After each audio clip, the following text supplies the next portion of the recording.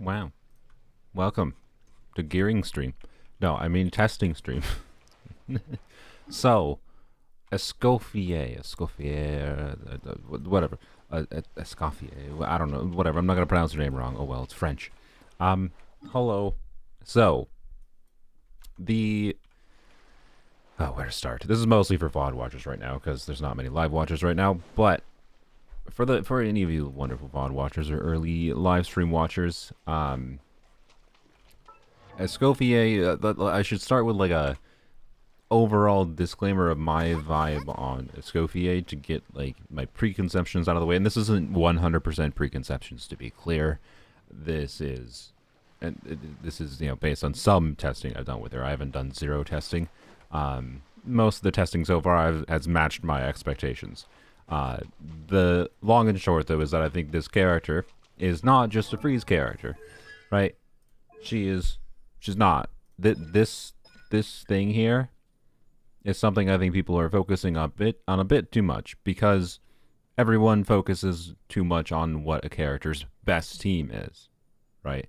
Is the long and short of it. And this is the same thing that I focus on for every freaking character in Genshin. I don't focus on just what a character's best team is, because what I think makes a character strong in Genshin is not what their best team is and how much Omega damage does it get, but how many teams in general can they fit in. And as time goes on, I think they continue to push the game towards a direction where that matters a lot more for evaluating character strength than anything, right? When it was just Abyss, that mattered a lot. Team versatility mattered a lot, and it still matters a lot, especially as they keep on doing different kinds of annoying restrictions to Abyss, such that having more versatile characters that give you more options for crafting teams in different ways to do good damage is important. And theater is another thing. You just want a whole bunch of different characters that can be versatile in different kinds of Jankar's teams. And any new endgame they're likely to do, let's say if they do a 3-team endgame content, maybe, characters that are versatile that fit in more kinds of teams are pretty important for a 3-team endgame too. Especially if it has, it's anything like Abyss, where there's a bunch of enemies with specific mechanics, and presumably is, because it'll probably use the same enemies that exist in the game that have custom mechanics, right? My point being, she's an extremely versatile character. She is not limited to just Hydro Cryo teams, okay? This is what I want to emphasize, is my preconception going in. I think the best way to think about this character is as an extremely versatile off-field unit that does a bunch of off-field damage, and also inherently this buff, by the way, she always does like her most important res shred, essentially. That the first 5-10% res shred is more important than the next 5-10% after the initial 10%, because enemies have a neutral 10% resistance. So like the first 10% res shred is just like a straight 10% damage increase. Anyway, so that the way to think about that is like the multiplier value of Escoffier's talents functionally, if she's getting 10% res shreds, so that's just doing 2. So say just doing Farina Escoffier, right? Just doing Farina Escoffier, not a full freeze team, because that gives you a lot of flexibility, right? If you do Farina Escoffier, you can do whatever else, kind of. That combo on its own gives you 10% res shred to both of them, and that functionally makes her baseline multipliers. If you say like comparing her 192% multiplier to a C0 Yai with a level 10 skill gets 170%. And Yai has a lot of other like setup requirements, right? So this is like a level 8 Escoffier, gets res shred, and she has team-wide healing. Like, point is, this character is, in my opinion, representative of very significant power creep over time.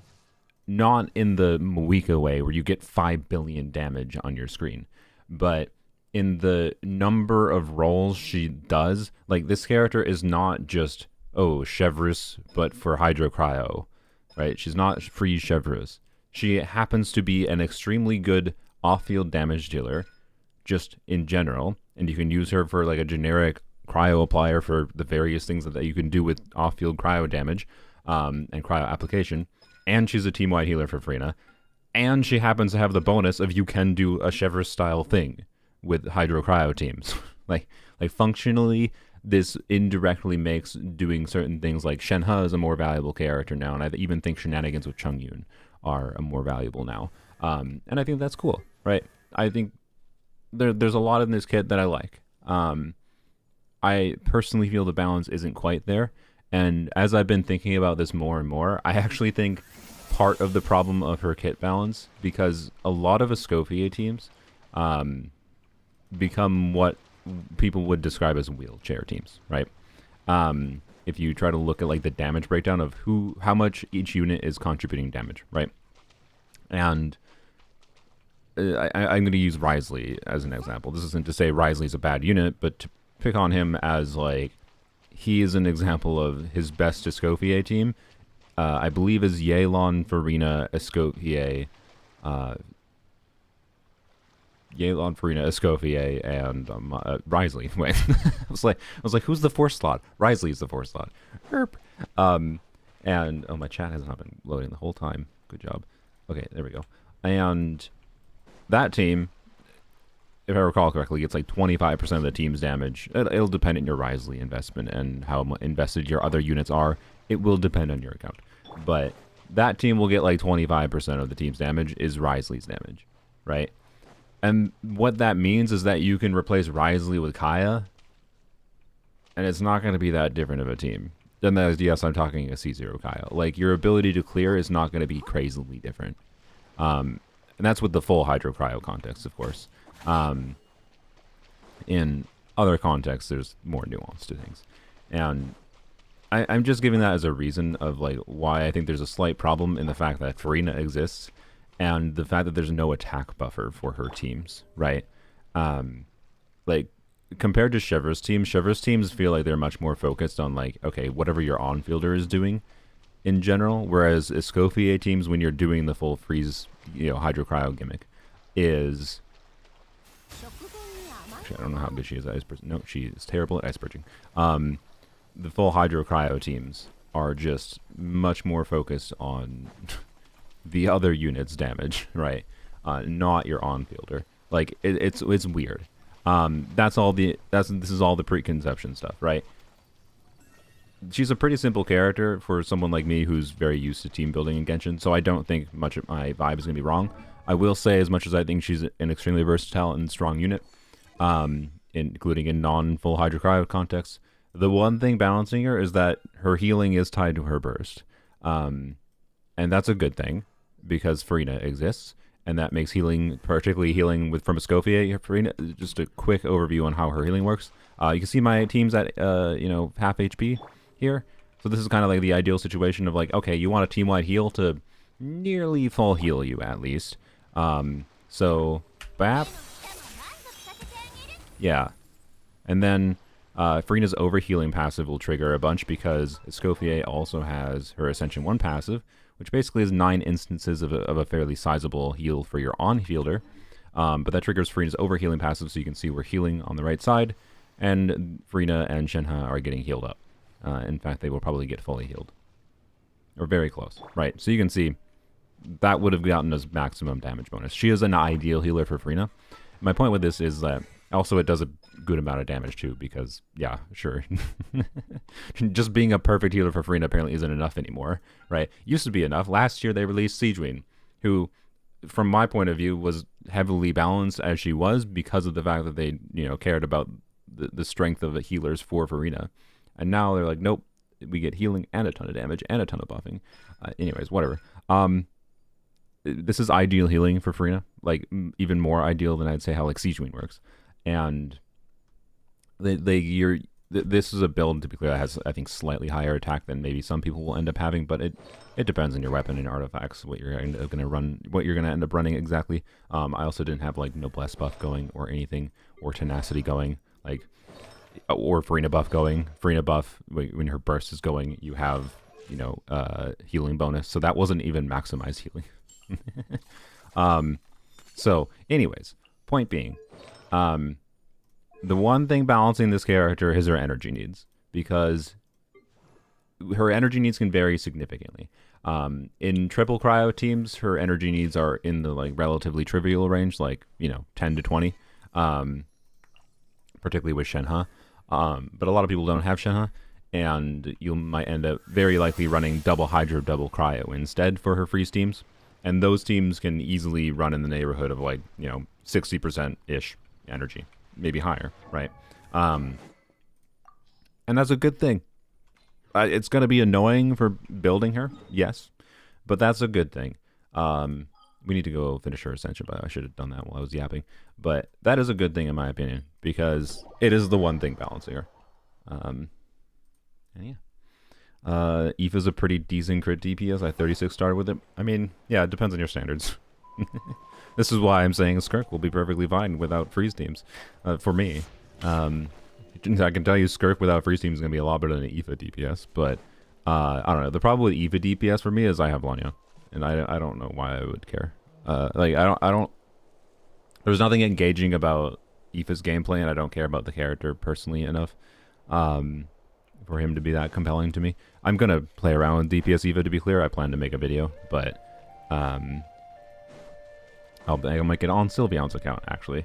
But anyways, crit DPS Aoife should work perfectly fine. His multiplier output is not bad at C6. Without C6, a little bit less. But anyways, no, I do not recommend building Aoife. I mean, he's an interesting low investment option, I guess, because Animo units go burr. But yeah, anywho's. So by the way, the idea for this team, I have a massive list of teams to test. And the reason for that is a whole yap I just had about her team versatility. So obviously I'm going to test Hydro Cryo teams. I actually don't think I'm going to test this team in Abyss. Why? This team is intended primarily as a on-field DPS Farina team. So my intention is to put 4-piece MH on Farina. Well, actually, I don't even know if it's going to work that well because Farina energy needs, right? But anyways, Fav on you, maybe Fav on you, and I think her ER needs might be usable.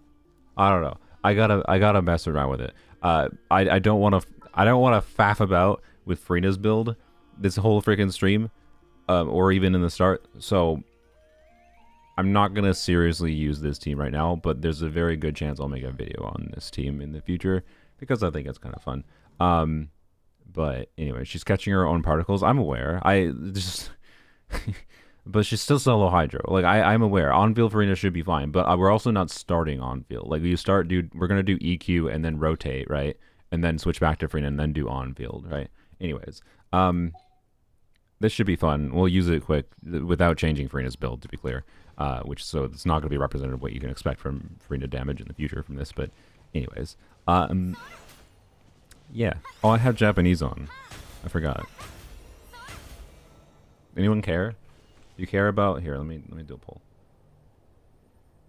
I'm tempted to go back to English because I've heard people say like they don't like her English VA.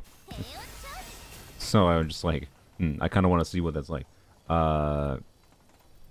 Combat language. English. Japanese. Japanese is just a pun. It's not. I'm not trying to. Whatever. Like people might be thinking that's a slur or something. Yap is a joke because the word yap, right? Like talking. It's language talking. Speaking of yapping.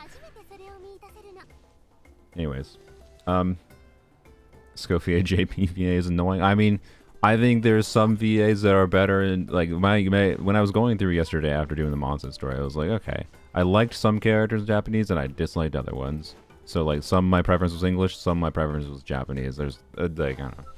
So anyways. Wow, it's like 50-50. Okay, well I'll let that poll settle while I do this. We only need to fight this a few times, by the way. I just need to get her final ascension done. And I need one more gear. That's hilarious. Okay.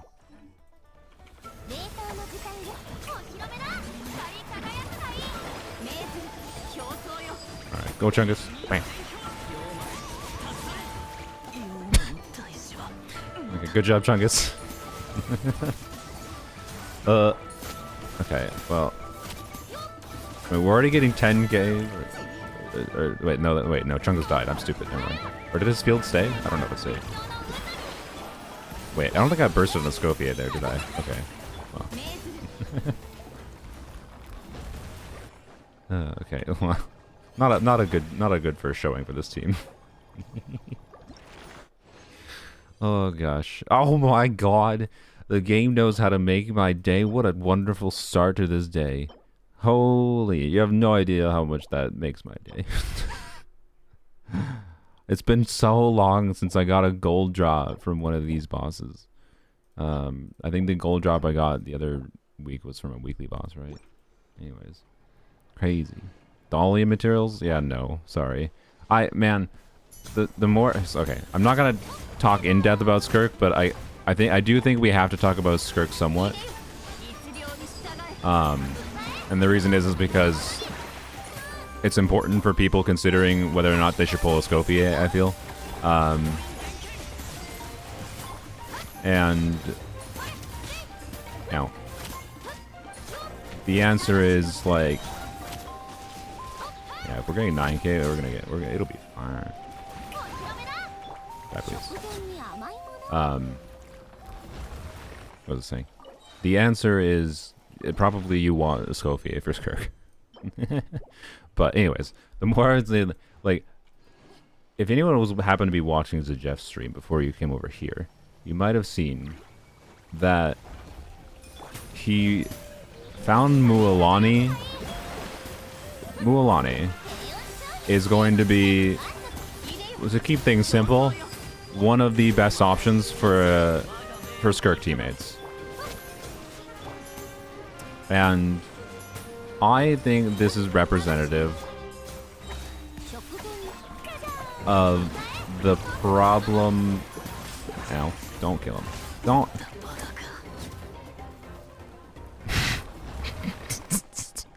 I think this is representative of another big crystal, not a big crystal, but it's still better than nothing to get one of these. Yeah, I think it's representative of the problem that I want to mention with Skirk teams, or sorry, with the Escoffier teams, which relates back to the Risley thing, which is, come on, is basically that, don't kill me, which is basically that, okay, whatever, let me exit, okay,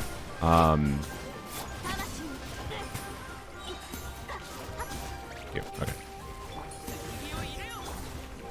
sorry, I have to like focus and not die apparently here. Alright, what was it saying? Oh, which is basically that there's no attack buffer available, right?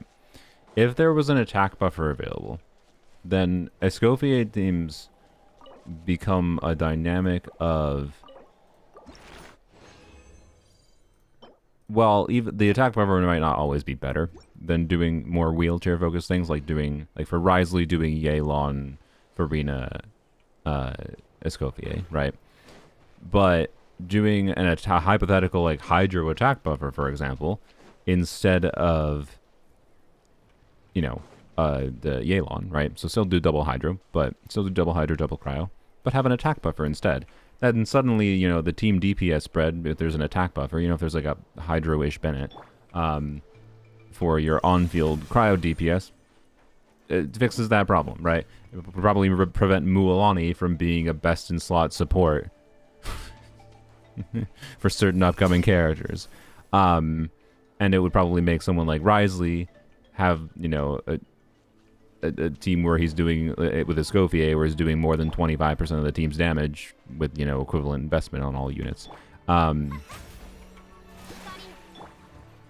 good news, Dahlia is a 4-star Hydro character being released with Skirk next patch,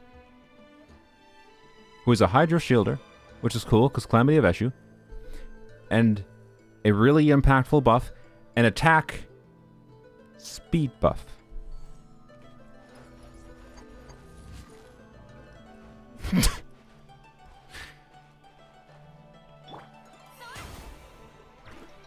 So, you know, which, by the way, just in case you didn't catch the joke there, Dahlia is not an attack buffer. If Dahlia was an attack buffer, I actually think it would fix some of the problems I have with Escoffier teams. How would I buff Skirk? I'd buff Dahlia. I'm not kidding. I think the only thing... So okay. fine. We'll finish. We'll finish. If you're watching the VOD, by the way, we'll switch to English because it's 56% for English. If you're watching the VOD, you can skip past if you don't want to hear my yap about Skirk. Keep in mind things will change. My vibe on Skirk is that her kit should stay the same. I actually think Skirk's kit should stay almost exactly like it is right now, with maybe minor changes with how like cooldowns work or whatever, right? I think Dahlia should be buffed. And I think Dahlia should be buffed by making him buff attack. Like, something I plan to bug the Jeff about, not today, but something I plan to bug the Jeff about because I don't feel like doing the work for this myself. Because I just can't be arsed to do calcs anymore for Genshin. Is to give him an attack buff. Like, I don't think making, like, and I'm not saying make him buff 1800 attack. I'm saying, like, make him buff even 600. I'm relatively confident making Dahlia buff, like, 600 attack suddenly makes it so he's, like, the option you use. And, yeah, like, I don't think they're going to because I think they're being stupid. And because Dahlia being an attack buffer would significantly, by the way, would also significantly fix the problem of like how much of a cliff you fall off of. Like his like min-max teams, right? Min-max freeze teams for Skirk without Escoffier or Farina, so like low investment teams, get to like 60-70k DPS. 60 to 70k with investment, to be clear, in those 4 stars. So low investment as far as cost of 5 stars, but with investment into the 4 stars, can get to the 60-70k range. And that's good. That's like actually pretty, that's fine. This is why like I actually don't think Skirk needs to be buffed, actually. Not in her own kit. But if Dahlia has like a 500, 600 attack buff, so we're talking like half of Bennett, right? Half of Bennett. And the reason he shouldn't be a full Bennett is because Escoffier is overpowered. I don't think a Escoffier team should get a full Bennett. That would be bad. That's unhealthy, I think. But make it so like Dahlia is a Hydro Shielder and, you know, can have slightly better than what TTDS gives. Right? That's the idea. Like, what does TTDS actually... Oh, frick. That's actually really the line. What does TTDS give? For Skirk, let me double check quick. So 565 plus Skirk's like 360 base attack, 925 times 0.48, 444. No, I was correct. Okay, good. I was correct. I was just making sure. So yeah, TTDS gives about 450 attack for Skirk. A 600 attack buff, so that's like half of a fully invested Bennett. A 600 attack buff on Dahlia would make Dahlia better than TTDS, right? And change things a bit. I don't actually... Okay, funnily enough, I don't know if 600 attack would make him better than Mualani. Because part of the reason Mualani is better is because she does some not insignificant DPS, even on a supportive build. So, like, 600 probably has to be the minimum, essentially, to help solve that problem. But, like, I don't know, right? Like, I think there's different thresholds, and this is something that would be... If someone has a spreadsheet already set up for like Escoffier, or already has a spreadsheet set up for Skirk calcs, and you just put in Dahlia and then change Dahlia as if he's hypothetically buffing attack, it's extremely easy. Like, so Jeff could go do it in 2 minutes. Maybe, okay. Frick, this is supposed to be an Escoffier testing stream. What's Jeff doing right now? Let's go check. Because he has his spreadsheet set up. It would literally take him 2 minutes to check this theory. Because he already has Dahlia spreadsheet set up. You can go in, like, you go and type in attack, just type in a bunch of extra attack in the Dahlia, like, and you check Skirk, Farina, Escoffier, and type in extra attack on Skirk, and see how that changes things, right? I forgot to change the English. Bro's been calcing for 6 hours now, let him rest. Is he still calcing though? That's my question. Because if he's still calcing, well, no, I don't know. I tried to bother him earlier. I'll bother him later about it. I'll bother him later about that theory. But that's my hope. I think they need to buff Dahlia. I think if they buff Dahlia, that fixes a lot of the problems that Skirk has. It will bring up Escoffier lower investment teams that don't have Escoffier, and it will also technically buff her in her best team too. Or it actually no, it shouldn't substantially buff her in her best team, right? Giving Dahlia a 600 attack buff shouldn't crazily change the formula for what her best team looks like, right? So I don't know. That's my opinion. I think Dahlia needs to be buffed, and buffed to be an attack buffer, not like a crazy compelling one, but just an attack buffer. Anyways, what are you changing in the language section? You doofus. All right, English. Ah, frick me. I forgot that it.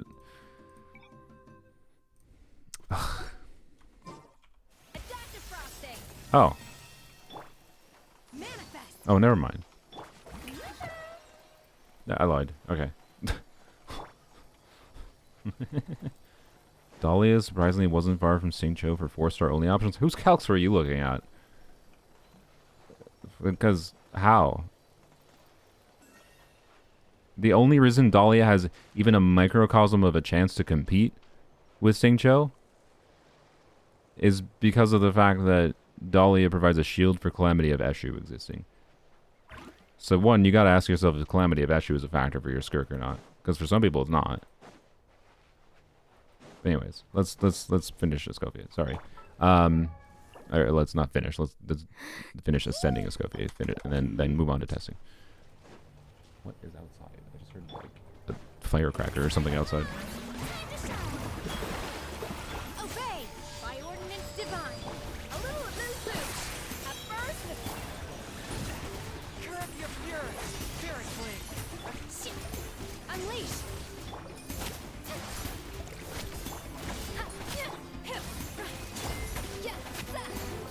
Off to the freezer.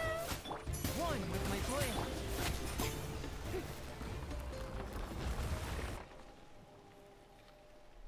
That was an Eshu versus Finale, the deep difference, not Dahlia difference. Yeah. I don't know. Dahlia just doesn't do enough for him to be a meaningful character, unfortunately. Alright, well. Farming done. Doki. Oh, I need the care. Okay. So yeah, we'll start with, you know, I think we're actually going to start with a Mulan team, but... What is going on? What is someone having a fire outside? It sounds like a fire is crackling, or someone is throwing firecrackers on the ground. There might be a child outside or something. I don't know, throwing firecrackers on the pavement. You probably can't hear what I'm talking about, to be clear, but it sounds like someone's setting off firecrackers outside, or whatever things. Anyways, gear. Wait, choose the button. So yes, Skirk has a very interesting kit. I actually like her kit. I don't think Skirk needs to be changed. I think Dahlia needs to be changed. That's my opinion.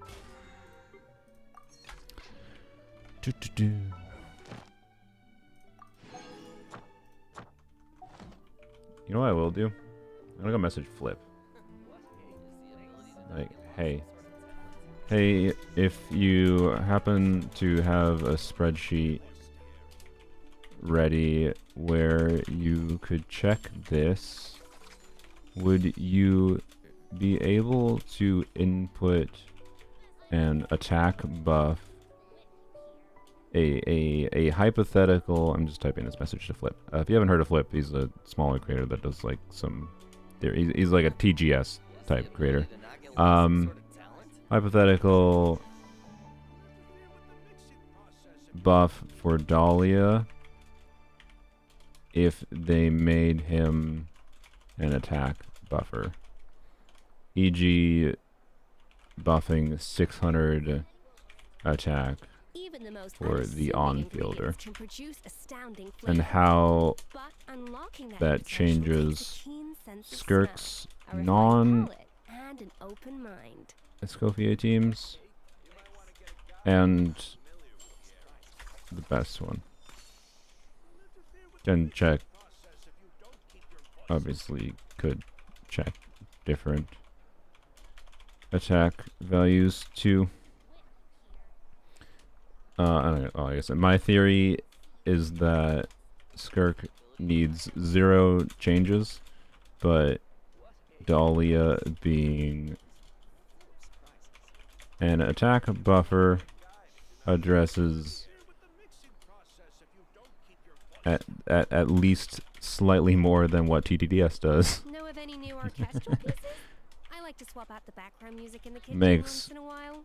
It's a great way to or find new it helps solve Cirque's team options significantly without crazily increasing her highest DPS team. I think that's the solution. But anyways. Yeah, I don't. Well, that is one thing I don't. I don't like that Skirks, like, for on-field DPS teams are 21-second rotations. By the way, that's the main reason you might see people like with slightly different results for overall team DPS. Is if they're assuming 20 seconds versus like 21. Like technically, I think it's 21.5 seconds. Like I actually think the correct way to calc Skirk team DPS right now is with 22-second rotations, because I think that's what it's going to be in practice for most people. And, you know, 20 seconds versus 22 seconds is a 10% difference in rotation time that can change DPS calcs meaningfully, actually. But anyways, so yeah. Anyways, okay. Oh, did I get the gear? I did. Okay, good. Ascend. Bam. Mostly, honestly, doing her final ascension because I needed the crit rate. Now, I'm not gonna level 90 her right now, and I'm gonna leave her talents at level 8. And yes, I leveled her normal attack talent because one, leveling it from 1 to 6 is only half of what I would even get for like progress to level 9. And 2, I think this character's strong enough that I'm not going to need to level her past 8. But 3, there's an Abyss buff right now. Most of the chambers, like, realistically, we're not going to be able... We'll be able to test some teams against the Tulpa, right? But you know, the first side of this Abyss is not very good for testing Escoffier. And the second side has an Escoffier buff of 75% damage bonus for cryo units. Which should be more than what level 90 and level 10 crown could do. Actually, maybe should we check that quick? I don't know. Hi. Should we check that quick?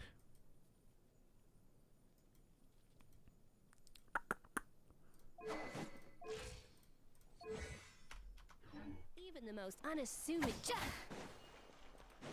I'm waiting for chat vibes. Because I can do that quick. I can go input my things into a damage calculator real quick. It shouldn't take that long. And we can see what the damage difference is with the 75% damage bonus and without. I should claim my dailies. And see how problematic that is. Because if I need to like power her down a little bit, I might.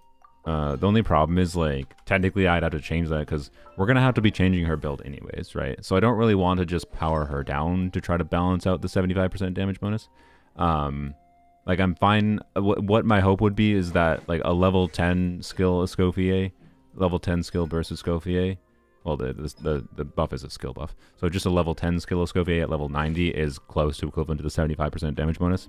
The 75% damage bonus should be more, though. It's just, like, how much more than 2 talent levels in level 90. That I'm not sure. So, anyways, I should go play my forged stuff, by the way.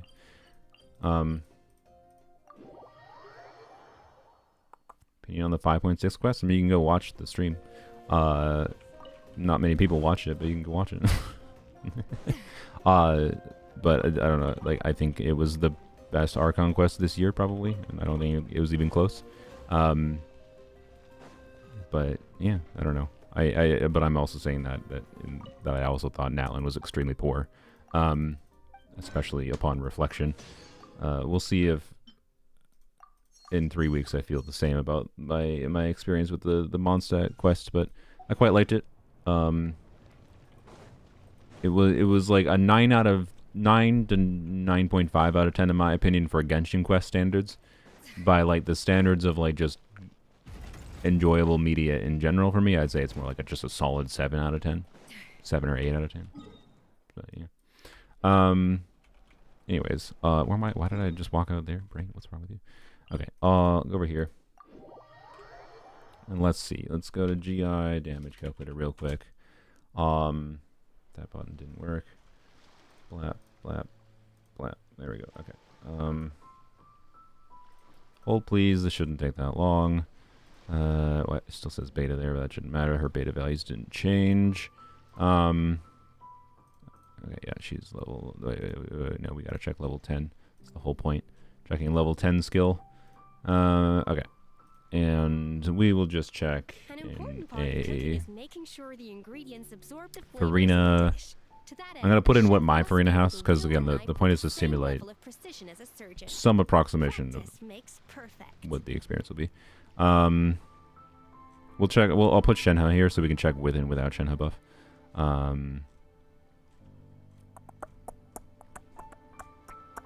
Because Shenhe buff will exaggerate the value of damage bonus, notably.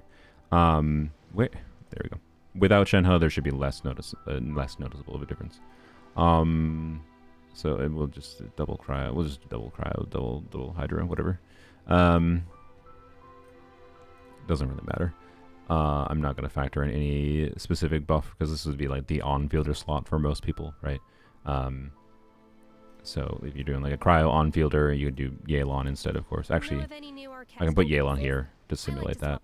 I'm not going to enable all these buffs at the same time, but I can alternate whatever. You would use whatever you'd be using Noblesse. You would use Tenacity. Well, actually, I do kind of want to put. If I put Scroll here, I think it will let me. Yeah, it'll let me pretend that there's a Night Soul Blessing, even though there's no Night Soul Blessing in this team. So I can check with Scroll buff too. Okay, so C0 Escoffier. Zoom out a little bit. Again, we're gonna use what weapon I am probably gonna use most of the time. So my build. Oh yeah, like as I was talking about with energy, like I have 120 ER. That is just not gonna be enough ER in a number of team contexts. So the easy solution is either switch to ER timepiece. So right there, right? This might be what I'll do if I feel like I need ER. Which, yeah, we just lose a bunch of attack, and we lose a little bit of crit, but that should be hopefully enough ER, right? The alternative is switching to Fav, and the alternative is also switching to this. Not that. I mean, if I only need one more ER roll, that, yes, but if I need much more than one more ER roll, then this, right? So that would be, just sacrifice. That is just sacrificing like 20% crit damage and a small amount of attack, mostly just crit damage, and gaining 20 ER, right? Like, if you have to do that, you have to do that. So, yeah, this is the theoretically ideal build that I have on my account. Mostly ideal. It's not perfectly ideal. My ideal would actually be having a crit damage circlet, not an attack circlet. When I did calcs with a Shenhe team, this attack circlet is essentially equivalent to this crit rate circlet. So I'm just going to use the attack circlet because then it's just better, basically. Because at least it gives me more healing. And outside of Shenhe teams, it was actually better. It was just like actually a several percentage better than the crit rate circlet. But that's because I have this weird specific like off piece that has a whack ton of crit rate too. Like if I didn't have that, it becomes a bit more sus, right? Anyways, so is this optimizer? No, this is just GI damage calculators in the description. Which is much more simple for what we're doing. That should be saved. Yeah, 10% res. Okay. Oh, I forgot about Shenhe resistance. Okay. We're gonna ignore Shenhe resistance for now. Even the most unassuming ingredients can produce astounding flavor. Astounding flavor. Potential takes a Cry keen resonance. sense of smell, a refined Do. palate, and Farina an buff. open mind. Again, we're gonna assume my account, which means I do have C1. Because that's what I want to test. I want to test the results on my account, so you can like get an approximation, expectation for what the difference is, with because I can add a custom buff here, right, with the damage bonus. Right, there we go. I can just add 75% cryo bonus here, and this will show us what the damage would be, with and without, right? So, anyways, An important part art of So cooking a is level making 8 with sure damage bonus. Level 8, level 80, like I currently have in my account, and a compared chef to... must be able to wield a knife Shush. with the same level of Shush. precision as She's a yapper. It's understandable. It's fine. Anyways, the same amount of damage bonus compared to whatever. You get the point. So tenacity buff, yes, that should basically always be up. Most of the time you'd have noblesse buff up, so I'll leave that on. I'm not going to assume homo, that'd be silly. Okay, and Shenhe buff. Shenhe would have like 3,300, I think. 10. I purposely haven't enabled the Shenhe buff yet. Okay, and we're not going to enable Yelan. Okay, cool. I think that's all we really have to do. So we can see Frozen Parfait. That seems weirdly low. Oh, I didn't put artifacts on. It's like 8,000 damage. Where's all the damage? I wonder where the damage is. maybe you should put it in your artifacts, Bozo. Okay. Being too popular can be such a hassle. Who knew the people would adore me so Okay. much? This was... I remember what most of these were. 13.2, I think. Let's... Actually, I said I remember, but let's make sure. So... 13.2, 17.9, and 5.3 attack. And again, these results would potentially change slightly based on ER and whatever, right?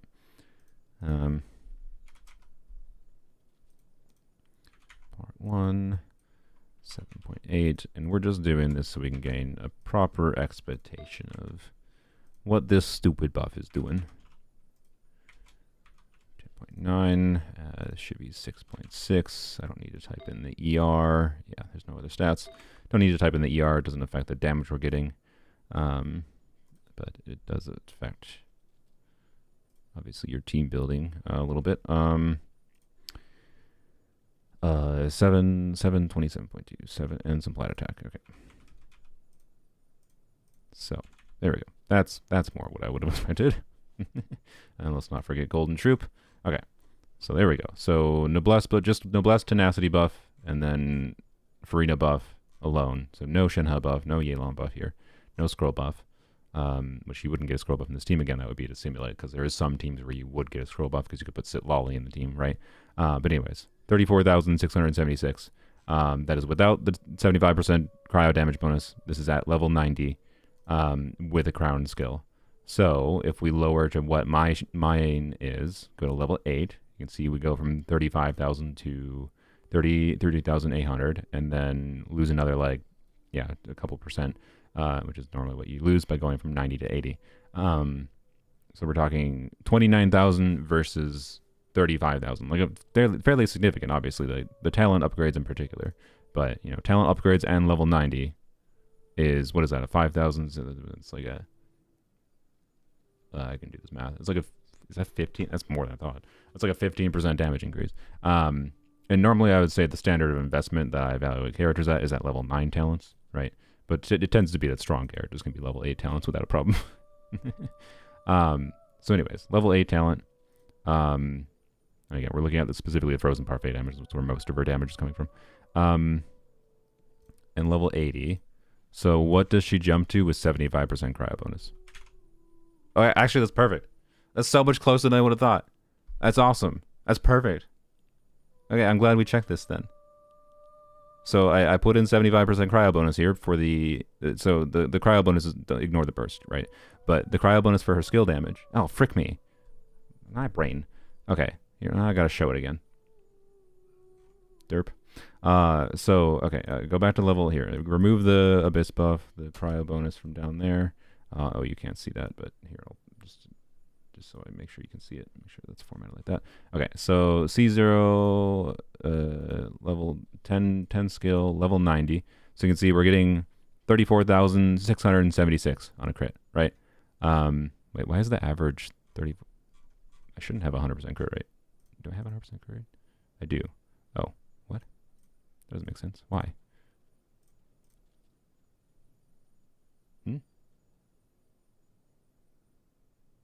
I'm slightly confuddled. Why is my My crit damage is not matching what my crit damage is in reality. What did I fuddle? Oh, that's why. Anyway, okay. Oops. Fix that too. Okay, that's not that big a deal. That shouldn't have changed the relative result that much. Anyways, and the average, the crit rate is staying the same between these differences, right? So, anyways, so noblesse buff, tenacity buff, troop buff, right? So no, I just put Farina buff up, no Shenhe buff up. We will check what happens with the Shenhe buff because Shenhe does exaggerate the difference of cryo bonus. But so level 90 Escoffier. So this would be hypothetically my exact build, but if my Escoffier was level 90 and had a crowned skill. Right now she is level 80 and has a non-crowned skill. So we go so we're gonna go from this 36,000, right? Almost exactly 36,000. So the drop to level 80 is immediately a few percent, right? So we drop about 2,000, and then the talents are gonna be bigger. We drop to 30,000, right? So a good 6,000 damage, right? Which is significant. That's a 20% damage up. So from 80 to 90 and level 10 talents, that's a 20% damage upgrade for her skill. So how much is 75% cryo bonus though? Because we get 75% skill damage bonus in this abyss, and it's a little bit more. So 75% cryo bonus at a baseline, ignoring Shenhe, at a baseline is slightly better than if my Escoffier was level 10, with level 10 talents with level 90, right? Which is good. That means my result here can be essentially very close to equivalent as if my Escoffier was crowned, is the most notable difference, and level 90. If we do add in stuff like scroll buff for cryo, right?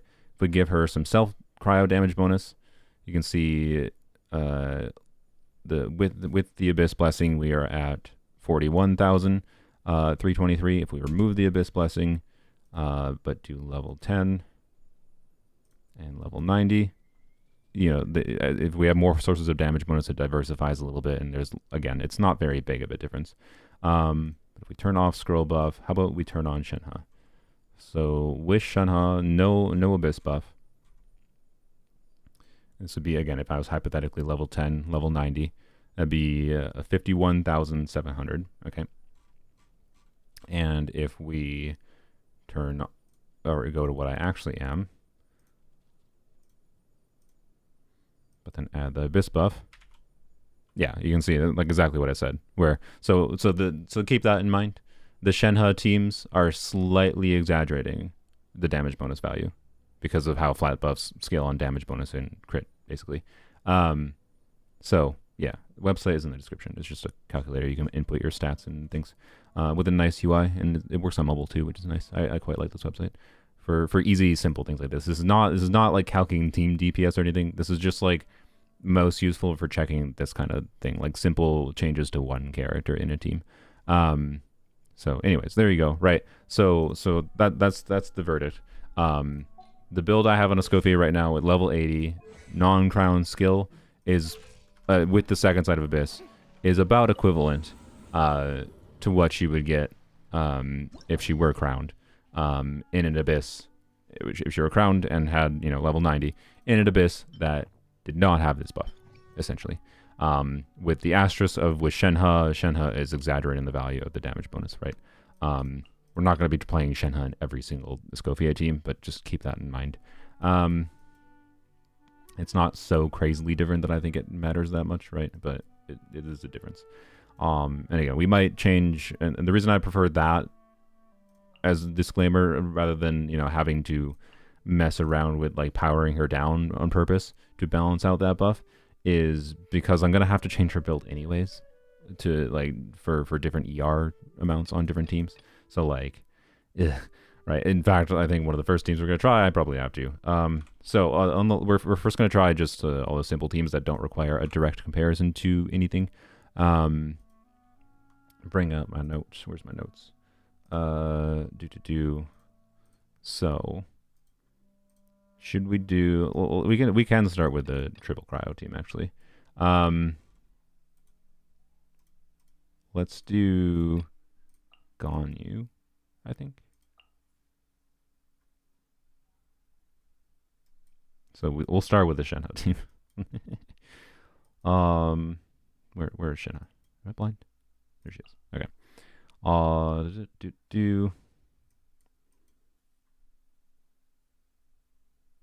What my brain is struggling. Okay, there we go. I really wish I could sort certain characters at the top. Oh, there's gonna have to be a lot of scrolling. Okay. Shout out Sylveon for mod maxing. Thanks, Sylveon. Whatever you did, thank you. All right.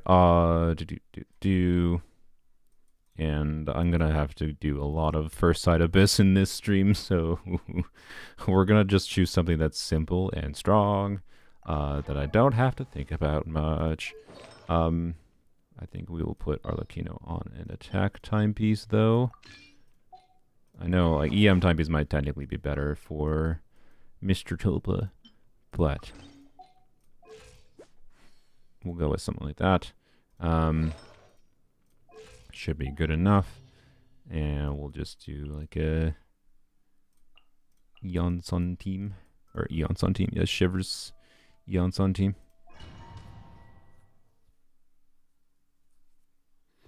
I should have put whatever first, but it doesn't matter. EM is fine.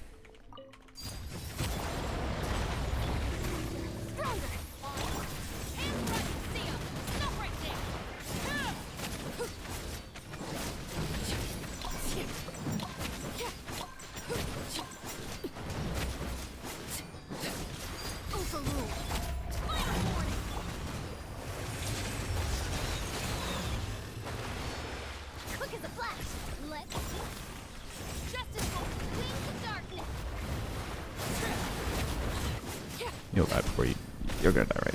Ah, crap. Not yet. No, it's fine. Doesn't matter. Alright. Bongo Cat box, a duplicate thingy. How exciting. Okay. I didn't change Ganyu's build. Sorry. I forgot. Ganyu, I think she is on a melt build right now. Or actually, no, her build might have been borked. No, her build was just borked in general. Okay, never mind. But no, she... yeah, freak me.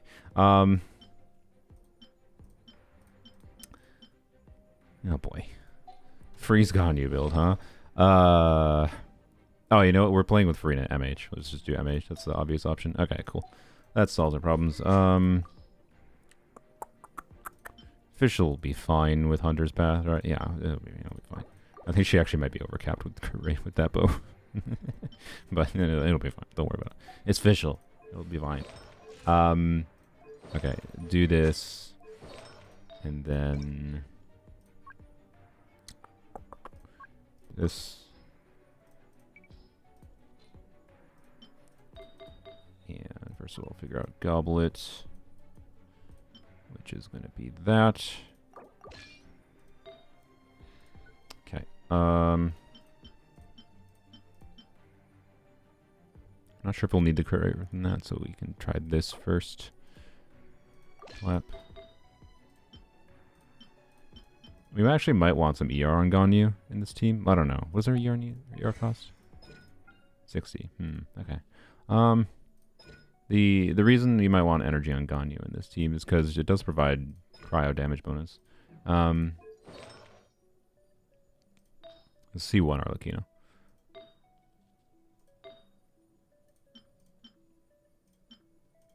So 20% better than C0 if you want to subtract numbers. But 20% better means the clear time would have been like, what, 40 seconds instead of 35. Ooh. Blap.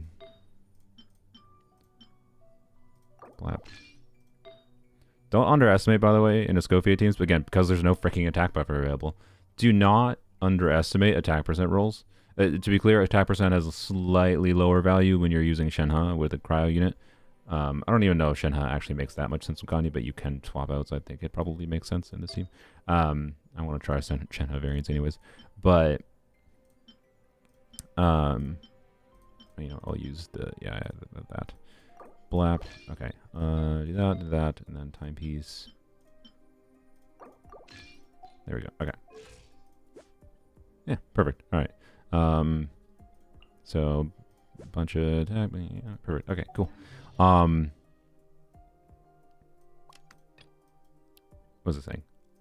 Don't underestimate the value of attack percent rolls, especially without Shenhe.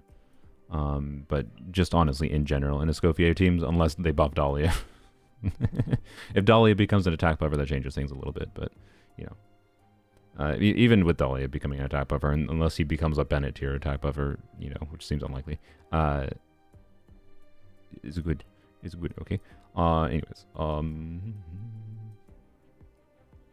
I sure hope, by the way, my Shenhe has enough energy. I'm gonna be, oh yeah, she's level 90 now, I forgot. My Shenhe is on Noblesse with Fabj.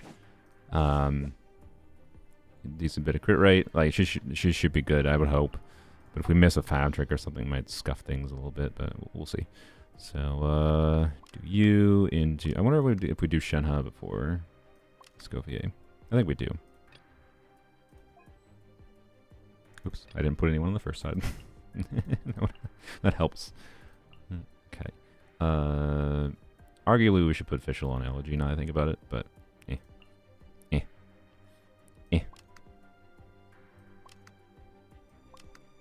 Actually, no. I think this makes sense. We only do something weird the first rotation.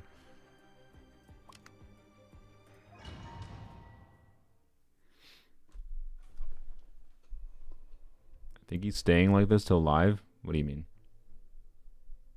What is that? All right. Now.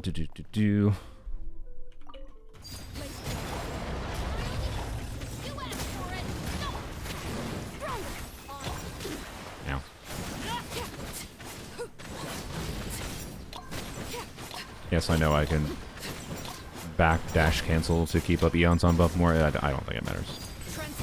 Don't worry about it.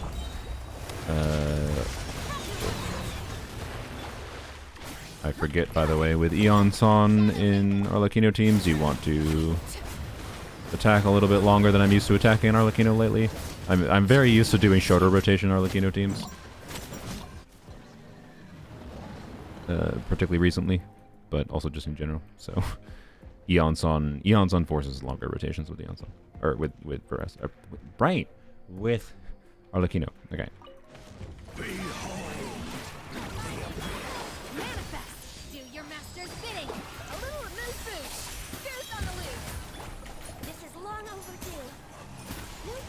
Well, it's already down, so, you know, there's that.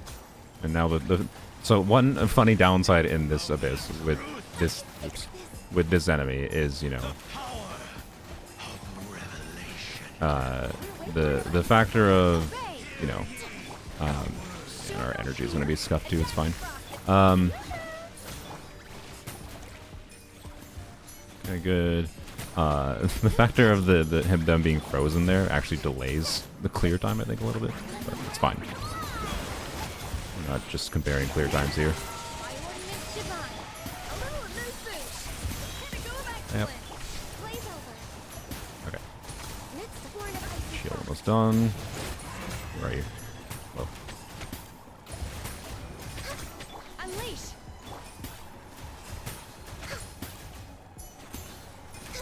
I missed. Good gameplay. I mean, look. That feels exactly what I expected this kind of team to feel like, where it's just like, yep, it's just doing a lot of damage without me even having to, like, how many charge attacks did I even do on Ganyu there? Right?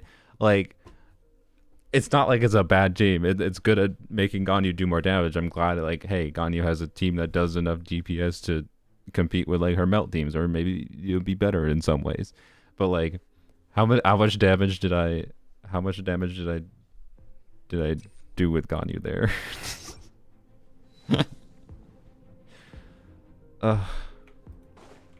Yeah. Anyways,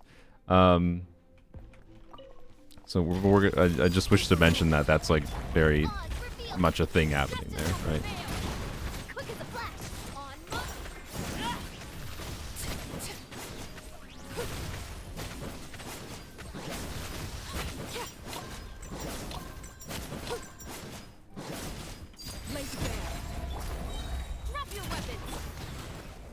I still needed to attack longer. I think I'm so not used to it.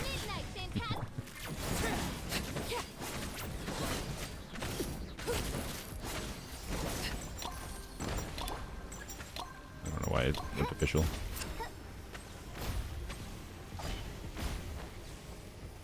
I'm gonna do this. Everlasting as the moon.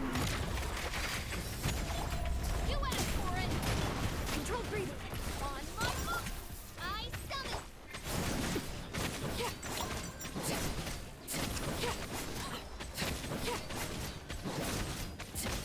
Not bad. For what it's worth, a Yai Dia overload team gets, you know, when I optimize clears, about, you know, a little bit over a minute and 20 seconds. So that means Dia is as good as Arlecchino, or it's only like 30% worse than Arlecchino, right? Not really, it's not how that works, but I can surprisingly clear that boss. It's just how that stupid boss's mechanics work, really.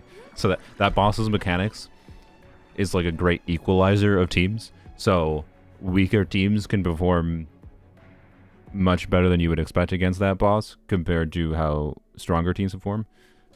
If the stronger teams still have to deal with the boss's gimmick, right? So yeah. Anyways, I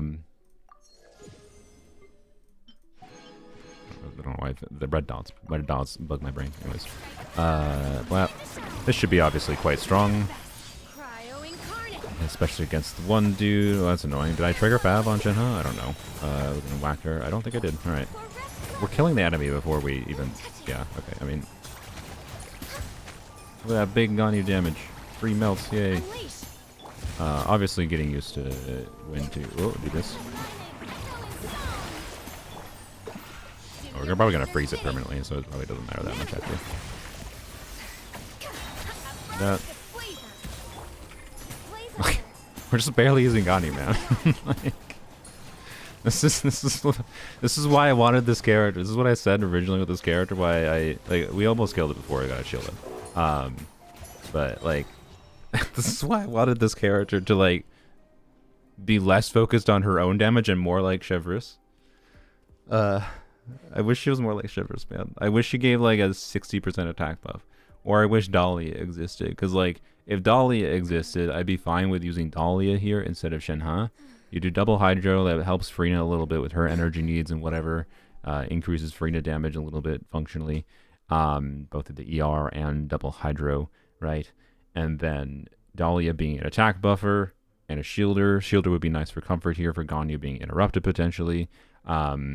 Like you might have in a normal account, like I'd say if you have Sitlolly, probably do like TDDS Sitlolly instead of actually Sitlolly might be a little bit annoying to get the buff up properly with the cryo DPS.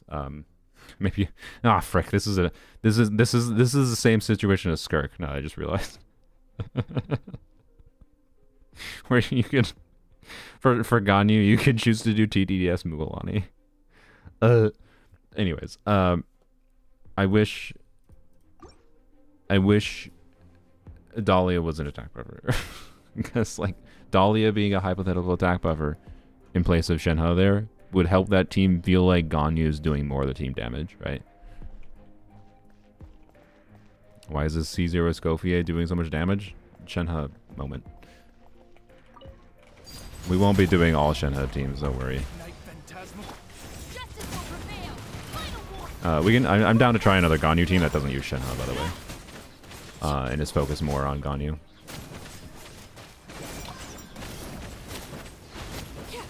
Ow. Ow, ow, ow. Witness my Let's go attack this one. I don't know why I did that. Stop it. Worse than Dia. I'm gonna get a worse clear than Dia here. I'm gonna die. I died. Look, I never die with Dia, and let's just say. What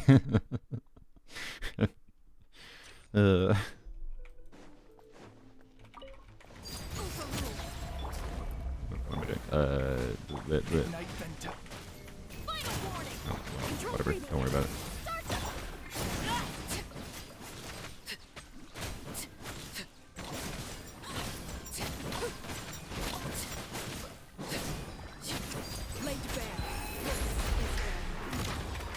Yeah, should have done full HP Arlecchino. True, I missed. I still hit them in the next one. All right. Frick you.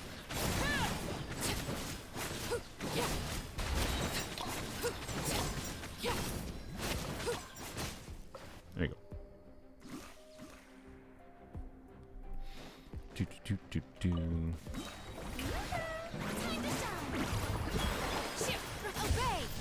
Did I not trigger Fab? Oh my god. 30% crit rate, 2 enemies, and I somehow didn't trigger Fab until whatever.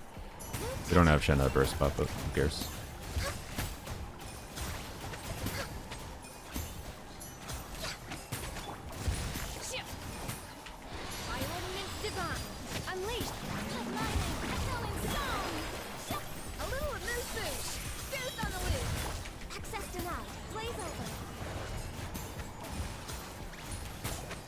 Okay, unironically, I feel like one weird problem with this team is while Ganyu burst, I should have switched it earlier. While Ganyu burst, I feel like is worth using.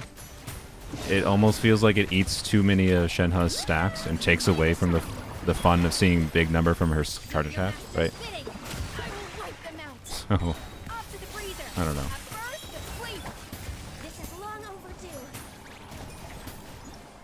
Yeah, it's just like I don't know. Like, do I need to go? Okay, so question for you guys: do I need to do this, but just not do a single? Do I need to redo this and not do a single Ganyu charge attack? And I just like focus on triggering Fav instead. Like I think switching between Farina and Shenhe and trying to trigger Fav as much as possible is a better way to clear faster in this team. For the investment level I have, at least. And it's a, like, it sounds like a first world problem. Sounds like Fab Ganyu. No. I'm saying leave Ganyu on her damage build. Actually, it's fine. No, the point, instead of even triggering Favs, I'm just going to put Ganyu, we're going to do this. We're going to do this. And I'll try it to be clear. I'm going to try a Ganyu team with Escoffier that doesn't use Shenhe. We'll have to think what we want to do in the flex slot blit. Because I think doing something like Bennett, even Yanzon, would be interesting as an alternative, right? To make it so, like, yes, we're losing a lot of red shred, to be clear, I know, but make it so like Ganyu feels like she's doing more of the team damage kind of thing, right? But I want to do this where we don't do a single charge attack on Ganyu. We just let Ganyu's burst happen, switch to Shenhe to do Shenhe second E, switch back to Ganyu. Like, no charge attack Ganyu. I want to see how that compares. And to be clear, the weapon, like, if you're using Almo's boom or whatever on her, obviously would change the balance of like how much burst damage she's dealing. My build is on a Skyward Harp, so it's more favorable towards the burst damage, yada yada. But like the burst from Ganyu alone, I believe, is fully using the first Shenhe E buff. So like we're not even getting much value from Shenhe's E for Ganyu's charge attacks. It's just we're getting value from Shenhe's for Ganyu damage, but mostly being used for her burst initially, right? Is what I'm noticing. So yeah. Anyways, I don't have Ayaka, sorry. But Ayaka should be very good. Can we acknowledge now that Escoffier isn't unbalanced? Did you just watch what I just did with Ganyu? And we're like, oh yeah, Escoffier is great for Ganyu. Escoffier is great for Ayaka. But the team core of Escoffier, Farina, and other unit that's buffing Escoffier notably, feels like it does the vast majority of the team damage, so that when I actually started doing damage with like Ganyu's charge attacks, her whole kit gimmick, it felt like Ganyu did nothing, which is the whole point of what we're doing here. Like, I'm sorry. She's kind of unbalanced. I don't understand any argument that says she's not unbalanced. You just have to compare her to previous supportive units they've released in the game.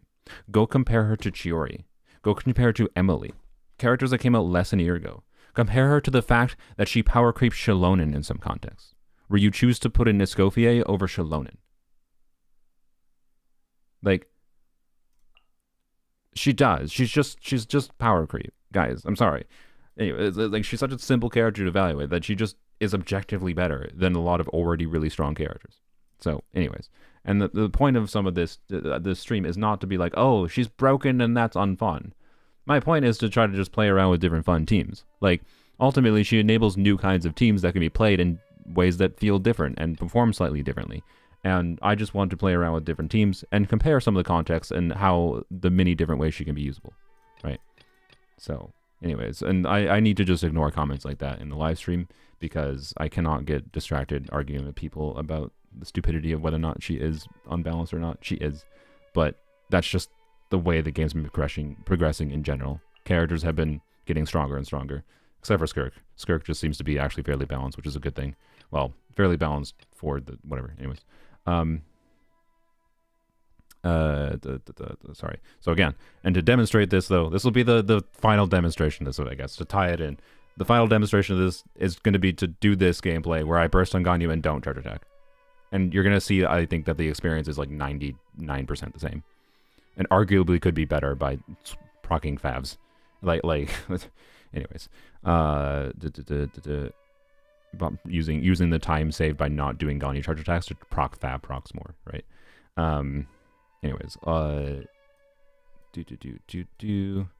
Mishif. And we'll continue using Brain Dead Team. Bro did take the bait, but you know what? I needed to take the bait once at least so I could have that yap and not have it again. If I fail to ignore it in the future, yell at me.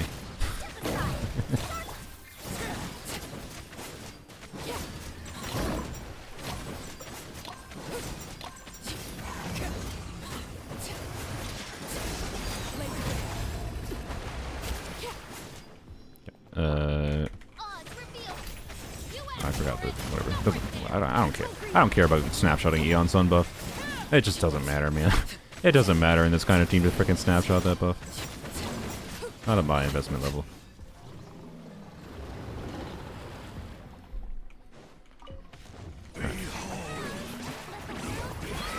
Unleash by ordinance divine. Adaptive prospect. All hail. We're Wakeborn of Icy Frost. Wait to do a second skill. Yeah. A little elusive. No touching.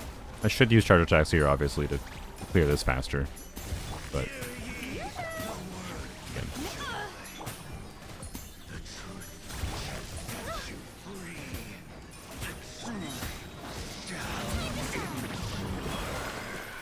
Unleash. What? Why did you? Cryo incarnate. At first, blazing. I need to trigger Vav. Access denied. This is long overdue. Manifest. Okay, that is really annoying.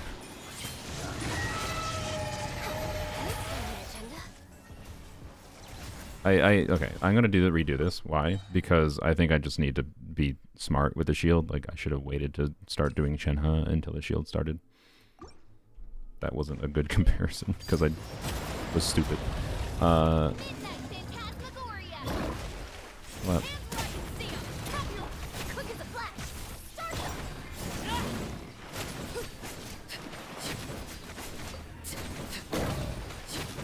I'm on his arm.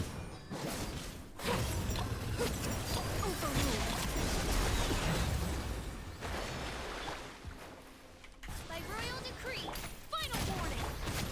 Step aside. Hello?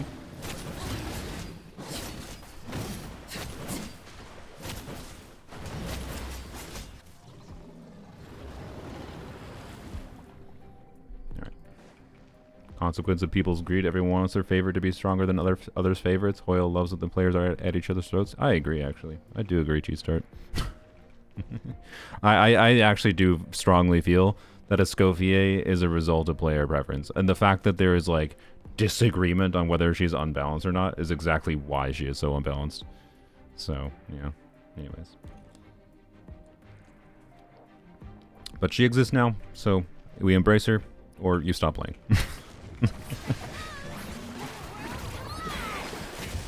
By ordinance divine. Adaptive prospect. Blaze over. Born of Icy Frost. This chamber, by the way, is the chamber that should be the most different, not charge attacking on her, because we need the extra charge attack cryo application to get through shields faster. In case that's not, like, abundantly obvious. Dumb. Dumb brain. No touching. Unleash.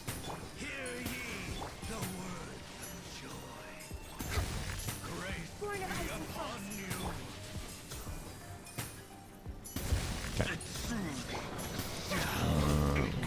Sabrina at the start at least. Obey. Cryo incarnate. At first, sleep.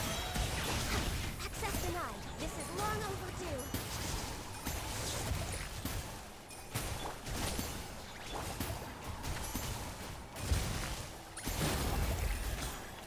Let the world collide! By ordinance divine. Manifest. Adaptive frosting. The pinnacle of ice. Yeah. Like, even with the shields, was that different of an experience? Transfixed. As you wish, main folk. Justice will prevail. Step aside.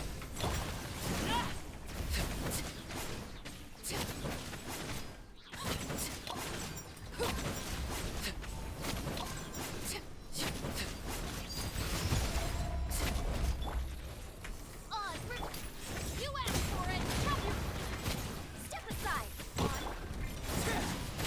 Does a Escoffier weapon work for Arlecchino? I didn't even think about that. I maybe should have thought about that before I pulled it on weapons only. Does it? I actually don't know. Huh. I don't know if it I mean, to be clear, I think it's still an impactful weapon for polearms only. But does a Escoffier weapon actually buff Arlecchino? Controlled breathing. Because I think she has to receive healing, right? I have to go double check the phrasing.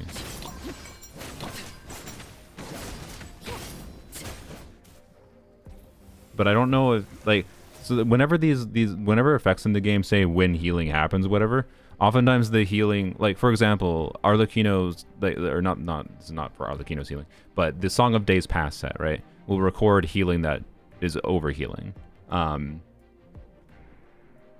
So. Oh yeah, that's true. Yeah, Chevre's C6 works, so Escoffier's signature should work. I have Escoffier's signature on polearms only, by the way. We will test some polearms only teams with Escoffier later. So we can test that later if I get reminded, but it should work, yeah. Ow. Unleash. A little amuse-bouche. Okay, well, don't burst up. That's my okay. Born of ice and frost. Yeah. Hey, again, energy needs balancer. We had a slight delay there. I don't really think it really caused a problem, but and yeah, not charge attacking here is a bit of a loss, but you know, not a crazy one, I don't think. Time to shine. Adaptive frosting. That's Unleash. Blaze on. Fierce on the loose. okay. I have bungled up like a normal rotation here. Oh well, that was bad. I didn't even realize we got through the shield that time because it got frozen enough. Like it. Okay, the bursting there was very bad. I'm gonna have to have like a 5-year build-up time. But I don't know what. Oh, that's what did I do that? Oh crap. I gotta do this, I think. Well, we're just gonna not have buffers. It's fine. Whatever. It doesn't matter.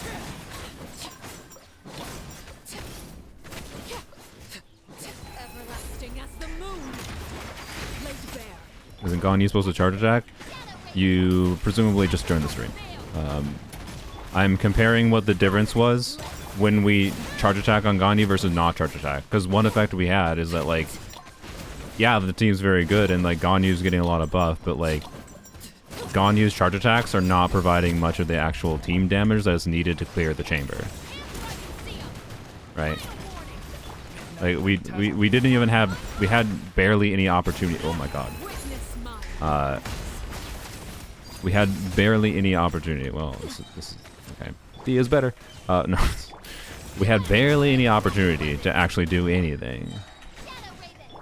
Right? So, we're testing the comparison of like, okay, is the experience like clearing actually meaningfully different? As far as the damage level, not really. It's just a difference of like at this point, from what I can tell so far, it's mostly a minor difference of like, okay, Ganyu provides a little bit of additional cryo application for breaking shields, and then, you know, you'll clear slightly faster when you charge attack. Like, but it's like the general actual experience is basically exactly the same, and it's a matter of preference if you'd rather charge attack or not, quite frankly. Versus like, notice how like I had Escoffier energy problems. Like it'd be better to like. That's what I was saying before, like, it'd be better, maybe theoretically, to just try to trigger favs. Oh, I have my burst, because I used it during the animation. Nice. Okay. Awesome. Yeah, that's not ideal. Please. Okay. This... energy needs, so I will say, this initial run through with Ganyu is making me want to bias towards more ER on Escoffier.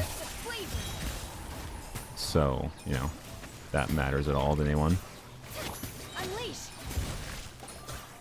Okay, what am I doing? I wanted to do like a normal rotation. That's what I wanted to do. Okay. Blap. There we go. Good. Real rotation.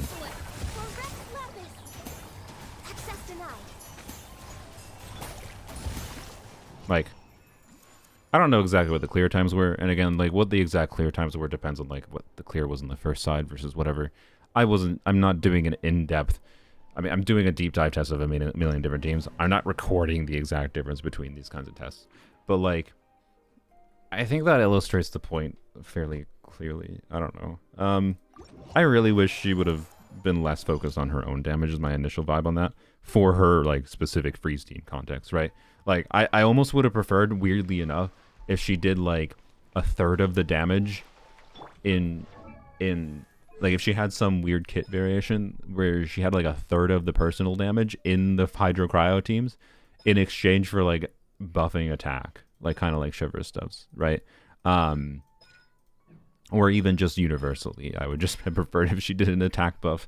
I don't know. I would have preferred she's more like Shivers, is my overall vibe. More buffing rather than... Because yes, Shivers buffs more than she does. Sorry.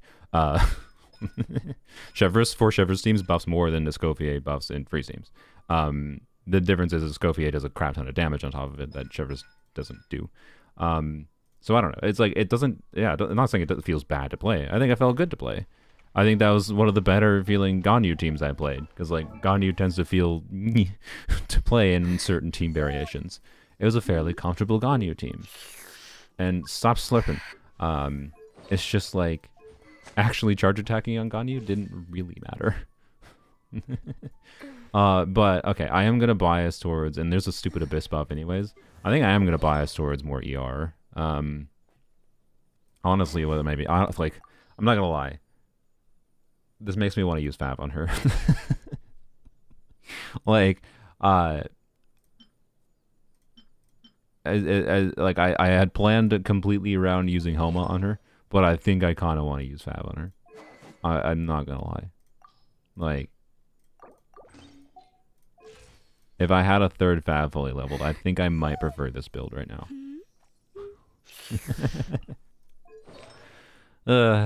That's the one thing I will say, and she's gonna be a much more balanced character if I do this build. She's gonna do much less personal damage, particularly with whatever. I think for now, for simplicity, yeah, I'm just gonna try an ER Sands though. I don't have the spare Fabs anyways, and we're probably gonna have to use Shenhe and Eons on, right? And I don't, yeah. So yeah. I think we'll just use an ER Sands. In that specific team, by the way, I definitely could have gotten away with just like a small bit more ER, and it would have been more comfortable. But I'm just gonna go with excess of ER. So yeah, there you go. Lost a little bit of a crit, but mostly just lost a whole lot of attack. It'll be fine. And I have 170 ER now. So how much ER do you need? There's no universal answer. ER is at least the main thing that balances her, but there is teams that don't need ER on her at all. Notably teams that don't need to burst. Okay. So yeah, Ganyu felt good to play, but like again, the conclusion was like it didn't. really feel that much like Ganyu was contributing a ton. Like, she wasn't contributing nothing. Like, her being a cryo unit that can take advantage of the Shenhe buff is good. It just didn't feel that much like Ganyu. And, like, if I went... Oh, no. Do I need to do this? Okay. Do you guys want this comparison? Should I do the same team, but with Charlotte?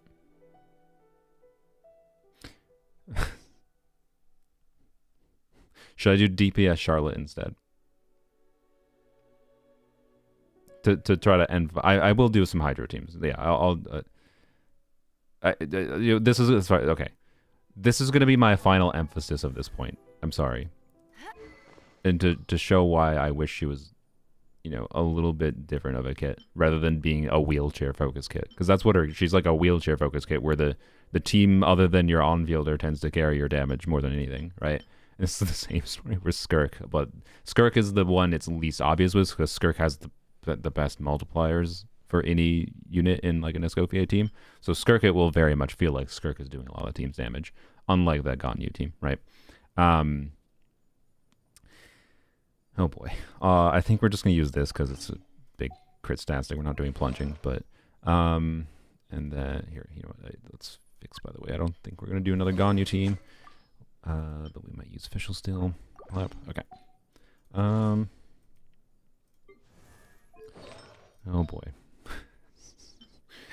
Okay, so her ER needs, I think, will be higher, and we do want to... Well, actually, will they? I have C6 Charlotte for what it's worth, and so C4 Charlotte energy refunding. It's triple cryo. My talons are lower than Ganyu, obviously. It's also Charlotte, so doesn't matter. But I'm just gonna yoink the same exact artifacts, honestly, other than maybe a different timepiece, I think. I think I'm gonna go with this timepiece. It's more ER, a little bit less crit. Because I think I might actually need the ER on Charlotte. She has a bit higher energy needs.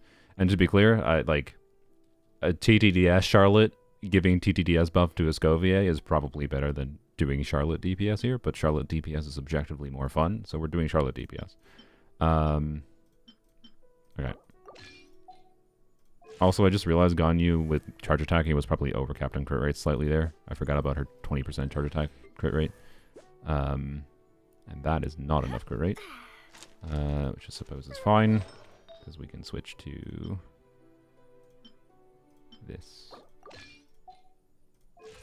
Yeah, that's better.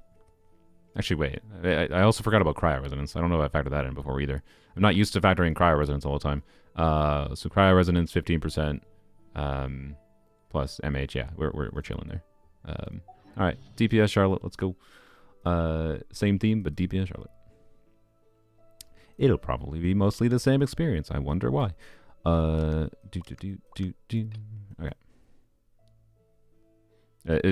By the way, the Escoffier has a lower power build now, though.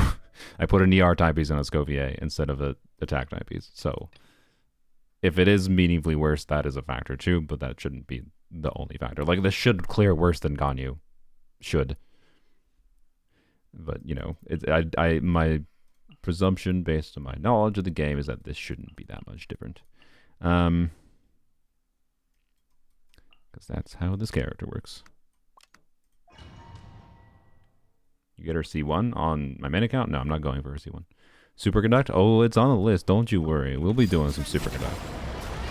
I actually quite like the idea of a Escoffier for Superconduct, so we'll get to Superconduct. We gotta do the boring teams first. The best teams for her. Because as much as I would like to focus on all the non-Hydro Cryo teams for Escoffier, that works, I guess.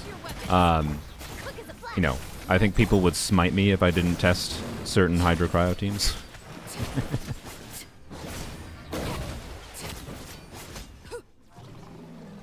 Yelan main DPS? Oh, should we do Yelan? I guess we should do Yelan. I had Mualani, Crit Kokomi, Nilu on the list. Okay, to be clear, I have C6 Yelan, so like, I haven't done anything with Yelan in a while. Oh no, I do have C6 Yelan on the list. I had C6 Yelan, maybe Nilu. We'll do Mualani. I do want to do Mualani.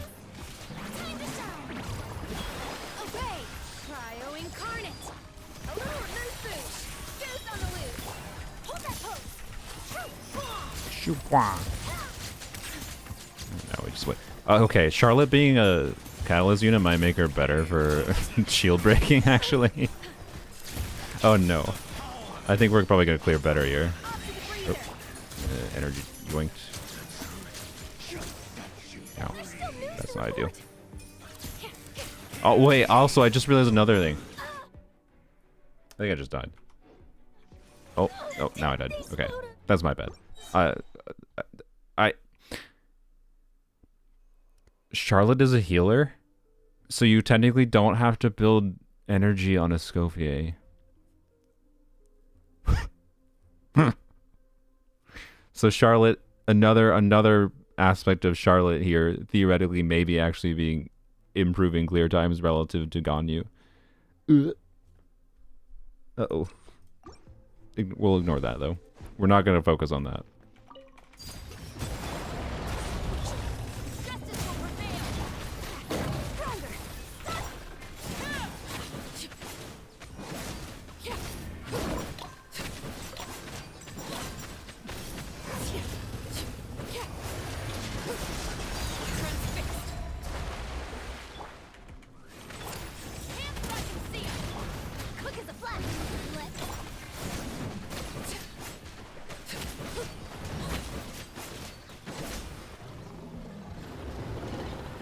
Southos with Escoffier, it's on the list. Unleash by ordinance divine. Attack the frosting. Okay, I think I'm gonna save my burst actually. Yeah. Saving the burst I think makes sense for when it gets up. Oh, it's already up. Cool. Okay.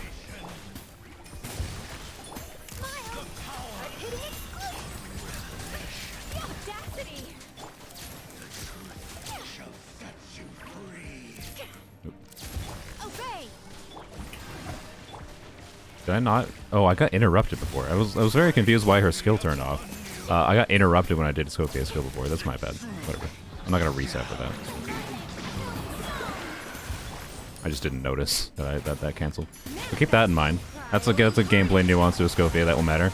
If you get interrupted out of her skill animation, her skill doesn't exist. So you know.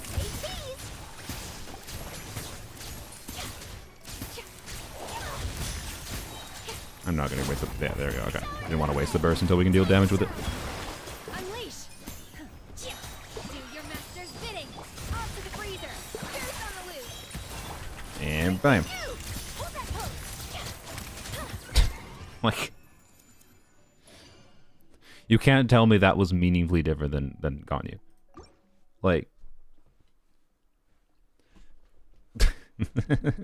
and on one hand, it's fun. It's fun that, you know, I can have, you know, a DPS Charlotte, another DPS Charlotte team that feels like Charlotte's doing compelling damage and the team deals compelling damage. That's great. I do like that. But my point is this is the great equalizer. Like, she's an equalizer for different kinds of like variants of her cryo hydro teams more than she is a buffer. Like, she equalizes the relevance of different cryo units on field. I'm like it's gonna take a really strong cryo unit. It's gonna take a really strong cryo unit on field that has like damage that happens kind of like immediately, to make them feel like they're doing most of the team's damage and not this. Like Risley versus Ganyu versus Charlotte versus Kaya in this team context all feel probably very similar. I'm sorry. And yeah, Fremine, like, and it's cool that, yeah, we could do Fremine here. We could do Charlotte here. We could, yeah. So it's cool that we can have these more team options. More team options is good. But is this a Ganyu buff? Because it's more of a Charlotte buff than it is a Ganyu buff. And we don't see anyone talking about DPS Charlotte getting buffed. I don't know. Anyways, yeah, she encourages, yeah, that's a fair way to put it. She encourages you to fulfill basic requirements rather than engage with the unit strengths. Yeah, pretty much.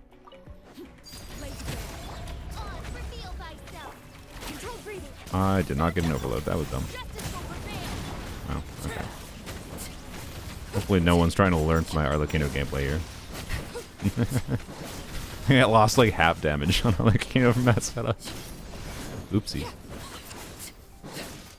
Here, do this. Do this. Get some damage on it.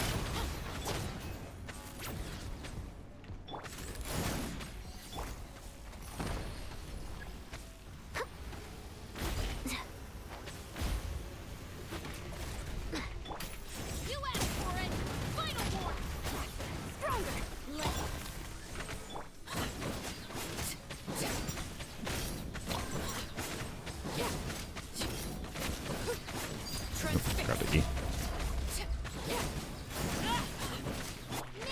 No, that probably didn't make sense. I purposely absorbed that early. Don't think it actually made sense to do.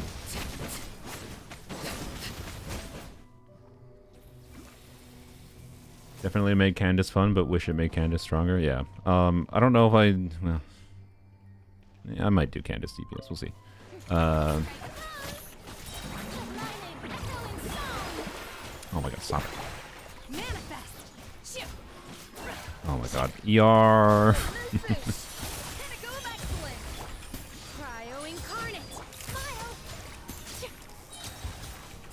What? Shoopa.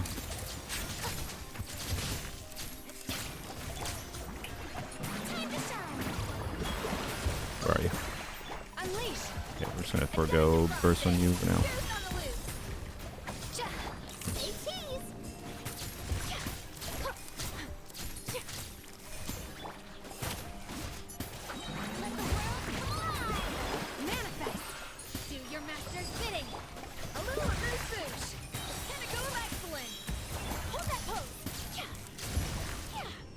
Like it's the same experience.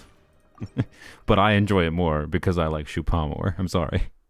I do like me some Chupa. Goose, goose, goose. Did I trigger an overload? I did not. Good job, me. It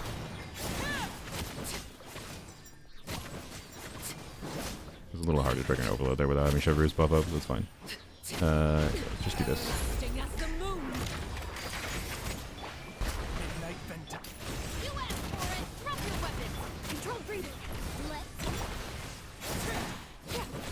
Is Escoffier worth if you have C2, R1, Rio? I mean, I think the higher investment your cryo unit is, like having constellations on Risley, the more likely it is you're gonna feel like Risley's doing damage contribution, and less you're gonna have the experience of I'm not redoing for this. I'm gonna try to just complete this with visual. Visual go burr. Well, it's okay. This might take longer than I thought it would.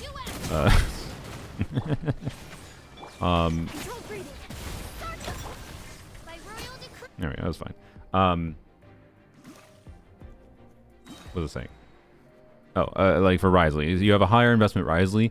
I think you're gonna less see this effect with the higher investment, like a triple crowned Risley. Like, to be clear, my Ganya was crowned, by the way, so you know, she wasn't level 90 at least. But anyways, like a triple crowned Risley, you know, at C2 R1, right?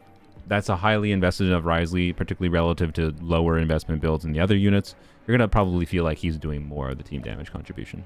But I think the more key reason to choose to get Escoffier for Risley options is Risley team options is because it's more team options. And you know, like this kind of Abyss, which has a pretty specific shielding check requirement. Melt is, I'd say, good.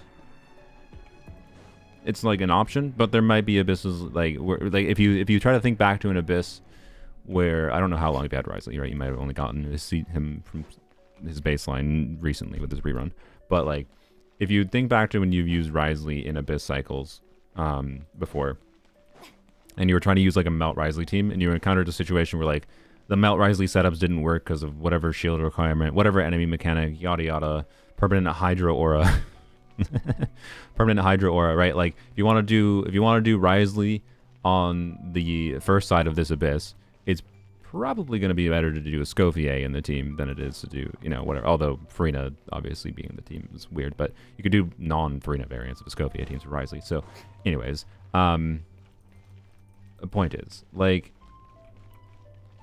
I think the reason to choose to get Escoffier for Risley is to have more team options, less than, I want to specifically make my Risley feel like he's doing more damage. It's just to get more Risley team options that can cover more situations.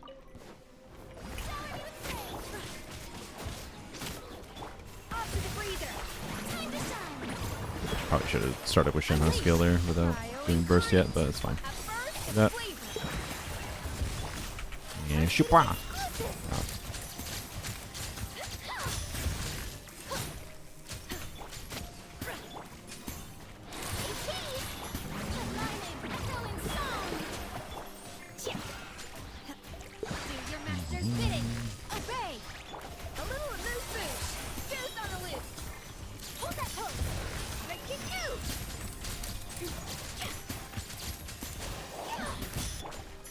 Oh, ow, okay. I forgot to do a second gen host skill, and then when I did a second gen host skill, I didn't hit anything. Good job, me. Good job, me. And now I need energy. It's fine. We got Fav.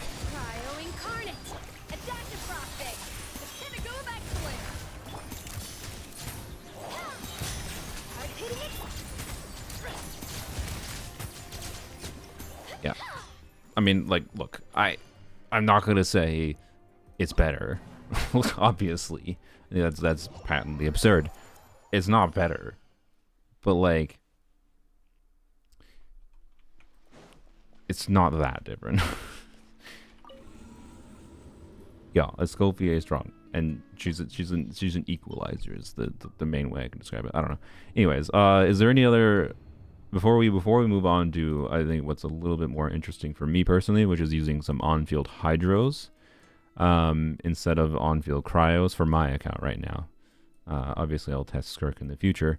We could check Eula. Actually, no. I played Eula before, and it was like it worked, but it was just like I fundamentally do not consider it that different from doing Hyperbloom Eula. Just saying. So you know, but. Yeah, Ayato, I don't have Ayato, unfortunately. Chungyun, I don't have an investment of Chungyun for that to be meaningful. Like, to be clear, even with a level 80 Chungyun, it's probably going to be a similar experience to what Charlotte was there, right? I plan to do shenanigans with Chungyun in general. Like, there's shenanigans I'm going to do, don't worry. But that's probably going to be like its own video, I don't think, for just normal testing of different things. I need to get too into the weeds of that. Okay, I think we'll move on to Hydra units. So... I'm gonna test Mualani first. Where Mualani? I'm blind. There's the shark. Okay, so Mualani, Charlotte. Who do we do? Charlotte, Cheflet. Who do we do as the last slot? Hello, Mixie. We want to do double cryo for sure. Just Rosaria maybe. Oh, Sitlali. Oh yeah, derp, duh, of course. Herperter. I'm not gonna change her. To be clear, I could probably min-max Sitlali's build to provide something different here. So obviously we do something like that. If you're playing an attack DPS, an attack scaling Hydra unit, with this kind of team, by the way, and you can do TDDS on Sitlali as a factor, but it's going to change her rotation requirement. I have her signature weapon, keep in mind. I also have her C1. C1 is not going to make that much of a difference for Sitlali for buffing Mualani, because Mualani has a good enough multipliers. I'm going to change Mualani's build slightly, because I think this is funny. Like, to be clear, this weapon is very good on her, and it's going to be better for her damage value than TDDS, obviously. But TDDS gives a bunch of HP, and it also buffs some other character. I'm not going to put her on Scroll, to be clear, but I could put her on Scroll. So, you know, anyways. And I also was super overcapped with crit rate with the other weapon, right? So like this weapon is actually like not as favorable as you might expect compared to TDS. Like these weapons are going to perform similarly in Mualani team or in Mualani Escoffier teams, but this weapon could theoretically perform meaningfully better by giving ER to Escoffier or attack to Escoffier. So anyways, what is my crit at? 40%, 77. This is fine. Okay, I have enough crit. I don't need to change my build because I have cryo resonance, right? So we're at 50, 90. We're at 90% crit still. Yeah, we're chilling. Wait. Almost forgot. The timepiece. Is that my only HP timepiece? I think it is. It is. Okay. I thought I had an EM timepiece on her, but I forgot the Traveler got my EM timepiece. So no, I did have an HP timepiece, but this is my only HP timepiece. So, oh well, it's fine. Hopefully we'll be able to burst consistently in this build. At least that would be nice, but we'll see. Okay.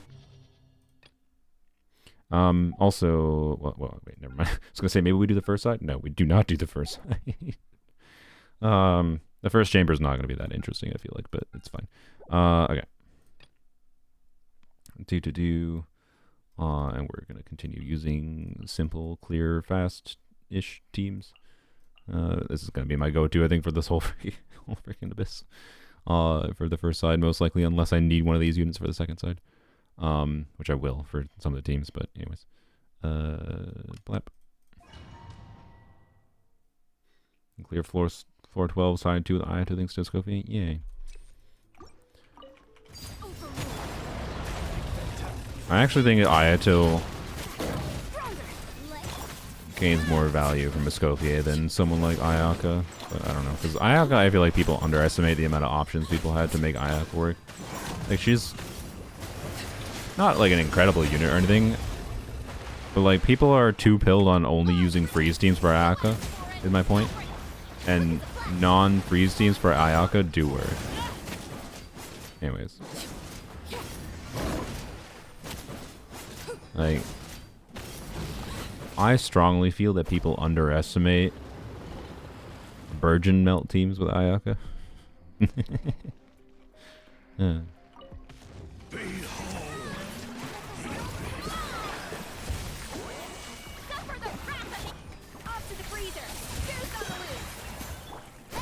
Oh, I forgot to do TTS clip transfer. Oops.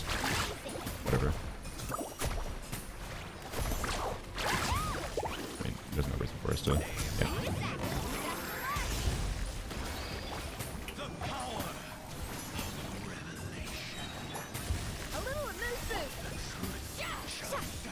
Gotta not use Siloli Burst.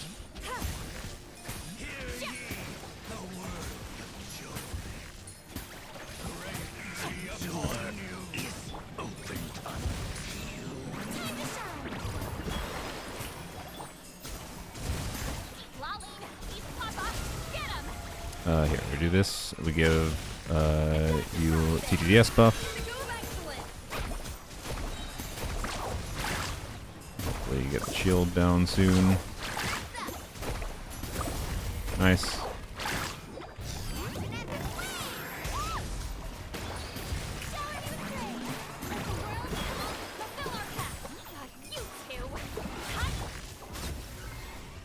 Yeah.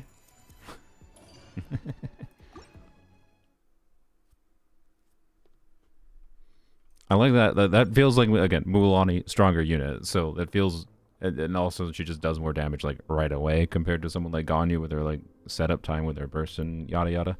I don't know. I did enjoy that a lot. It's actually I enjoy Mualani Escoffier more than I expected because it lets you. Because Mualani has her whole nuance of having to be clear, it's just relatively easy to play in this, I think. But Mualani has her nuance of like having to like be not stupid with her to play her properly. And I think the funniness of being able to use TTDS and have it be that good of a weapon in this team context is really interesting. And I don't know, the fact that Mualani on Scroll is going to become a best in slot support for Skirk is nonsense, and that also means she's a best in slot support for like Ayaka as an alternative to Shenhe or Risley, or if you want to have the team with the if you want to have the cryo DPS do more of the damage rather than like putting Yelan in the team, right?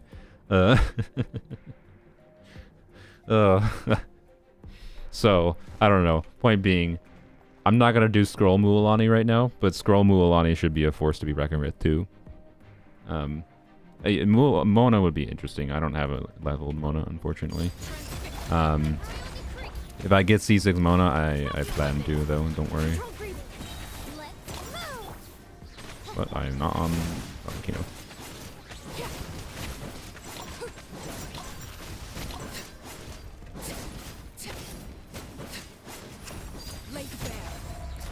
I thought that didn't mark her for a second.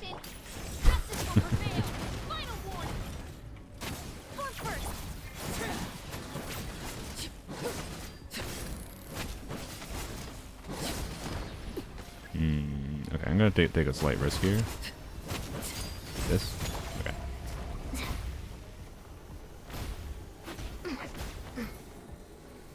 Paid off.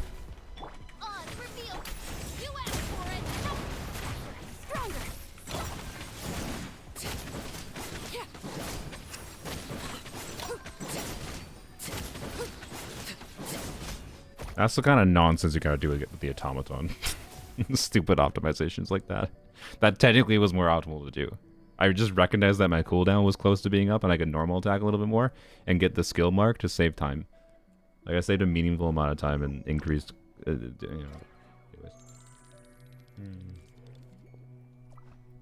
Is it still better to cancel charge attack on Arlecchino and Overload? I'm not gonna say better. If you have a signature weapon, definitely not.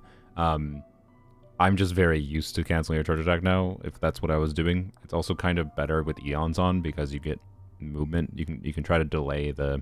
You usually end up losing Eons on buff with Arlecchino most of the time, right? But it's like up enough. You don't lose so much of the buff that's that much of a problem, generally speaking. But doing that extra dash right away can help delay that. So anyways, in my opinion, yes. I think it is actually better to dash cancel with Eons on. But in general, it doesn't really matter. In a Chevrolet's team. Let's go. Energy. Show no mercy. Yeah. Suffer the wrath of lightning, killing stone. A burst of sleep. Carving wave. I forgot about TTDS again. Whatever. I don't even care. Who cares about TTDS? Not me. I'll try to put it on next. How much damage was that? Jesus Christ. Alright. There we go. Got TTDS there. I think that's the way to do it. Is rather than do a clunky rotation, you just do TTDS after you're done with Mualani. So you just forgo TTDS in the first rotation. Yeah. I don't know. Mualani is a fun character to me, so I don't know. And this just makes Mualani feel a lot easier to play. I would not be surprised if this becomes many Mualani players' preferred lazy team, as it were, right? Like, I don't know. Anyways. Duplicate. Can I have a trade in yet? No, not yet. Sad. Okay. Blap.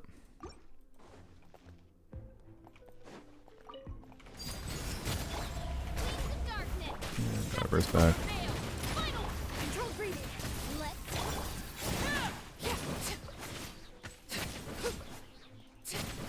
Alright, Shenhe is not a best in slot teammate for Skirk. She's not a bad option. Like, Shenhe is a good option for Skirk Escoffier teams, but not the best. She's like number 4. Sorry. Like if you're doing Skirk Escoffier Farina, let's not die again. If you're doing Skirk Escoffier Farina. Oh my god.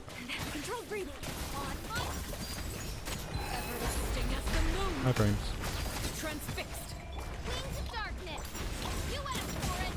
Sorry. Actually I have to play this team to not die. Or not, I wouldn't say it's good. But anyways, like I believe the options that are better than Shenhe. So if you're doing Shenhe, or sorry, if you're doing Skirk Escoffier Farina, that's like the baseline strongest team. Then you got last slot. Now one factor is like Calamity of Eshu, but even with Calamity of Eshu, because Calamity of Eshu, if you don't do Calamity of Eshu with a shielder, you do Finale of the Deep as the free-to-play, accessible, universal option for Skirk, right? So you have Sitlali, Yelan, Shenhe, and Mualani. Those are the 4 like best options. Mualani TDDS on scroll, just like E, normal attack, trigger scroll, use burst if you have it. TDDS to Skirk seems to be one of the best options. Sitlali is another alternative, but it requires changing Sitlali's build around because you're not gonna get like it's like Sitlali has some problems actually. Funnily enough, like it's more clunky to use Sitlali with Skirk, with TDDS at least. If you have Sitlali's signature weapon, changes a little bit. So TDDS Sitlali, it's like kind of more clunky than Mualani. Is like the other best option, but it's really only because of the shield and Calamity of Eshu existing. If you were using a 5-star weapon on Sitlali, Mualani should just be better from what I saw from Zajeff's Scales and what I was understanding watching it for like an hour. And then Yelan is probably your next best option because Yelan double Hydro go good damage, right? You're doing normal attacks anyways. Yelan and damage bonus a little bit. Yeah, Yelan pretty good. Who knew? And then you have Shenhe. To be clear, Shenhe and Yelan are quite close. Like all 4 of those characters are quite close. Shenhe, Yelan, Verena, like they're all quite close. I wouldn't worry about it too much, and I would honestly choose whatever one's most like enjoyable to play for whatever reason, comfortable to play. I actually think Mualani might be the most easy and comfortable to play. And almost the most satisfying because Mualani will get the most like front-loaded damage potential. Like doing E to like E normal attack and burst on Mualani can get like enough damage contribution that it'd feel more satisfying and also might be more valuable because like that front-loaded damage potential from Mualani situationally might be enough to help you clear meaningfully faster just by reaching a better breakpoint. But anyways, so like I actually from the numbers I saw Zajeff do, and then thinking about it more, I actually strongly feel that Mualani is the best option, because of that front-loaded damage value. And yeah, if you have C2 Mualani, you can do a full big charge attack. Or is that C1? I don't know. Anyway, whatever. Don't do that. I'm just saying, like, it's really funny. There's also a chance Mualani reruns on the same patch, which is hilarious too. So, anyways, does that mean you should pull Mualani for Skirk? Probably not. No, it's not that different. But yeah. Just make Dolly an attack buffer, and this won't be a problem as much. I'm surprised my Sitlali is having energy issues in this team a little bit, but I'm doing. I don't know. Anyways, whatever. Do this. Just do this. I'll probably kill both of them. Blap. Didn't kill that one. Good. I wanted to save that.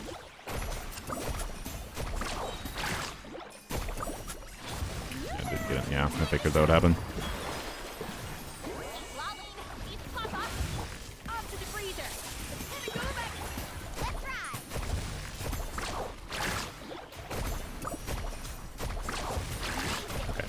This thing is hydro resistant, by the way. But I mean, benefit of Escoffier having a bonkers amount of res shred. We have so much res shred in this team that like an enemy having, well, I think, what does this have? 40% hydro resistance just doesn't matter that much. Like obviously that felt good still. But anyways, yep, I enjoyed that. That was fun. But I just enjoy Mualani in general, though, to be clear. And that's definitely Mualani's most compelling non-vaporized team, right? So, if you want to see the biggest number from Mualani in general, you should still play vaporized teams, obviously. But there's compelling reasons to choose to play that team just for comfort level. Because, you know, again, like, she's like, most of the Escoffier teams are going to be relatively a lot simpler to play. Even if it's not Mualani's best team for getting the most Mualani damage, the team obviously does compelling amounts of damage, and the ease of just, you know, playing the team is valuable, right? So, Anyways, the biggest downside I think Escoffier for arena teams have, just let alone even if you're doing full whatever, is just the need to burst on Escoffier. I'm not gonna lie, I like this ER, like that ER amount with double hydro there. I don't know if you noticed, which isn't that surprising. Like the expectation was Escoffier's ER needs in double hydro we're gonna be like around double hydro, double cryo. We're gonna be around like 160-ish for me. Like I think we were fine. It doesn't really matter that much. Funneling a fab particle, whatever, it would have been fine. But if you want to like not have to worry about funneling, yada yada, I'm not gonna lie, that was another moment of like I kind of feel like fab might have been preferable. I think this character might turn into a fab unit for me. I might level up this Avalanche or another one all the way from 0, but probably won't need to do that. I might level up another Avalanche just for her, and leave her on fab permanently. I'm not gonna lie. I'm sorry. And then I just get a crit damage circlet to make her crit ratio seem less cope. That's where she's at right now for me. And that's fine, because like if I put her on fab, lower her personal damage, hey, at least it'll make the, you know, on-fielder feel like they're doing more of the damage, right? So Skyward Spine, oh yeah, that's true. That's an interesting option actually. Yeah. The Skyward Spine gives a little bit of crit, right? But it doesn't give fab particles though.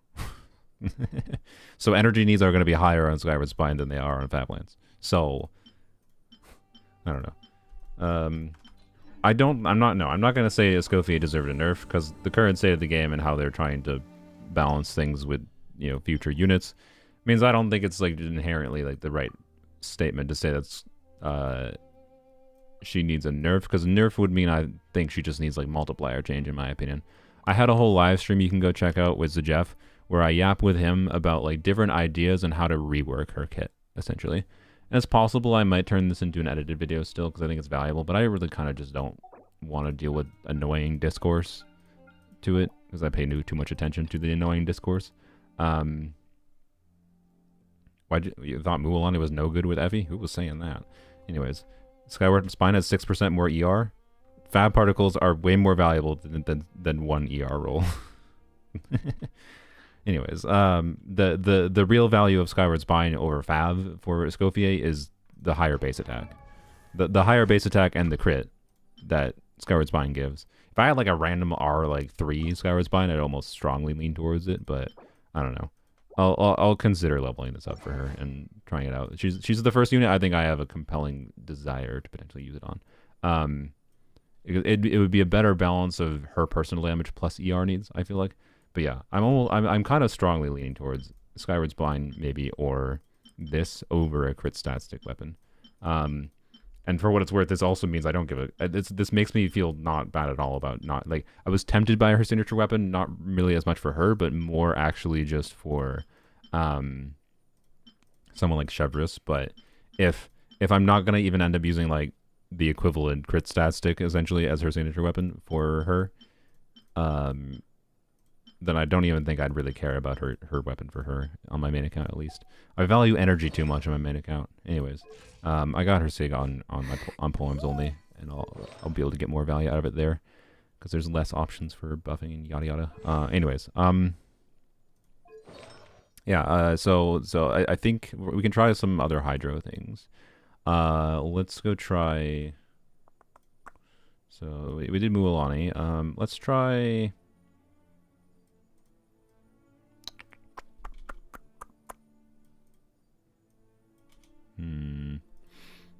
Crit Kokomi. Do you guys want to see Crit Kokomi? Unrelatable. That's C6 Yelan. Do you want to see Crit Kokomi, Candice, Nilu, or Yelan next? Yeah, ER is the most important stat in the game, and there you know, there might be some new end game coming that for the most difficult chambers, at least. I don't remember if this is not the most difficult chambers, but so and the lower, by the way, for the primo gems, the new end game seems to be easy to clear. So if you only care about the primo gems for end game content, this won't matter to you. Basically, is my vibe. But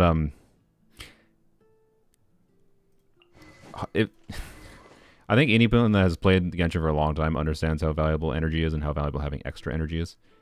The new endgame is gonna exaggerate that substantially.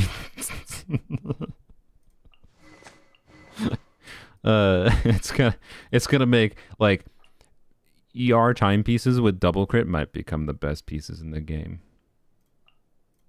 Oopsies. Like you'll start putting ER pieces on everyone. I'm sorry. Maybe. It depends. I don't know exactly. It depends. Like it's either you just deal with 30 seconds of setup time. Anyways, sorry. It is big fab propaganda. If fab ain't going nowhere. Apparently Mihoyo wants more fab propaganda. Anyways, Siege Wing. Oh, you know, I guess Siege Wing might already be equipped. Never mind. I lied. She's not. Oh frick! I forgot. I didn't even have Nuvilet on my list. It was not even a consideration in my mind to try Nuvilet, by the way. And I don't even think I saw any of you suggest Nuvilet. Which is really funny to me. Oh, you did? Okay, sorry. Croissant. You know what, Croissant? I don't know if it's purposely a French name, but fine. I'll do a Nuvilet run. Fine. We do a Nuvilet. Fine. Begrudgingly. What freaking weapon do I use on him? I actually don't know. I guess it's got to be Proto Amber still, I guess, yeah.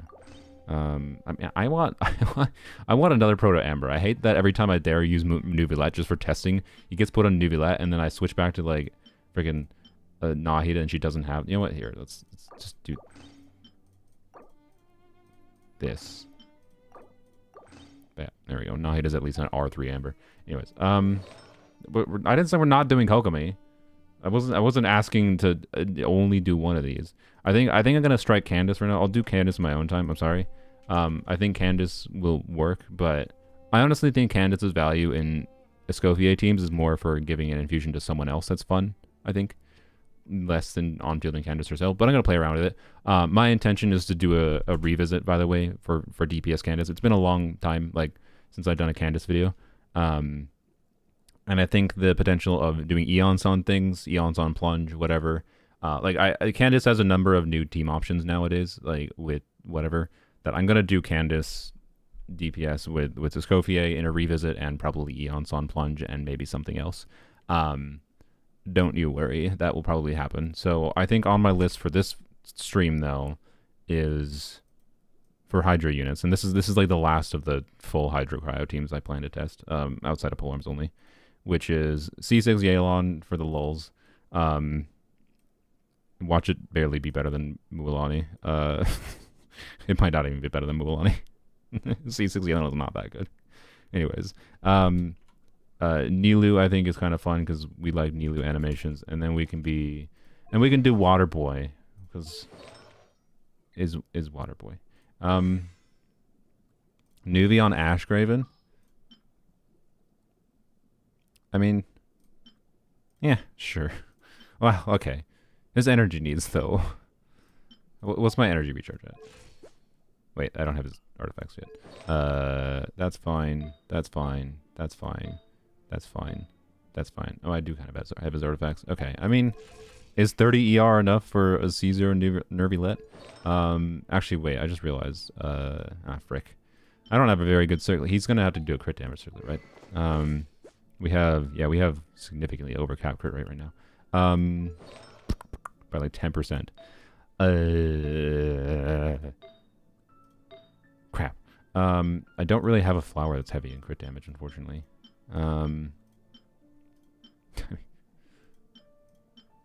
Okay. I mean, do I really have to level a piece for Nuvilet for this team? Fine. Fine, I have the artifacts right now. Wait, why am I leveling this one first? It's a mineral. Dumb brain.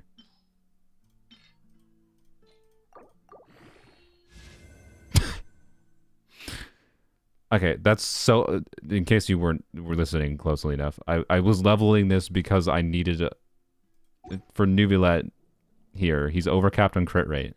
I needed a piece that rolled hit and crit damage. Not crit rate. I don't want this piece. Like, actually, I don't think I want this. It's...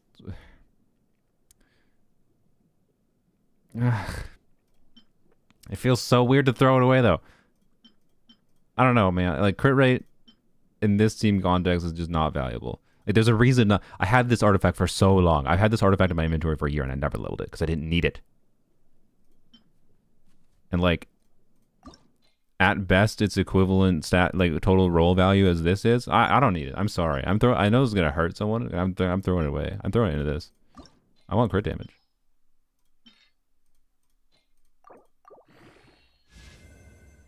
Well, we're not getting it. All right, cool. Bye. Go wids it then. That's not the weapon isn't the problem, yo. We're not using a crit rate weapon. The weapon ain't the problem. It's not that we don't have enough crit damage. It's that we have too much crit rate.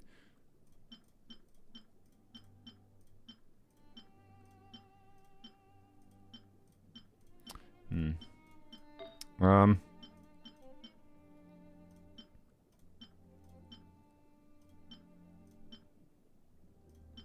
guess that's slightly better.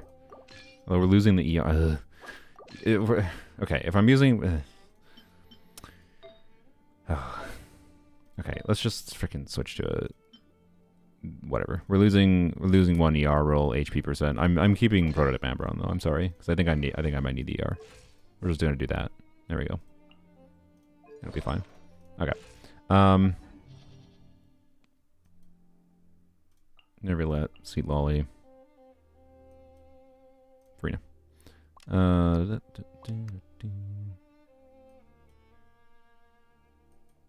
Whoops. Don't know why I did that.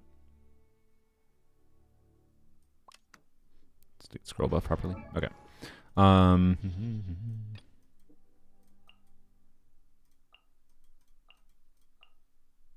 Sure, whatever.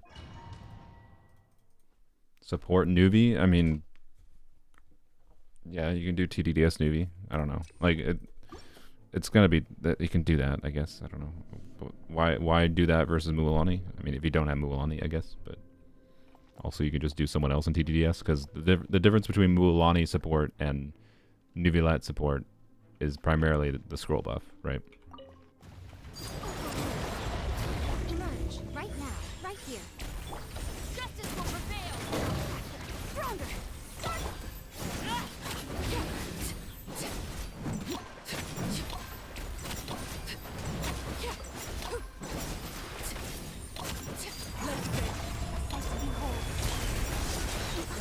Is that all? Right now. What do I do? Drop your weapon. Quick as a flash. Let's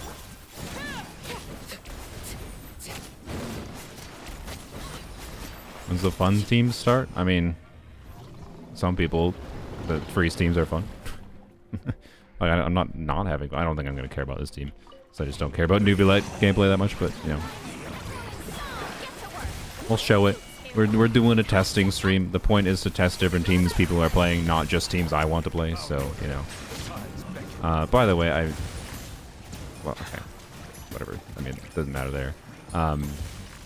Nuvilat has some like ball management nuance as normal. Oh, come on.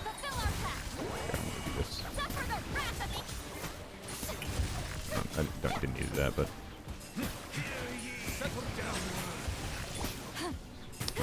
maybe shouldn't have done. Okay, whatever. I think we'll be fine with particles.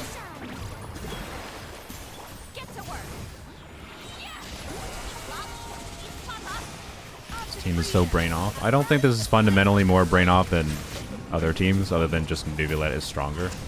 So, like, yes, it is more brain off, but really? That is the quickest you've ever gone up there. Okay. Whatever. I'm not going to restart for that, but okay.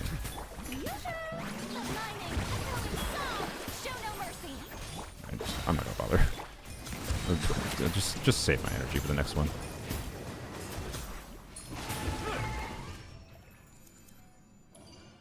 That chamber is terrible for testing this team. That doesn't matter. Doesn't matter. You will always have fun playing Nuvilet? Yeah, that's fine. And that's why I wanted to test this team. I was like, I forgot about Nuvilet. He literally wasn't on my list, but like I should test him, right? It's an important context for a lot of players, so it's worth showing. A lot of players are going to really value something that's just going to be more simple to play, that gets a big, comfortable damage output for Nuvilet, than, you know, say Nuvilet calls with Shallonen, whatever, that requires more field time. Or not more field time, more nuance with swapping to Causal over like buffs or whatever, right?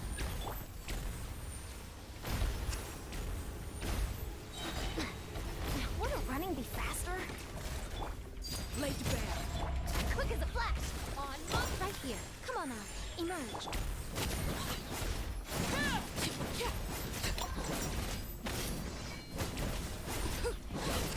Well. Nuvilet is the only DPS you have that works with Escoffier right now until Skirk releases? Are you sure? Are you only including Hydro and Cryo DPSs in that category? Are you sure? Yes, this is C0 Nuvilet. It is C1 Farina and C1 Sitlali though, which is slightly increasing the Nuvilet damage. Like, so, you know. Yeah. But I don't think it's gonna. I don't think the constellations here are fundamentally changing the experience.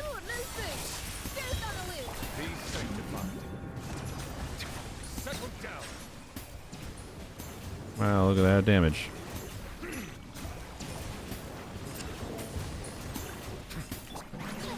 I don't know if it actually necessarily made sense to do that right now, but thought it might have. So I did it. Don't do it. Okay. Thought he's gonna get a shield.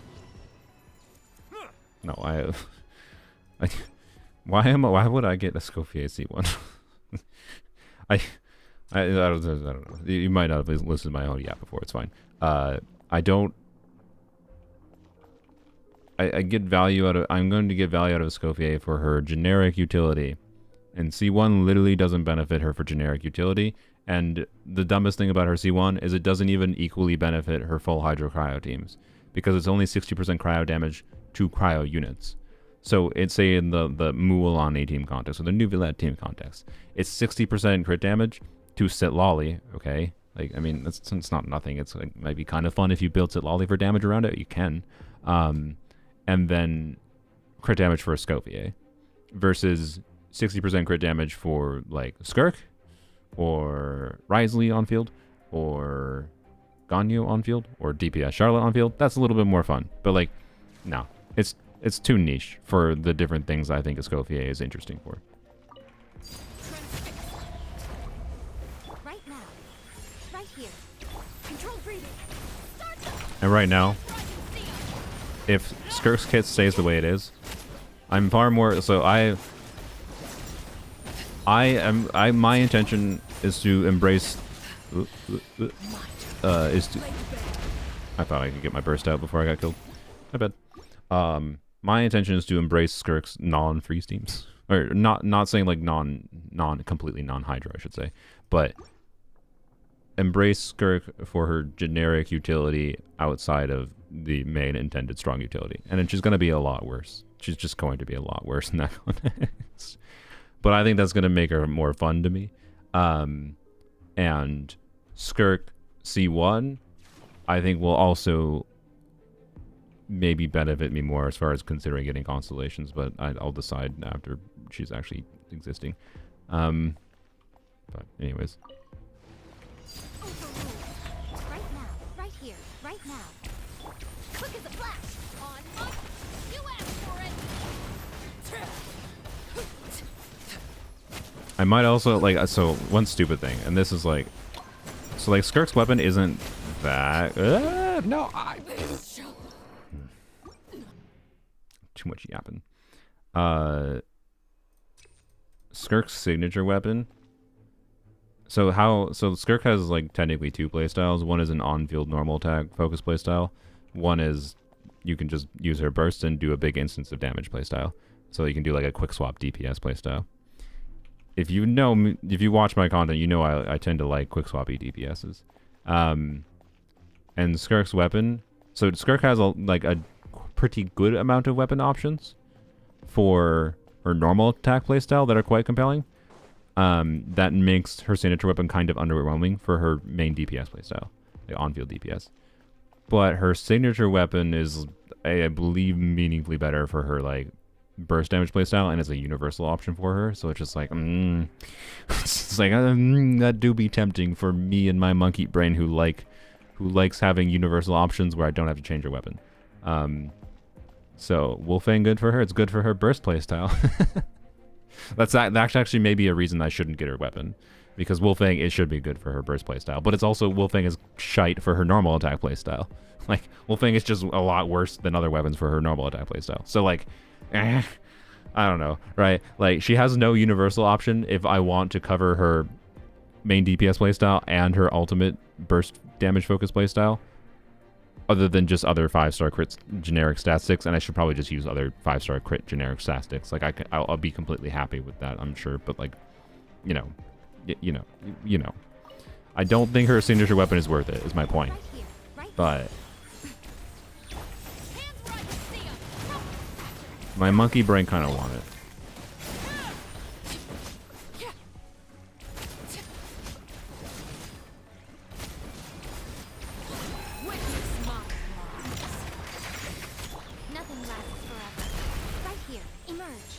Yeah, it was dumb.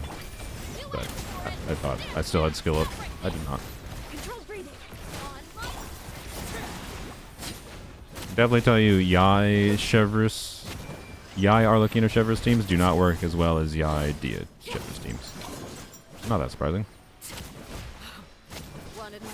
I didn't even choose Yai on purpose, but I don't know. It performs almost the same as Official does. It's not that different. Miss Splitter? I don't have Miss Splitter.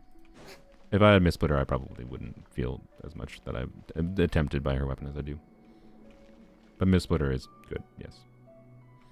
Fontaine Craftable is generic, yes, but requires healing. And I do not think every single Skirk team I play will be healing. So, you know.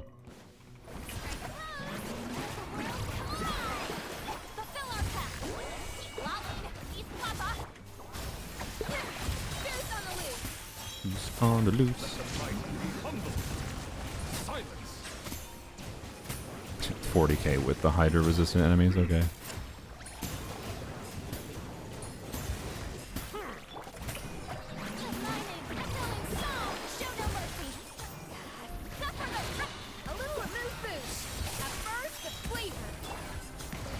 You just died, sir.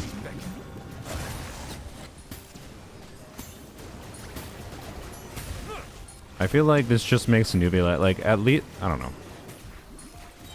Like, I do actually think, like, Nuvilet Kazuha Shalonen gameplay is kind of interesting. Like, dealing with new enemies spawning and having to, like, swap. Like, Nuvilet's freedom to swap out, swap to, like, I don't know. This, obviously it's strong. It's a strong option for Nuvilet teams. He himself doesn't feel meaningfully stronger than he does in other team options, like Kazuha Shalonen, right? And I think the Kazuha Shalonen team is actively more engaging to play, is my overall vibe. But a lot of people might prefer that team for being easier to play. So, you know.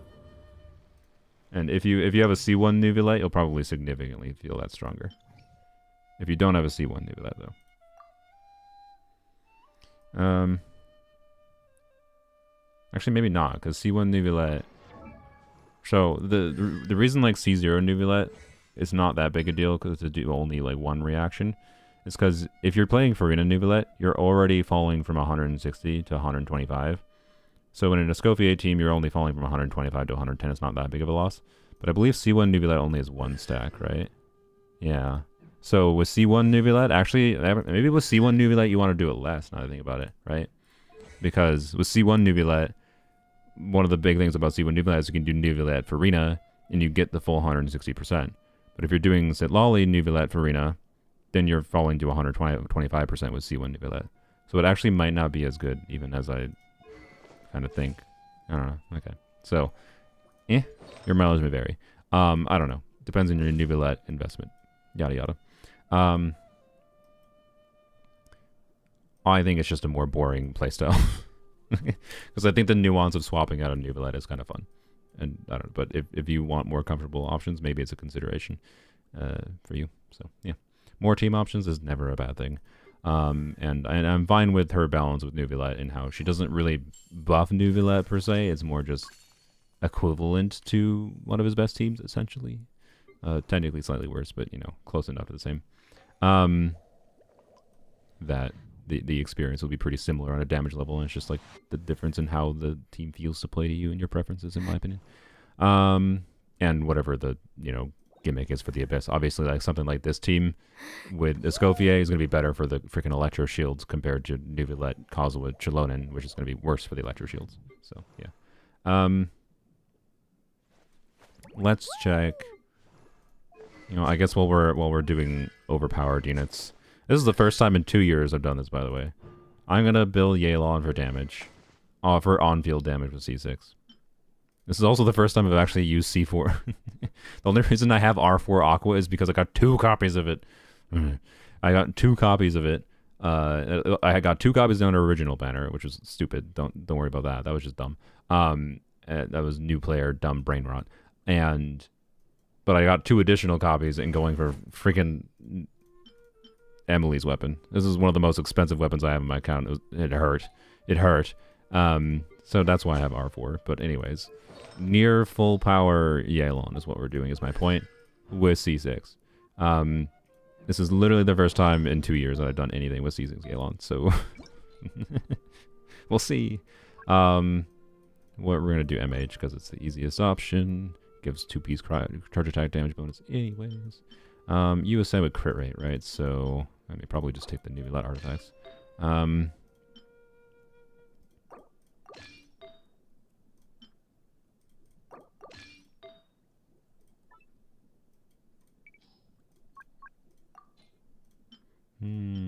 This is theoretically better, but I think we use this because ER. And then we probably do crit damage still. That is more crit rate than I need, of course. I am overcapped on crit rate. It's so funny. Am I overcapped on crit rate? What in the frick? Okay, it's fine. Is it? Wait. Well, I guess I don't even have a better circlet though. Like I have this technically. It's not. I mean, it has an ER roll. I guess it's technically better in case I need ER. I guess this is better. All right. Yeah, we'll see if the 1 ER roll matters. Hopefully it doesn't, but yep. Yeah, well, let's go. All right, C6 Yelan. I'll give you 2 minutes to shine, and then I'm never touching you again. God damn. I presume this is probably C6 Yelan's new best team, by the way.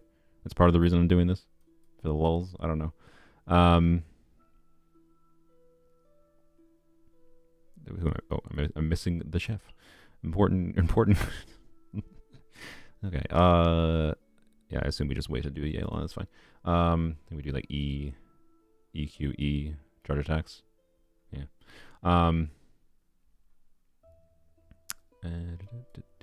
Back to this. Escoffier be better for a child freeze or Shenhe? What do you mean? Would Escoffier be better for child freeze or would Shenhe? Like, or should you pull for Shenhe on a future rerun, or should you pull Escoffier now for child freeze? Pull Escoffier. Escoffier will be better for child freeze than... Yeah.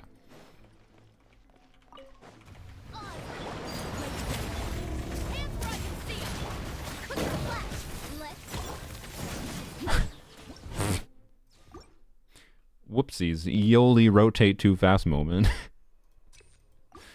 Don't worry about it. Here. Do something slightly different here. Oh, I couldn't do that because... Never mind. I forgot it did that. Never mind.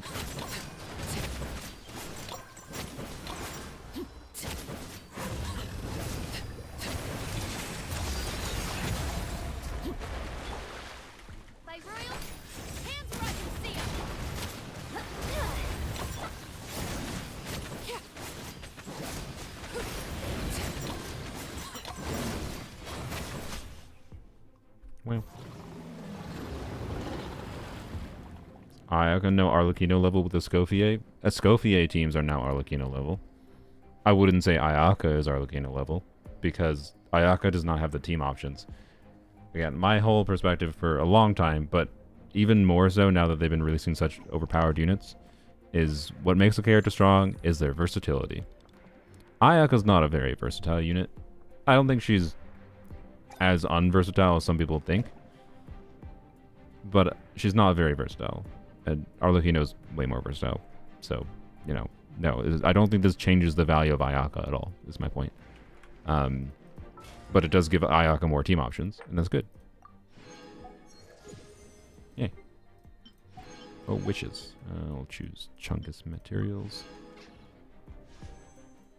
Gamba. Wow.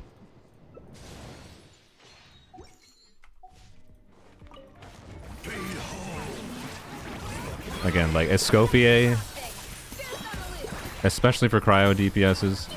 I just realized we need to. I don't think I got scroll buff. Oh, you're of course. Okay.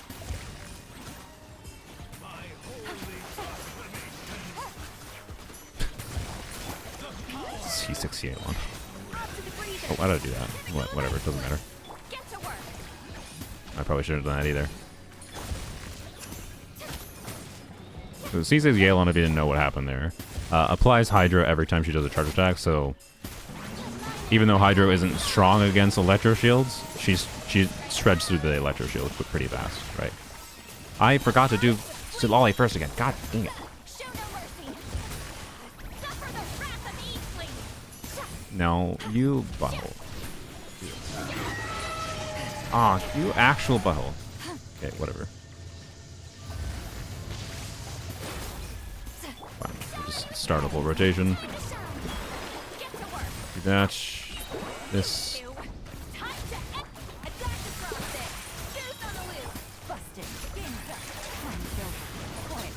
I didn't even get to do a single charge attack. This is why C6 characters are boring. I'm sorry. Like,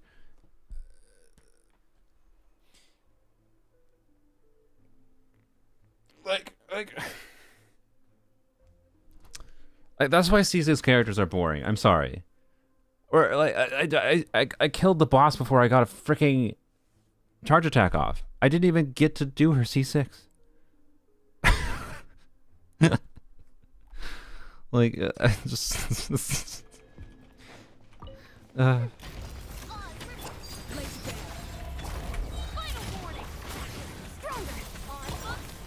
know it's because of the shield mechanics. I understand. I'm not dumb. I know, but like, come on.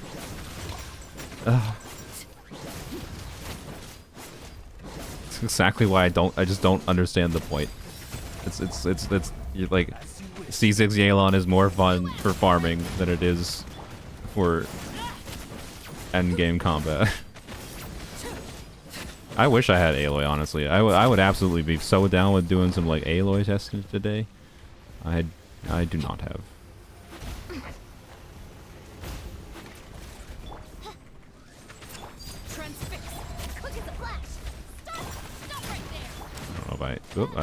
I don't know if I trigger scroll.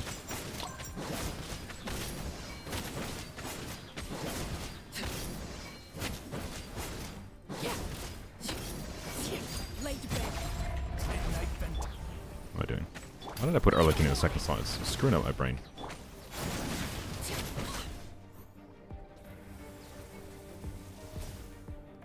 I could borrow someone's account, yes, to do Aloy maybe in the future. Actually, I should jot it down in my video ideas. Aloy video.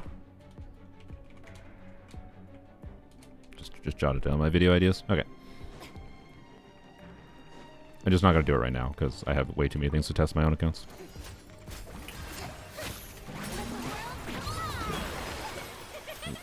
What's happening? What just happened? I think some other application just captured my mouse randomly. Or I did that by accident.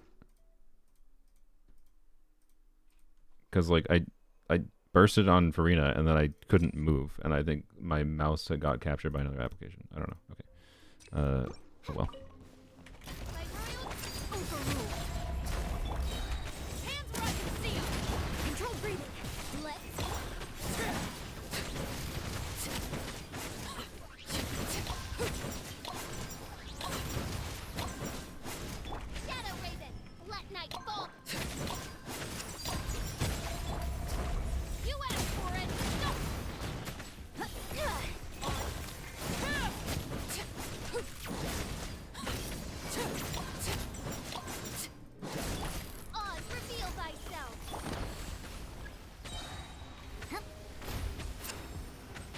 Chungus DPS. I don't have invested enough Chungus to have it be anything meaningful, right, in my opinion, right now. Quick as a flash. Start them. Midnight Santa. No, whatever. Whatever, it doesn't matter.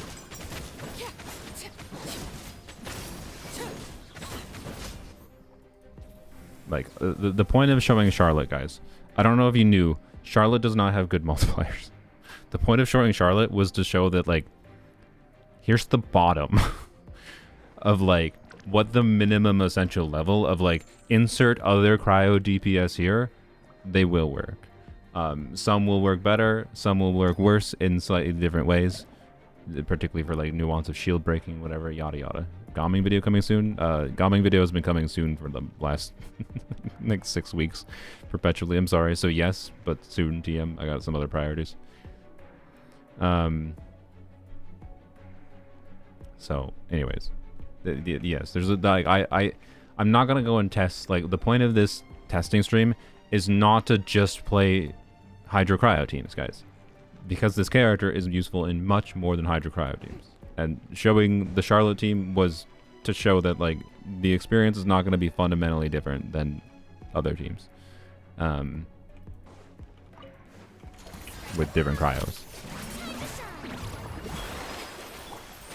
Oh, stop it.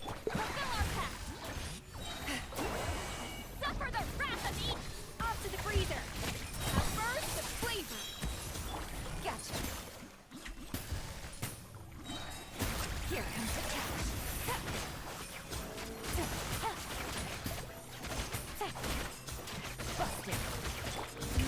That could be optimized. Hey, wow, we actually got to use C6 Alon.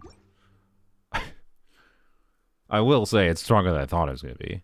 I thought she wasn't even gonna be like that different from Mualani. No, she is. The front loaded damage is definitely better. And the skill damage is more than I thought, which I don't know why I forgot about the skill damage, because the skill damage on Yelan is the thing I actually find fun about Yelan's constellations, unironically. I would have rather her C6 for fun value, focus on her skill rather than charge attack weirdness. But anyways, yeah, I think this is probably C6 Yelan's new strongest team. I'm pretty sure. Maybe not the way to get the biggest front loaded damage possible, technically, because you can do like really big nuke setup, whatever garbage. But like, it's basically impossible to get more than like one vaporize on a charge attack on her, anyways. So like, just raw damage amplification like Escoffier does is just better. So I on the spreadsheet level, and I think in practice, generally speaking, this is going to be C6 Yelan's best team for the small number of people that give a hoot about that. I would love to get physical. Physical main character in Node Cry would be pretty cool. It probably wouldn't be good. It'd be cool. I'd be down. What if Node Cry Pyro Traveler is the first physical off-field DPS? Ow.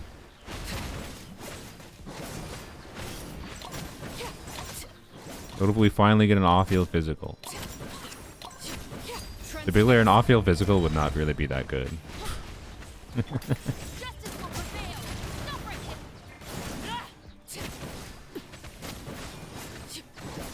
He almost got me. Escoffier, Ganyu, and Silali have enough application for clean melt. The problem with melt DPSing on any pyro unit that applies too much pyro is that adding more cryo units doesn't necessarily help, because it's a problem of timing. Because you consume 1 unit of cryo for every melt you trigger. So that means you need to have a cryo application in between every single instance of melting. So before you do your next pyro application, you have to have another cryo application. So if you have instances where like a character does like 2 units of pyro really close to each other, such as like, say, Hu Tao, say, Klee, you need to have a unit that like, or you need to have a team where the timing of cryo application lines up such that you get like the cryo for the first melt, and then like immediately, as soon as you first do that next one, you get a cryo application before like your next pyro application. It's like not going to happen, is my point. but you might kind of be able to make it work if you finagle the exact timing of your character abilities. But this is like a super min-maxy thing to do. So don't expect clean melt to ever become a real thing, is my point, with how the current mechanics of reaction aura consumption work. Gauge theory. Just do that. Oh, I didn't get scroll buff. Whatever, it doesn't freaking matter.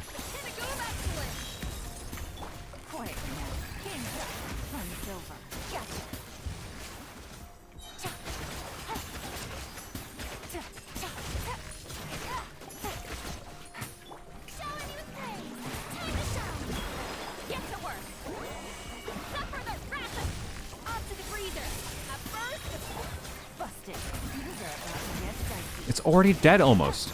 Like, I did one charge attack. There's a Hydra resistant. And C6s are so boring, man. This character C6 is so boring. It's so boring. It was like we got to see it against the Way Out for like half a second.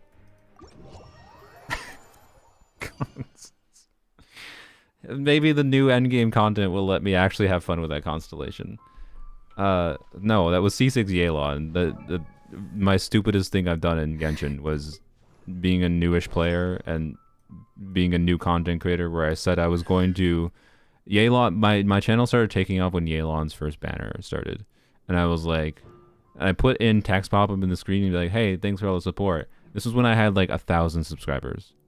And I was like, if I get 5,000 subscribers, this was like a week or two left in Yelan's banner, and I put a text pop-up on screen, no one really cared. No one would have cared if I had walked back on this, and I was very tempted to walk back on it because like I regretted saying it in the video or putting it in the video. I said if I got 5,000 subscribers by the time the Yelan banner ended, I would get her C6 because I like the character. And it didn't even actually cost that much money. I got 5 constellations of Yelan and 300 pulls. Like I actually ended up overspending for it. I for the video I made, I got 500 pulls. I had 200 pulls left. That's the reason I actually have C2 Kazuha, is I spent the extra pulls on Kazuha constellations and Kazuha weapon banner, and then that ended up being pointless. Like Freedom Sworn is used on Kuki.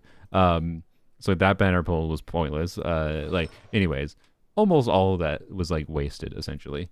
And I don't even know if that ER was potentially perfect there, by the way, for Yelan. I do think she had technically minor energy issues, but it didn't really matter. Like, but I don't know, maybe you want to run slightly more ER than that, maybe. But like, I don't know. It's just like I'm doing so much damage just from doing EQE, and because of the fact that Yelan procs her burst.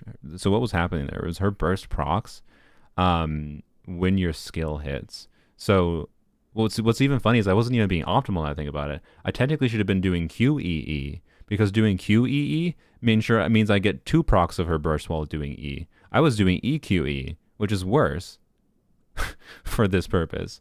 And like her burst is doing so much damage with all her freaking like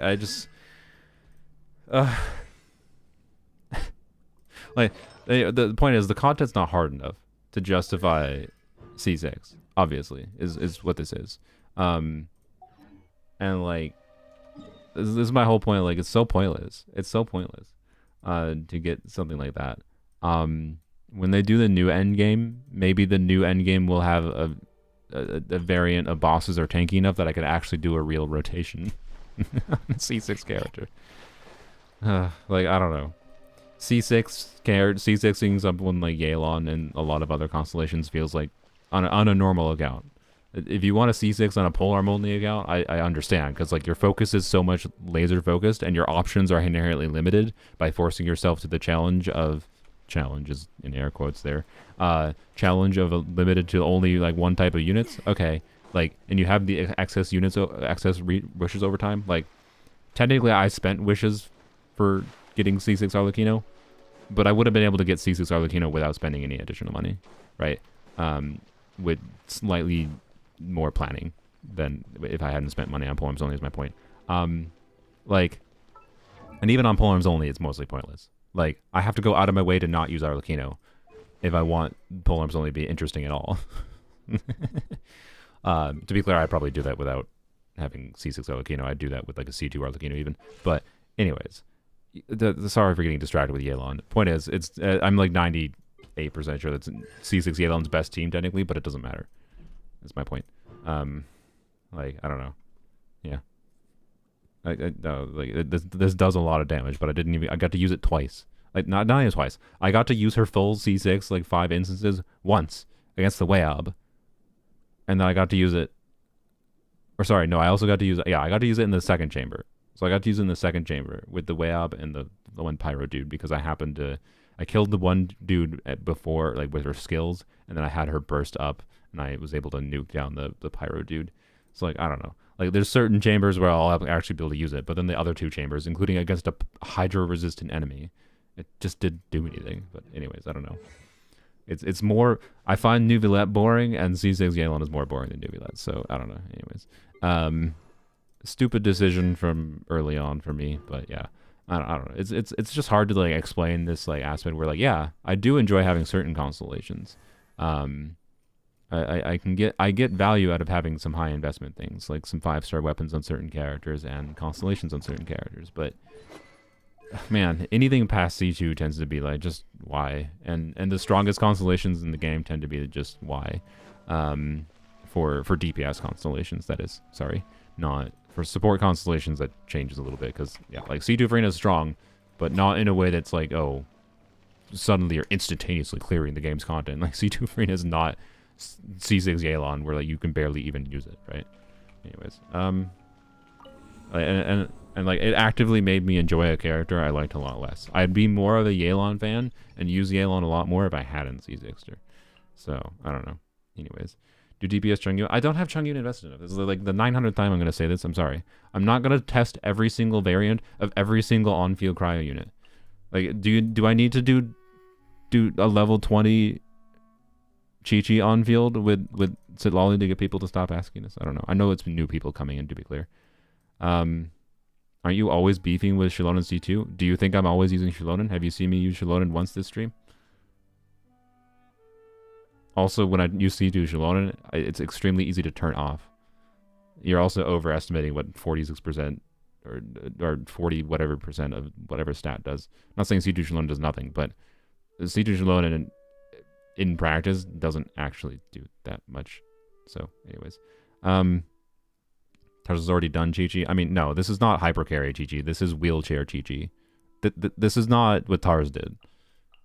This team. Wait, is not, yeah, whatever.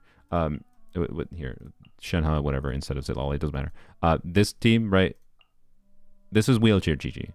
This is not hyper carry Chi-Chi. What Tars did was hyper carry Chi-Chi, where like he's relying on all Chi-Chi's damage to clear. This is wheelchair GG. So, and my point is like pretty much any cryo unit is going to be wheelchair. Most Hydra units are going to be wheelchair too. The main difference with the Hydra units is they tend to be HP scaling damage dealers, right? So it's less wheelchair than the cryo units, I'd say, on average. But like I showed it with Ganyu. Or like Ganyu has like fairly decent damage output on field, right? But like we didn't even get to do that much damage with Ganyu outside of her burst, realistically. And like Ganyu, yes, was better than Charlotte. So anyways, I'm not saying I'm not going to do so with Chungyun in the future. I purposely have leveled Chungyun to 80. I did his ascensions. I'm planning on getting his talent materials. I'm going to do so with Chungyun. But a low investment Chungyun is not going to be different from what I did earlier with Charlotte, okay? It's going to be the same exact experience, basically. And I want to get on to doing things with Escoffier that are not her freeze teams. That are not, by freeze teams I mean her hydro cryo teams, because you don't technically have to do freeze. Anyways, here, pick one last one. Actually, no, I'll pick it for you. I'm probably gonna do a Crit Kokomi revisit video because I think that'll be fun. Crit Kokomi will probably be a fairly similar experience to Neuvillette. You think I'm joking? I'm not. Crit Kokomi will probably be a fairly similar experience to Neuvillette. So let's do one last freeze team is my point. I'm gonna do Nilu. Because Nilu's animations are pretty. That's why. Can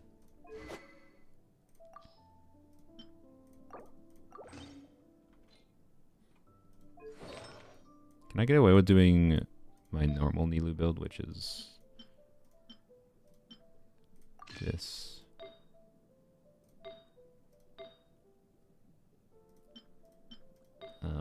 With oh wait, was it my what was my normal? Oh frick, I don't remember what my. Nah, we'll just do MH. Sorry, I was like, hey, maybe we do 2-piece HP, 2-piece HP. Nah, we're just gonna do MH. It all comes down to MH. To be clear, Nilu's damage counts as, I believe, skill damage for this damage. Yeah, it counts as skill damage. So that was part of the reason of, oops, that was part of the reason of choosing to do whatever. But I just don't think. Well, I don't know. Let me look again. Sorry. Tenacity. Oh, it's no. I have this. I forgot. Ah, yeah. That's what it was. Okay. Do that, and then I don't want to take my DS pieces. I'm sorry. Do that. Do this. Okay. And then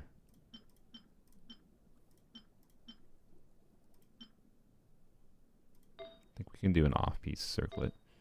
Well, maybe do an off-piece flower. Yoink this from Farina. Wait, then Farina doesn't have artifacts. Okay, I'm leaning towards MH again. Okay, what does this look like though? If I do that, and then this, what does this look like? Is this good enough for me to consider doing it? I think it is. Okay, you know what? I'm gonna do this. I think this is gonna be, since we're not getting advantage from the 2-piece bonus of 4-piece MH. I think I'm gonna go with 2-piece HP, 2-piece HP for Nilu, with the blue stick. Yep. I don't know if that's enough ER. It's probably not actually, and how much ER we have on her is gonna matter, but whatever. We're doing it for the fancy normal attack animations anyways. The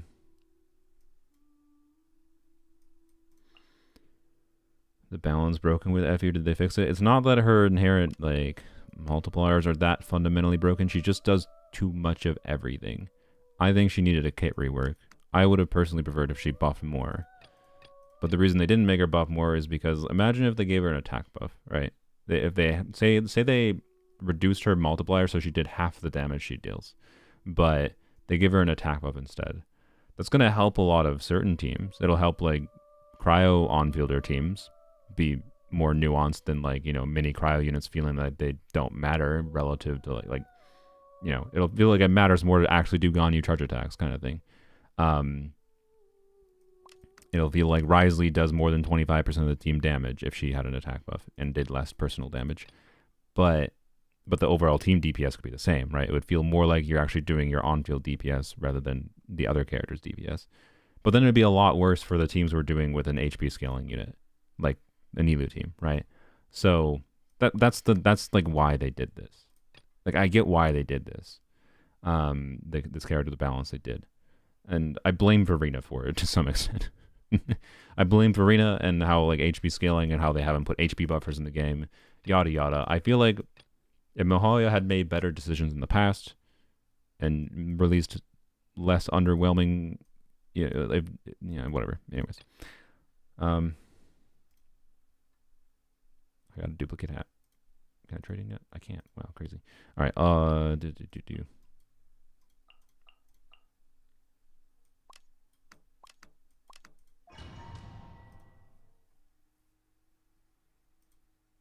Why would you use a Escoffier in a Muika team?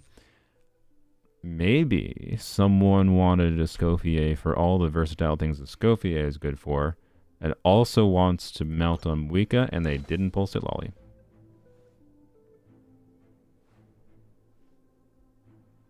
Maybe. I'm not gonna do that, by the way, because I don't want to play Muika. I don't want to play Muika, but you'll see shortly Controlled breathing. Escoffier is a melt enabler. She has the same cryo application as Sitlali. The only problem is, for someone like Muika, she's going to be a lot worse because she's not an outline unit. What am I doing? She's not an outline unit. By royal you asked for it. And she doesn't do red shred, obviously. So, like, obviously, it's not a question of is she better for melt. She's not really better for melt than Sitlali, obviously. She's not going to be better. But she is still an enabler of it, right? With high uptime cryo application that can enable getting melts, that does not require, you know, normal attacks or anything, doesn't require, well, there's no normal. There should be a, honestly, they should do a cryo synchro, but doesn't have circle impact, right? Rosaria, they have better uptime, yada yada, whatever. So, anyways. I think Escoffier would have a better balanced kit if they had done a better job with releasing units in the past that were Hydro or Cryo that buffed in different ways. But they didn't. And so many Hydro Cryo units are, yeah, anyways. Like, Farina is like the one buffer in Hydro and Cryo. and now Escoffier is too with the Red Shred buff, and like, I don't know. Yeah, Rosaria technically is, but who else? Like, Shenhe is, but Shenhe, even for Escoffier teams, is like not. She's not an auto include in every Escoffier team, obviously. So, anyways, like I'm glad Escoffier exists. I like that, but I think Escoffier represents problems with Genshin's balance, or things, decisions Mihoyo has made for characters to release outside of just Escoffier alone, right?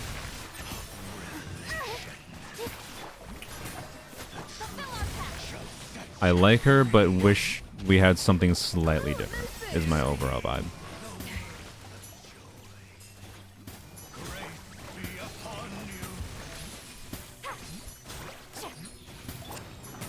By the way, C6 Bennett is better at getting to that shield.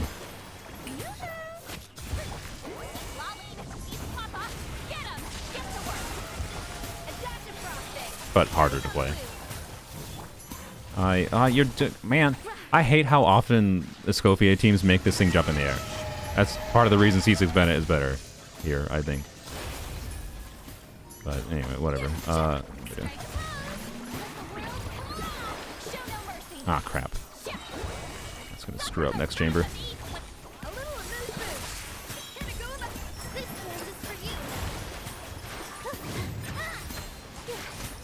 Wow.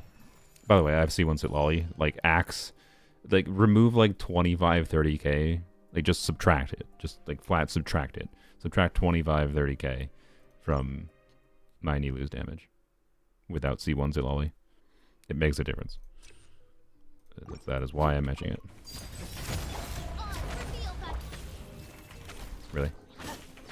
Justice will prevail. Control breathing.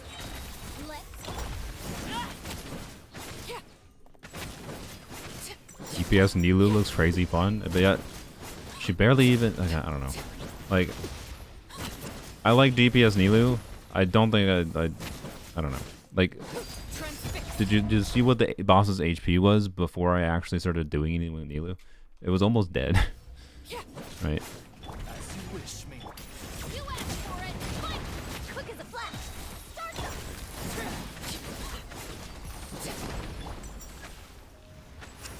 Like, I like DPS Nilu, but I think DPS Nilu is at its most fun with Vaporize Nilu. It's not stronger. That's not what I'm trying to say. Like, I think wheelchair Nilu Escoffier teams is gonna be stronger. Just like you know, every Electro DPS's best team is Muika Bennett's Lolly, right? Every Electro DPS's best team is Muika Bennett's Lolly. It's stronger. Is that the Electro DPS contributing a lot there? Because quite frankly, I think it's the same thing. The difference is people have a perception that it's more freeze because it's just Hydro and Cryo. I don't know. Like,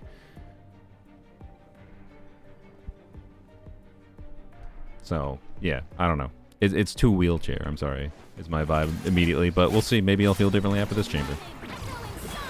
At least we'll get some vaporizes, because the one dude. Oh my gosh. Wait for that die. Wow, look at that Nilu damage. I've gotten much bigger Nilu damage before on vaporizes. Because Cube Kajutsu is a ridiculous weapon, that's why. Wow.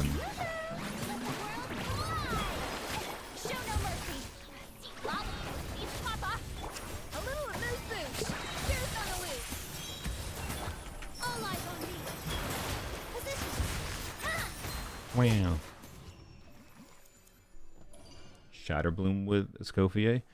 I didn't have it on the list. How could I not have Shatterbloom on the list? Oh, you're correct. Okay. Shatterbloom Kave. What is it? Shatterbloom Kave, Farina, Escoffier. I'm down for some wheelchair Kave. It's still wheelchair Kave. It's gonna be wheelchair Kave, obviously. But Farina, Escoffier, Kave. What do I put in the last slot?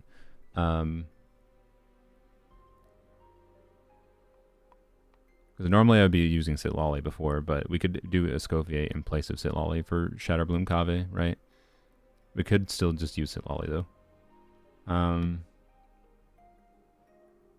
For shield comfort, right? Emily's not gonna do anything. Do we know if Escoffier is absolutely necessary for Skirk? That depends on your standards. There is a very big difference between Skirk teams with and without Escoffier. But Skirk can still have like 60 to 70k DPS teams with like 4 stars. Escoffier is not a 4-star. So like, can you clear the game's content with 60 to 70k? Yes. For reference, Chamber 2, this Chamber 2 that we just did, is the highest DPS check they've had in the game ever. And that... and one, it's arguably for some, depending on your account, might be easier to do Chamber 2 than Chamber 1 because of Chamber 1's annoying shield mechanics, right? Just depends. So like, there's more nuance to it than just DPS is my point. But it's like a 44k DPS check. Skirk's like free-to-play teams, whatever lowest investment teams with 4-star characters, are 60 to 70k. That's a comfortable enough window that like, Skirk is not going to struggle to clear in this abyss, right? We're not going to play in this abyss, of course, specifically with Skirk. So that's why like I'm fine with Skirk's balance. She in her non-Escoffier teams, she is not up to the par of like the power level of what like some other units are, I would say, but she has teams that are available with 5 stars that reach the power level that you would expect of current DPSs.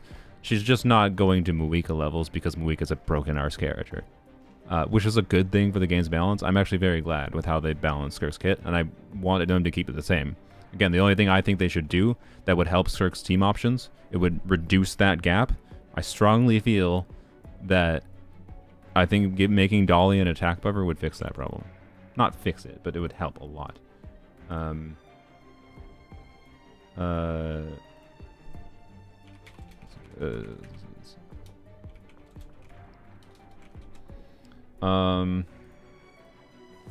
Sorry, I was actually checking my messages from Flip. Let's see. They were asking what team specifically. I'm just going to tell them. Well, okay. I will think of specific teams later, but higher investment Farina FE1 as well as low investment 4 stars only. Anyways, that's my theory, and I'm pretty sure Calx would represent a confirmation of that theory, where having Dahlia be even just like a 600 attack buffer would substantially help, is my theory. bridge that gap with non-Escoffier teams. And that's part of the reason I was like, I like when I had that thought before we heard what Dahlia's kit was, I was like, oh, Dahlia being an attack buffer could solve my problems with many Escoffier teams, particularly with cryo DPSs. But no, attack speed.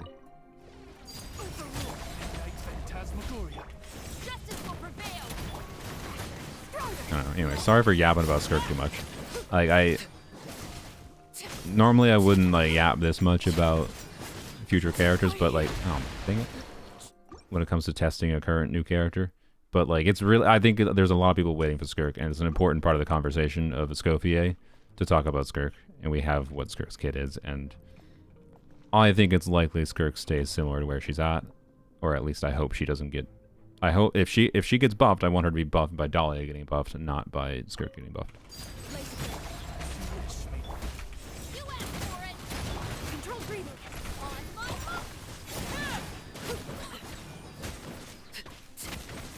We're gonna do this. Try buff. Just chill for a second. Ow. Stop it! Stop it! Oh my god, how much buff did I just lose by getting hit twice?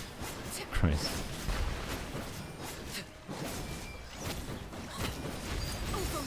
It's actually funny to me. I almost feel like I'd rather, as stupid as it is, I think I might switch to using the DAI team.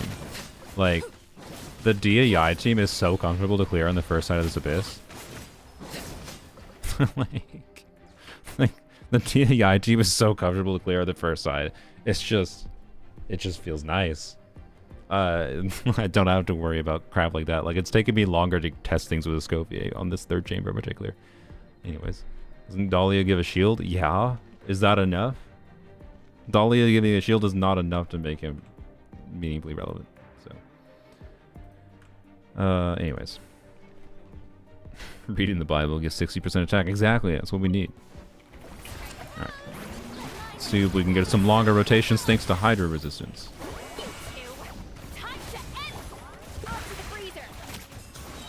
Okay. Yeah, I definitely like having an ER timepiece on her. 54k. Wow. Oh, we're not lining up with that properly. Oh, save her burst.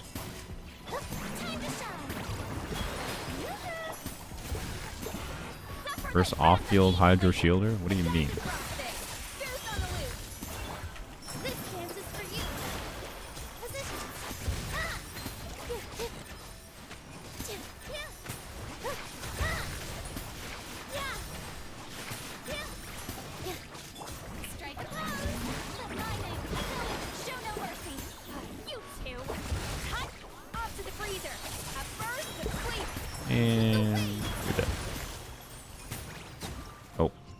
There you go. I think that was Nilo that killed the delayed hit. Man, I didn't hate it, to be clear. I don't know. For whatever reason, like, that doesn't feel like Nilu's contributing as much, because I think it's a problem in the, like, the burst thing versus like Mualani just immediately jumps on her skill and starts going. I don't know. And Mualani has her whole gameplay of you don't do much while you're running. Like, your gameplay is running into the enemies to build up the stacks and then doing normal attack. I don't know. Something about the Mualani aspect feels like it works much better with this than something like DPS Nilu. And I feel like DPS Nilu is much more enjoyable to do Vaporize Nilu. But again, it's nice to have team options if you just want to play DPS Nilu. And quite frankly, I think the reason to get Nilu nowadays is not for Bloom. I think it's because you just like Nilu and like her animations and want to do DPS Nilu. So having more team options is good.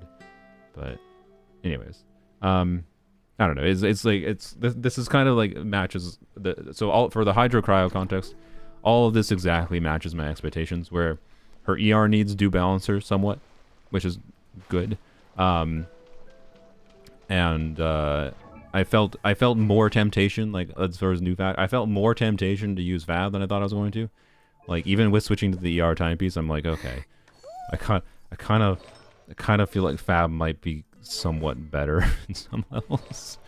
We'll see if I feel the need to switch her off of are onto Fab in some of these next teams, but the overall Hydro Cryo specific teams, so her fully restricted teams, is about exactly what I expected. Where it's a wheelchair team format, right? It doesn't feel like the same as Chevre's teams, where you feel like you're crafting a team and have to care about the mechanics of anything. It's just raw damage amplification. Like, yeah, a lot of Chevre's is just raw damage amplification, but you like have to think about Chevre's in a way that I think is generally a lot more engaging. And again, it has to do with the teammates that exist for Chevre's teams also just have more nuance because of the types of pyros and electros they've released and how their kits work compared to the types of hydros and cryos they've released, right?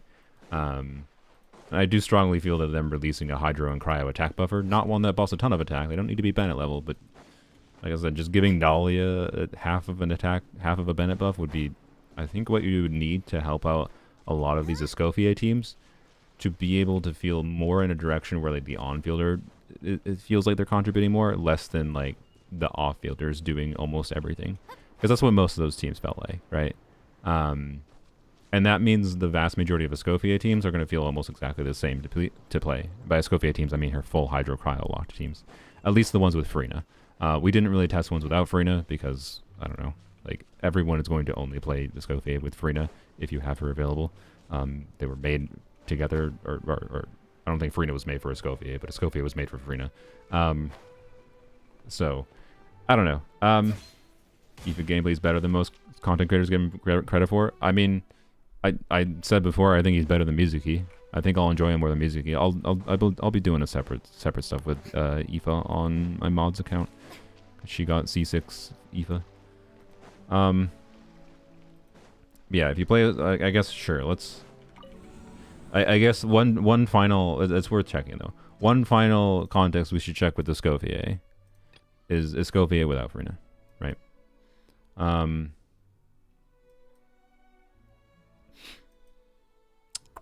I don't know. Any ideas? What do people want to see with Escoffier without Frina? With still a full Hydro Cryo context, to be clear. Make a DPS coffee. I'll probably do a separate video on that. Like, as far as video ideas, I don't know if all these are going to become videos for sure. Video ideas that will not necessarily focus specifically on Escoffier, but maybe use her at least in the video somewhat.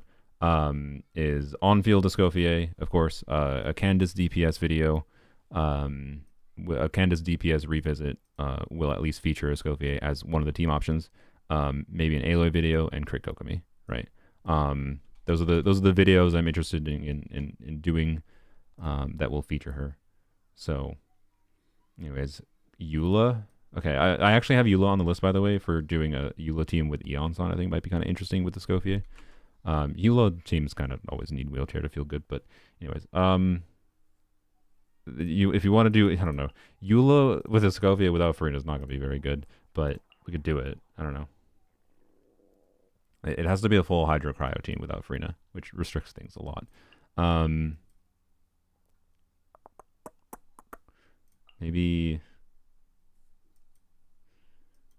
we do.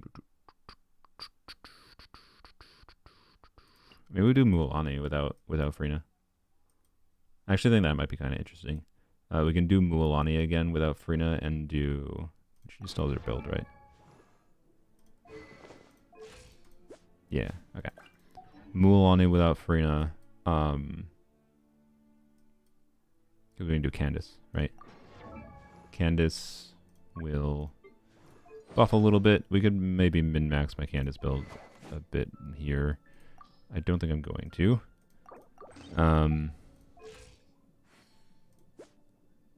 Yeah, I just want to make sure she can burst consistently. I could probably get her to have more HP than this, but it's fine. Well,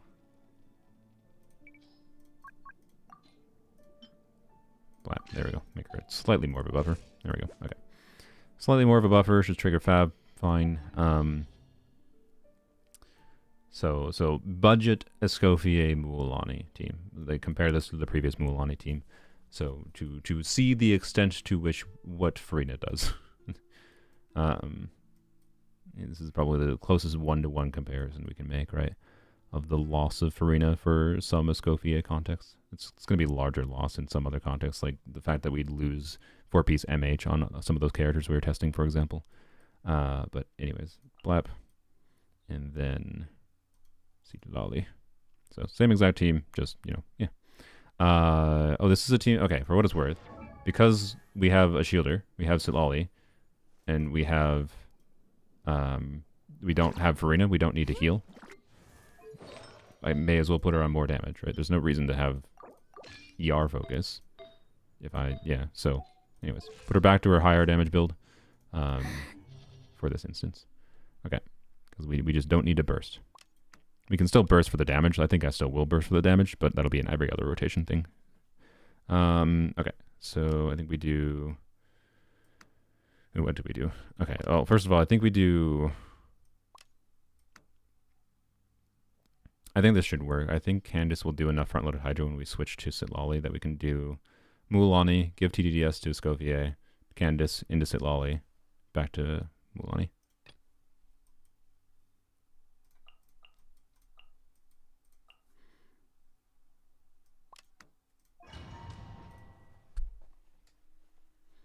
Make a schedule for your different accounts? Not really. Currently, I just have an EU and NA accounts.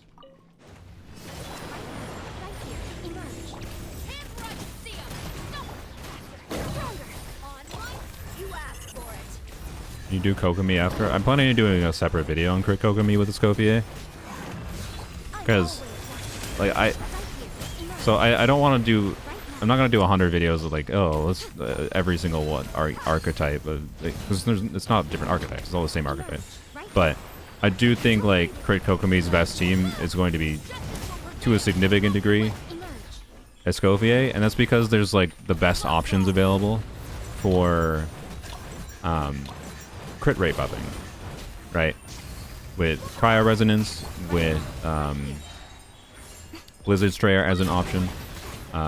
With the whatever, right? Like, I've done Crit Kokomi in the past with like Vaporized Crit Kokomi, but like you inherently have less crit rate buffs without like something like Cryo Resonance going on, and you have Rosaria available even for lower investment. So like, I think Crit Kokomi is actually very interesting to revisit with Escoffier, and then that can be like my video for Escoffier genericized utility for DPSing whoever on field that is a non-conventional DPS. Right, like it's not like I don't need to do a DPS Charlotte revisit and do Crit Kokomi. It's the same video functionally. So, point being, I'm gonna do a more in-depth Kokomi video. So I'm sorry for making you wait, but I'd say you're just gonna have to wait. I suspect it would perform similarly to some of the other Hydras we used here. So you know, Miyabi, Escoffier, Farina, yeah. Is there enough anomaly application from Sitlali or from Farina and Escoffier? Probably. Anyways, yeah.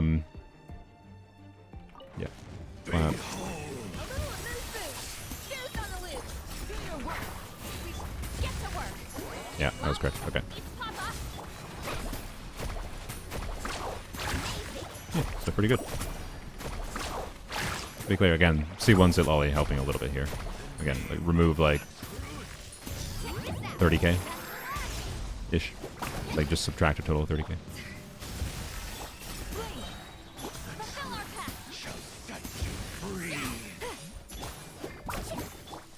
Makes sense. Just do normal attack from Sitlali.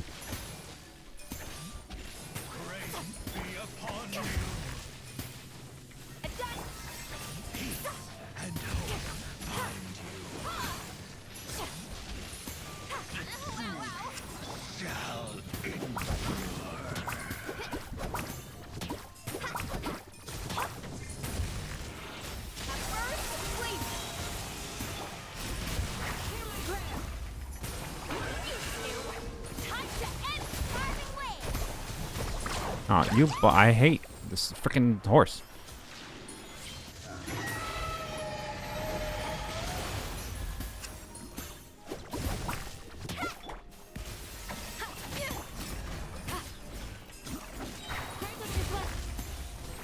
Oh no, I'm not gonna burst onto the Ollie. No, I refuse.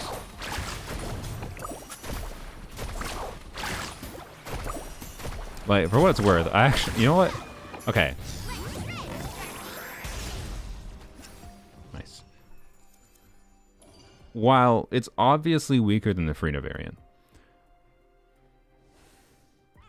I've said before many times, part of the problem with Escoffier is Farina. The burst actually hit. Yeah, it wasn't going... Dude, that was not surprising. Anyway, whatever. Sorry. It's possible that could have missed by, like, depending exactly how the enemy moved, but, like...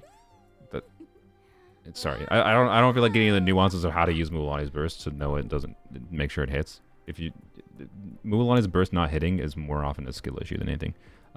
Sorry. What was I saying? I like this team more than the Frina variant. Well, going out. Is there some Candace bias contained within bias? Yes, maybe, but also it's an effect of like not having like. I also tend to find teams that don't have too much cinematic impact going on with too many 5-star animations more enjoyable, and like a lot of Escoffier's teams felt like that, right? Where I was just doing Freyna burst, Escoffier burst, whoever's other burst, and like this team, it's like yeah you can Escoffier burst, but you don't even have to if I don't want to, and it much more feels like we're relying on Mualani's damage here compared to the other team variants, which is not that surprising because Farina damage contribution plus Frina buffing Escoffier makes that whole formula be much more weighted towards them, like whereas the damage contribution in this instance was much more weighted towards Mualani. So, you know, I like this non-Farina variant for Mualani better. I don't think that's going to be the case for everyone. Like, not being able to use 4-piece MH on some of the other units is like a significant downside kind of thing. But at least the Mualani variant, I like more without Farina, personally. It's still strong enough for me, you know, that I'm fine with it. Like, and I would have cleared there without having C1 Zitlali, I'm like 90% sure, but, you know, would have been a little bit harder, of course. It would have been closer. Like, I would have had to maybe try a little bit. I'm still using a DAI team on the first side. Like, I don't know. I could have used a better team on the first side. The team that people are more likely to use. So I don't know. Anyways. Nothing lasts forever. Right here, right now, right here. Final warning. Look alive. I move. Control breathing. On my. Right now, right here.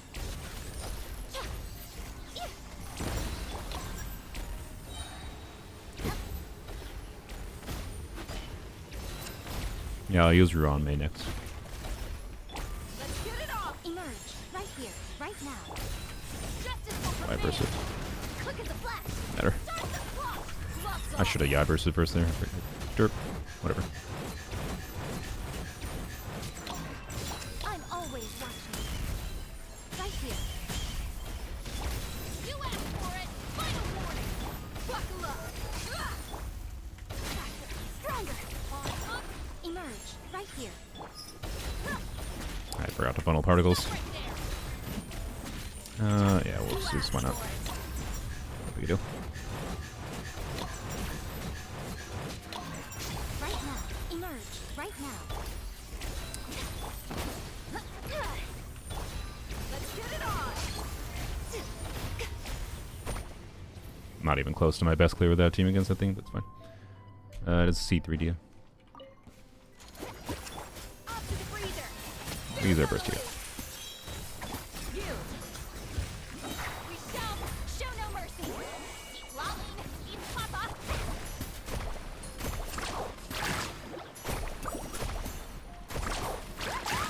Oh, nice. That was actually like perfectly done. I don't know why. A little of this boosh. Do your worst. Okay, apparently Candace might need more ER for complete comfort, but I don't think it's that much of a problem. Freeze him? Alright. I know we sacrificed a skill doing that potentially, but that was a purposeful play. Ah, crap. Get to work. Weob, definitely more tricky without Farina.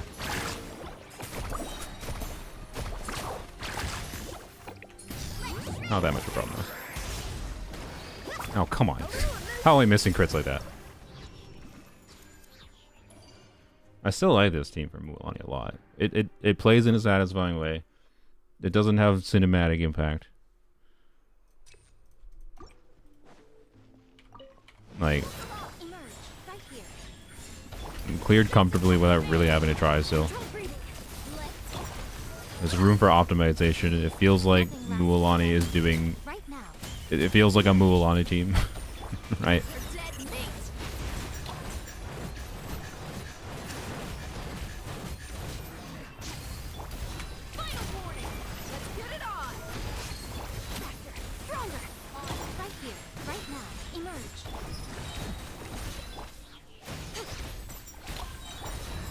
Timing's a little scuffed here, but oh well. I think Shepherd's buff might expire. Nope, good, good. Set it up. Oh, no, it did. Never mind, I lied.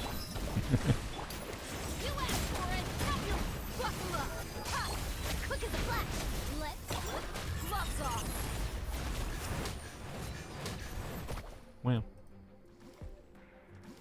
My Dia build, 4-piece war, cautious, 77.8 crit rate, 175 crit damage, 188 year. C3 on Beacon, Bacon, whatever, signature weapon. Alright,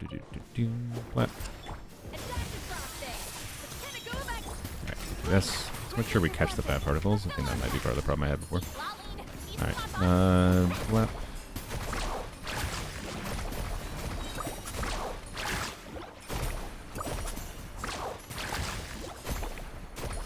Oh, we almost got it. Fortunate. Nice.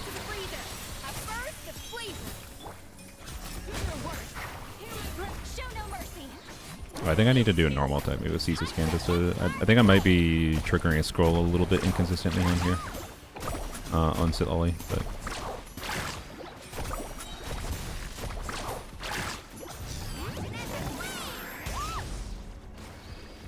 Nice. Just barely not enough.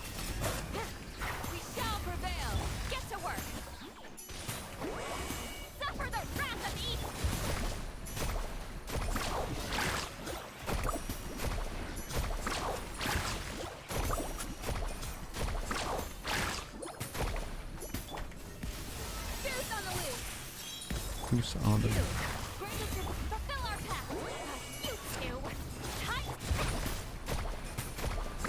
what? I like that a lot. I actually might play that more. That was fun. Yeah. Like, I liked the Farina variant, but like, it still felt like fundamentally the same as the other Farina Escoffier teams, right? But like, yeah.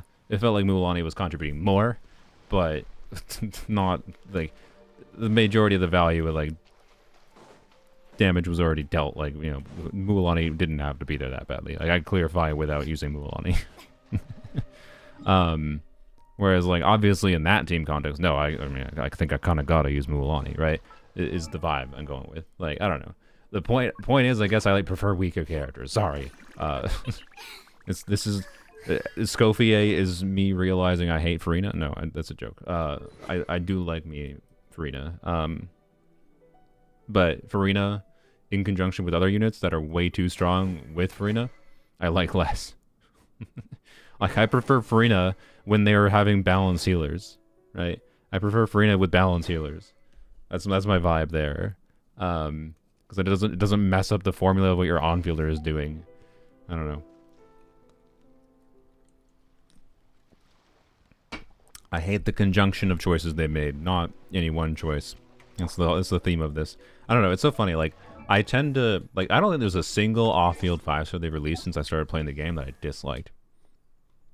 And I'm not saying I dislike Escoffier, but I have a number of specific qualms with their choices that led to Escoffier's existence, essentially. Like you, only regret the C6. The C6 is disconnected from my overall enjoyment of her kit. And like, she still stayed relevant to today. It's awesome. Yai, you know, do we need to talk about Yai? I mean, technically, I guess Shenhe is an off-fielder, supportive unit. So I'm talking about off-fields and supports for 5 stars. Is there an off-field supportive unit 5-star that they've released since I started playing that I dislike? I don't dislike Shenhe. I actually like her kit. I just think she's a bit undertuned, even in the context of Escoffier teams. But Escoffier, one of the cool things about Escoffier releasing is that she makes Shenhe more relevant, which is cool. So I like her, but a bit undertuned, right? I love Yai. Yai's kit is awesome. I use her all the time. Yelan, I do like her kit. I wish I didn't have C6, or wish I could turn it off specifically. We're not talking about 4 stars, a little bit more nuance of a conversation, of course. I don't know if you're going to count Nilou as an off-fielder. I personally don't. I guess if we're counting Nilou as the off-fielder supportive category, I think Nilou was a little bit of a flop. Pun intended, if you know what the pun there was. A little bit of a flop in my mind. I think they intended certain things with Nilou that didn't really work out in practice. She's too Nahida reliant, and there's too big of a difference with her 5-star weapon. And AoE Abysses, where her Bloom archetype is strong, don't really exist anymore, and that's sad. So, particularly as how the game's progressed. Yeah. On release, I liked Nilou. As time went on, no. So, Nilou's a slight flop. Nahida, still like Nahida. Wish I could turn off her constellations. Dia, I like a lot. Farazan may as well be a 6-star for how Animal is reliant on her. Farazan C6 may as well be a 6-star, that is. Baiju, again, in the context of Farina, I actually like. Pre-Farina, I didn't like. I thought he was way too undertuned. Baiju's release, and it still feels this way. Baiju's release feels like they were too scared of, making Baiju encroach on Nahida's territory. And I don't feel like getting the nuances of that. But, after Farina's release, his kit made a lot more sense, and I think they purposely balanced his kits to a significant degree around Farina's release. But now that they're releasing healers like Escoffier, it's like, really?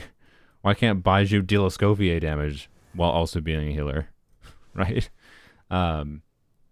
So, I don't know. Baiju's one I'm a little bit weird with for his 5-star supportive off-field utility, but I like it. I like what he does, but he's undertuned in the modern context kind of thing, and he felt underwhelming on release because of them being so concerned about balance that they didn't want him to encroach on Nahida. Or because he's a man, true. This is a 7-star character that I like a lot. Shan Yun I like a lot. Chiori, okay. Chiori I don't like. I think they failed with Chiori. So, this one I think is just an abject failure. She's grown slightly with new character releases, but not substantially. And in a post-Escoffier world, she should have had team-wide healing and Red Shred built in her kit. For how restrictive her full kit utility is. If she's going to have the restrictiveness of a Geo construct required, okay. Give her Red Shred and a freaking... anyways. In the context of how they balance Escoffier, Chiori should be buffed.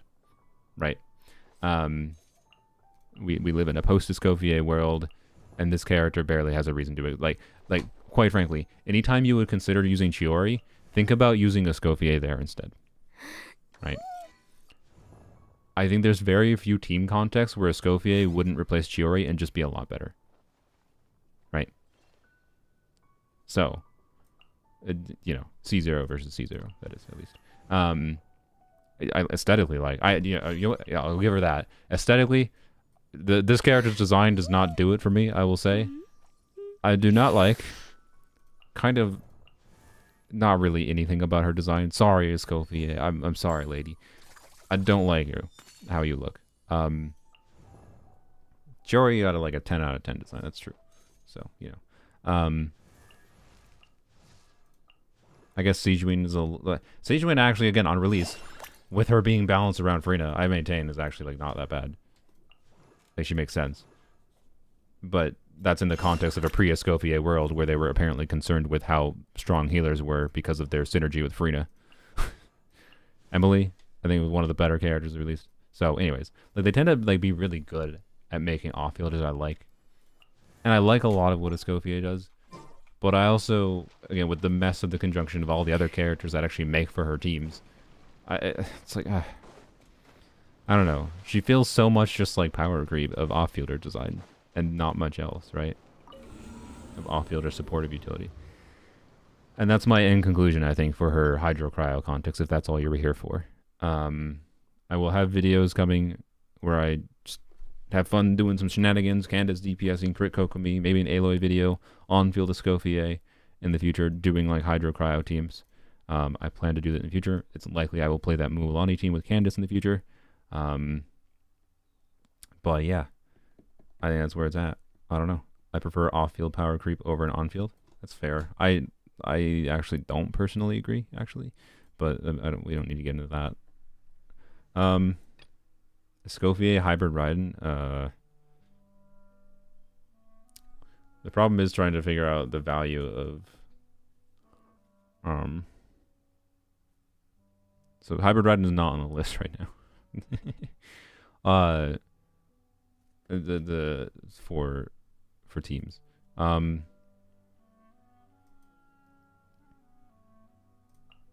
But so like, what if I do?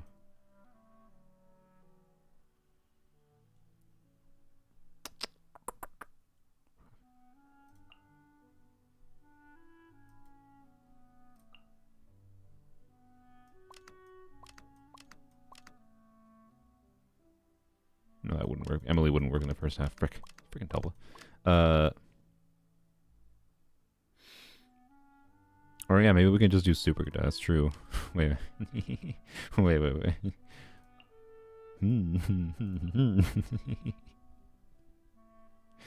I don't know if she applies enough cryo for this though. I think Raiden's gonna official would cause a problem actually.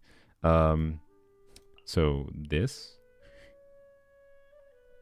All right, sure, fine. This was not my intention to start with this, but I guess this is great. We're already getting distracted. I have 100 different teams to test that are not Hydro Cryo teams, and you're already distracting me with something else. Wonderful. All right. Okay. Put her on this circlet. Okay, so this is Hybrid Raiden. Build her with EM. Staff of Scarlet Sands converts EM to attack, so Raiden can actually get way better burst damage than you might expect on a double EM timepiece, EM goblet. Right? There you go. So this is the overall build. Trust me, it's better than you expect. Will this team actually be better than you expect? I don't know. We'll see.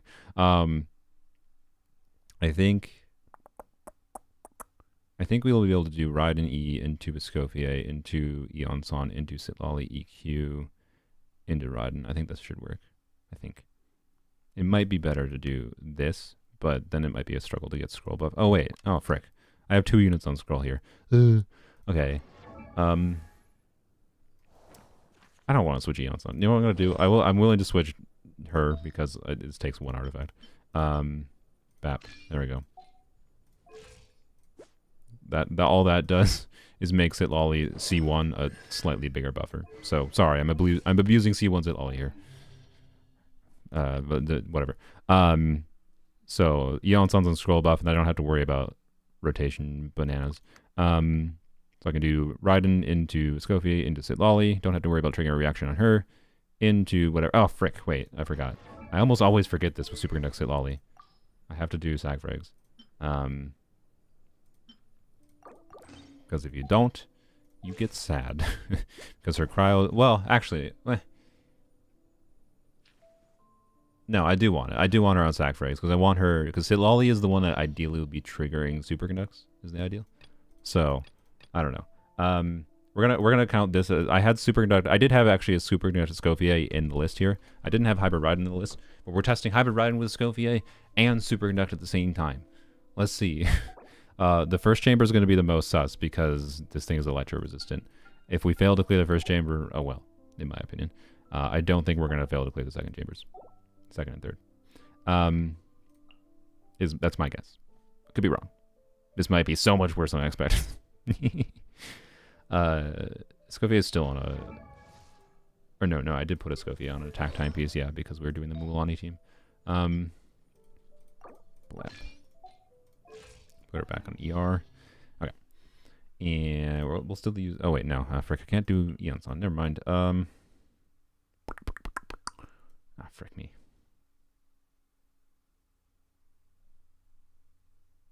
What? Here, let's do this team. 7 5-stars. Don't worry about it. Not you. Well, actually, no, you. Yeah, good. Okay. This is not gonna. Well, it should be fine. I don't know. I don't know. We'll see. We'll see. I don't burst on Wega, so we'll see. Emily's not gonna work properly for the first and second chamber, but yeah.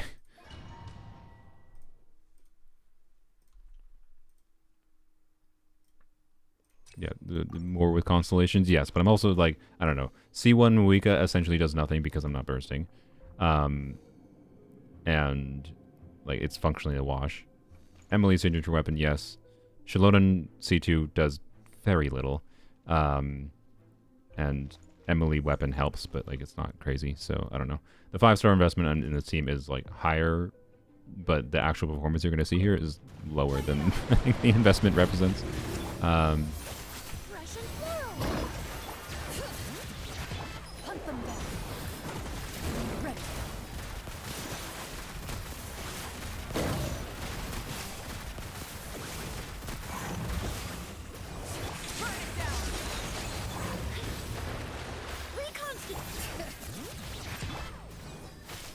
Into the shadow.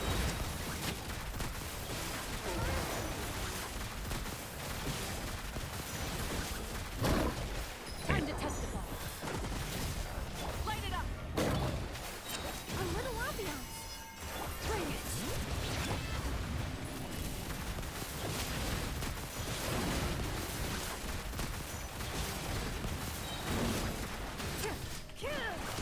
Oh, yeah. Shoot on sight. Burn it down. Move it. Like, it's funny how that team is like has constellations that are not insignificant, but it also makes almost the least use of the constellations. I could possibly, I don't know. Anyways, let's see. We got 2 minutes. This one's gonna be tricksy. I very much suspect.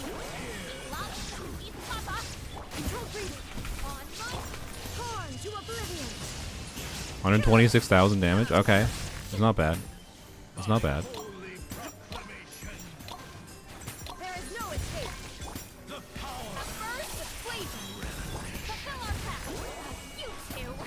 Time to end them. If we have time, I'll test Kokomi later, but I don't know why I did Giants on there. A bit dumb. That might actually cause a problem.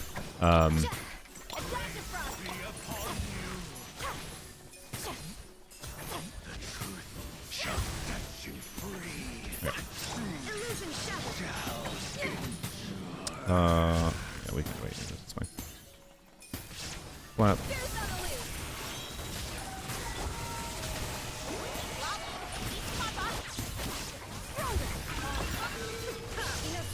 I maybe should have waited to do that. I don't know.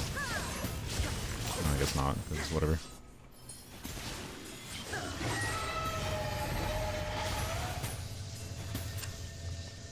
Oh, what? Frick you. God dang it. Okay,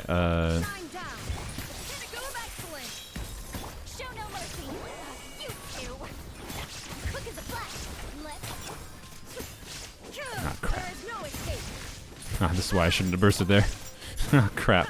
We might have to redo. I think I can clear. I just might have to redo. You're freaking electro resistance. I think we have to play a little better. Yeah, okay. Safe to say for this chamber, I do not recommend this team to most players. I think it'll be fine in the next chambers. That chamber is just like a terrible situation for that kind of team. But anyways. As far as Kokomi goes, yeah, I just wanted to move on to testing full Hydro Cryo teams with Escoffier. I mean, the stream is 3 hours long already, and I have only just gotten into testing whatever. So, I've been spending too much time yapping, honestly. More time already than I maybe should have spent on her simplest teams.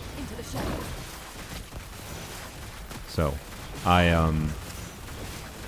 it's fine. That's like how most people are going to use her. So I needed to do that. Why did this happen again?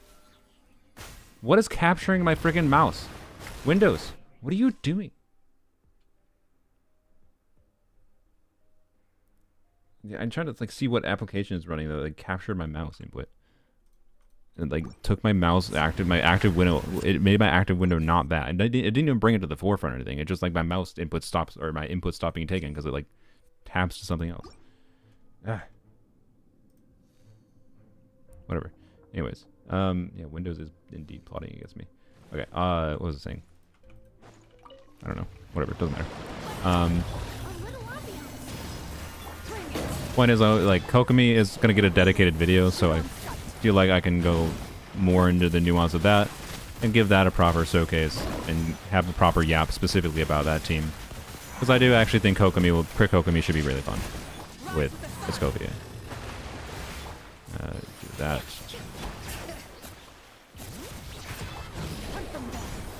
Okay, by the way, C2 Shalundin does help me burst more on Chlorine. I don't think I have enough ER to burst consistently without. But that's you know, whatever. Okay, that was a skill issue. That was me yapping.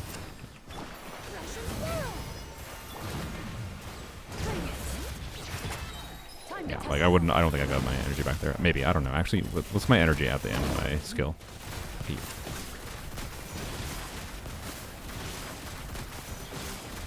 Actually, I don't know. My energy situation is not that bad, but so I don't know. Point is, C2 Shalana isn't doing nothing. But like, it's funny. I think the constellations help there, but I don't think they fundamentally are needed, kind of thing, at all for that team in any meaningful way. And I've seen it played without the constellations, so yeah. Anyways, to be clear, the constellations might help me in this instance with with trying to clear with this janky team on the second side, especially with this chamber that is not ideal for these enemies.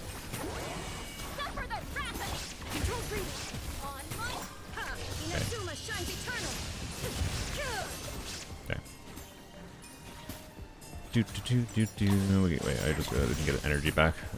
That's...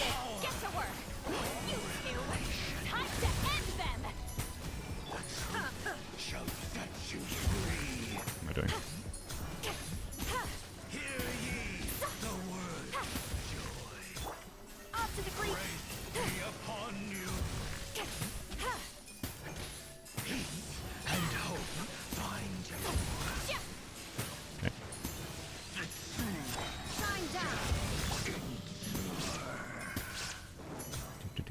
It would be really nice if we could get it not to go up in the air, but it's probably going to go in the air.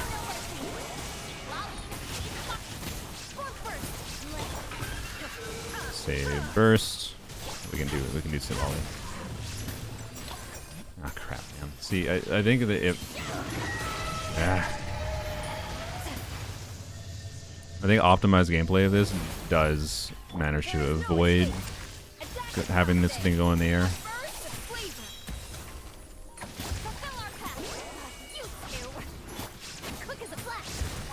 And we might have to do that to actually... Yeah, see, this thing has too much electro resistance. Okay. I'm not gonna try to 3-star this. I think I can. But it's not even worthwhile, because it's just too much of this boss's specific resistances.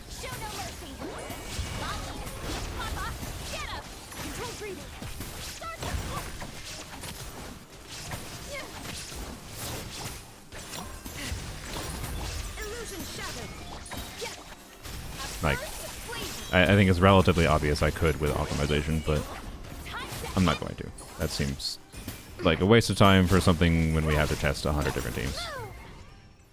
Right. That's fine. We can show the team working against not highly terrible enemies for that team.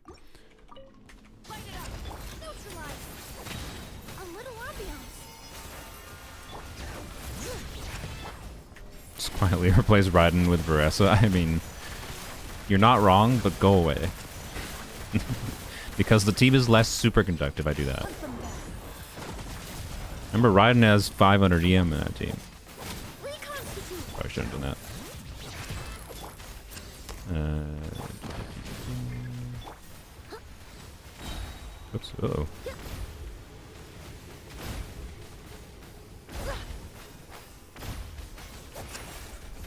I should have used her burst maybe. Well, I don't know if that actually would work. Be using weak AE though, I guess. Loaded.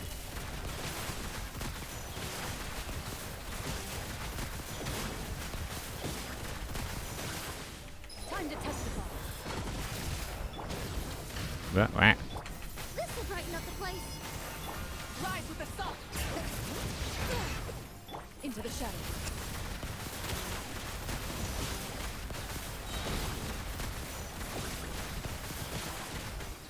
Hunt them down. Full throttle. Full throttle. I'm not gonna use her burst. Ready. Not bad. Alright. See if I'm correct in my confidence that it will clear in a more normal confidence context. Excellent. Ow. Suffer the wrath of evil. Quick as a flash. Start the torn to oblivion.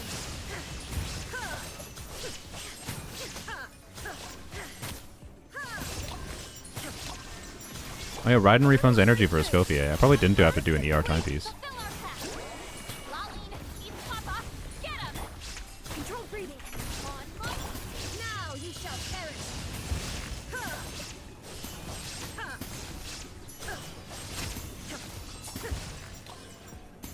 Illusion shattered. Goose on the loose. Show no mercy. I did realize a problem. Way this is a burst reliant team, and the way be the way Breather.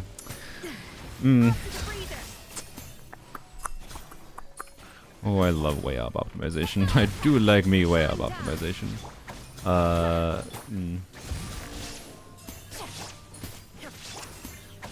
Can we clear anyways without having to optimize way up? A burst of flavor. Suffer the wrath of Eastling. Show no mercy. Oh, I forgot I had sack frags this whole time. Oh my god. Stronger. Inazuma shines eternal.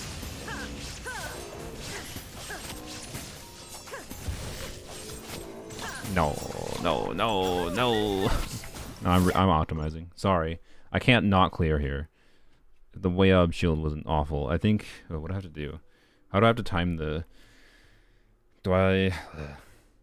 As stupid as it is, I think the optimized way to clear this is just to not ride and burst on the stupid creature. The pyro creature. Which feels lame, but I think that's the way to do it. Light it up. Neutralize. A little ambiance. Why didn't burst? Whatever.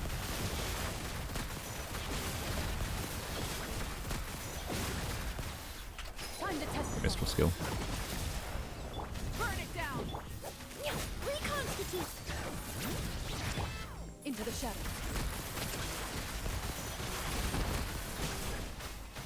Oops.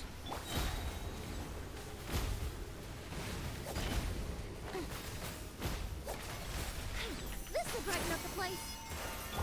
The human brain's so interesting. Like, I've gotten so good at climbing that pillar with either the chibi model or short female or short male. Like, I barely have to think about it anymore.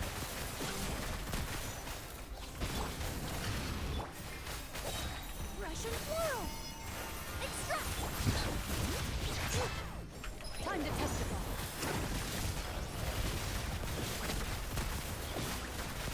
I haven't got out of my way to like practice or anything. I just, when I'm playing whatever teams, I do it. Rise with the sun. Neutralize. Bring it. Just by nature of forcing myself to do it, I've gotten a lot better. at doing it. But, yeah. How you're not dead? There you go. Okay. So, we'll see how the everything lines up here. But Pinnacle excellent. Show no mercy. Lolline, eat Papa. For first. what? On mark. Torn to oblivion.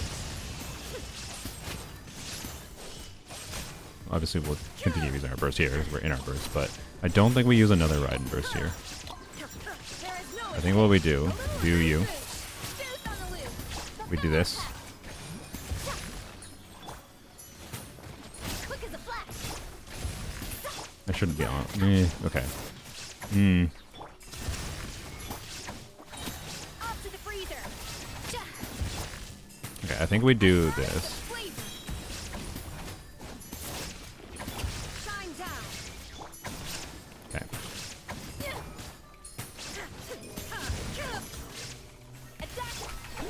I need to. Oh, no, crap. I should have just ride and bursted. Way up optimization. I love way ups. I just realized I maybe could have actually cleared the shield if I'd been better. Okay. Way up optimized. Bongo cat. Duplicate hat. I should be able to trade now. Yeah, let's go. What do I get? Oh, birthday candles. How exciting. We'll keep the chef hat on them. Okay. Well. So, does superconduct work? To be clear, this is not true superconduct for what it's worth. This is just like superconduct as an incidental form of additional damage in the team. And doing electros and cryo, which is funny. True superconduct is like, in my opinion... Nope, I failed at it. Oh, I failed at it. I was saying. True superconduct is, in my opinion, something more along the lines of Escoffier, Sitlolly, either kooky or official. Depends on if we can keep underlying electro all the time with official, then official. If we can't, then kooky. And then an Animu unit that can either sucrose or cosmos. Because they can infuse electro most likely in their bursts, and that means their burst damage or their burst does some superconducts, right? And they buff superconduct at the same time. That team is only barely buffing superconduct, right? So like the superconduct is not our real focus of this team. This is a fake superconduct team. This is a more memey team than true superconduct, in my opinion.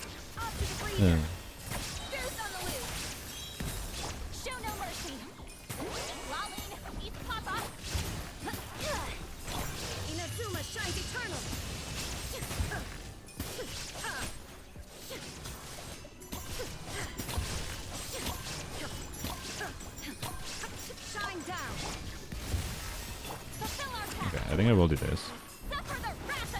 So I think I'll get my energy back. Same thing with you. And I do this. Yeah, okay.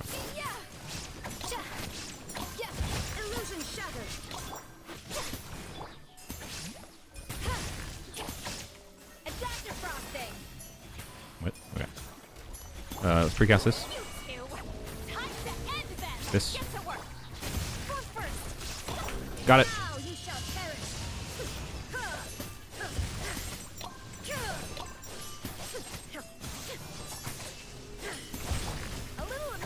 Oh god, that was so close. Oh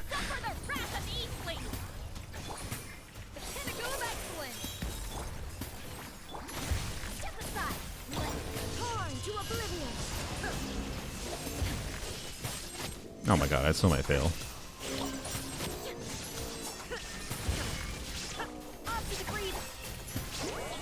Oh crap, man. Oh crap. Dang it. Oh crap. Alright,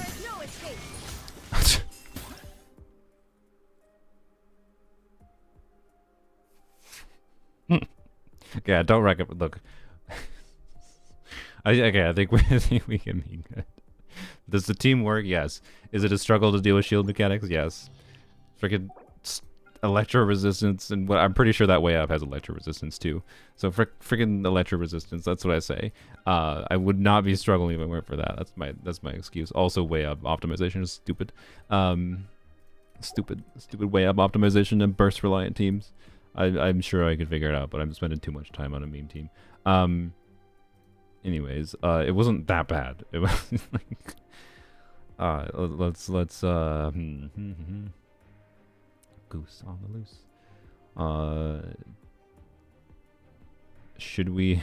Okay, so most of the teams I want to try are not comparison things, because I don't want to get too lost in the weeds of that. But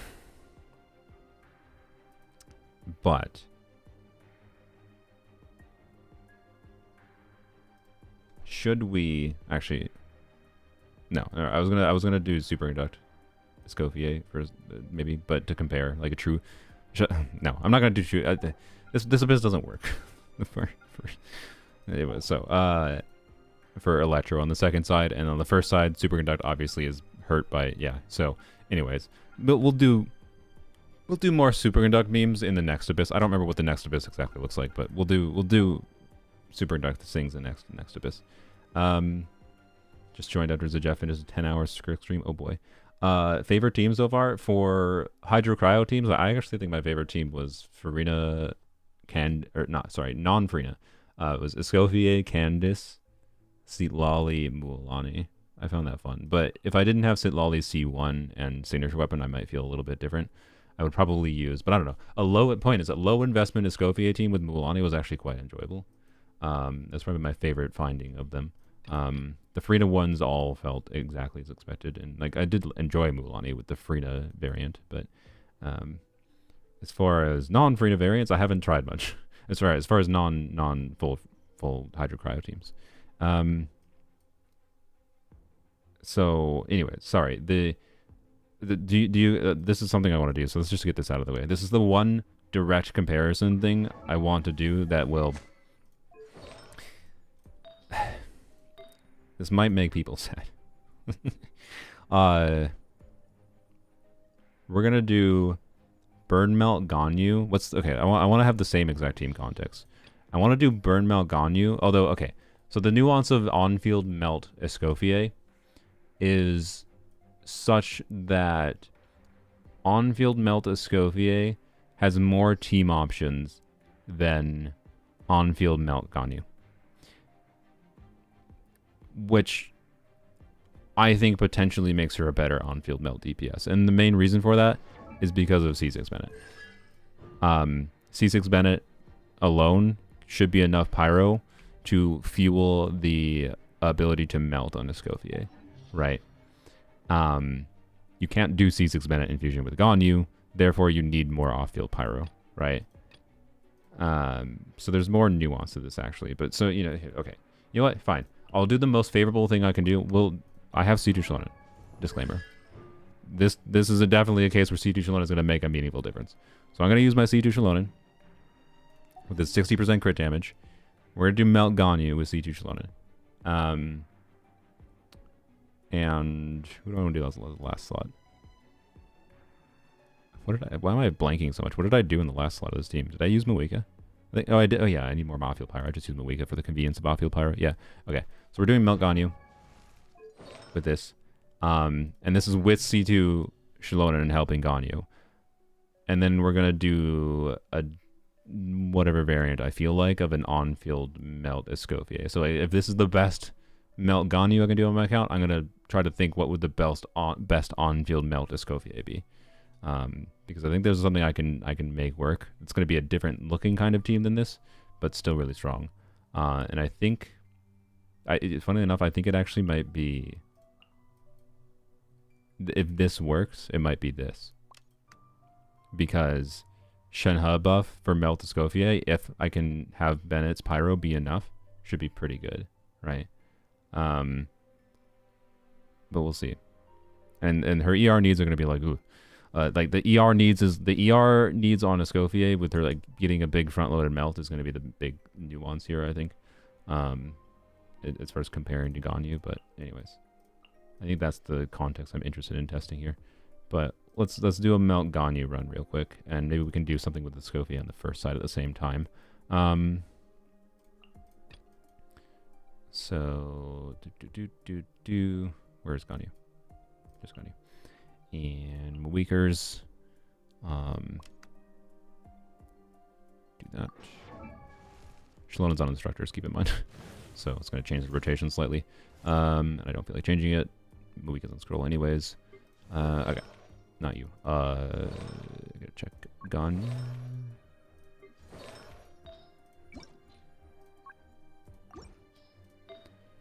The cryo goblets.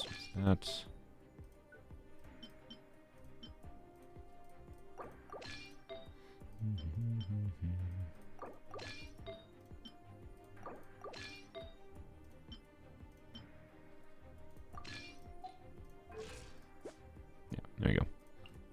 Very good Melkani build. Okay, Escoffier. What can work in the first half? Looking through my teams. We tried Chaska Escoffier. Because one of the things I'm interested in checking with Escoffier Chaska is non-Farina teams. So funnily enough, this might seem weird, but C6 Chevreuse gives Pyro and Electro damage bonus. So something like this, unironically, is not a joke.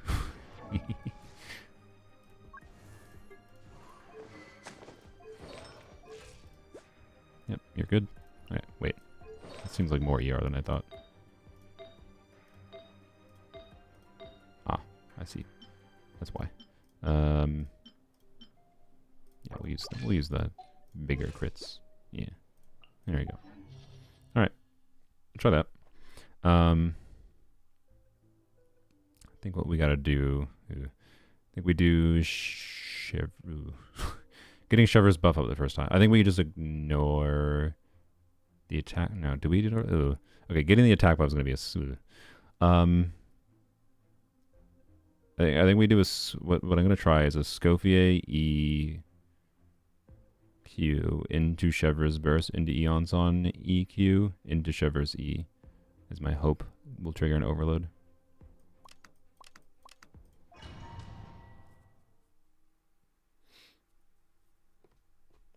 And my hope is this Chaska team feels pretty good because I think Chaska's most annoying in her non-Farina teams feeling relatively bad. So, yeah.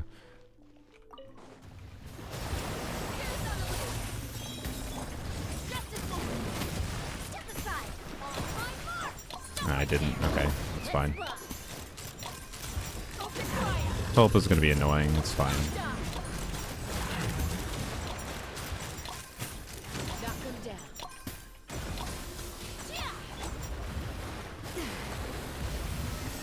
What? Oh, hello. Okay. We did trigger an overload, so now we will get the buff. We'll get the attack percent buff, that is. You know what? Let's do this. Now. Oh, that was bad. Okay. Let's redo. Let's redo. Oh yeah, maybe I shouldn't burst with Escoffier. That's true. Yeah, unless I need to heal. Let's try that. Hey, we got it that time.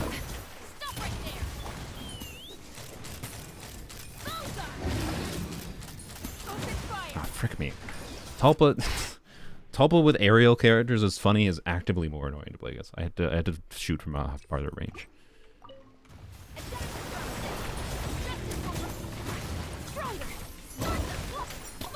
That was bad, but yeah, messed up things a little bit, but it'll.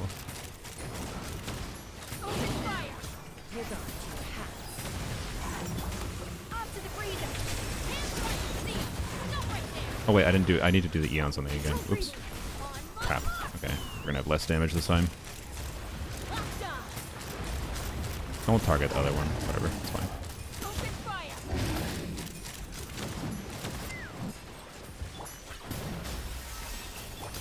I don't have energy. Frick. Oh, I do have an overload though, so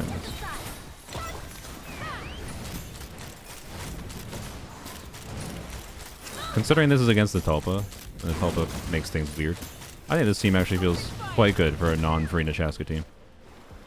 And Tulpa with Chaska is a little bit annoying in a lot of ways because of Chaska's targeting the small ones. Need to move for Eonson? Chaska moves. We didn't have really a problem keeping up Eonson buff. The only problem with Eonson's buff keeping up there was because I like dashed with Eonson once, for example. You can slide up Tulpa's head to be immune with Chaska. I've tried that before, and I wasn't able to get it, and I have given up on that forever, and I don't play Chaska enough to care. I'd rather just go farther away. But yeah, anyways,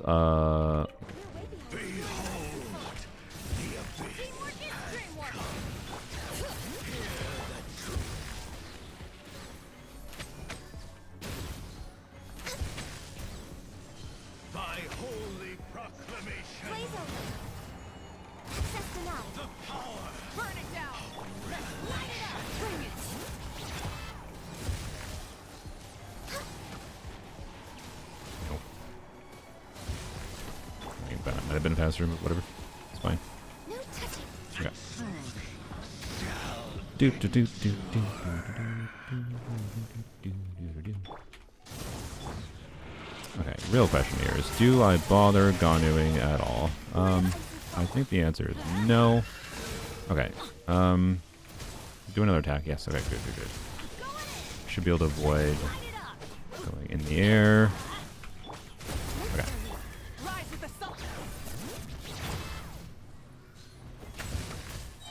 Ah, crap. I'm just gonna restart. Right, that was dumb. I shouldn't have done that. Whatever. You butthole. Oh, God. Okay. This is just Melgani problems. Which, Melgani problems is exactly why I, like, feel like... oh my God. Melgani. Melgani is just... This is the Melgani experience. I just... Like... Ugh. This is long overdue.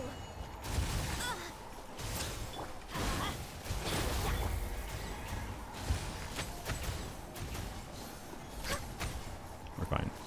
But we didn't do that much melting. It's the seahorse. It's the seahorse. Like, it's the seahorse versus Ganyu in particular, but it's the seahorse in general. And like, I suspect Melt Effie is going to feel better there because it's going to be less annoying to get melts on and whatever. Anyways,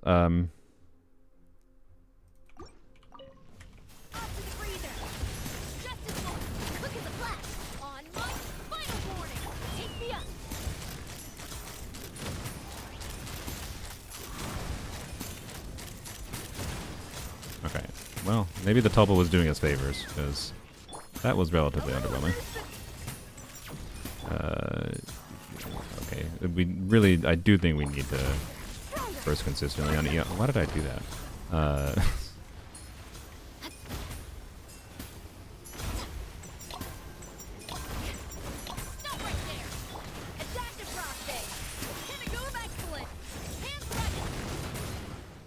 Well, that was dumb.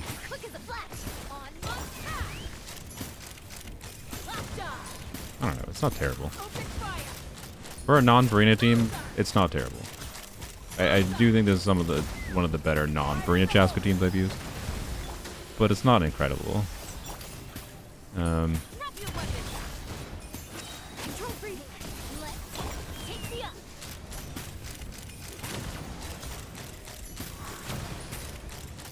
it's definitely worse than the Dia Yai team.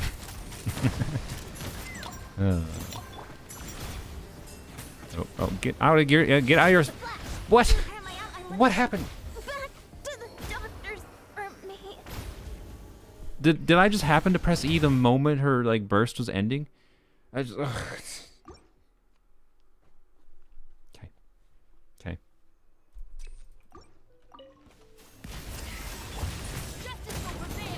Oh, great. I didn't get the attack pop up. Wonderful.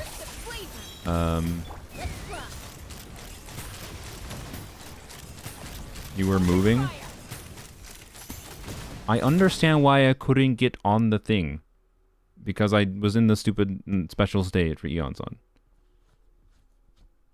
But I pressed E.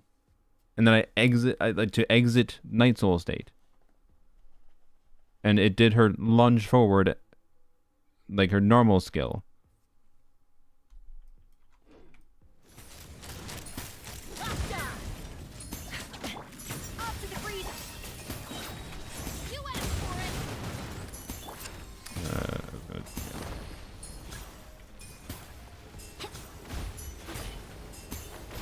It just ended? Yeah, that's a terrible timing situation then. Alright, this...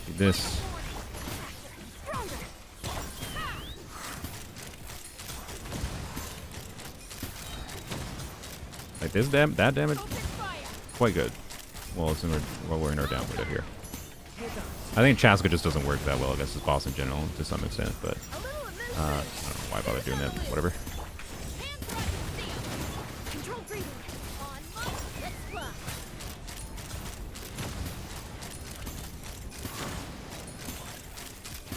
I don't know, it's weird. Chaska feels weird against so many enemies and different mechanics. Like, it's hard for me to get a vibe of this.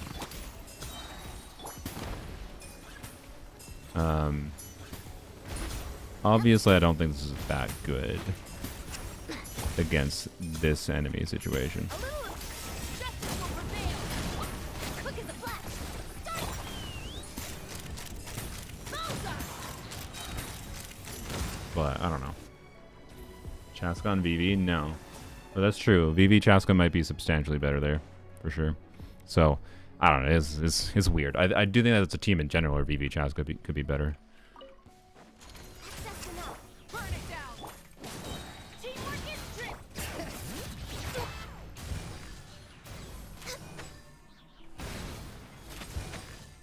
Really?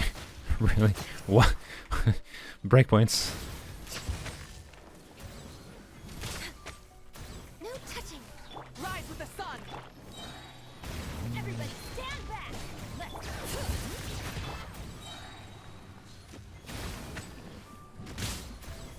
Yay for C1 Shalonin. How? How with both enemies is my at like a micro, like, oh my god, whatever. It's fine. burn it down. Going in.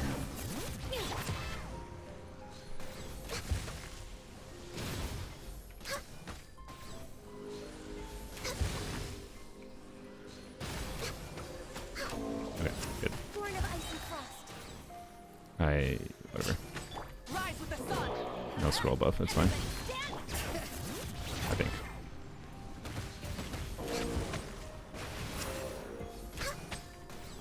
Didn't have Bennett buff. Oh boy. We're fine. Not even close. To be clear, that was not a good clear on the first side. Like that Ganyu clear was fine. Use a good team on the first side, and you don't have C2 Shalona, you're probably fine with that Mel Ganyu team even without C2 Shalona, right? But in my specific instance there, I probably would not have cleared without C2 Shalona for sure. Okay, let's just do this. Yeah. Stronger. Let's drop your weapons. Oh, what am I doing? Held normal attack before actually doing it. Okay, I thought Chaska was going to feel worse there, which is probably going to feel bad here. Yeah. Ooh. Ooh. Fire in the hole. Ow, ow, ow, ow. Okay, let's do this. Quick as a flash. Bam. You asked for it. No break. Got overload. Good. Something. Help. Focus fire. Again. Great. Wonderful. At first, the flavor. Well, I think Chaska's nearly impossible to evaluate in this Abyss cycle, unfortunately. Like, I can't imagine Chaska would be better on the second side for any particular reason. Against certain enemies, it'd be fine, right? This is just the problem with Chaska. Like, Knock them down. she just feels terrible in so many situations. I don't know. She's a very overworld-coded character. I think Chaska's value is a fun overworld unit. You asked for it. Let's climb.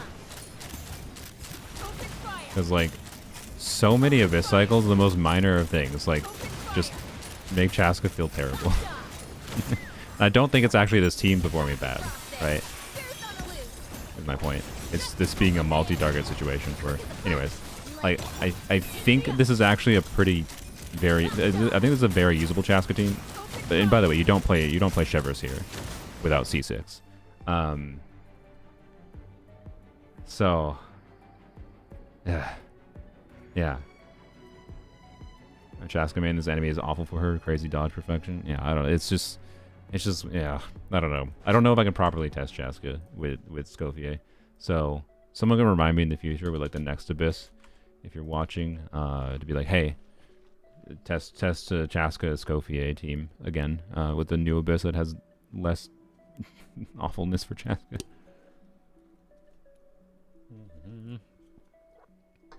I need to turn off fan, by the way. Give me a second. It's hot in the room.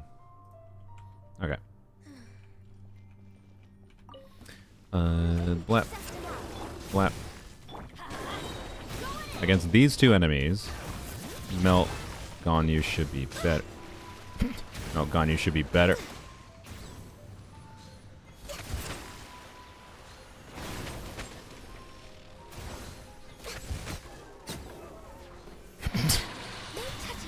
I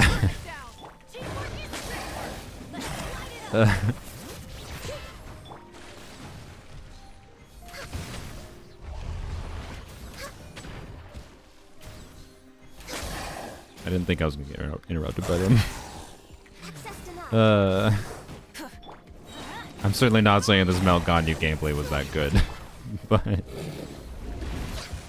Melt Ganyu has its struggles, right?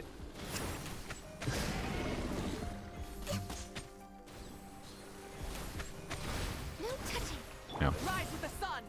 Let's light it up. Wait, did I not? Oh, I didn't hit with particles. Oh no, no. Okay. Well, I'm not gonna redo this chamber. I could have potentially 3-starred if I didn't miss my particles there. Actually, like that was hilarious, missing my particles there. I just oopsies. Wait, I don't have her E going anymore. Oh my god. Okay. This chamber was not a favorable showing to Ganyu. Even with as bad as the first side was, right? Obviously, there's so many teams that could clear the first side so much faster, and I would have, even with how terrible that gameplay was, I still would have 3-starred there, right? I failed because of my own problem, but also because I could have used a much better team in the first side, right? So, Melt Ganyu, clunky as it is, more than usable, but doing that as a baseline comparison of showing the like obvious struggles with Melt Ganyu.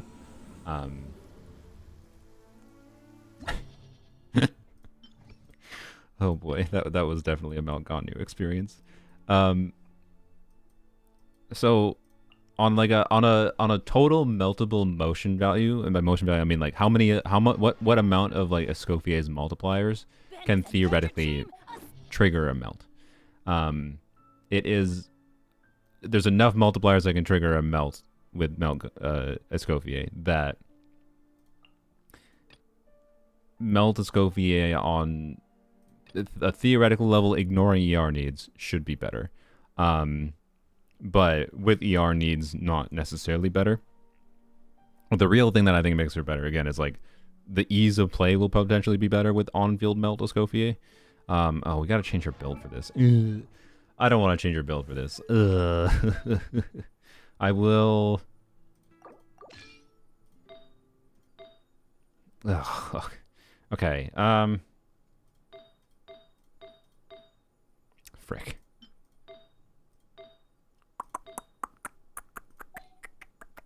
Okay, we can take a peek. What do I have in particular to help with like ER? Crit damage, like maybe because I can do like 2-piece. Well, is 2-piece even? Ugh. Okay, so changing our build is annoying. Frick it. We're just gonna keep this build, okay? 20 ER, 120 ER. We're keeping this build. Screw it. I don't feel like changing the build. Like, watch it feel better. It'd be better to play even with ER issues and whatever. That's what I'm gonna say. I will put Shalona on scroll though, because that just kind of makes sense. And the other team with Wika's on scroll. Theoretically, I should maybe put Shalona on scroll still, but yeah, whatever.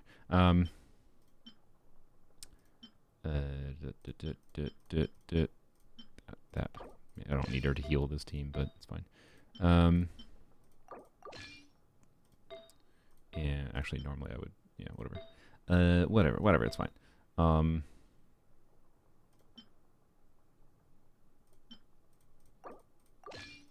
Blat. There we go. Okay. Yeah, you have like more than enough defense. You're not going to need to. Yeah, whatever. Okay. So C2 Shalona again, but you know we had C2 Shalona for Ganyu, so you know. Same factor there. Just main difference is, of course, we're doing Shenhe instead, and the idea is because Shenhe can work. Shenhe does not really work with other one because you don't have the Pyro application, but the idea is C6 Bennett should be enough Pyro application, right? We'll see. And I think the rotation makes sense to do something like... I think it makes sense to do like Shalon... Sorry, I think it's like Shenhe EQ into... Frick me. Yeah, no, I think this will make sense actually. Well, I don't know. The rotation might be weird. I'm gonna try Shalon or Shenhe EQ into Shalon E into Bennett EQ into U EQ, and then start doing like normal charge attacks, right? Yeah, take Ganyu's build. It's a catalyst build. It doesn't work. I mean, I could do Gladiate. No, Gladiate. No, it wouldn't work. Ganyu's build doesn't work for her. Anyways, duplicate. Wow. Okay. And let's just return to form here.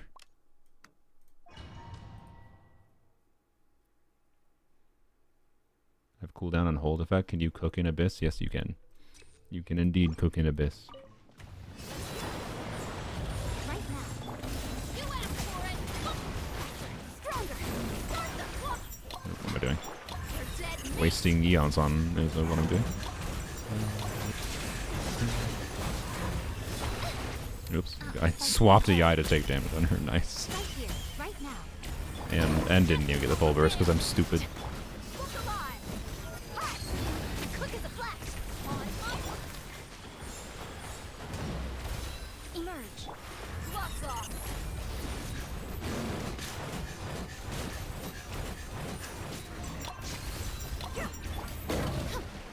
Drop your weapons. Buckle up. Right now. Emerge. Right here. I'm always watching.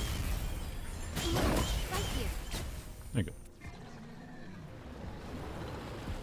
Escoffier impact so far, pretty good. I enjoy the character. Like, and I think the fact that things like this work, this is kind of shenanigans I like. So, you know, you can, if this team works, I suspect I will feature this in an on-field Escoffier video. Unleash. By ordinance design. Bring it. Everybody stand back. A little remove boost. A burst of flavor. Be with you.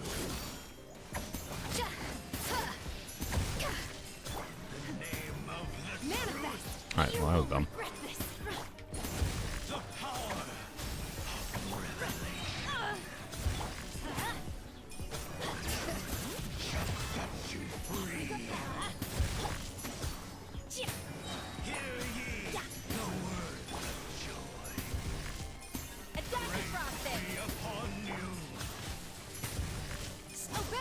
One thing I didn't think about is it would be really ideal to funnel particles from Shenhe, but also I actually think Fav Shalonen would be better than her signature weapon here because energy needs.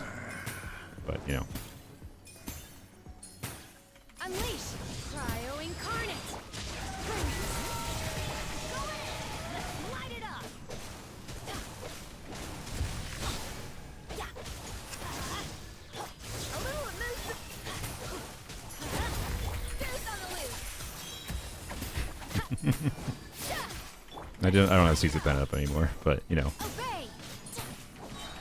I think I was right. I'm sorry. I think I was right. Everybody stand back. I think she's a better on-field melt DPS than it's like it's not like perfect, but you know, obviously when we no longer have Bennett here, so we're just doing non-melts here. But Ganyu has her own problems, like, and we could probably replace Shenhe. Like it's probably better to replace Shenhe and just like put a bunch like Fav Shalonen and another Fav like off-field pyro, Fav Shalonen, Fav Pyro Traveler. I don't know, right? Maybe that instead, right? And then you put Pyro Traveler on scroll, and you do Shalonen on instructors or 4-piece Petra, right? Or yeah, you could do Burn Melt, so you can do 4-piece Reverie. That's true. I don't have 4-piece Reverie, so it's not really that compelling. But yeah, Burn Melt with Emily sounds interesting too. And like Burn Melt works with Ganyu, right? But the thing is, it works substantially better. Burn Melt is going to work substantially better with Escoffier because you can just use Cesis Bennett easily, and it's free to swap out too. Even if you like don't have the C6 Bennett infusion, actually, you would probably don't even need C6 Bennett. Actually, no, I think yeah, you don't even need C6 Bennett for Burn Melt. You need C6 Bennett for what I'm doing here, but you don't need C6 Bennett for Burn Melt. Anyways, maybe we'll try Burn Melt too. But I think Melt Escoffier is interesting. But I don't have the artifacts, unfortunately, to test her on a true min-max Burn Melt build with Reverie, but that's fine.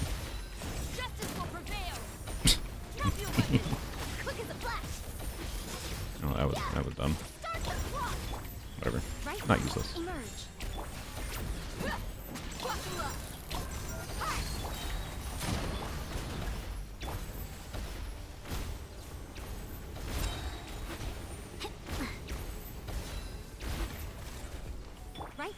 Emerge right now. Control breathing. Let's box I off. should. I keep on forgetting to do Yi burst. It's better to do Yi burst first in this because Dia burst ends by the time it gets up, Nothing and lasts I forever. can get a full damage Yi burst if I Right now. don't do it second. You asked for it. Don't break it. Look alive. Quick as a flash. Start right here. Emerge. You asked for it.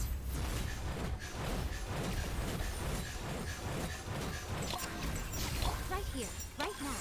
Right here. Justice will prevail. Form first. Let's get it on. Emerge right now. Right here. Ha. Die, please. There we go. Yeah, Silali is definitely way better for Malika for burn or for melt enabling. We'll be doing. I'm more interested in testing the Arlecchino melt enabling, which I've already tested that a little bit actually. But, anyways, yeah, burn melt will definitely be easier to play than this. I think this one is interesting for various reasons. Like I think we got a 90k melt. We're not going to get 90k melts right from our skill with burn melt, but it'll be easier to play and more consistent damage output. And adding Emily into the team is good. Like just replacing Shenhe for Emily, right? Like less melt damage, but we're adding Emily's damage and making things just easier, more consistent. So yeah.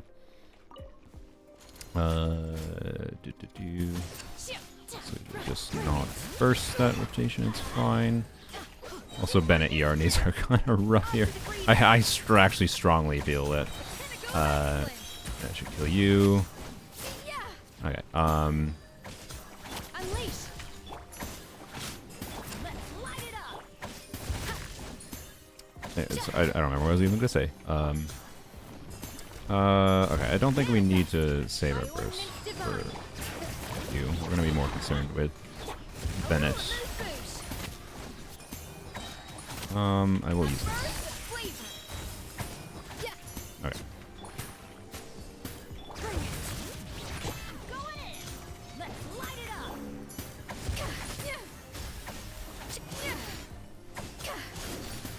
Our charge attack feels quite good, by the way. Unleash. Do your master's bidding. Teamwork is dreamwork.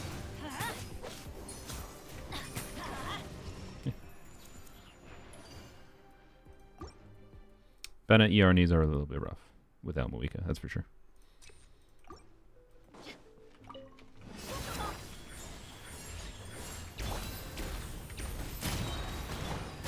Stronger. You're dead meat. Yeah. Escoffier has some big burst multipliers. I'm always watching.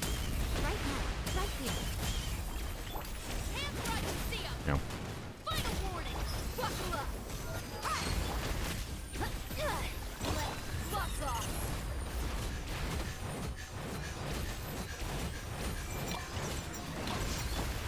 Right now. Emerge. I love this team so much for this Abyss. Justice will prevail. It's actually my favorite team for this. What? It's my favorite team for this Abyss cycle. Nothing this. lasts forever. Right here.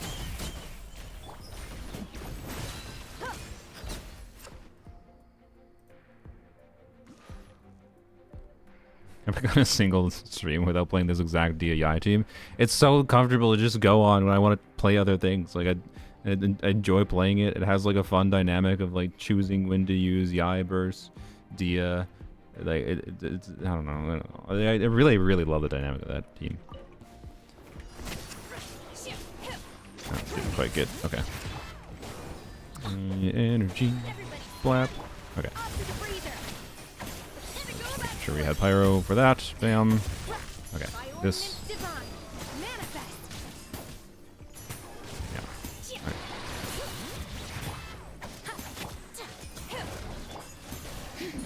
Alright. Well, okay. I think okay,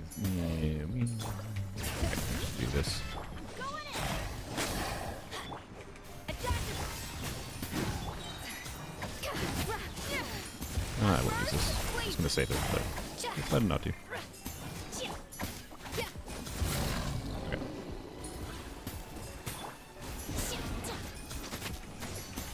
Cryo incarnate. Let's light it up. Teamwork is dreamwork. Okay, yeah. Energy needs, you know, are a factor. Goose on the loose. You know. Like,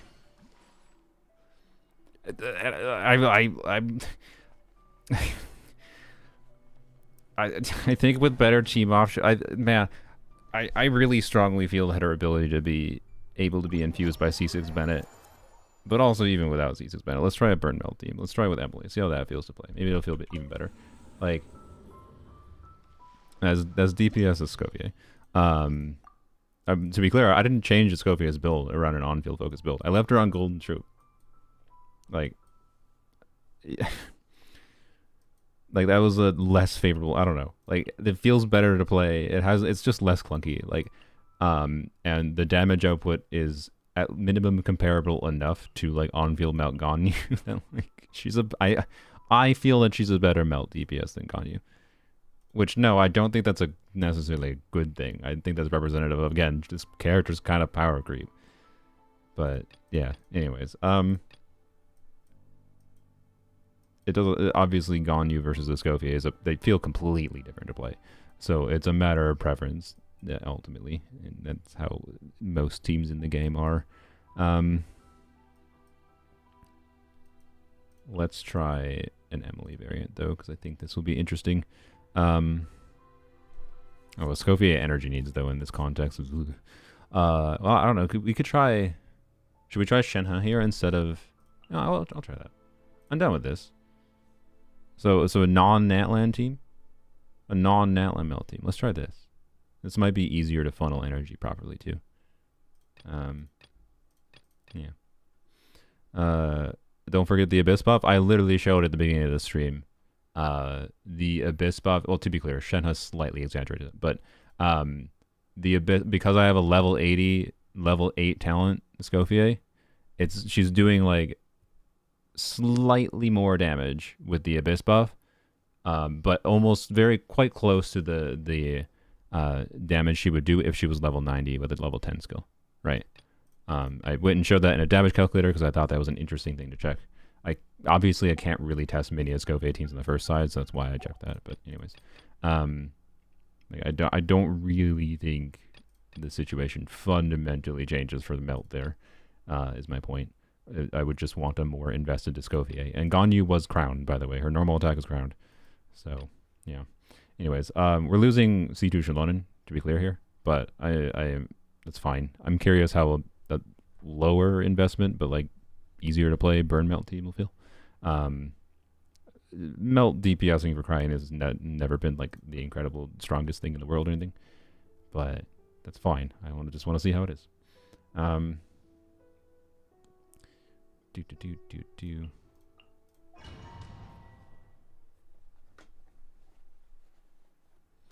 was the story? I like the story a lot.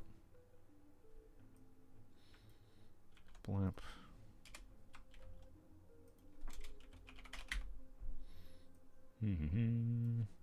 Yeah, as far as on-field Escoffier for a video, I can tell you that based on just the initial results there, I will definitely be doing some form of, like, for an on-field Escoffier video, I will do, like, a, you know, Hydro Cryo team, but I'll also definitely be doing Melt. So, yeah.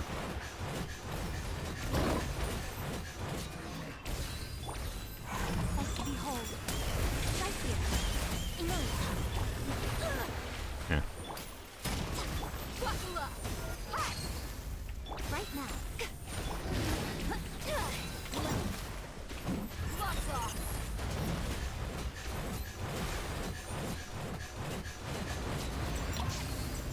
Right here, right now, right here.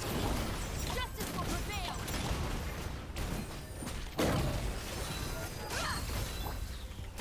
Form first. I'm always watching. Emerge. Right here.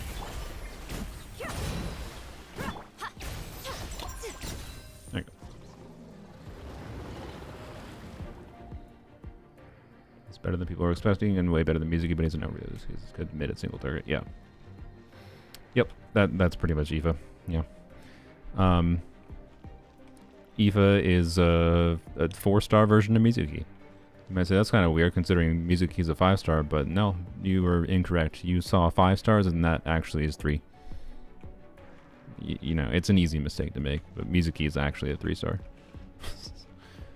Sadly, I would love to say that's not just a complete joke, but it's really not. Ow. This'll brighten up the place. Do your master's bidding. Oh, Move excellent. I didn't press her skill yet. Oh, well, doesn't matter, I guess. Oh no, I did press her skill. Oh yeah, because I started with it, dummy. I don't know that I should have started with it. That actually, I think, might have bungled me up a little bit, but...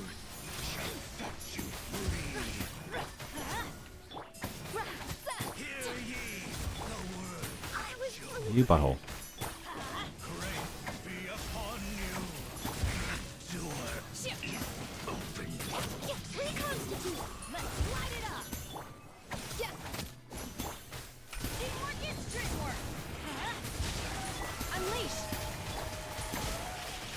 No. No. No. Ah. Yeah. Okay. Let's do this, I guess.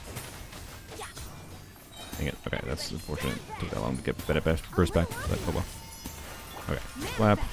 This. Ow, ow, ow. I didn't have pyro. Oh my god.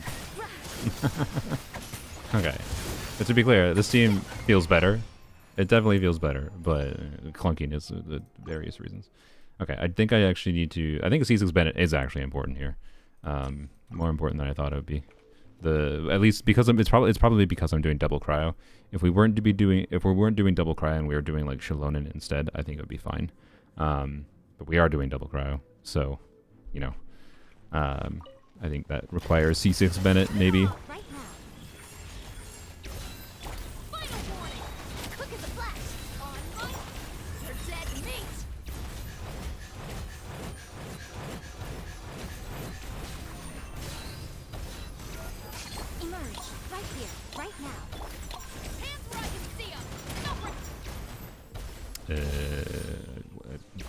That's fine, whatever. Should have maybe waited for that, but...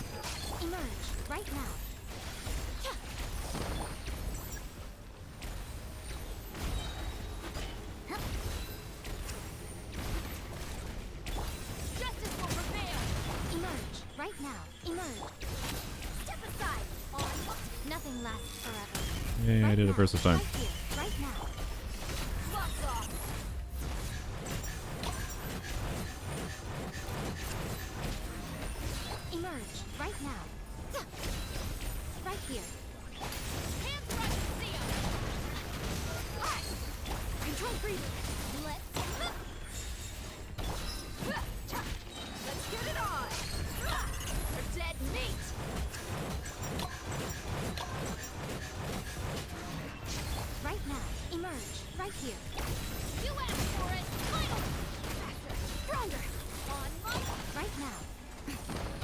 Oh yeah, because of the fact that Skirk's best teams always use Farina. 4-piece Marshall Hunter is like as good, asterisks potentially better than the new artifact set for Skirk. Like the new artifact set I think is generally better, but like not to a meaningful degree. If you're always going to play Farina, Escoffier, Skirk teams, that is. But her signature set is going to be a lot better in non-Farina teams. So, you know. Woo. Blap. That. Neutralize. This will brighten up the place. Unleash. I'm gonna wait. Oh, now I will. Do your master's bidding.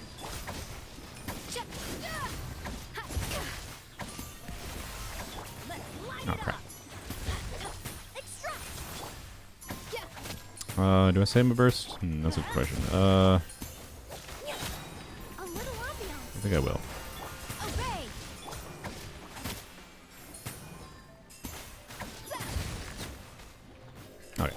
Nice. Extreme work. Unleash. Ah! You butthole. Okay, well, that's my bad. I thought I had time to wait for Shenna's skill. I should not have done that. Oh well. Everybody stand. Russian floral. By ordinance divine. The pinnacle of excellence. A little of this boost. I don't know. I think I'd probably enjoy, but I also have Siege Shilonen. But I think I'd probably enjoy Shilonen more instead of Shenhe here. But that changes the energy situation quite a lot. I'm not doing a good job bursting, sort of getting energy back on Escoffier anyways. So if it's only every other rotation, you get the point. Like that one, it felt perfectly fine to play that. But you know, not bursting consistently, not getting a big melt consistently on her burst, and that's fine, because we're getting melts on the skill. It's technically more of the team damage anyways, so I forgot the final part of this. But yeah, I think Shenhe makes the.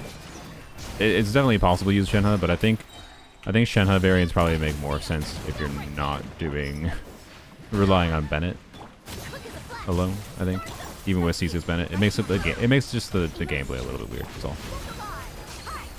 So maybe it wasn't quite the correct team choice. I think I like the Shilonen Bennett as far as using C6 Bennett goes. That team feels just as good to play.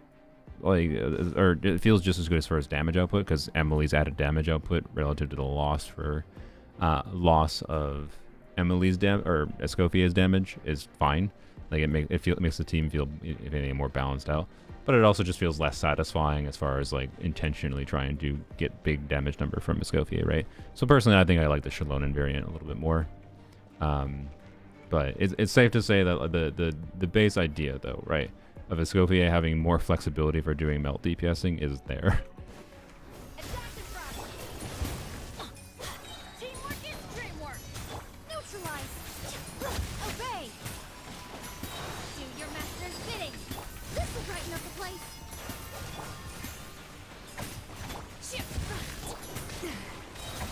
Just boost on the loose. I'm gonna melt it. No, I didn't. Okay, see that's just, you know, I'm not properly doing things here. Okay. This. I don't even think I'm keeping Emily up properly most of the time. All right.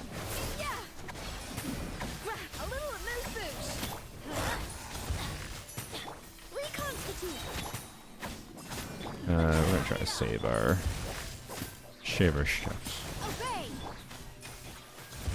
I thought this would die quicker. Okay. So let's do this. Do this. This will brighten up the place. Now.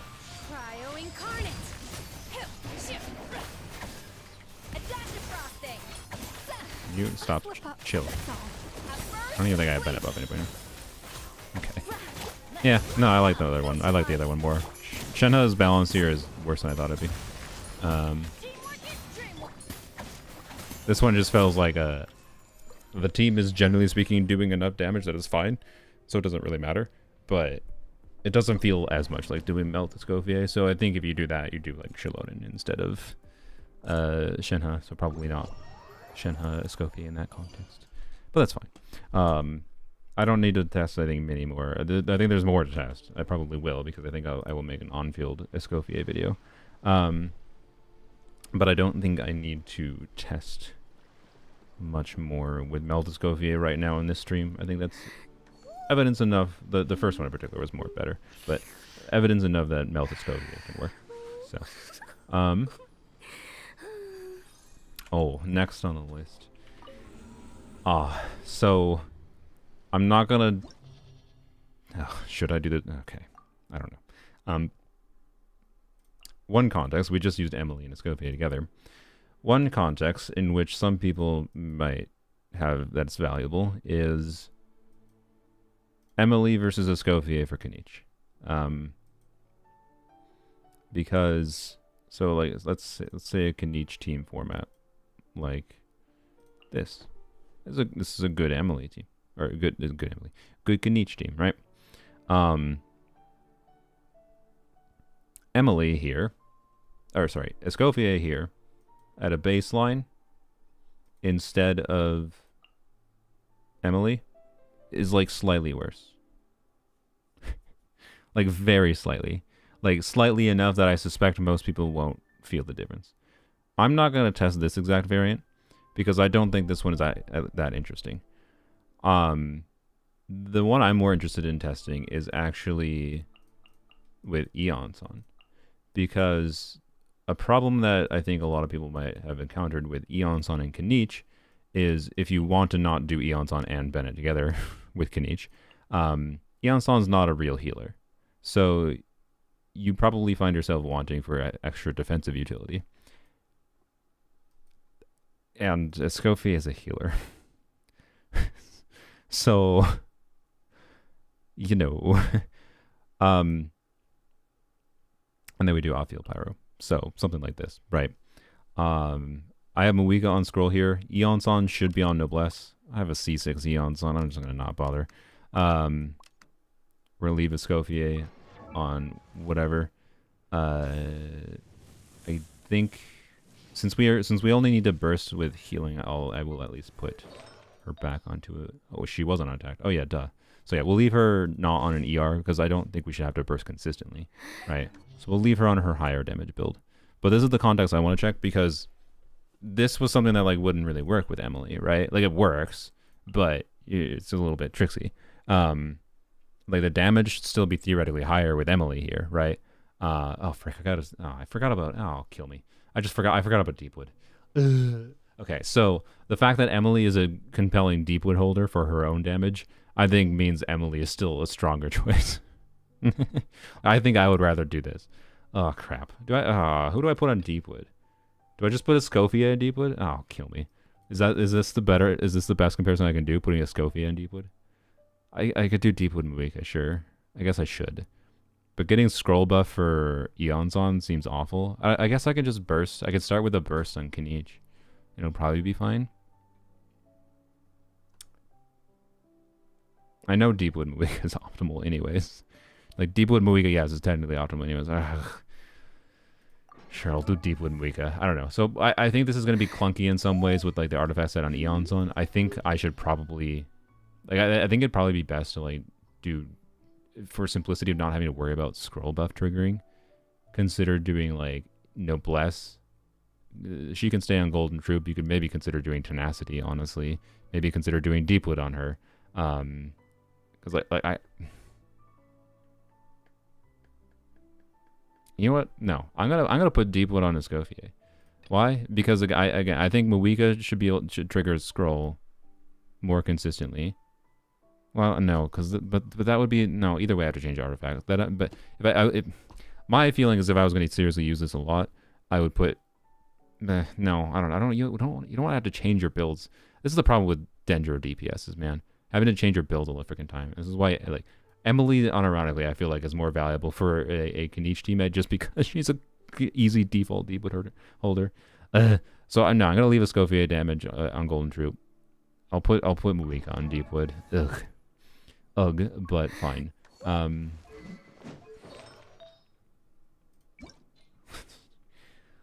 just gonna yoink Emily's artifacts. I think for this.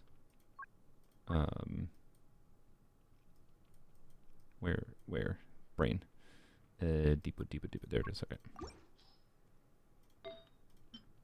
Well, actually, not quite. Just.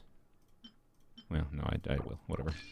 My Emily has a decent chunk of ER, but whatever. I'm just gonna make it easier on my life if I just yoink Emily's artifacts other than the goblet, because it makes it easier to switch back to. Yeah, well, good enough. Good enough.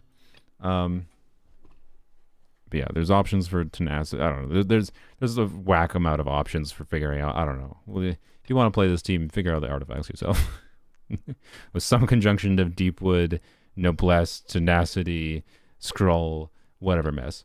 I just using this as an example, like her being a healer is something I think that's compelling over Emily for Kaniche. Otherwise, we know that Emily, like, other than this context of like needing a healer because you're not doing Bennett with him, Emily is better, but like not necessarily so much better. Like the Bennett Moika Emily variant, Escoffier versus Emily is just slightly worse. That's not something I feel like I need to test, but this I think will be interesting.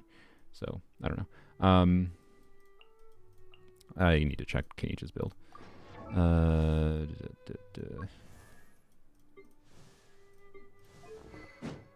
It's fine. That's fine. That's fine. That's fine. That's fine. That's fine. Okay. Yep. That's perfectly cromulent Kaniche build. Okay. Pickles. I got a new jar of pickles. Was that made by Chef Escoffier? Anyways, I still think Raiden's worth pulling. Do you like Raiden? If not, no.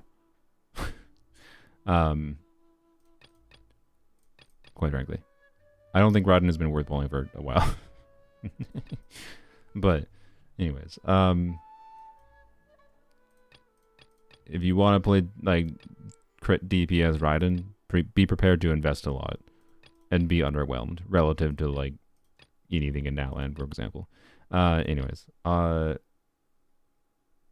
sorry. And particularly if you don't have investment into the other units, because Raiden was made not, or even originally, right?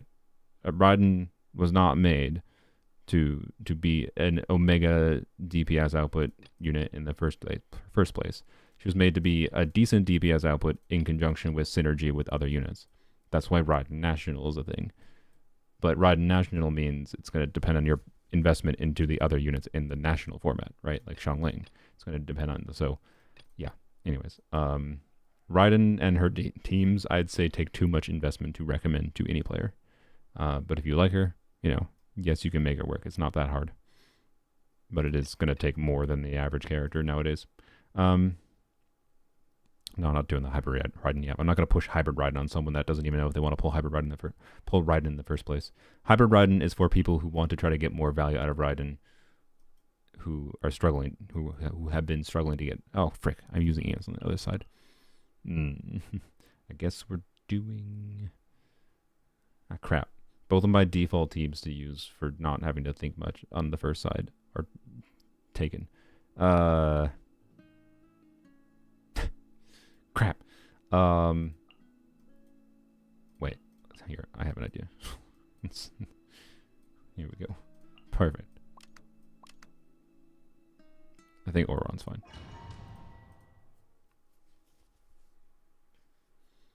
Is she really that good? Yeah, she's kind of strong.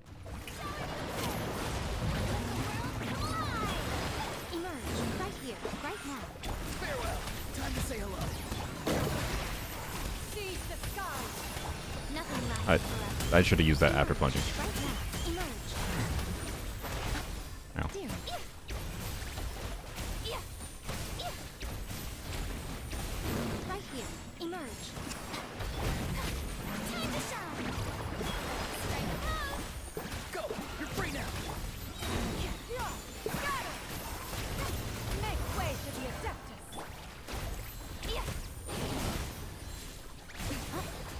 What? Stop. You're getting in the way of my plunges, sir. Ow. Oh, this thing should be dead by now, but, you know, it's annoying, so is what it is.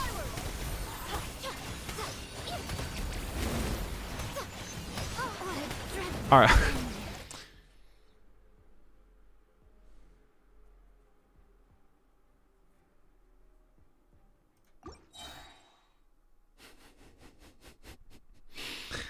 Okay.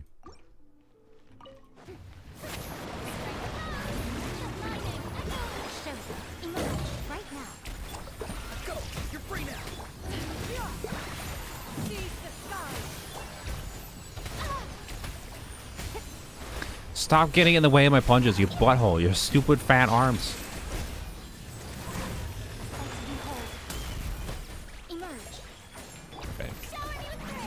I haven't played this team in a little while. I think I know why that happened.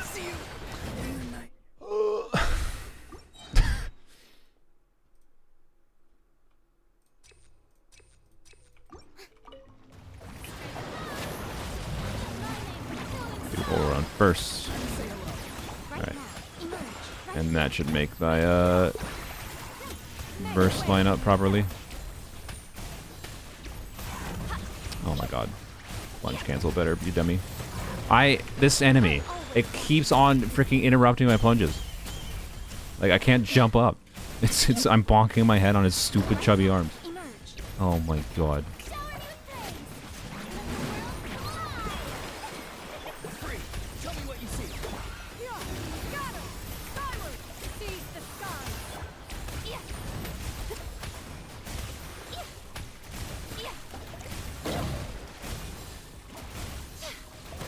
There we go. Good lord. Terrible.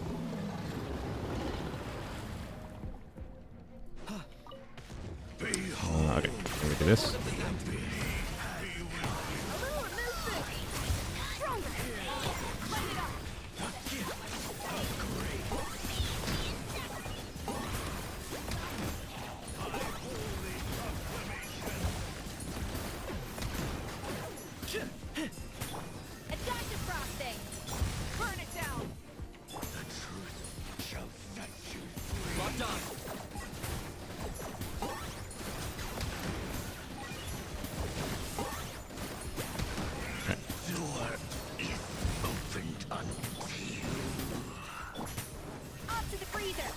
Yeah, getting scroll damage bonus on Dendro is a bit tricksy here. Just gonna do this.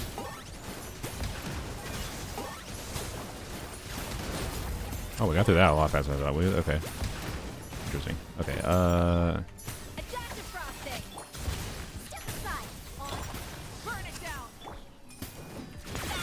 do this. Wait, I should have waited for that. Whatever, doesn't matter. It's gonna die anyways. Right.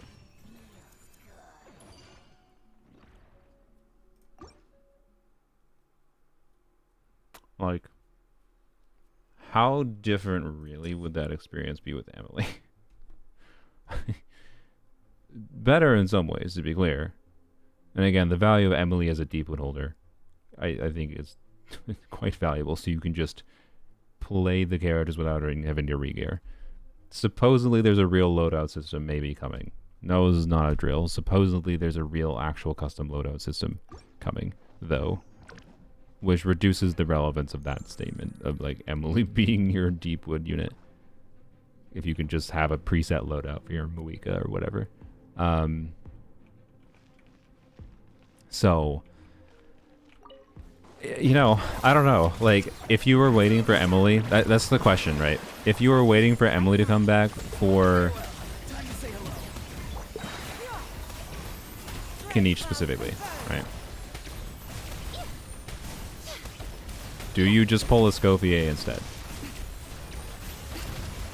Because Escoffier is going to fit in more teams.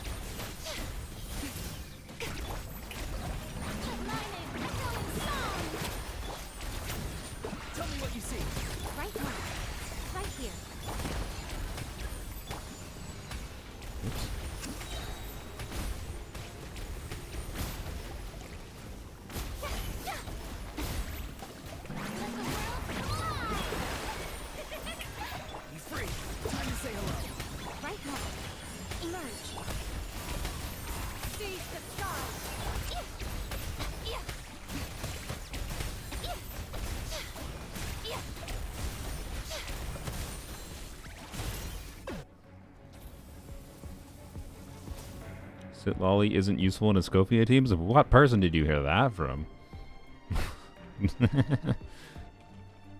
That's just silly. That's just a silly statement. If someone has said that. Sitlali is going to be one of Skirk's best teammates, and Skirk's best team is an Escoffier team. So, anyways.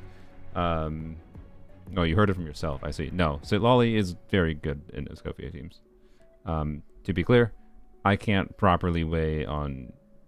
Sitlali C1 is making a difference in some of the teams I tried with Sitlali, but like, I understand the game well enough. I know that, like, you know, there's going to be compelling reasons to put Sitlolly in an Escoffier team still.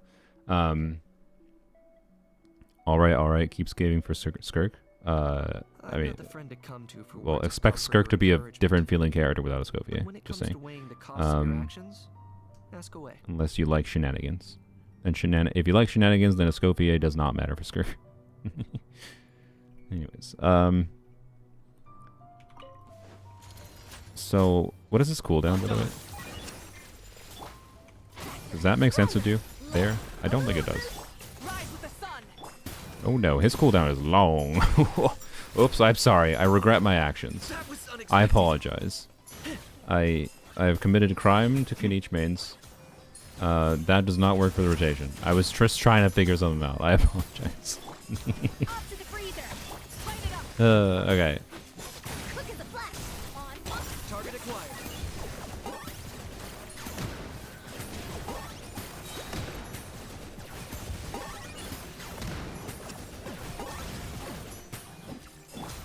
Okay, I think we do this. Oh, frick you.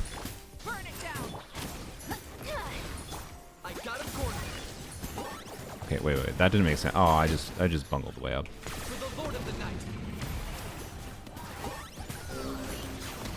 No, I think we're fine. I missed the. It'll probably be fine because Melt Gober. But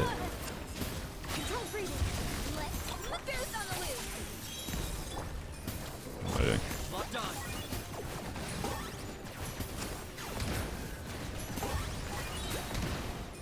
What? Okay, my skill issue aside, team feels good to play.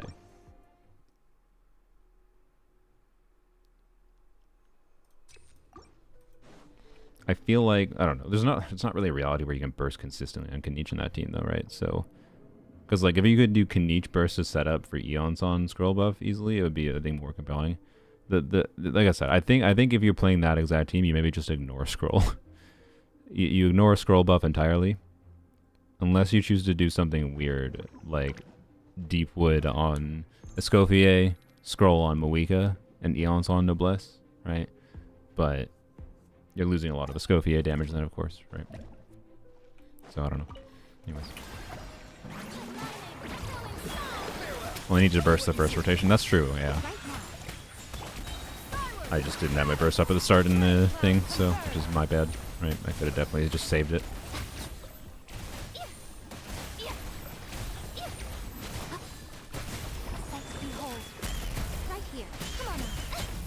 One sad. Not too far now. Time to say hello. Next wave.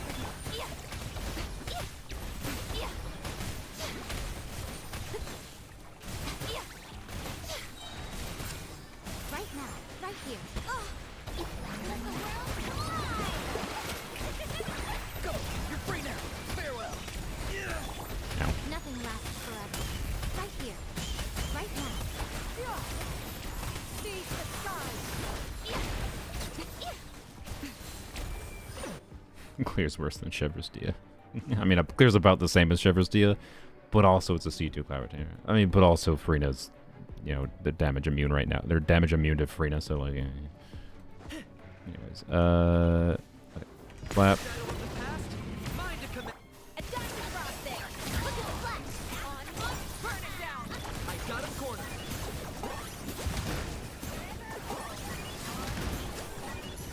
Of course, the one didn't die. Alright. Wait, we almost got our burst back. What reality do we live in? What am I doing? Do this.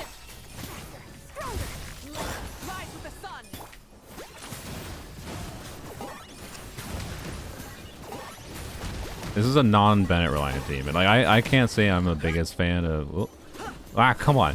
Well, he was too far away. Whatever.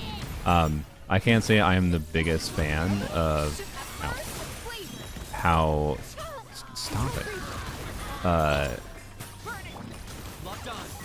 You have to like constantly cycle back into Bennett circle with Kenichi, right? So the upside of not having to worry about Bennett is like pretty high to me. I feel like in my case, to be clear, I would probably prefer just using Emily, and dealing with playing better to avoid damage, because Eonson does heal a little bit, right? And if I play better to avoid damage, because he's swinging around, you can avoid damage, and he can also make you take damage easier. So I don't know. Do you pull Escoffier for Kniech? That's a hard. I don't know. I don't know. It depends on your preferences. The artifact situation for supportive artifact sets, because he's a Dendro DPS, makes things kind of whack. So, yeah, it's just a evaluation of, I think, how much you care about Eonson and no Bennett in particular, maybe. If you really want to do Eonson alone, I think, and you want a comfort unit that gets decent off-field damage with him and can get good, you know, and can heal, so you don't have to, like, reset Abyss. Even if the artifact situation's a bit goofy. Like, yeah. The loadout stuff seems like it's a better quick equip. Yeah, this is why I was saying hopefully. Wait. I don't know exactly. I'm not going to believe that the loadout system actually is real. Because every time this happens, it's like, oh, some kind of equipping system. And so it's like, oh, loadouts? And then no, it's just something garbage. And half the time they've done artifact management quality of life that makes artifact management more annoying. But in some ways and better in others ways. But it's not been objectively worse, I'd say. But like, yeah. We played these games before. They let me down before. So, we'll see. But anyways, I don't know. It's an interesting question of whether or not you get Escoffier and just skip Emily.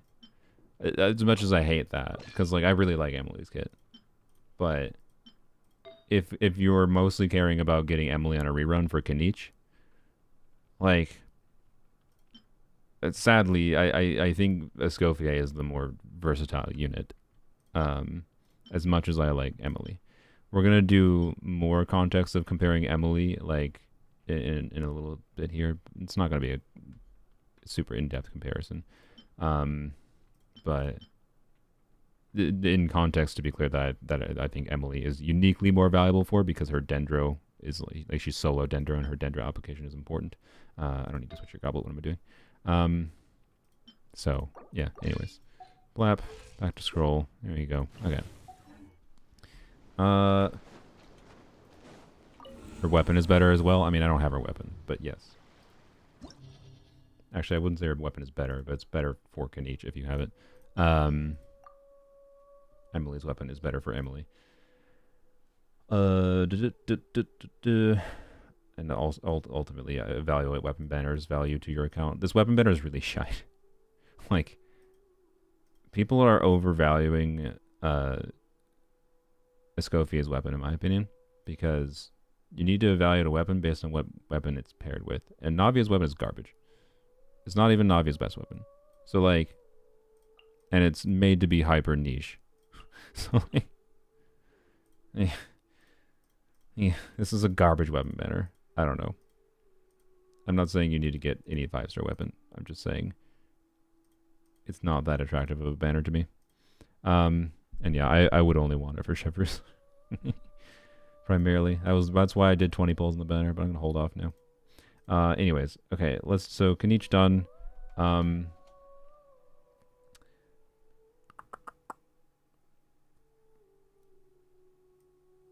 Should we do some Arlecchino things?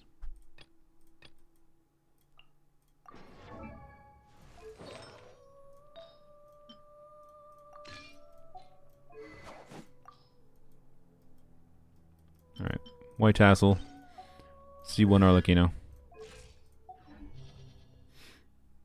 So firstly, let's do double cryo with... So my preferred Arlecchino melt team has been double cryo before, for what it's worth. And it was my favorite ones being either Rosaria or Chongyun, and which I made a video about. Chongyun I actually ended up enjoying more than Rosaria because it changed the gameplay dynamic in a way and made it even faster rotations than Rosaria. and it varies slightly, but even faster still, and that was very enjoyable. Well, Escoffier is basically a better version of Rosaria that will do more damage over time. And yep, so I'm gonna show that for double cryo, but also we're gonna show solo cryo. Don't worry. Do I need to show double cryo? Actually, you know what? No, I'm not gonna show double cryo. I'm not gonna show double cryo because double cryo isn't that interesting. Double cryo is basically just a better version of previous double cryo cores, as far as like doing Sitlali, Arlecchino, Bennett, 2 cryo units. She's just the best variant of that. Unless you specific okay, with the asterisk of unless you're using Rosaria and specifically have like if I'm doing a min max build with Arlecchino with Homa where I have 60 crit rate, like 65 crit rate and 290 crit damage, that is a build I can do on my Arlecchino. That is a build context where in Rosaria's crit rate buff might actually matter. But anyways, double cryo Arlecchino works. I'm actually gonna I'll probably at least show you double cryo Arlecchino on polearms only, but let's do solo cryo. In fact, I'm gonna do the same team that I used originally when I first did initial testing in the previous live stream, because I think this one is interesting, which is Sucrose. Where's Sucrose? Wait, I already selected her. You dumb brain. I didn't select the chef. There you go. So this team is interesting in that, like, so depending on if you're doing like Shalonen, right? If you're doing Shalonen, I believe you need to burst consistently in this team. And one thing you're going to see but like on polearms only is that the reason you need to burst consistently is to get rid of the pyro from Bennett. But an alternative is doing something like Sucrose. Sucrose can do extra swirls to get rid of the pyro in single target at least. And by the way, Sitlali is also better for AoE for Arlecchino, of course, but how often does AoE even exist nowadays? But like Sitlali provides more red shred. Like for Arlecchino's damage, Sitlali is better as far as solo cryo. That's not the point. The point is to show that this is a context where she can be used. So anyways, I'm gonna do this because I like this as a lower investment team. That Escoffier can be used in. I don't think I'm necessarily going to play it that often. If I'm going to do double cryo Escoffier with Arlecchino, I'm probably going to be doing Sitlali because I have her. But if you don't have her and you were waiting for her to come back for like Arlecchino in particular, there's potentially a compelling reason to choose to get Escoffier for Arlecchino over Sitlali because again, Escoffier has a million other contexts. She has her freeze team context. She has whatever other context, as a generic off-field utility DPS that makes it such that, maybe if you were waiting for Sitlali specifically for Arlecchino, you choose to get Escoffier instead, a slightly worse unit. So, yeah. And I'll show a context with Escoffier and melt with Arlecchino on polearms only. But anyways. So I'll keep things simple. We'll do this one variant. You can do other variants. If you do Muika, you do the same thing with Muika, but much less so because Muika has her Natlan synergizing BS. So, like, I don't really think she's that compelling for Muika over Sitlali, but for Arlecchino more so. And she's had, and my point, by the way, with the Sucrose here, with using Sucrose to overwrite the Pyro, means we shouldn't have to burst on Emily or an Escoffier. And not having to burst on Escoffier means that should, one, save rotation time. Two, it saves, they needed to build energy, and that means she can do more personal damage, right? Whereas, like, her personal damage in a Muika team is going to be way lower than this kind of team, right? So, anyways.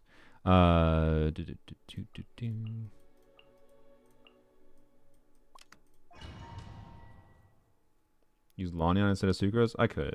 I mean, I guess I can. You know what, fine. I'll redo. I'll do Lanyan instead of Sucrose.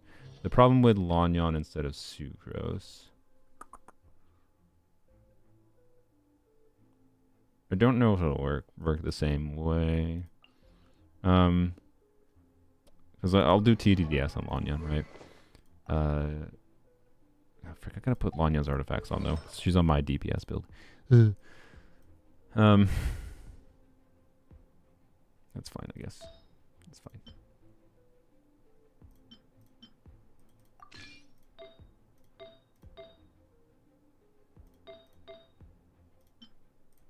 There we go. Okay.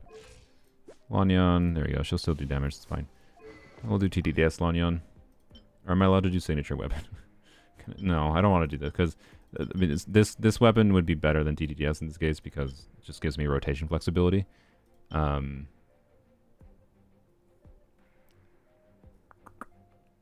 But fine, let's try Lanyon. The reason for checking Lanyon is because, of course, shield is nice and people like shields because it makes characters feel better to play. I would rather play the Sucrose variant, generally speaking, and just deal with dodging forehead. But you know, we'll do this. All right. Okay.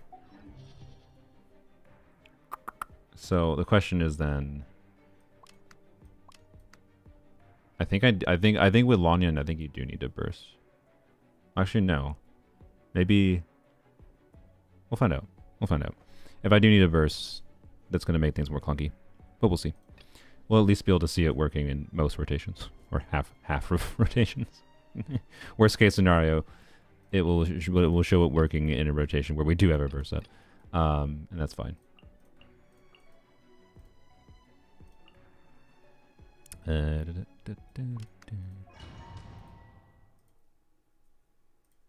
How do you like Escoffier so far?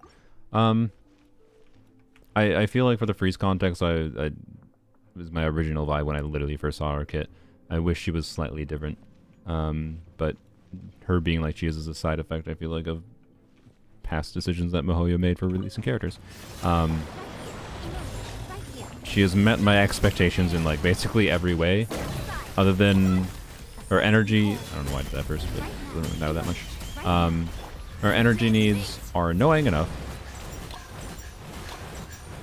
that I feel more compelled to put Fav on her than I expected.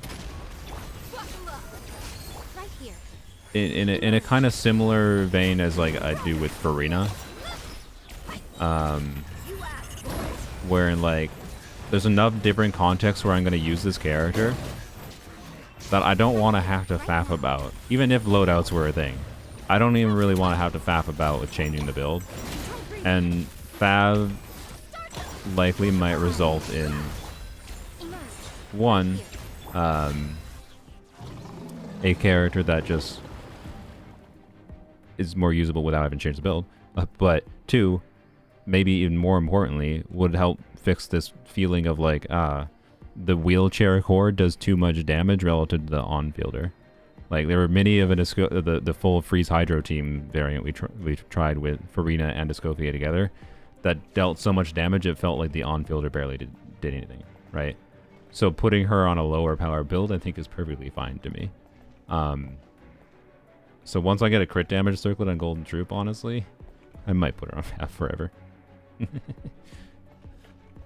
And maybe Fav on an ER Sands. I'm not kidding. So, I don't know. And then I'll Fav on an ER Sands, but I'll level up her talents more, probably. At least to level 9. We'll see. Alright, this. So we're just going to try not bursting. Oh. Oh, it does work. Oh. Oh, it works without... Okay, so Lanyon also works instead of Sucrose. Without needing to burst.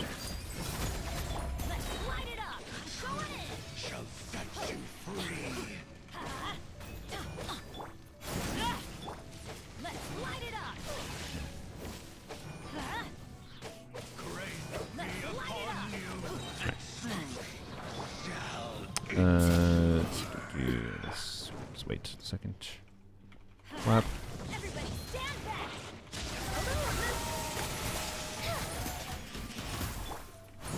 Oh wait.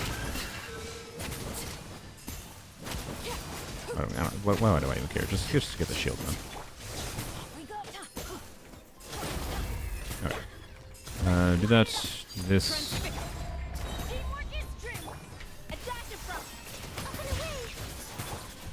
Oh, that time it didn't work. Oh, do I have to burst on Lanyan? Oh. Okay, interesting. Well, I'm just gonna get to the Seahorse, because frick the Seahorse. But, okay. I think you have to burst on... Oh, wait. Oh, that's kind of weird. Maybe you have to burst on either Lanyan or Escoffier in this team.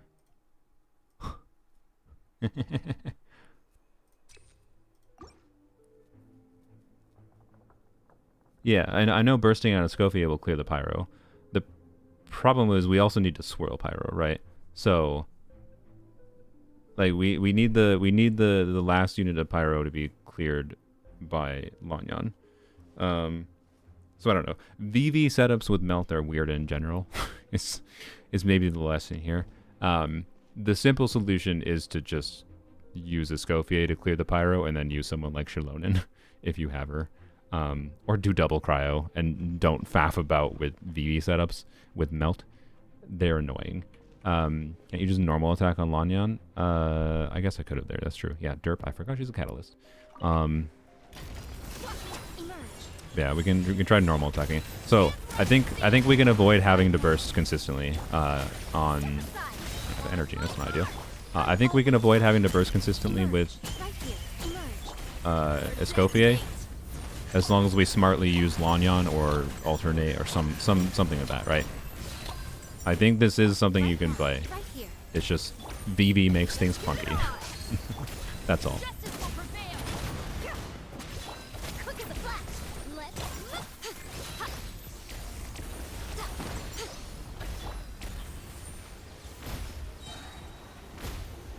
What? Wouldn't running be faster? What? Right now. Right here. Look alive! Stop right there! On my mark. What are we doing? Oh, whoop. You asked for it.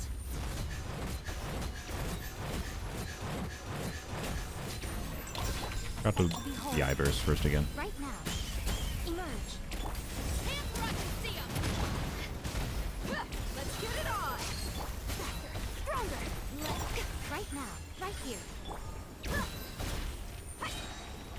dead meat!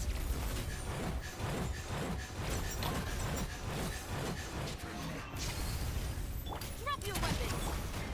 Show them. Emerge. Right here. Look alive! Control breathing! On my mark! Nothing lasts forever. Emerge. Right now. That was pretty bad clear. Bongo Cat. Wow. Okay. Of course. Just do this and see what happens. Okay, yeah. See, I didn't swirl Pyro that time. And I just applied Pyro. Oh boy. Oh my god. Okay, it's fine. Overruled. Teamwork is strength. A little amuse. Just be gone. Wonderful. All right.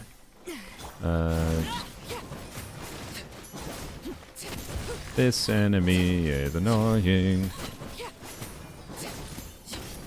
Laser bear. Let's light it up. Going. Something's by.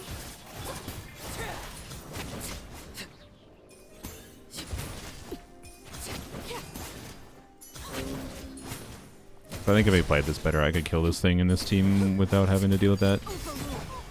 Okay.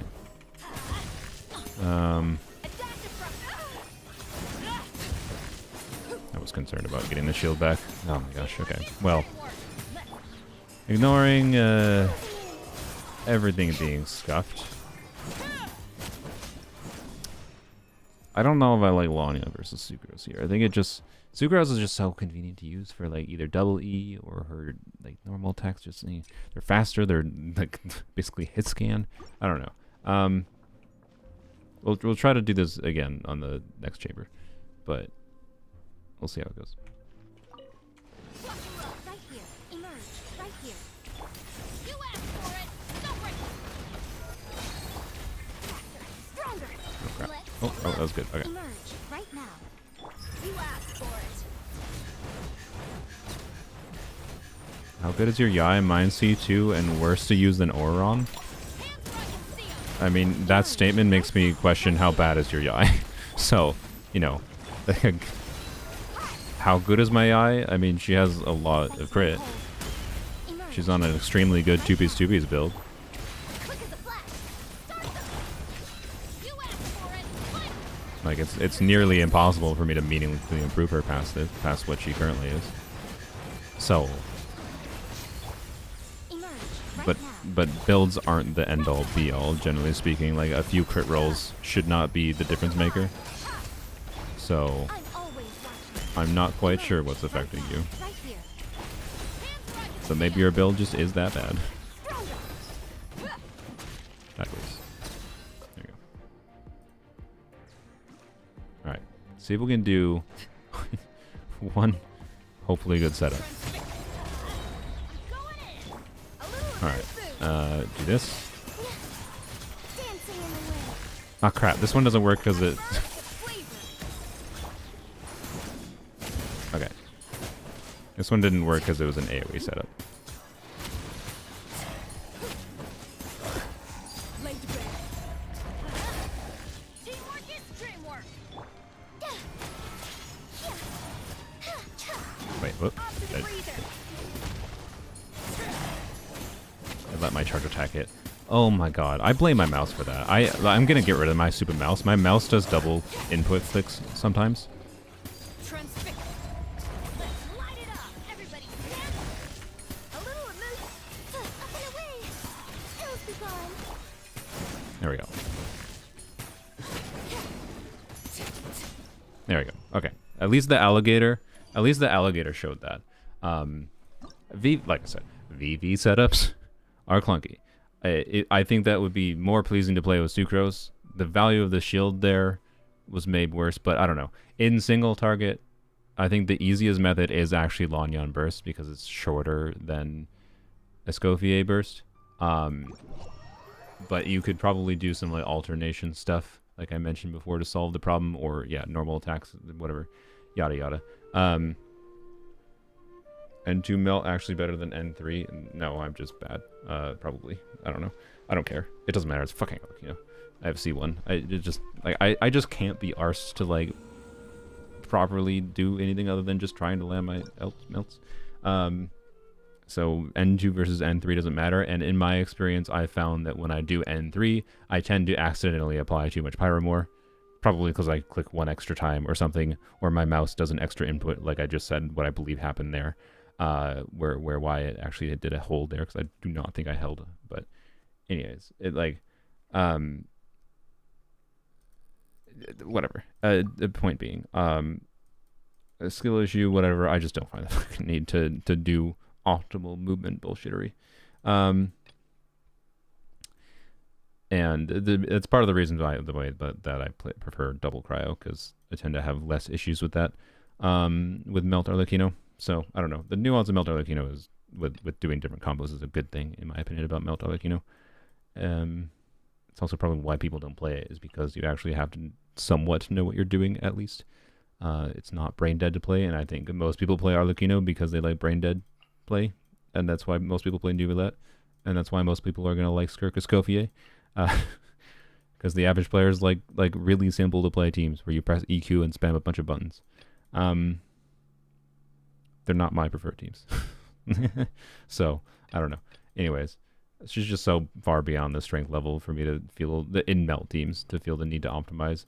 When I was playing Candice, Kazuha, Arlecchino, Bennett, that was much more enjoyable to try to optimize things. Melt Arlecchino is just like fun, big number. It's enjoyable, but like I don't feel the need to hyper optimize is my point. So I don't know. Anyways, yeah, and you get higher bond of life on your melts. Yeah, it's not a meaningfully worse or better or worse in my experience. So yeah, I don't know. Melt Arlecchino, I could do more with her, but I'm gonna do more with her on poems only briefly at least. So I don't think I need to do much on my main account. Like I said, I think because I have Siloli, I will likely do something like double cryo with her,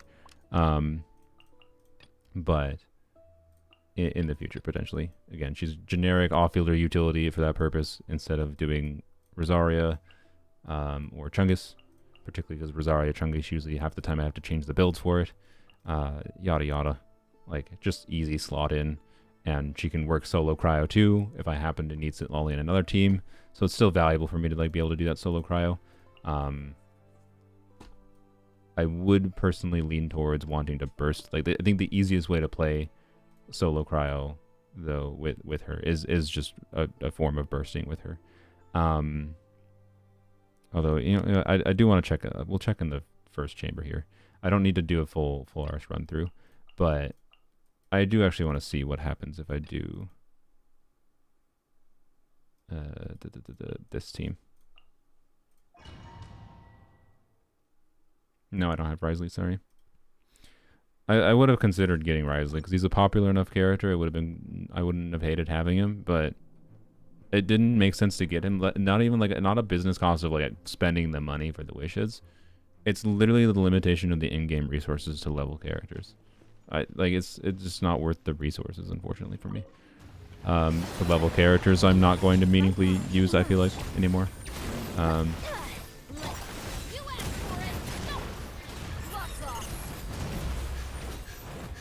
Ignari fine for the Millennial Seahorse Chamber? I imagine he's pretty decent for it, yeah.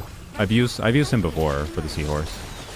I remember him when the Seahorse was first in the Abyss. I liked Ignari a lot for it. But now with the Lecter really fuddles things a little bit, but you still feel pretty good. The problem is the overall punishment of like Electro. Like Yae is not that good against it, right? But I don't know. He's not the worst option.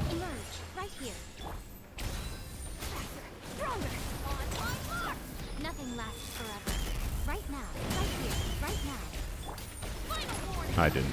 Whatever. Ow. Terrible. Terrible.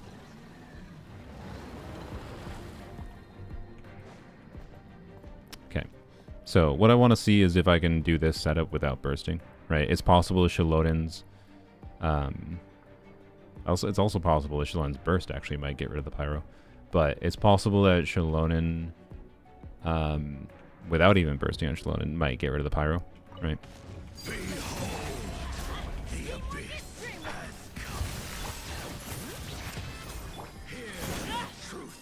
I mean, you can wait. Okay. We're gonna try. We're gonna go through this. I want to try against the Seahorse after we get it down. We'll see. We'll see with the Seahorse if I burst on Shalonin, if that does better. Because like I had to wait quite a long time, and waiting that long is not good, generally speaking.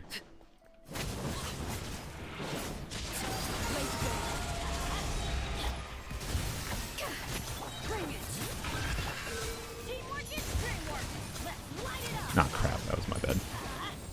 That was my bad. Yeah.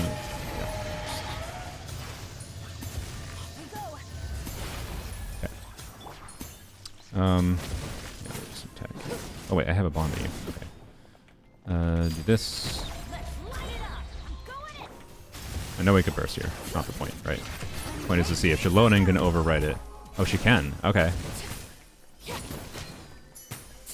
Okay. That would be my vote then, actually. If you have Shalonin, so like, see that obviously is a compelling enough performance. To be clear, C2 Shalonin helps a little bit, yeah, and signature weapon, but that is a compelling enough utility of an example. I did not need to burst on her. I just you need to use someone else to overwrite the pyro from Bennett, and Shalonin can do it with a burst, which is interesting, or you can do it with, so it's a similar story to what Lanyan was, but a little bit less clunky, I think.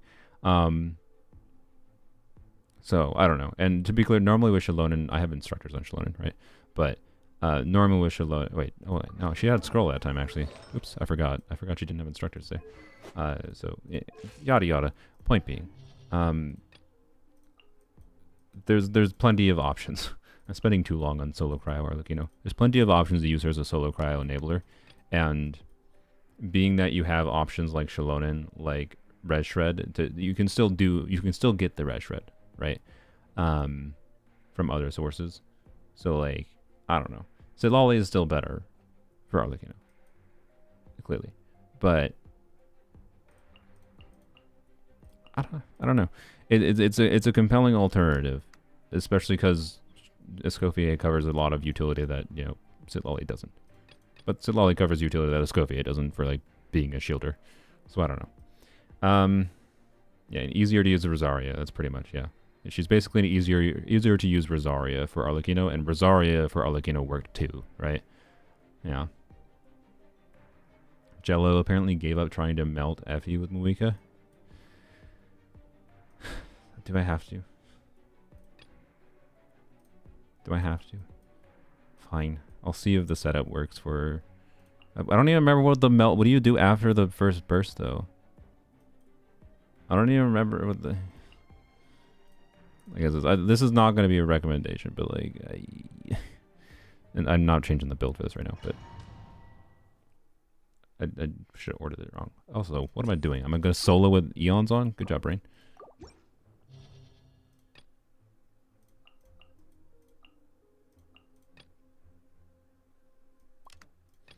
Fine. I'll check it. This is not... I'm not changing the builds to like do a real test of this. Muika is on scroll still. She's going to stay on scroll. But we'll see how the setup works.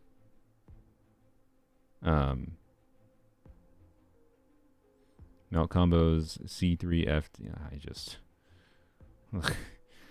I so don't want to make a motorcycle DPS.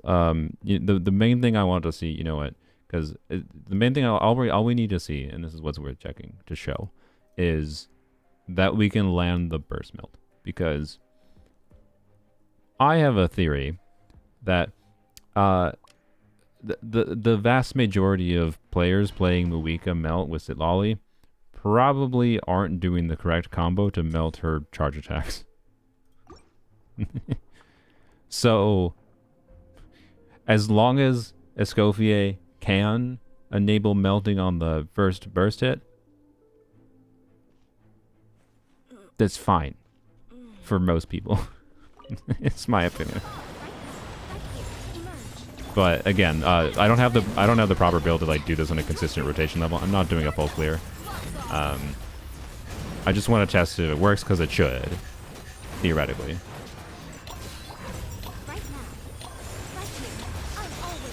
I don't know why I eat first. I should have bursted first, but whatever. It's fine.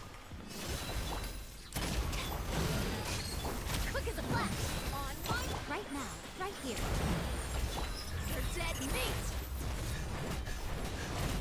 And if you want to play Escoffier melt or melt Muika, you're free to, but you can figure out how to optimize the charge attacks on your own.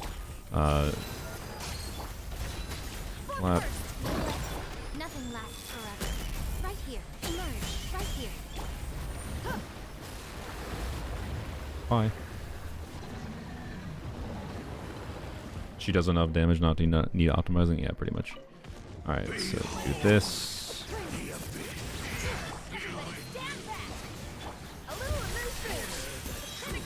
And does this melt? I think it did. I think it didn't crit. We can go fight the Seahorse too. Wait. Fine. I'll do this. Yeah, no crit melt, that's what I thought, yeah.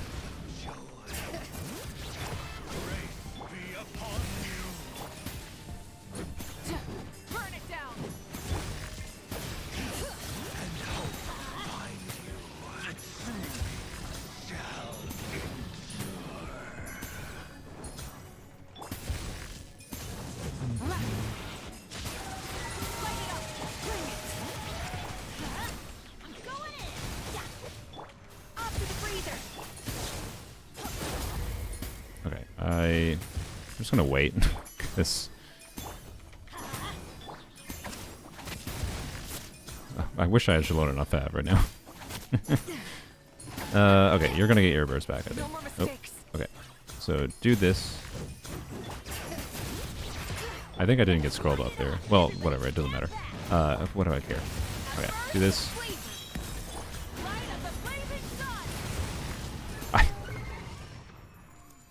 I didn't crit again. That's a signal I should never touch this character for her on-field DPS. It melted again, though. It did melt again. I did see that. So, anyways, there might be something slightly different with the exact timings of when the cryo application happens with her compared to, like, it's the same delay of 2 seconds gaps, but the exact timings of like what animation you cancel for her combo after you do the initial melt hit. But it's safe to say you can do the melt hit. Oh, is she on Deepwood? That would explain it. I thought I switched off of Deepwood. No, she's on Scroll. The game's just trolling me. The game was just trolling me. It's not Obsidian, to be clear, but like the game was just trolling. I don't know. It's like, fine, you hate Malika, we're gonna make her not crit. All right, it's fine. I don't care. I showed it melting. It doesn't matter. All right, whatever. No, Malika was on Deepwood for the Kanichi team. It's just I switched it back because I wanted to make sure Emily was back on Deepwood. Anyways, and the game be troubling. All right, so what I do want to check with Malika, and this is again, I think, you know, we can check this in the first half without having to do full clear. I'll get enough of a vibe of this just without changing the builds. This would require changing builds, and this could be a video, but I've already made enough Malika on-field videos. But I like Malika as an infusion target, and using Chungyun as an infusion target for Malika is a bit sus, because like there just wasn't enough buffing before. Wait, no, not Bennett. What I wanted to try was Eon-san. This is another context where her being a healer is nice. I couldn't really find many contexts where this worked before, but oh wait, this doesn't. Okay, we'll check the second side. The stupid Tubble is gonna make it as vaporize and whatever, or not get melts. The idea is to most likely get like one forward melt, or sorry, one forward, one reverse melt at minimum, and then maybe Chungyun cryo infusion application makes us get forward melts on her skill in this team. With Escoffier cryo application in conjunction, I suspect basically we're only gonna get melts on the pyro hit, but that's the idea. Anyways, we'll see. I think this is an interesting idea, at least. An Eon Zone would enable bursting consistently, but I'm not going to burst. So, yeah. Your headphones unplugged. Alright, so trying to think what the rotation would be exactly. Chungyun lasts for sure. Well, I mean, Chungyun's cooldown shenanigans might change things, but I'm just going to say Chungyun lasts for maintaining the cryo infusion uptime. Yeah, I think we'll just do Muika E. Wonder if we can do... I'm going to see if this works. Muika E into Escoffier, into Eon-san, into Chungyun. Just to maintain the Eon-san buff for as long as possible. We'll see. So yeah, this is Muika Chungyun infusion shenanigans. See if we could sustain cryo application for melting Muika's normal attack. Or sorry, melting Muika's... Not her normal attack hits. We might get some melts in our normal attack hits. I'm not sure. Like, it's very easily possible we end up overtaking. The pyro ends up overtaking with our cryo, but I think we might have enough cryo application to keep up with melting her skill hits, and then it's just like a fun, decent damage from her normal attacks playstyle, right? So, anyways, wait, I don't have Ian's on. Ah, frick. Okay. I need to get through testing more teams though, so like, and this stream is gonna be going for 6 hours, so I need to start like not testing full abyss clears. So this team is just, we're testing the functioning kind of idea, testing the idea. So we're just gonna do that then.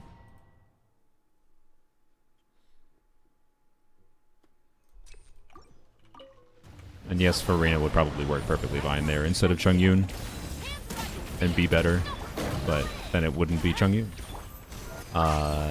Wouldn't be doing fun things. Right here, right now. You asked for it.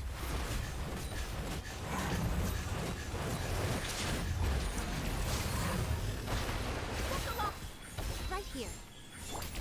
Justice will prevail. Final. Let's light it up. Although maybe we can check Moika, or maybe we can check with Farina still.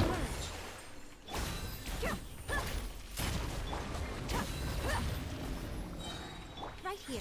Emerge. My brain isn't. I don't have. I don't like Bennett in this team. I've played this team before Eonson released. Eonson makes the team dynamic work so much better. Right here. Right now. But it's fine.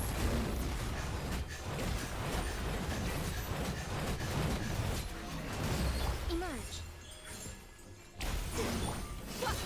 Also, the energy situation, if you didn't notice, is much worse with Bennett versus Eonson.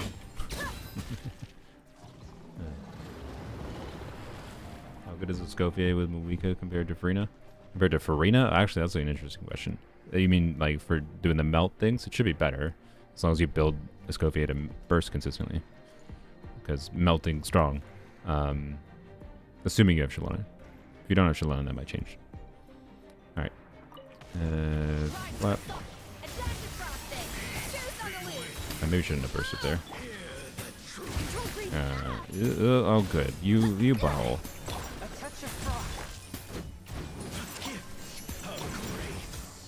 Okay. Well, we got two skill hit melts. Light it up. Off to the freezer. Stronger.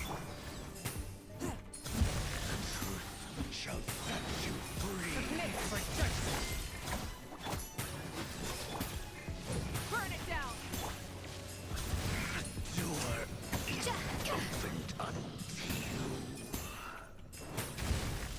A little amuse boost. Control freezer. Swift and merciful. Light it up. Through the shield.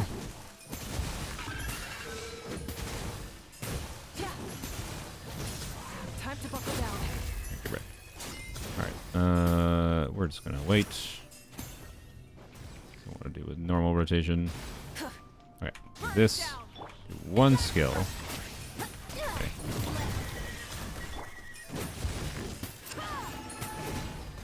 That. Oh. God dang it. God dang it. I wasn't paying attention to my health. Oopsies. I maybe should have healed. The 40k charge attack hit. And we were melting. I think the theory worked. I think the theory did work. I should Nothing lasts or forever. not Yai first. I should have Dia first, but whatever. I was on Yai. You asked for it.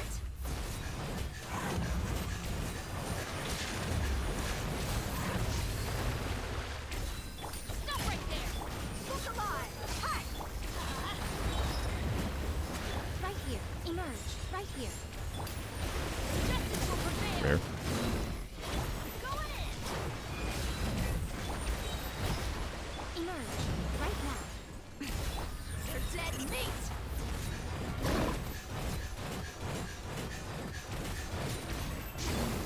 Right here. Right now. Final warning. Let's light it up. Everybody stand. Emerge.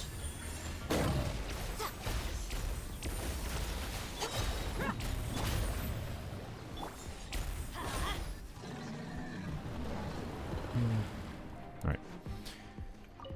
What? What?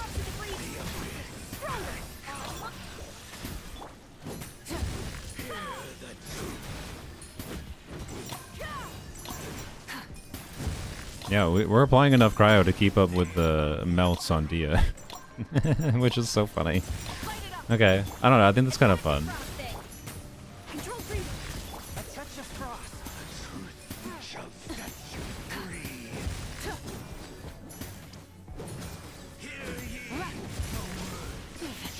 Not bad.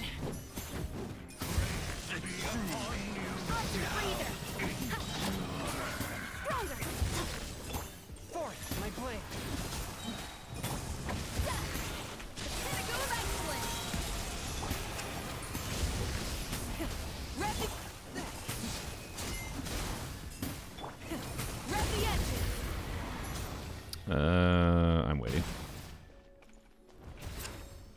come on, come on, come on, come on. Burn it down. Adaptive frost. Control breathing. One with my foot.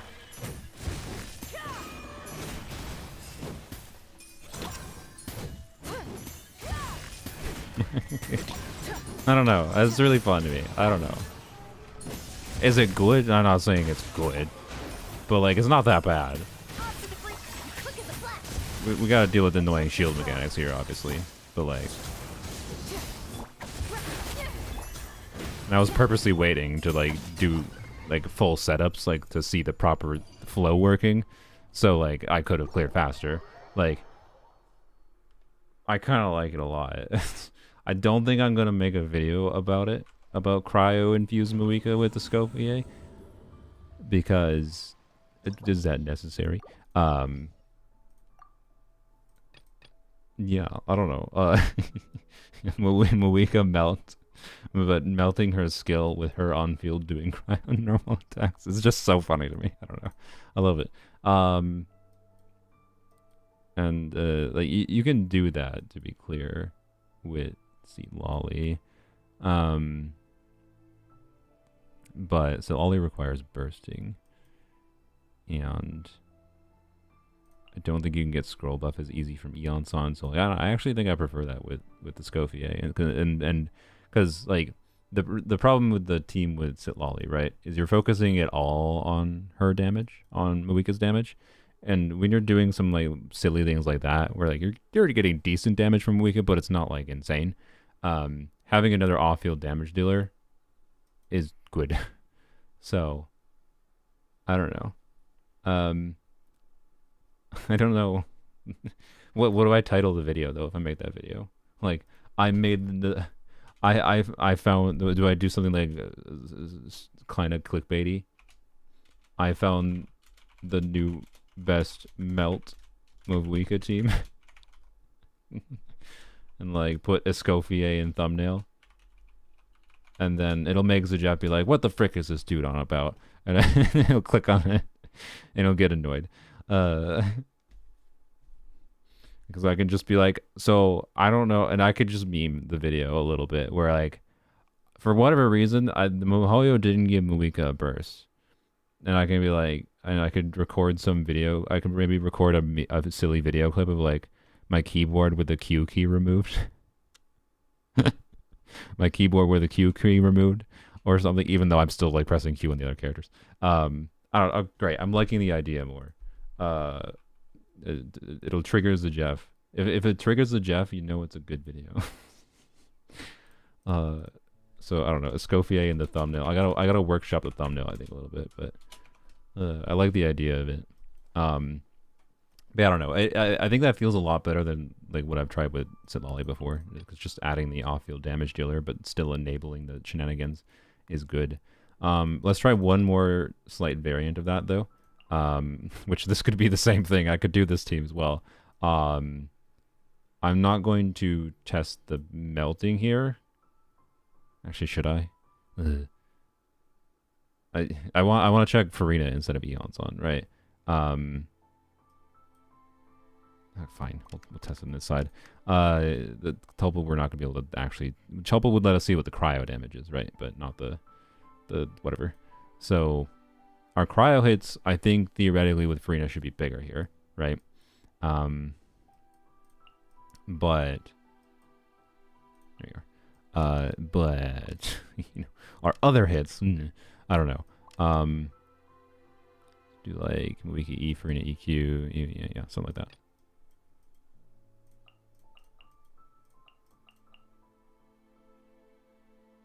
Great idea, but do it quick because I feel like people appropriate unique ideas. That's fair. I mean, I don't know. I'm not gonna say I'm 100% gonna do it quick, but it's an easy video to make. It'd be an easy, simple video for you to make in a day.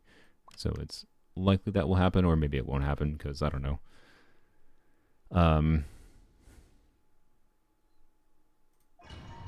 But putting Escoffier in the thumbnail with the title, even if it's a little clickbaity, as long as I start the video establishing that it's like, this is meant to be a silly thing, not a serious thing. So I don't know. Anyways. You can, if you want to steal the idea, go ahead. You asked for it. Drop your weapon. Read it. I don't know when I'm gonna do it, but yes, it would make sense to do sooner rather than later. Regardless of people stealing things.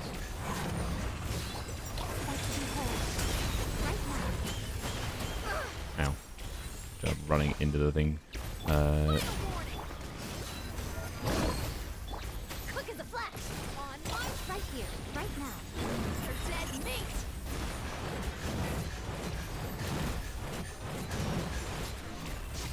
Emerge. Right now. Justice will prevail. I'm always one. Wait, didn't have the answer. Oh my god. Completely. Oh, no, not completely. Almost completely. Oh, completely wasted. I'm not gonna waste a burst there.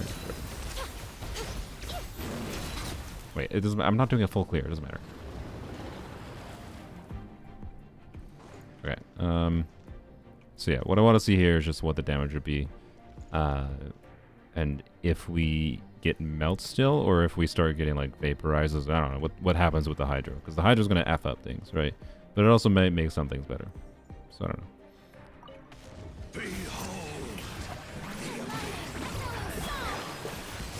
Goose on the loose. One with my foot. I got a vaporize there. Okay.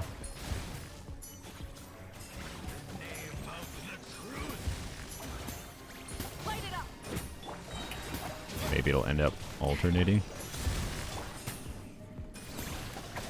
Oh, I really should have put a on a whatever. Doesn't matter. Doesn't matter. Not for this chamber.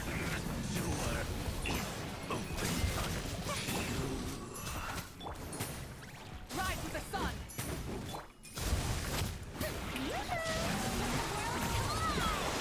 Adaptive frosting.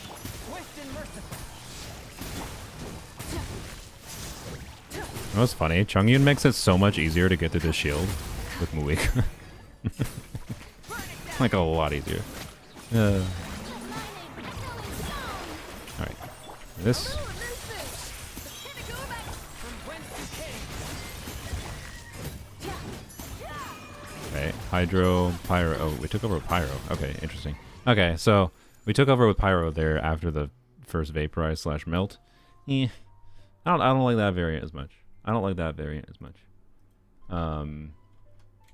So if I make that video, it might feature this variant. It's not like it's bad. It's still, you're still getting beneficial reactions. And if there's Pyro on the enemy, that means you're getting a Vaporize on Freena. That's not bad. But anyways, so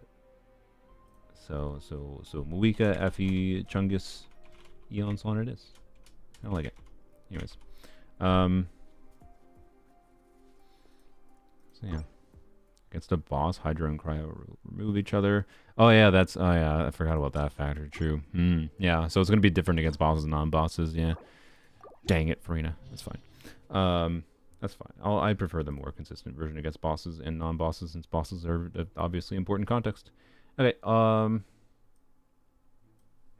So one thing to test quick. So you know this team, right? So obviously Emily's pretty important here for like. Here we'll go to the at least the second chamber for this one, because Tulpa obviously mucks with things, but this is one where I want to directly compare clear times, to evaluate this. We're gonna check Escoffier instead of Emily here. I would think that Emily should be better, especially an Emily with signature weapon with higher talent levels than Escoffier. But I'm not confident. I wish I was. I wish I was. So, you know, I will be somewhat annoyed if Escoffier performs better here than Muika at the investment she currently is at. And the first side doesn't even have any, you know, additional things. She still has her attack type piece, right? Yeah, she does. Okay. So I'm gonna take this to the second chamber because I want to like have an actual clear. So I don't know. We'll just here. I guess here we can do this. Why not? Also, just remembered Zitlali is borked. Gearing stream. Blep. Okay.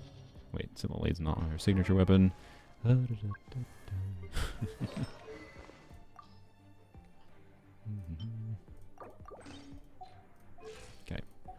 Here we go. Yeah. So I'm gonna look at the clear times, not in the second half. I don't care about the second half. Just clear times in the first half. Escoffier benefits more than Shallonen from Emily. Yeah, I know. I'm aware. Oh, actually, frick, that's the crit damage circle is gonna make things whack. I might put her on a different circlet to balance that out. I don't know if I can do that though. I don't know. We'll see what I have. I forgot about C2 Shallonen. C2 Shallonen is going to make it an unfair comparison, more favorable to her. Time to testify. Loaded.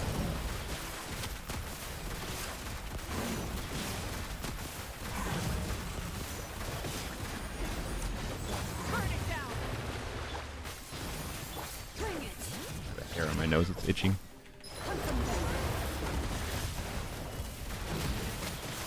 I'm going to meet you right away. Bad gameplay. Rise with the sun. Neutralize. This will brighten up the place. Oh, yeah, Layla. I actually kind of want to build Layla a lot more with the Escoffier. Ready. For what it's worth. I think she's a little bit more fun of a character because she's a cryo unit with HP scaling damage. Ah, crap. Ah, you butthole. Ah, okay, okay. I'm pretty sure I could clear in about a minute here. If I clear better. Or if I play better. We'll, I'm gonna redo this, but yeah, 55 seconds above the first one. That was weird. Yeah, DPS Layla with Escoffier is definitely, you know, I'm gonna add that to the list.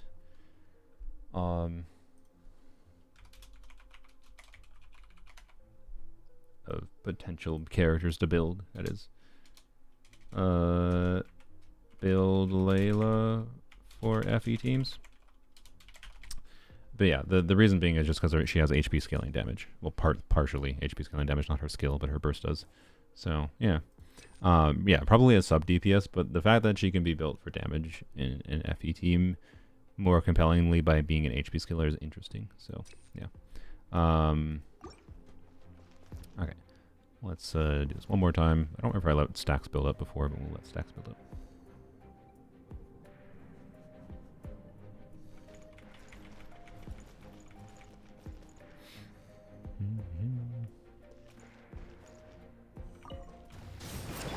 This chamber, by the way, in case it's not obvious, is a chamber I expect Escoffier to be better in.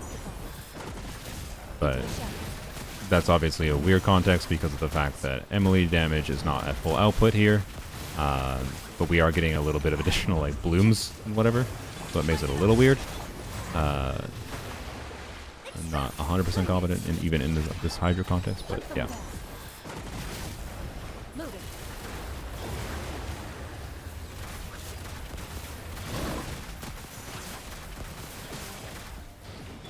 Oh, that was terrible. This will brighten up the place.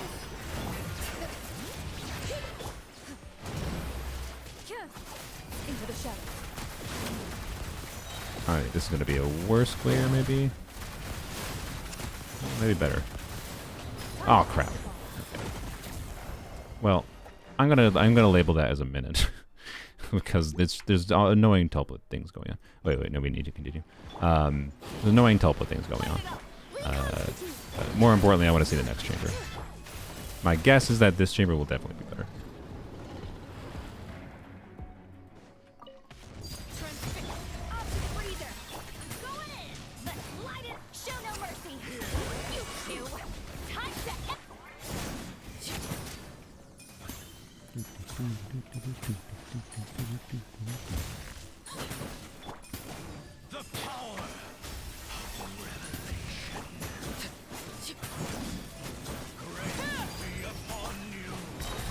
Oh, I guess I'm not gonna bother. sun is shining in my face. I need to just close my curtain.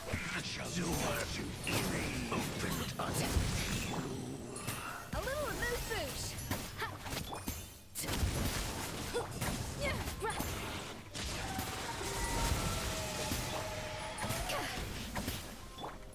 Let's light it up. We can do one more attack. Everybody Good. stand back. Why do they never miss? Lay bare. Fierce on the loose. I'm not gonna bend it up, but whatever. Suffer the wrath of the... Oh, I bungled.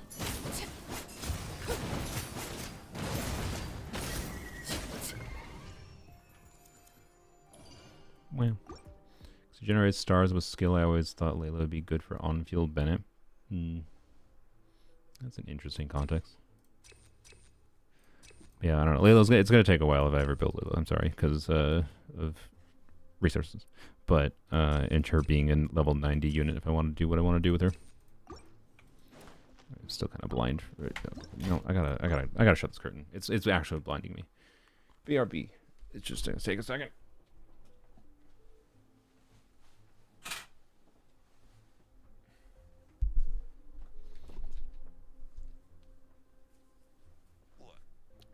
Hello. I am back. Many insects have a compulsion to follow the light. Neutralize. So like this enemy, A little ambiance. still not a perfect comparison because this enemy's mechanics, like I said, is like the great equalizer of teams. So it wouldn't surprise me if Emily or Escoffier just performs very similarly here. But I don't know. Anyways, Reconstitute. let's find out. From there. Why did I? Oh, good job, Brain. Whoops. Oh, good. Oh, good. Uh-oh. Uh-oh. It might be the first time I screw up in a while. Nope. I got it. Fresh and floral. Loaded.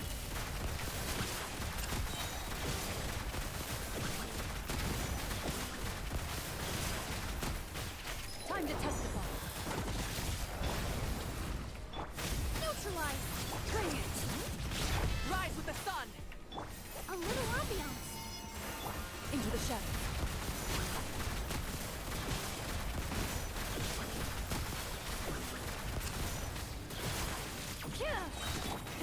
Rev the end. Target. Burn it down. Okay. I'm gonna redo this, but that's not fundamentally different than what I've experienced before, but I'm pretty sure I can kill it around the minute and 20 second mark. Rise with Reconstitute. This will brighten up the place. hunt them down.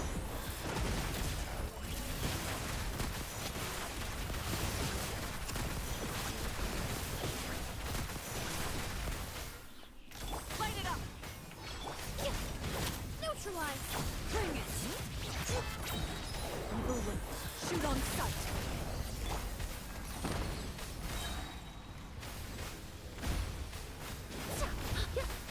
Oh crap. Well, do it again. Without being able to see. Fresh and floral. Rise with the sun.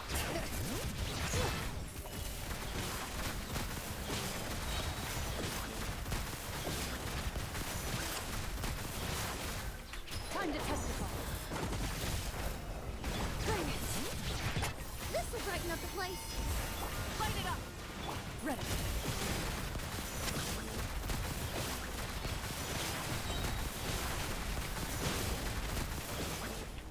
Evil will Good. shoot on sight.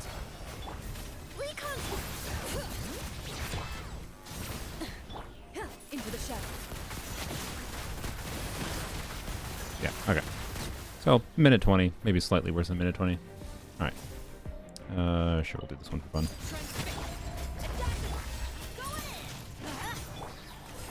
You two. Tight.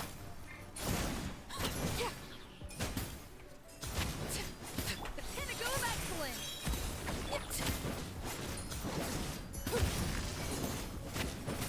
Laid bare. Up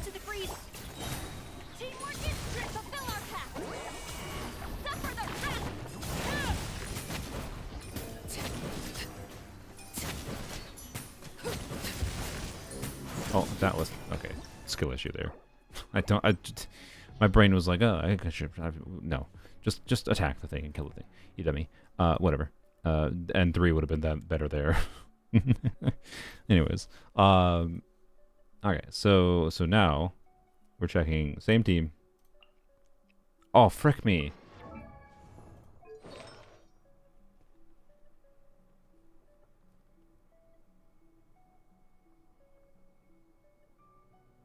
I need to redo it.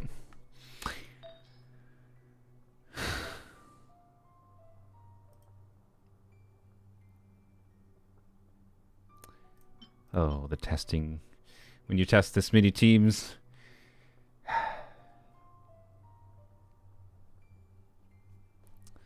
I think you're reverse melting for a bit. I mean, yeah, that's fine. It's the best way to practice the pillar climb in Abyss, in my opinion. It's on the first side. Hit retry. But I didn't have instructors on Shalona. That's why I'm at our gear. Great. Mawika was already on scroll. Like, I did kind of need to check with instructors. Oh.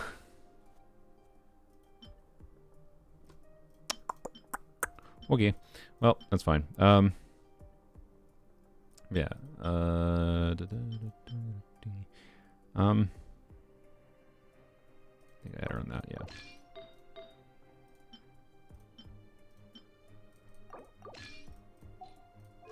Yeah, I don't know. I'm just trying to think, like, if I shouldn't know.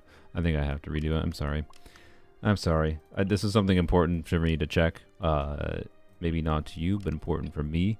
Important for you as far as, like, showing that I'm pretty sure Escoffier will still work in this context, as silly as it might seem, instead of Emily, even though Emily seems like the more synergistic unit. Escoffier is good enough, it's probably going to work pretty well. But, yeah, having scroll on Mawika, Shalona on instructors is definitely ideal. Shalona could be on Petra instead, to be clear, but I don't have Petra set going. So, oh well. Is what it is. I guess this means we get to do this again, and maybe with slightly less garbage play. We get to see some Escoffier. Cinder City Shalona is what she was on before. Which you can do. I'm not saying don't do Cinder City Shalona for this team. Most people would probably do that if you're gonna play this team, because you don't feel like changing your Mawika build. You can leave Mawika on a normal Obsidian build, EQ on Mawika, and be pretty happy with EQ Mawika getting a bit of damage, right? So, like, I don't you get the point. But for me, it invalidates the comparison if I had the incorrect artifact.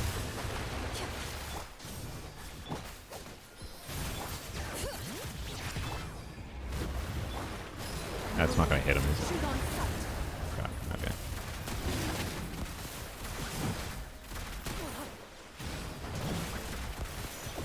That's not a deal.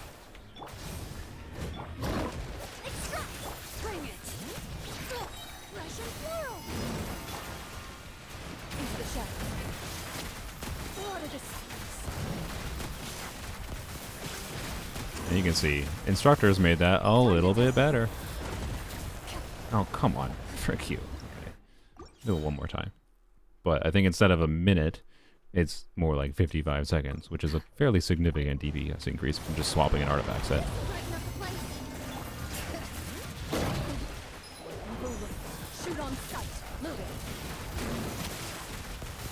E, because I'm stupid.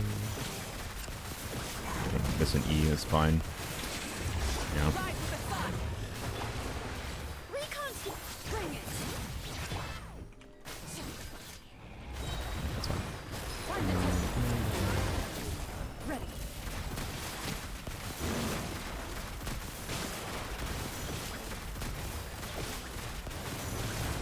I didn't have a Mawika E going. What did I? How did I miss redoing Mawika E? Rain? Oh my god.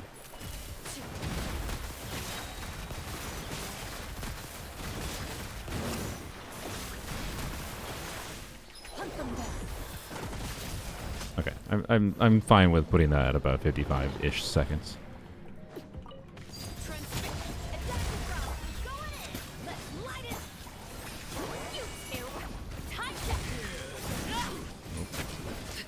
Oh, whatever. Like it matters. Might be able to actually let our charge attack melt in this team, but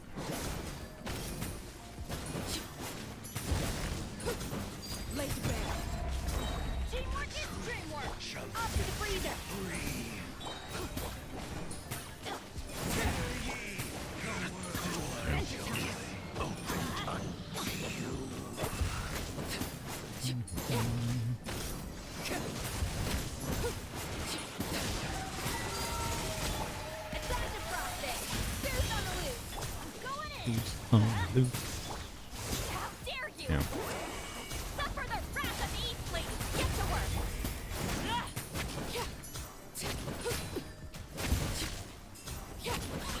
There we go.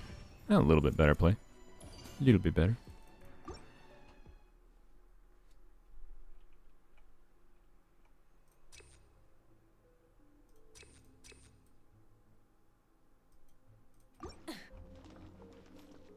Wait, the normal player will have Codex and Mav and Cinder on Moika.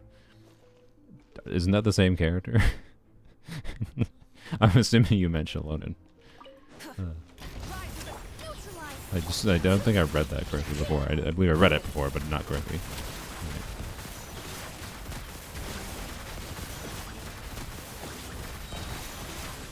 Right. This. This'll brighten up the place. Light it up. Bring it. Into the shadows.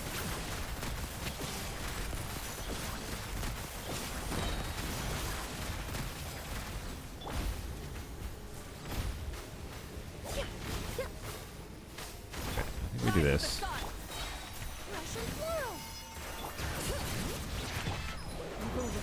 Shoot on sight.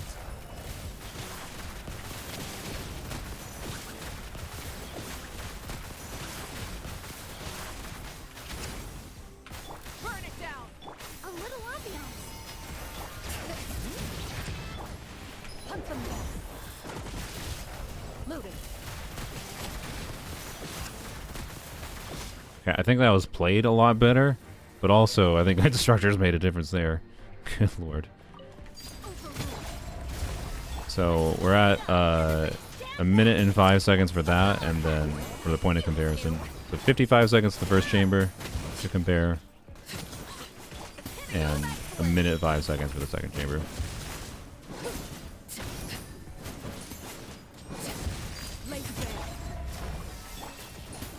No, I'm not planning on going for Yikons. I'm more interested in Skirk, and I'm talking Skirk and non-freeze teams. I think Skirk seems like she'll be fun in non-freeze teams for me.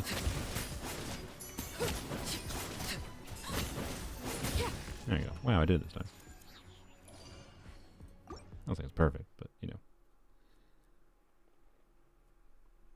know. We don't need to do this chamber. Alright, now I can do the comparison. Okie dokie. So, same exact team. Wika, but with the Escoffier instead. We'll just alternate. We will burst because we may as well, I think. I don't think it makes sense not to burst, but we're not going to burst every rotation. On the current build. Okay. But Yai is your waifu? Yeah, but I tend to play Yai in teams where... You notice what this says? Sesho's soccer is attacks, ignore defense. Also, it's 4 copies of a character. That's just her skill. I like playing Yai in ways that aren't just her skill. So, you know. And also, I like using Yai enough and having her randomly in my videos, even if she's not a focus of the video, that I'd rather have her be more relatable. So, I don't know. Maybe I'd consider it if I don't know. I literally just had a whole moment in the stream how, like, I like Yelan, and C6 Yelan, sure, is super strong. Wow, big damage in the Escoffier team. But it just is boring. I barely even got to use the C6 because it's too strong. It's probably going to be a similar experience for Yai, so I don't know. Just no. Just no. I would strongly consider it if it was much cheaper, but it's not, and it's overpriced as hell, and it might make me actively like stop using a character that I really love. So, like, no. Anyways, I've learned that lesson. Anyways, if Mahoya lets us disable constellations in the future, reevaluate. What did we do in second side? You know what? We're brain off, blap. There we go. just do a different double cryo variant. I don't know if Rosari's even on the right artifacts right now, but it's fine. Okay. I should let her get stacks. I wonder if I bother bursting the first rotation. Yeah, may as well. I should burst after Chalone and E though. Serpent spine, serpent spine, serpent spine. Okay, good enough. Off to the freezer. Goose on the loose. Time to testify. Ready.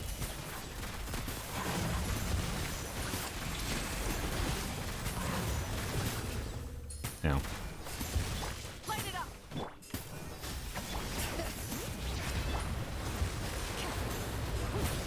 Hear the echoes of the valley.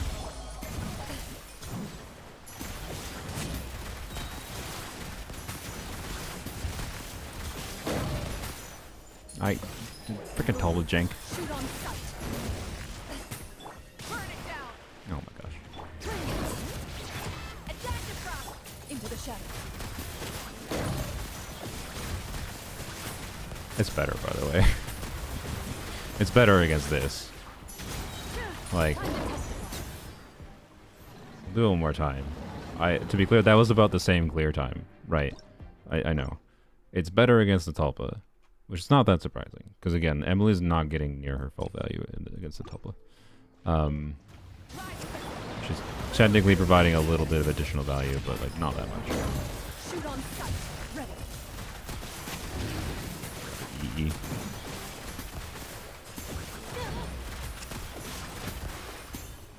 Burn it down. This time we'll do this. Freezer. An engraved name's echo. Hunt them down. Load it. Oh my god. You freaking bottle. I don't know. Okay. Why is this team so much worse to play with? Why am I getting interrupted so much more? I don't know. It's just like the timings relative to the attacks are slightly different. That's what it feels like. Goose on the loose. Time to testify.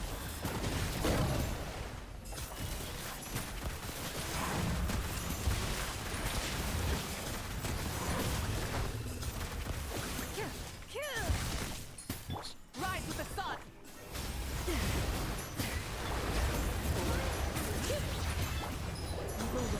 Shoot on sight.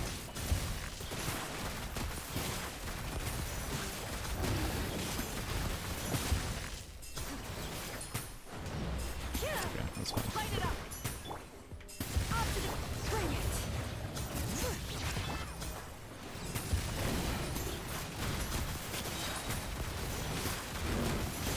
Yeah.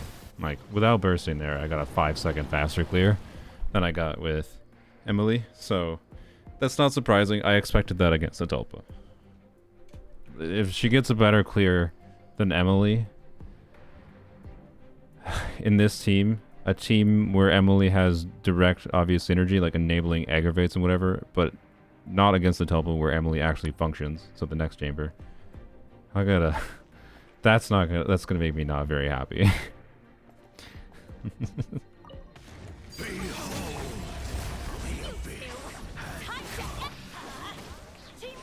Oh, I just remembered. I forgot. I forgot to power her down because of Shalonin. Fine, we're already... whatever. I forgot. I forgot to power her down. I forgot C2 Shalonen. That's effing up that comparison. Oh.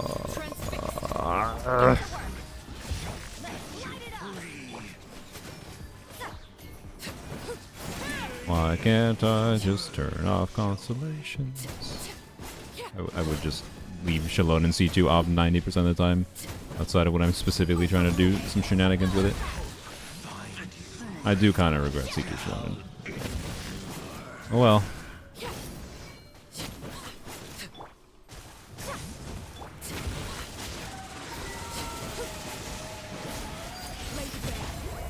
Why'd I do that? I don't know why I did that.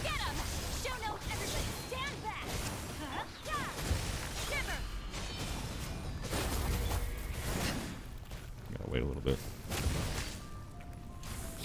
And we don't have Sivali going. Whatever. Rosari's enough. That's why you do double cryo. Alright. Escoffier's story quest during a stream? Maybe, yeah. Not right now, obviously. Okay.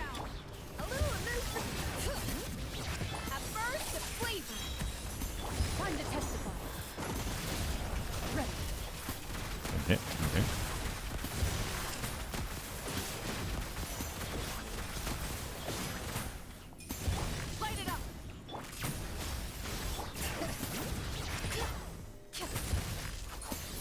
Okay. What?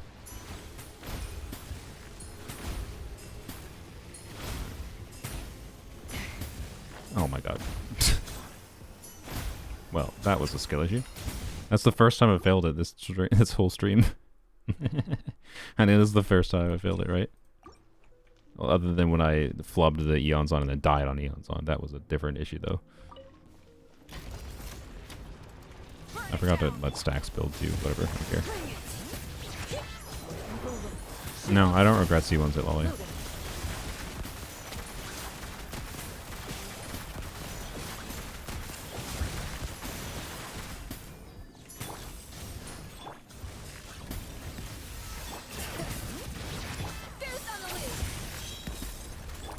This. Alright.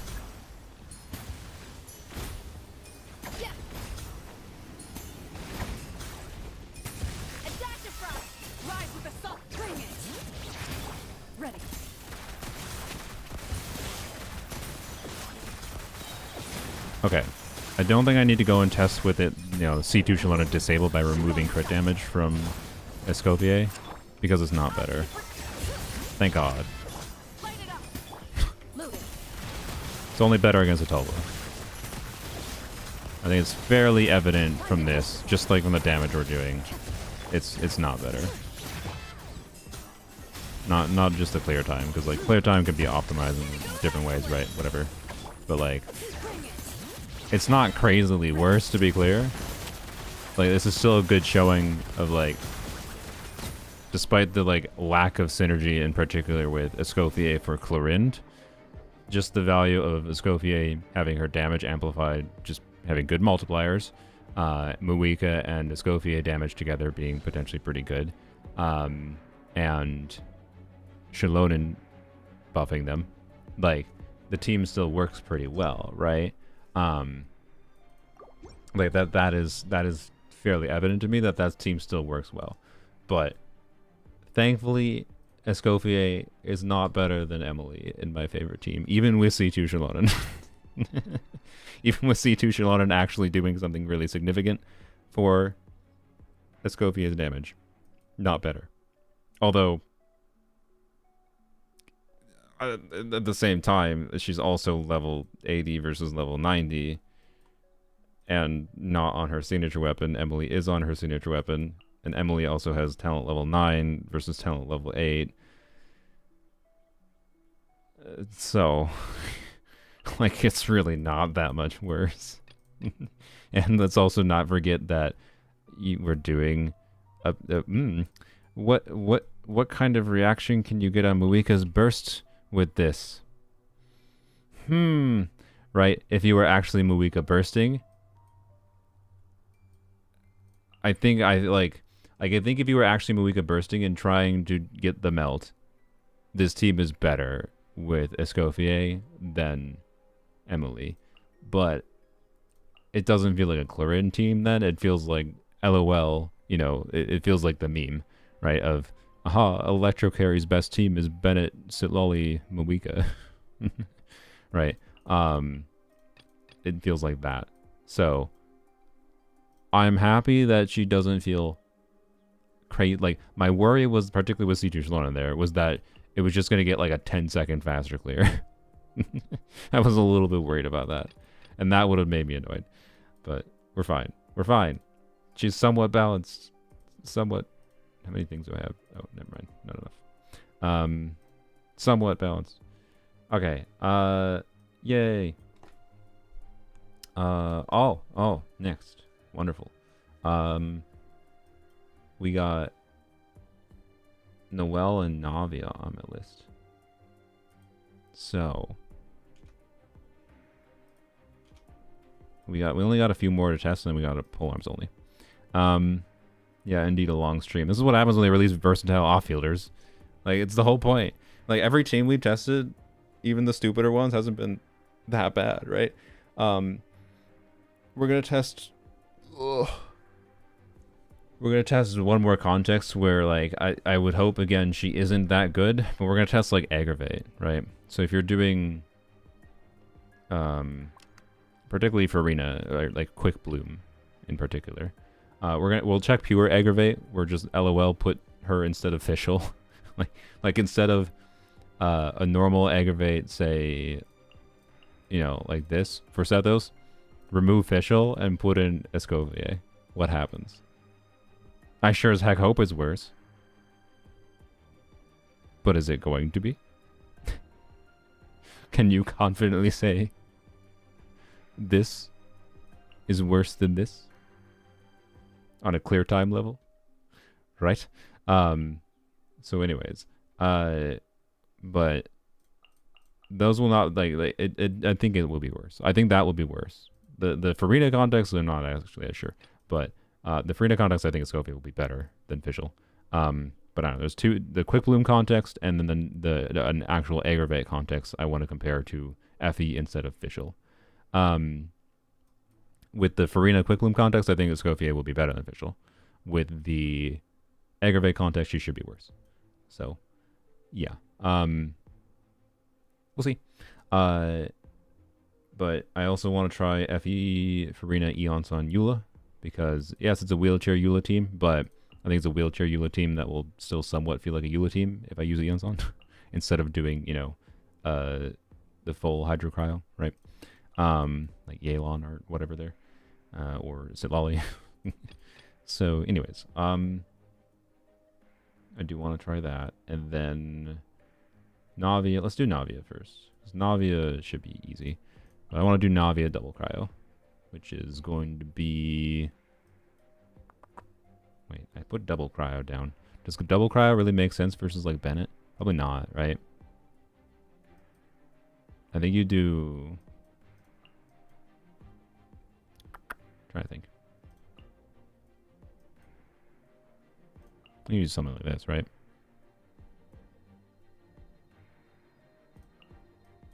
Should do the second side.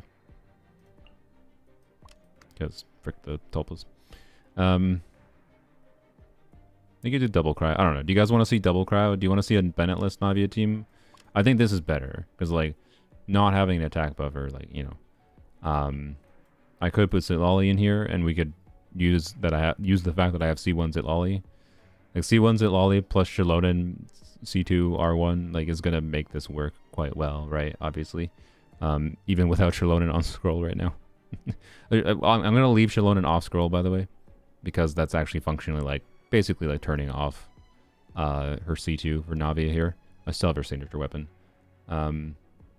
Chungus? I could do Chungus instead, I guess. That would be funny. Does it do anything? It does reduce her skill cooldown. What will that do? I have no idea what that'll do. Is this going to enable meaningfully faster? I don't know.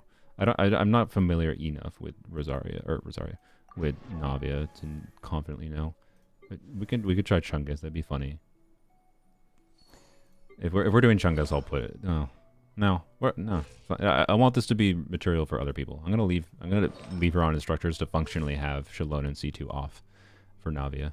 I still have her signature weapon anyways.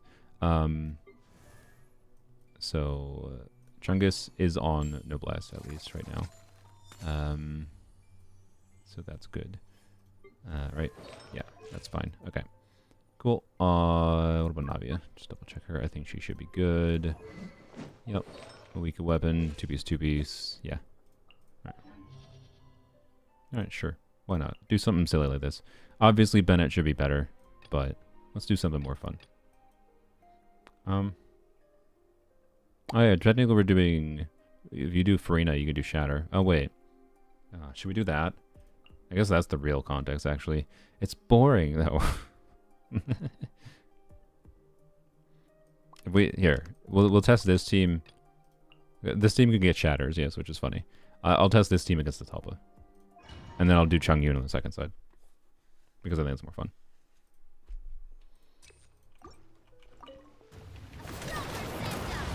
We can do both.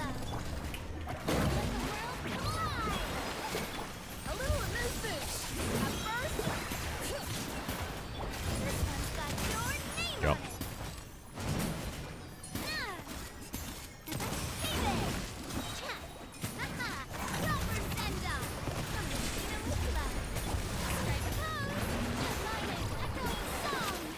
Oh, I forgot to put Escoffier on an ER timepiece. Whoopsies. Let's use Shalona instead. Don't forget to have energy on your Escoffier. I should have killed that thing.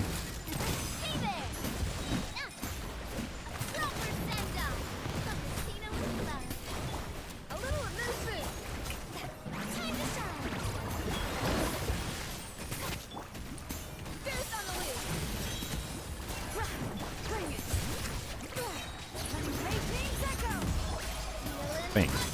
Nice. I'll be critting for once. And... Flap. Yeah. Crazy. Actually, honestly, I don't love Navia Bennett. And Navia Eonson doesn't really work very well. as wheelchairy more as it might feel. Like... For being, and again, like, C2 Shallonen was functionally off. Like, because I don't have scroll on. Scroll gives 40% damage bonus. Like, yes, I was getting 10% more damage bonus than I have on scroll. But, like, C2 Shallonen was mostly off there for Navia. It was on for Farina and or it was functionally completely on for, well, no, not functionally completely on. It was partially on for, you know, the other two. So I don't know. C2 Shalona was still doing something, but not having, obviously Shalona should be on scroll in this team is my point.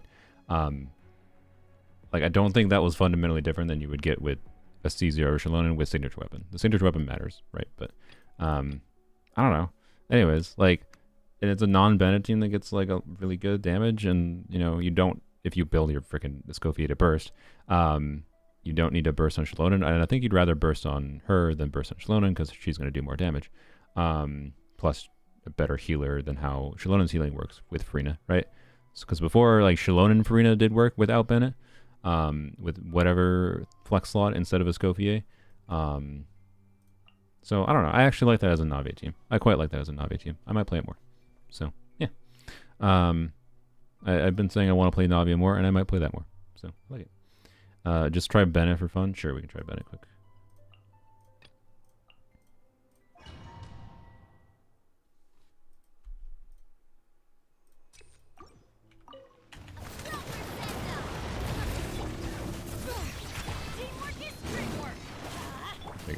Well, I don't know, this probably didn't make sense, but I don't know. An RK? Nice. Yeah, similar to Breen.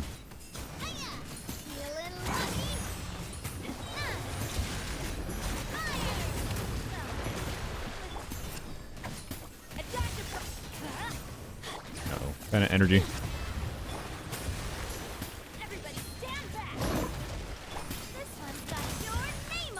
A little bit better than Breen. Kind of excited.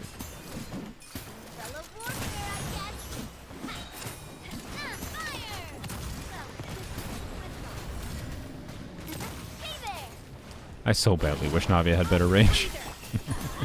It's obviously good. Also for the lulls before, since we're testing things with Navia, why not? Yeah, not doing a full run through. What happens with C1 Silali? Out of curiosity, like the Chungyun team is obviously going to be a more meme team variant, but still might work okay. But what happens with C1 Silali for the lulls?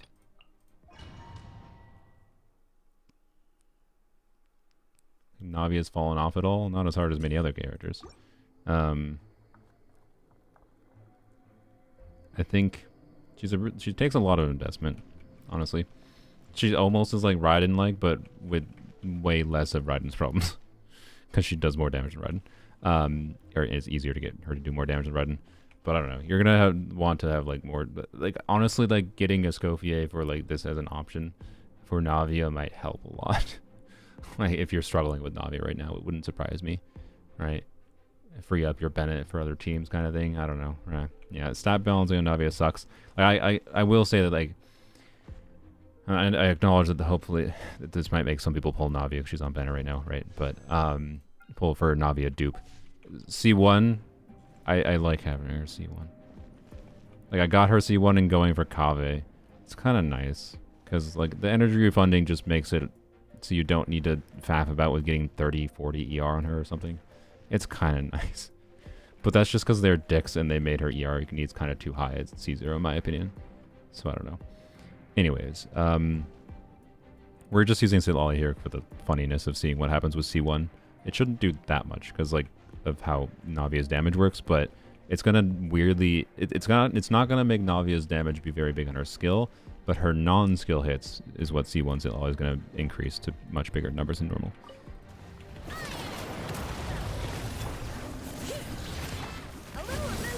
Didn't actually have to do that.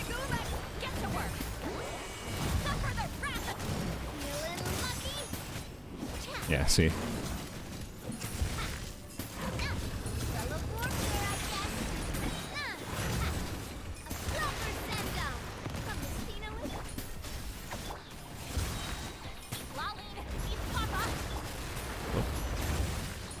No, target this. Okay.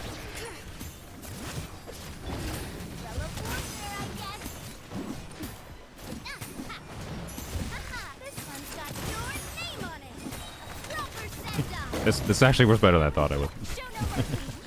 I thought I was going to lose more damage than I did on Shalonen's skill.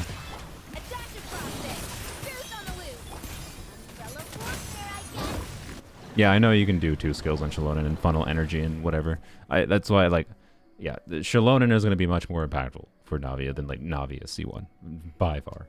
So, yeah. Anyways, that worked okay. You should not, there's, like, no reason to do that, to be clear, without C1s at all, though, I don't think. So, well, other than the fact, I mean, it does give you a shield, and it buffs, it scroll on her buffs Escoffier a little bit, technically, but, you know. Anyways, let's do the funny team, because I don't know, the nuance of Chungyun reducing skill cooldown might do something interesting for Navia. I have no idea. This will be kind of weird. He should probably be on, whatever. I was gonna say he should be on like wait, no, we're not playing with Rena. We don't need to worry about it. He should probably be on having a stroke. Fav. Fav enter for energy, but we're not gonna worry about it.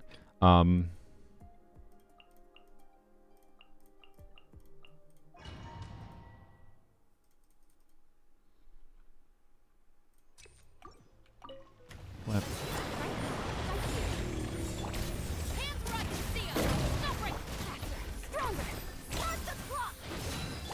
I wanted to wait for the Fat Particles. I don't know if it mattered actually. If it was a double Etcher team, I probably didn't need to do that. But. Oh well.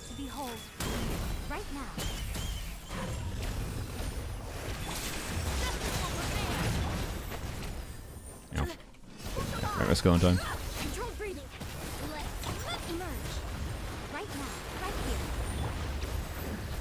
Oh, that's gonna get resistance. God dang it.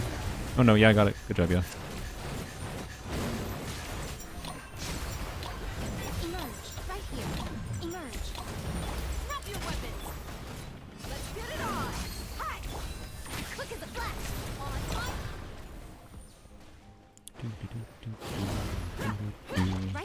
Well, oh, I probably should have just... Yeah, okay. He teleported across the way. Punch. Punch. You... Oh, stop it. Oh my god, bro. Right now.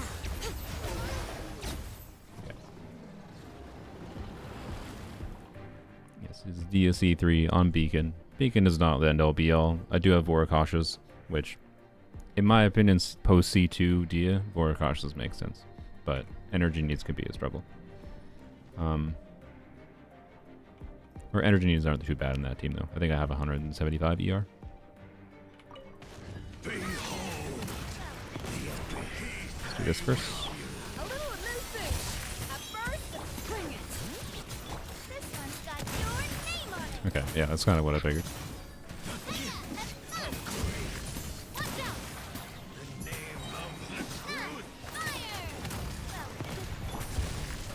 Spirit flame.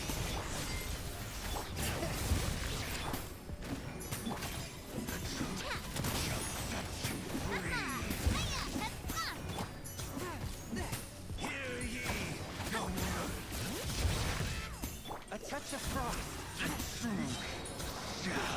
Maybe we should've- Oh, it's gonna hurt. Yeah, yeah, I fired before.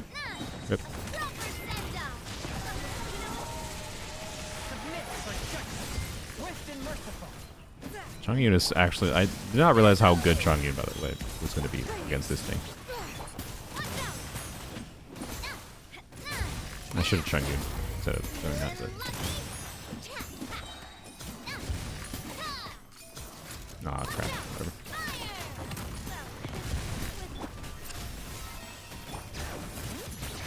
From whence you came, forth my blade.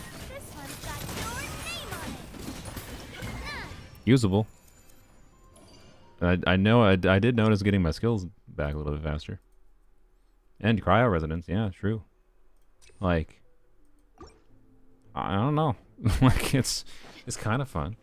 Is it a lot lower damage? Yeah, but I don't know. It's just still, we're still clearing. Emerge. Right here. Again, I don't have scroll on Navia, Control breathing. so like her C2 is functionally turned off. I still have her signature weapon, so I'm getting like 30% more damage bonus, right? Still than normal, than a C0 or something. But Right here. Right I'm not saying it's doing nothing. But at the same time, Chongyun could even be doing more damage. My Escoffier could be doing more damage. Well, no, the abyss is the abyss buffing is making things do more damage anyway, so that's probably not true. But in a normalized context, well,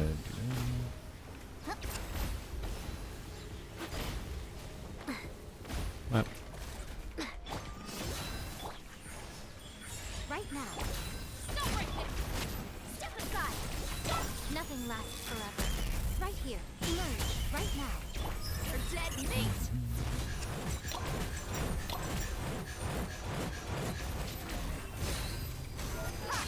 Right here. Right now. You asked for it. a Final loud truck outside. Control breathing. on my butt. Gloves off.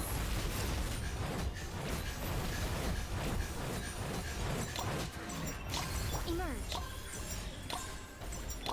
Hands where I can see 'em.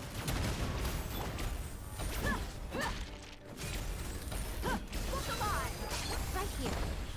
Should have Eons on buff. Emerge. We don't need to. There you go.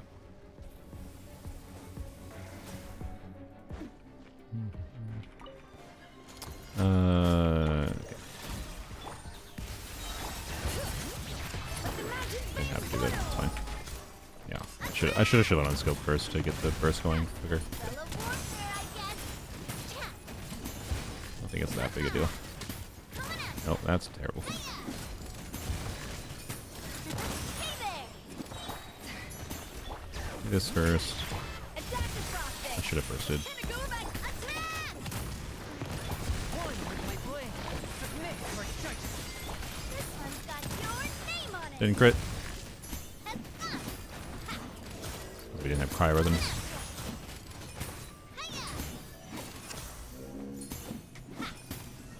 I should do this. Off to the freezer. Forth my blade. This one's got your name on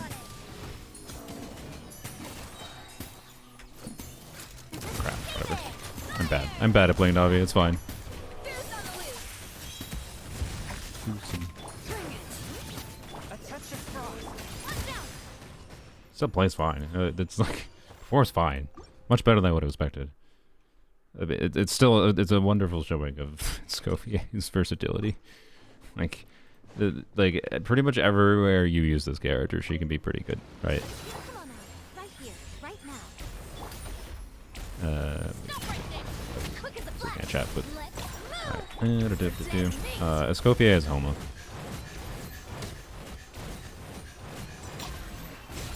sight to behold. Right here. Right now. You asked for it. The awkward thing with the idea, like I said before, right, how You asked for it. I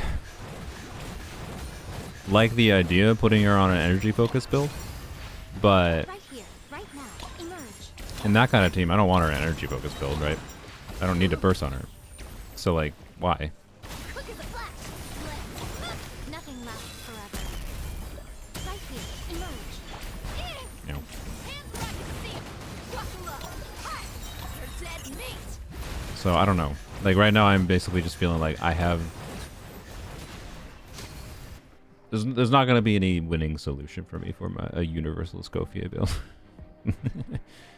And I might stick with Homa and just deal with energy problems outside of if there's a particular Escoffier team I end up playing all the time where I find the need to put her more on a higher energy build, you know, switch it to something else. Okay, I'm gonna do this. Make some energy back. No, not quite. That will though. Okay. Slap. Force my blade. From whence you Feeling lucky. Fellow Bam. warfare, I guess. Hiya. Hey there. A proper Okay. stand-up. Chunking of cooldown, I think, with Navia is pretty fun. A little of this boost. Go excellent. one with your blade. It's more noticeable than I would have expected. Watch out. Attack.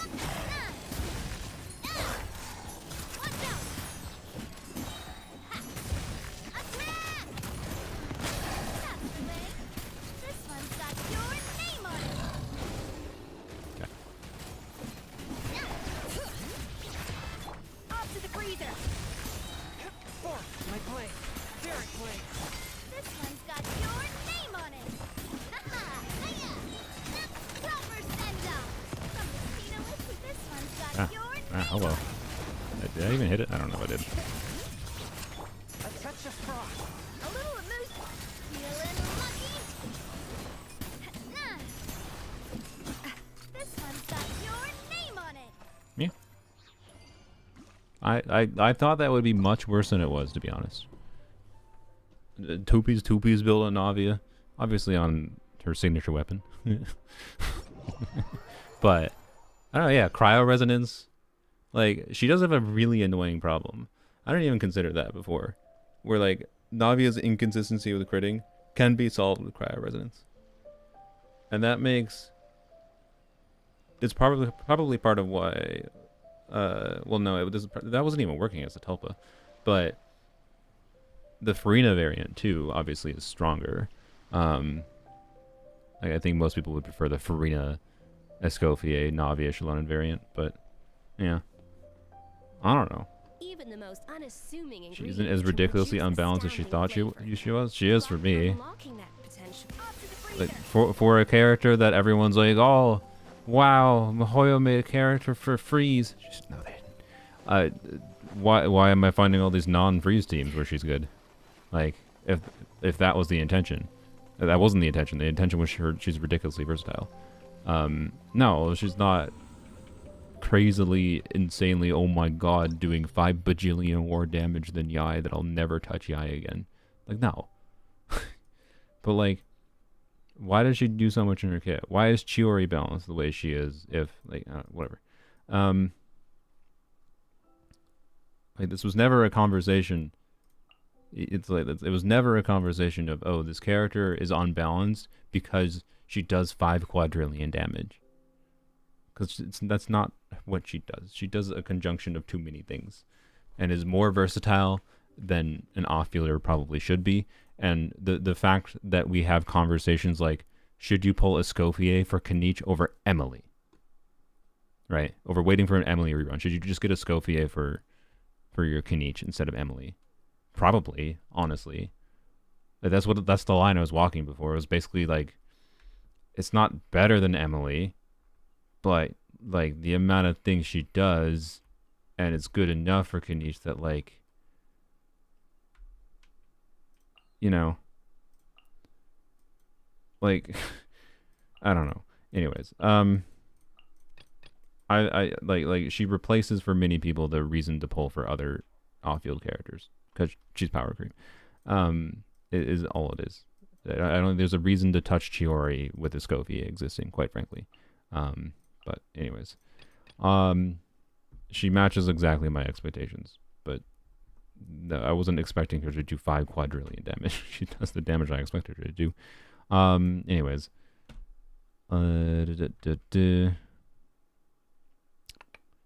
Noelle. Let's do Noelle. Okay, so yeah, Noelle. The reason I like the idea is a similar story, so this will be fairly simple. But Noelle, Farina, Escoffier. The reason I like this more, and I consider this at least there's some wins with power creep, right? Noelle is like, you don't, with double Hydro Noelle with Yelan, right? Doing, and to be clear, you can do actually this now. Where's Noelle? There she is. Right, you can do this. You can do full arse wheelchair if you want, but I'm talking replacing Yelan with Noelle. I think this unlocks a couple things for Noelle. One, you can do charge attacks rather than having to do normal attacks. So you want to do spin to win, Woo. Shatter is a funny side effect too. But more importantly, one effect that I've usually experienced in playing like Wet Rock, so Yelan, Farina, is the awkwardness of running out of, you lose healing on, if you're using her as the only healer for Farina, you'll end up losing the healing. It's just sometimes. This is something I noticed a lot because I played a bunch of Noelle Farina before I activated C2 Farina. After C2 Farina, this is not really a problem, right? But my point is her being a healer should help mitigate. You don't have to burst her rotation, but her being a healer should help mitigate that problem when, like, the shield breaks because it got hit, or just whatever, things didn't line up, whatever goes wrong, right? So I kind of like the idea of this core for Noelle much more than Yelan for various reasons. You can still play the Yelan, but I'm going to do Shalane, of course. So, yeah. We do need to put Miss Noelle on different artifacts. Oh, okay, maybe not. Oh yeah, I guess my death percent pieces on MH aren't needed that often. so I haven't played her in a while, but she still has her artifacts. All right, cool. Let's go. Didn't even have to change her. I literally haven't played her in many months, so it's funny that I haven't touched those artifacts. DPS Barbara, level 20. I mean, to be clear, level 50. It'll perform about the same as certain other units. Like, you know, I tested the smattering of different wheelchair combos with freeze hydro teams. Yes, DPS Barbara will work, and it's probably a compelling option to get Escoffier for her, but it will not feel like Barbara is contributing that crazy amount of the team damage. Just saying. So, yeah. Doot.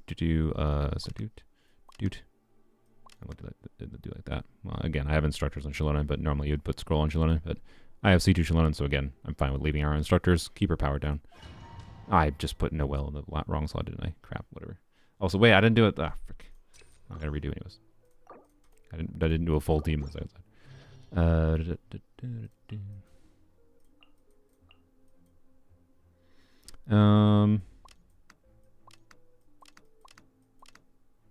am I struggling so much? There we go. Okay.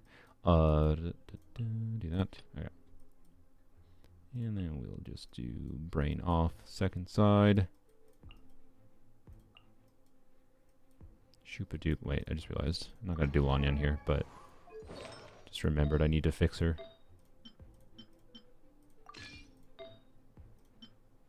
bad. Alright, fixed. Sorry.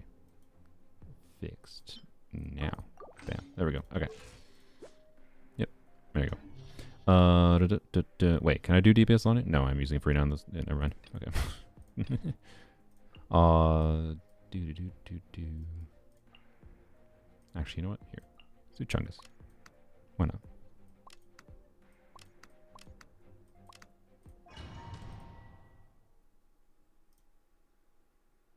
Another one of those hats. You know how to do the pillar jump? Nice. Congrats. I don't know why I did that. Accident. That was me holding the button. That was not my mouse. Goosh on or loose. Beautiful made wood. Steady as stone. Start back to.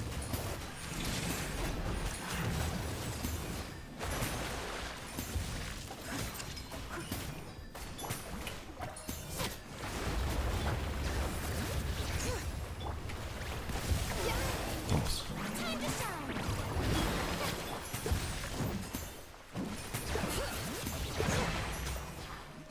Ah, yes, the well energy. Here's an Escoffier fab moment. Ah, boy, the well energy. Okay. Let's just. I guess we just wasted like 20 seconds there. Okay, well.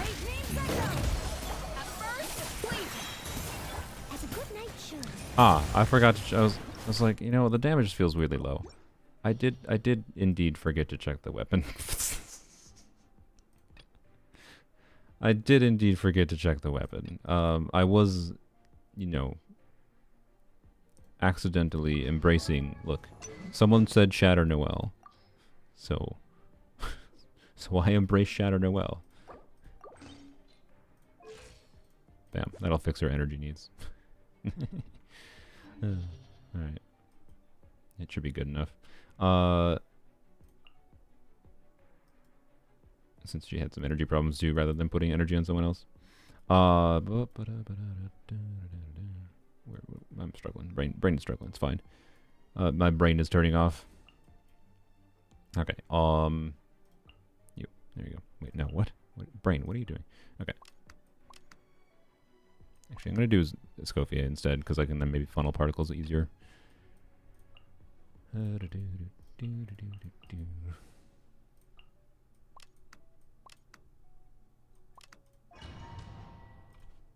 Skyward Noel? What do you mean, oh no?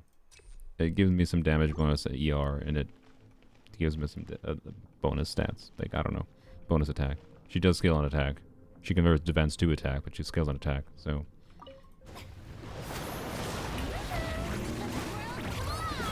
It's gonna be a heckin' lot better than Mailed Flower. Stop it. Time to clean up. Leave it up to me. Spin to win. Yay long, good never.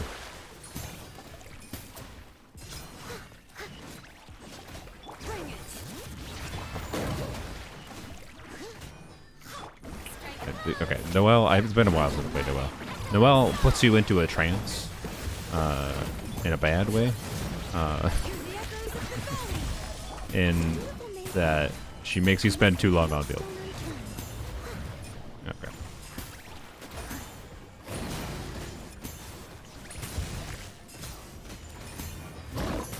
Okay, I probably would end up using Serpent Spine, to be honest, on her, if I was going to play this more regularly.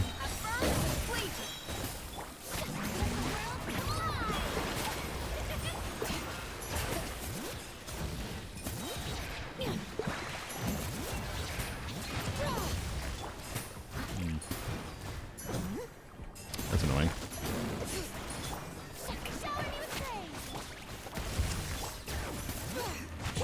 Good night should. Steady as stone.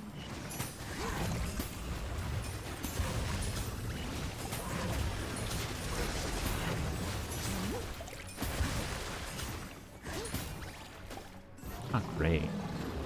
Not great, to be honest. I thought this was going to be more enjoyable than I thought it was. To be clear, obviously we're fighting a Hydro enemy. We'll go check what the next chamber's like, though. Oops. Transfixed. Teamwork is triple. Ow. Fulfill our task. Flawless. Eat pop up. Truncator. This is a Saluna issue? Why? I'm not saying the gameplay was good. I wasn't trying to say that's what I'm going to get every single time. Oh my god. Not playing the Chungus correctly.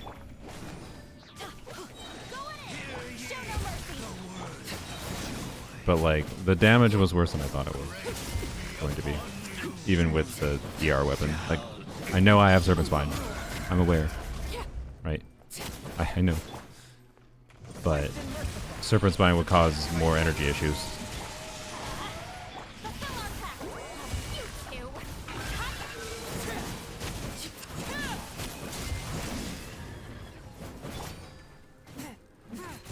A touch of frost.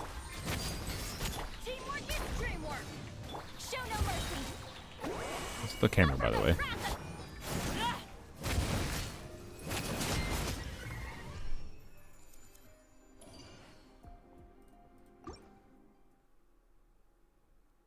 Honestly, can't tell, but when I played her, she did much better. What was your build? Do you have Redhorn?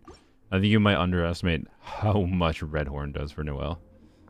It's part of the reason I don't play her that regularly, is because I think she feels kind of bad with that Redhorn. I know I'm not funneling enough. That's why I'm not taking that much stake in the clear times. That's not the problem. But funneling more doesn't increase the damage I get there. Being too popular. From Noelle. Like, it doesn't feel like Noelle was contributing that much, is the problem. Adore me so much. And I don't really have a way to improve the build crazily. It's like, yes, I can use Serpent Spine, and it'll probably make Noelle feel like she's doing a bit more, but I don't know. Maybe for some reason I just remember Noelle doing more damage in the past than she was. I don't know. Like, I feel like she used to do substantially more damage than that with Yelan for some reason.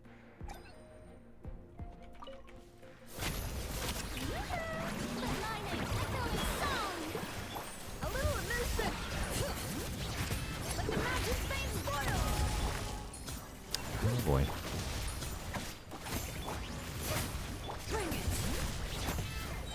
Time to clean up. Leave it all to me.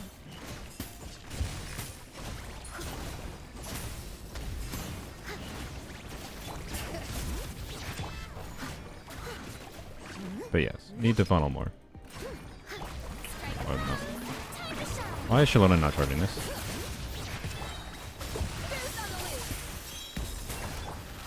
As a dutiful maid would. Steady as stone. Oh, White Blind is also quite good for her. White Blind is definitely better than Skyward. I don't have a level White Blind though. We're doing much better here now that Farina actually does damage though. Oh my god. What? There you go.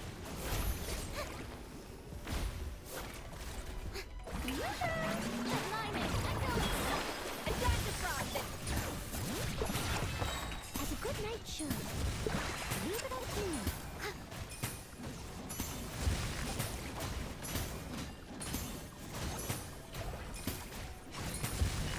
I don't know how to use her charge attack properly, by the way. But, yeah, but anyways, yeah. I'm very not used to playing Noelle.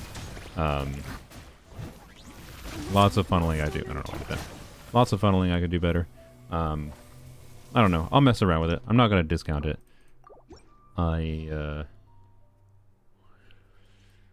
It's a problem, I think, like, I don't like Noelle so much to get properly used to how to play her, right? Is where it's at. I put on this because I wanted to just get my energy back without having to be too concerned about it. Having to switch to a higher damage weapon, Serpent Spine, White Blind, whatever, obviously, it can be great, but need to be a lot better with funneling energy, swapping to Shallonen like every time I possibly can, because you can swap to, you can do like 3 Shallonen skills in 20 seconds, right? In like one Noelle burst. So, and kind of just keep on going. So no, Noelle gameplay is interesting. That's my point. And yeah, I am not booking. I am not booking. I hate booking. Do not tell me to book. I don't care if it's for the charge attack. The charge attack booking is slightly better than energy booking. I hate it. I do not book. I read books. I do not book in Genshin. Anyway, sorry. Play Emblem Noelle. Alright,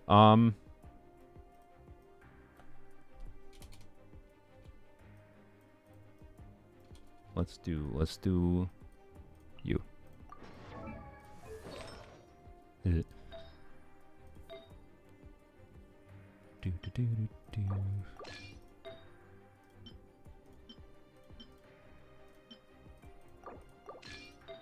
That's fine. Okay. With wait, we're doing double cryo. We're doing Fe Farina Eons on Eula. Yeah, well, duh, because Eula's cryo. Okay, so we'll have double cryo. Well, kind of. Not against the bosses. I don't know. Yeah, I'm gonna put her on.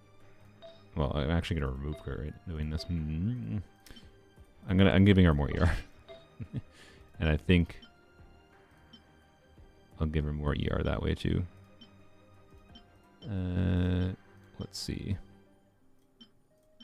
I guess just this. Oh, I wanted more crit rate though.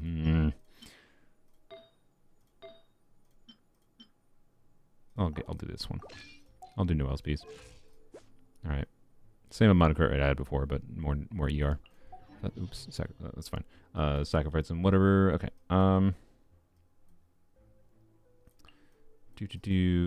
Farina and Eon Son. Should we do first side?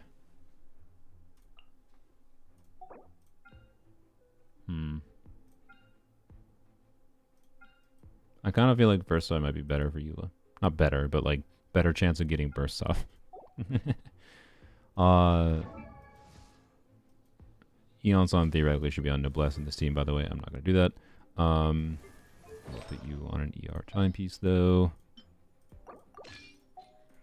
Okay. Yeah, I think I'm going to try first side. That's a little bit more interesting. Okay, something like that.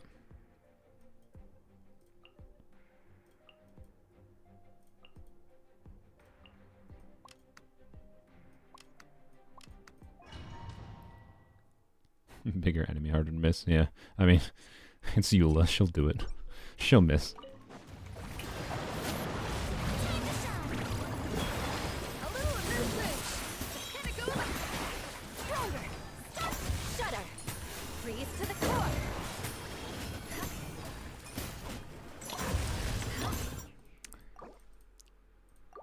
I forgot weapon again. She was on mailed flower. I got struck by it twice. We'll actually give her Moega's weapon though. Yeah. There we go, and that makes the crit rate look a lot better. All right. Oh boy. All right. Let's see. Okay. Yeah, you might be right that Eon's on scroll still does make sense for just Eon's on scroll buff for Farina Escoffier is better than Noblesse buff for. Yeah, you might be right. Begrudgingly, you might be right. It's not better for Eula though. That's for sure. Well, it's not terrible. I mean, she does some cryo damage, not ton, but you know. Anyways,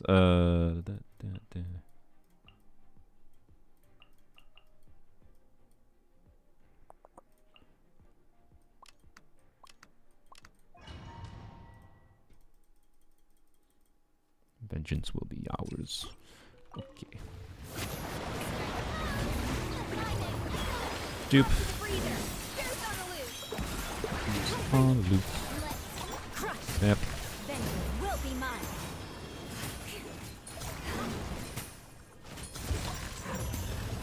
I can This. Not bad.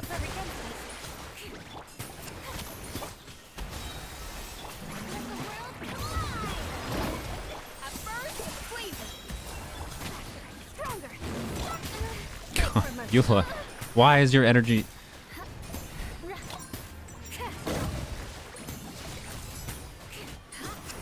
I swear to God, every time I play this character, I need like 800 AER. I can't. I just can't with this character sometimes. I put 40 ER on, and I'm just like, hey, that's hopefully good. Nope, shoulda used the ER weapon. What am I thinking? Oh, I forgot to heal. Erp or derp. Okay, I'm gonna use the ER weapon because I would like to actually burst consistently. I'm sorry. I like the big damage number, but like, you know. Yup, 178 ER it is. wait, okay. Surely I can at least go back to the other feather, right? Right. Surely I don't need 178. I can at least do this. I mean, we're not gonna, the crit rate's a Eula amount of crit rate, but oh boy. Anyways, go 2-piece Cinder City. Honestly, probably, yeah. But anyways,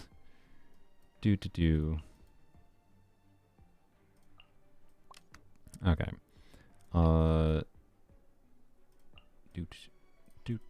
Dude.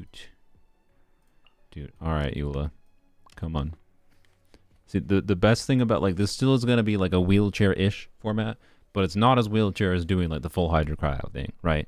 And it still feels like Eula gameplay, unlike something like Plunge Eula. So I want to give this a real proper shot.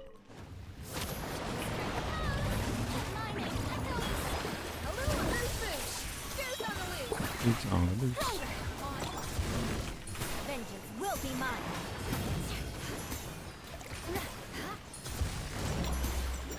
Eye for an eye. Okay, not bad. We didn't really lose that much damage.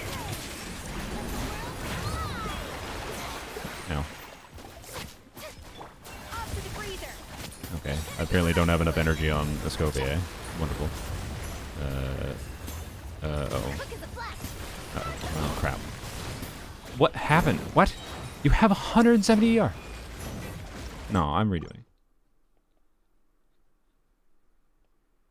What? What? Was that not flabbergasted anyone? Double cryo Eula. 2 Fab users on the team. 170 ER.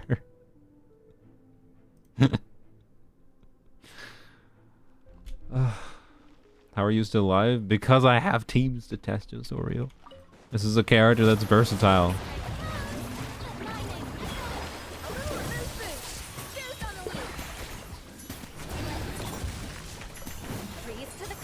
What, in the camera?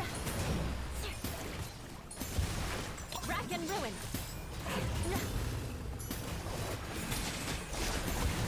Nice. Funnel, I guess. Alright. This character's energy is... What were they scared of?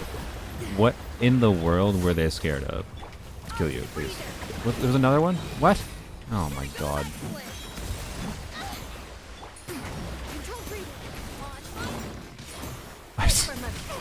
I funneled 2... I still don't have my energy back.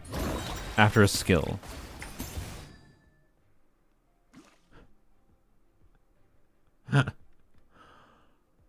What do you mean I'm missing skills? Maybe some funneling? I just funneled 2 instances of fab particles.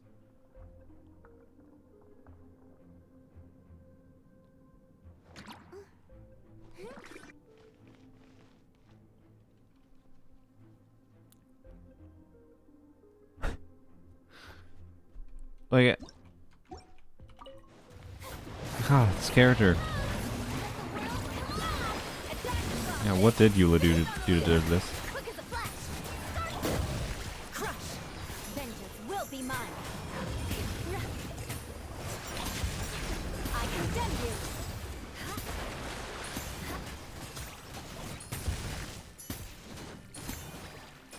Do I need to do an additional skill here? Frick off, dude. Shudder. generated one particle there. One. Farina. One. One. Freezer. One. That's all. Gotta go back. Control breathing. Eye for an eye. I don't know why I held there. Whatever. Probably, I needed the particle, honestly. Oh, I can't with this character. I'm sorry. Like, what is the combo to not make her have 800 energy needs? Also, the burst missed, by the way, because I teleported. Oh my god. Okay. Also, because Eula generates 0 energy, Escoffier's energy recharge is apparently energy needs are higher than 172. Rack and ruin. I should have. Whatever.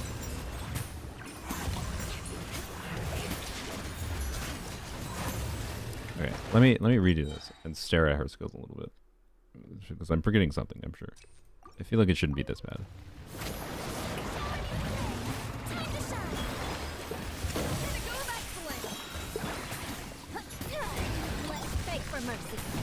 This, right? Oh, I think you're supposed to do one more skill after. Right. And then you do a whole skill here. Okay. That's, I think, what you did. I missed one skill, I believe. I don't think one skill is enough to fix my problems that much, but I forgot to bring a verse before that. Can you stop spawning little butts?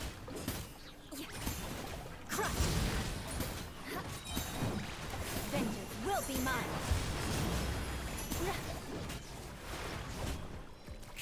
Shut up. More speed.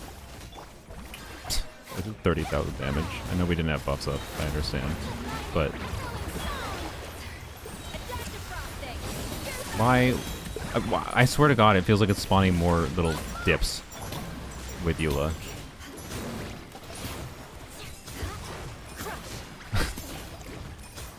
I just like.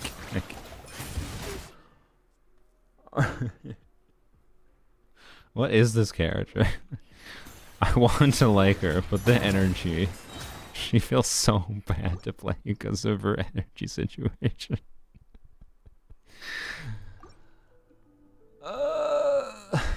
Okay, I'm going to try Yeonson. So I'll try to do like a Escoffier burst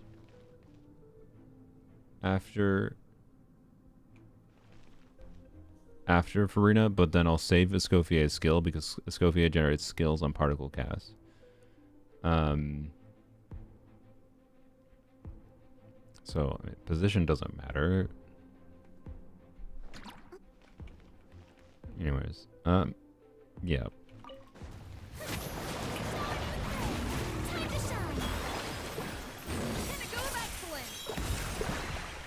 Well, okay, it doesn't matter for the first rotation, but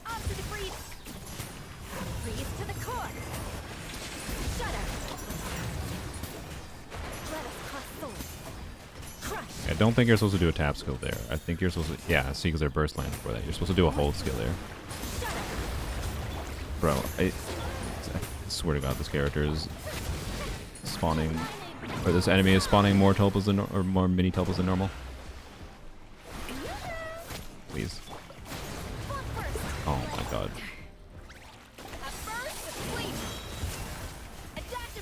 Alright. Okay, I mean that helps kind of. It's gonna hurt in other ways, but. I condemn you. Okay. Certainly not the 300k we saw before, but.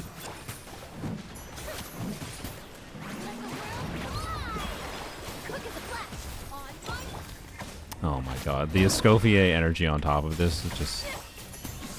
It's just the shit icing up top. It's still not doing very well for energy.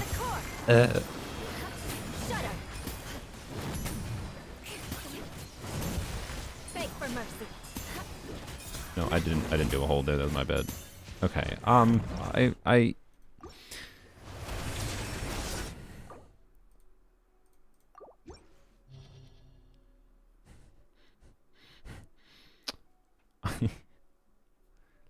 I give up on that. I want to like that, but I think if you're gonna wheelchair with Eula Escoffier, you wheelchair with Rosaria. Because at least if you have C6 Rosaria. Because at least C6 Rosaria, hey, another cryo unit, a Fab user. Let's go. And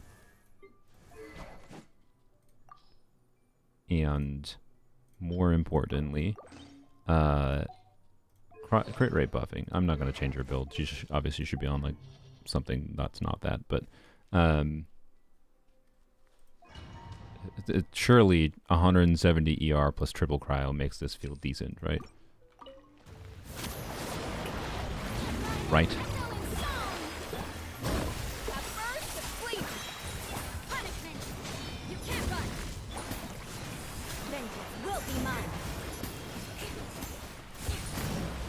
I forgot to scale. My bad. No, that one was my bad, obviously.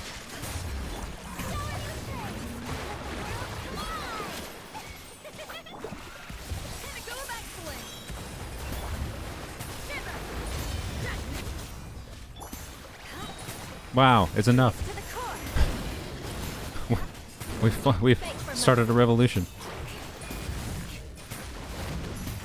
I think I scuffed it a little bit play-wise still, but the important thing is I think I have enough energy now. Oh boy. Okay, kind of. Angry Tulpa. Hey, it didn't miss. Well. I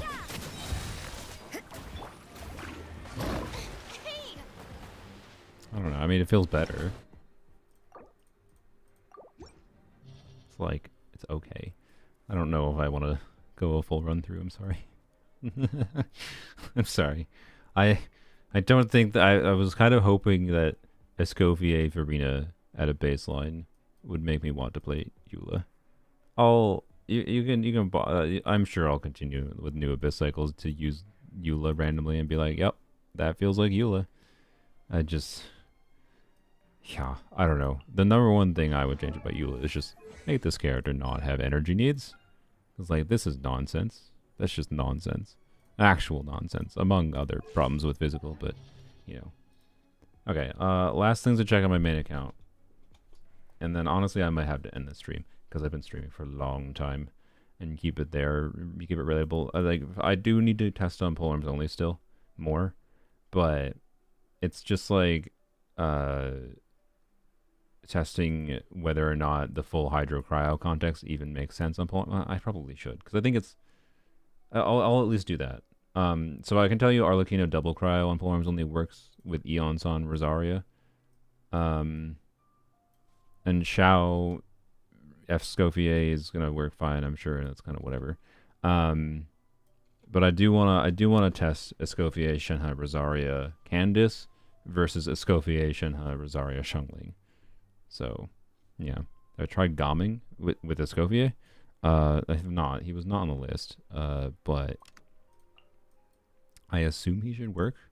Particularly, actually, you know what? That's actually a good point. I should have checked Gaming because I like double cryo Gaming personally with Eons on, and Rosaria is the one I used before. Like Rosaria is good, but I don't need the crit rate. I don't think on my Gaming.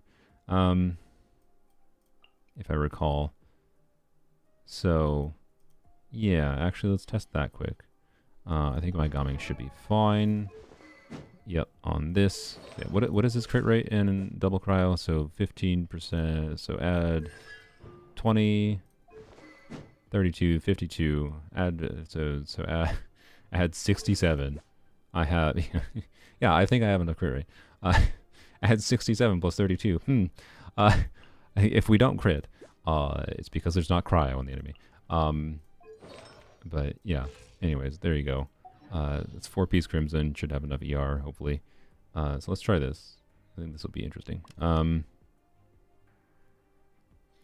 2 units on scroll here. Eon's on, should be on noblesse, whatever, yada yada. It's fine. I have C6 anyways. It'll be fine. I think we do. No, we need to trigger scroll. Scroll kind of tricksy. Actually, there's a benefit to scroll on the Eon's on here because of. Well, not really. Never mind. No, don't worry about my yaps. I'm trying to think what we do. Do I do into you? I think I can get away with doing Gomming into Sit Lolly into you, at least in a single target context. It might change a little bit in different contexts, but the downside of doing this is you're losing some uptime on Sit Lolly cryo application, which might matter in AoE. But yeah, I don't think you need Sit Lolly. I'm not saying you do need Sit Lolly, but I prefer double cryo anyways. I think. Yes, I could do Shalonen. I'm fairly confident that will work. I'm not really worried about that personally.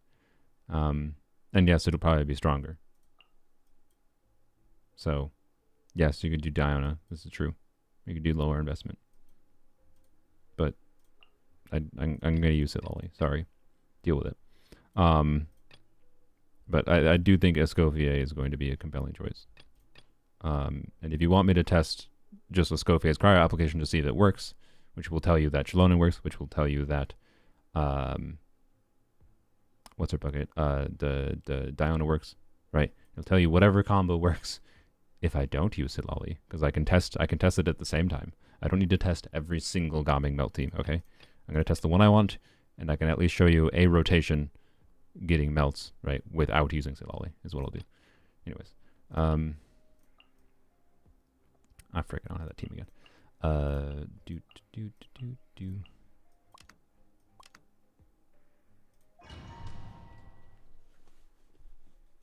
I can hear tiredness in your voice. Yeah, I mean, I've been streaming for 8 hours straight.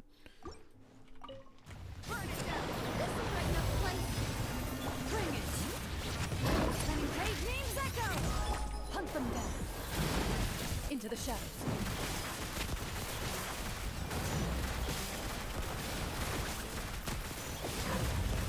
Escoffier skill lasts the longest. I need to trigger scroll. I need to trigger scroll. Scroll. 40% damage bonus. And like, it doesn't matter that Escoffier skill lasts longer. As long as there's cryo application happening through the duration of trying to do Gomming plunges. And I'm more concerned with the, I don't want to like start rotation with Eons on. I could. I'd rather not.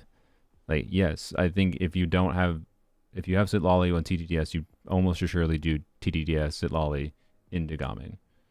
Yes. Yes. I'm not trying to say the way I'm going to play is the way that everyone should play. Light it up. Extract. Y'all backseating, trying to tell me to do exactly this thing with Gomming is making me not want to play Gomming, I must admit.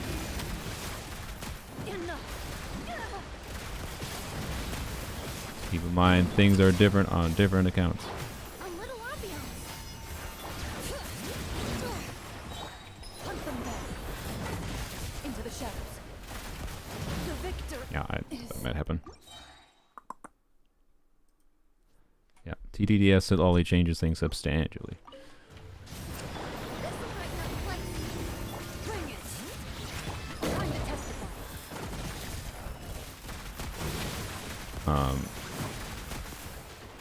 I think if I was doing, because I don't think I would, so I do like Diona. Oh yeah, Diona is what I was using before. Sure.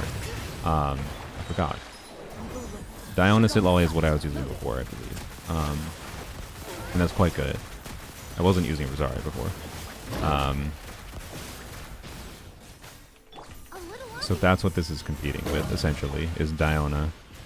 Who is going to be more buffing than what Escoffier is. But Escoffier is another source of damage, so, you know.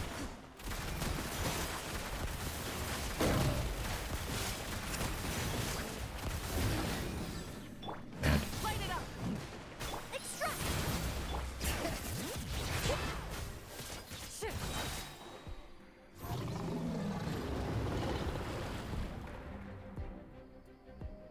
you don't have to play Gomming. He's already selling Gomming enough, yeah. But I think Gaming Gauntlet is fun. Alright. Up to it, Monsai.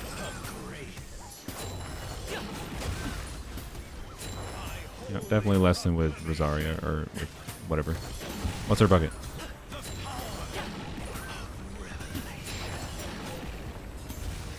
Get to work.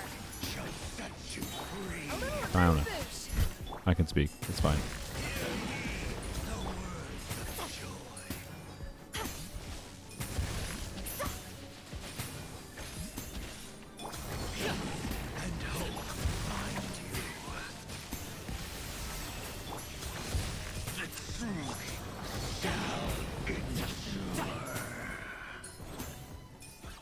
Actually, okay, I just realized something that is actually a meaningful downside.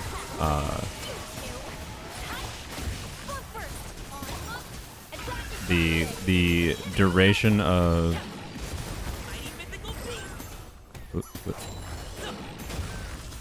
the duration of the sorry, I have an instruction, it's fine.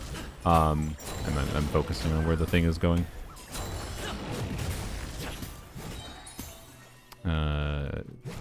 What is it?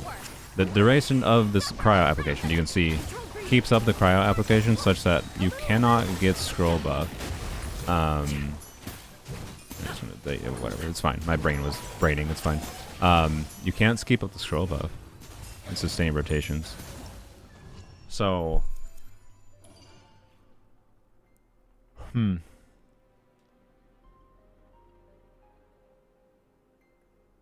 because no matter what, it's gonna happen. No matter where you freaking put Escoffier in the rotation, I think she's gonna like you'd have to do Bennett, right, to be able to get scroll buff consistently here.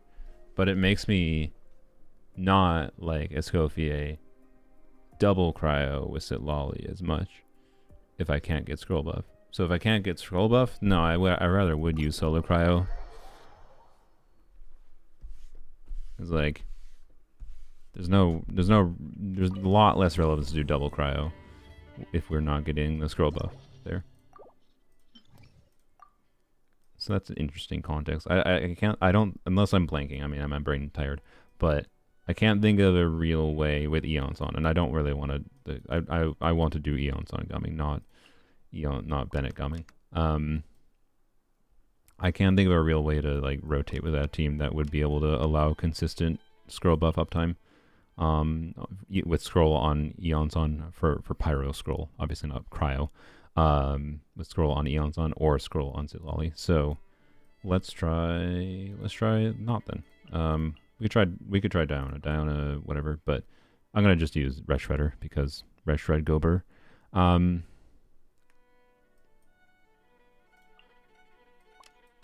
in this instance,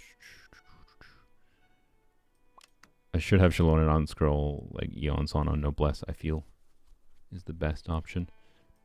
I don't feel like swapping my Shalonen back to scroll. So we're just going to work around it.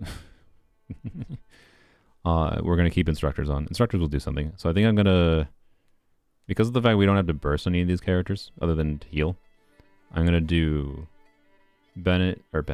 do Eon Gomming into Eon Son. So this might cost a little bit of uptime, but hey, I have C6, it'll help. Like I don't like doing Eon Son before like that, like Sitlali, because Sitlali bursts is, even with C4 Eon Son, right? Like it's a wasting of Night Soul, whatever. It's probably fine with Gomming. You get it back to the Night Soul anyways. But anyways, I try like this because since I don't have to burst. Get scroll buff from Eon Son. Yeah, okay. And now I don't have the Moika team that was using. Wait, we can just do a Shivers again. Or Shivers Arlecchino again. Derp. That'll be fine.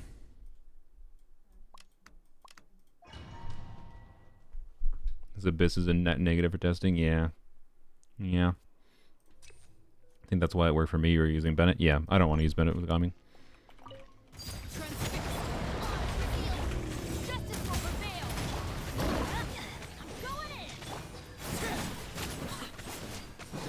But yeah, Bennett would obviously fix the scroll double cryo situation with Sitlali for sure. Well, not for sure. Should. Particularly at C6, Bennett. Easy to get an extra pyro application in to make sure you can trigger scroll. Bro, stop it.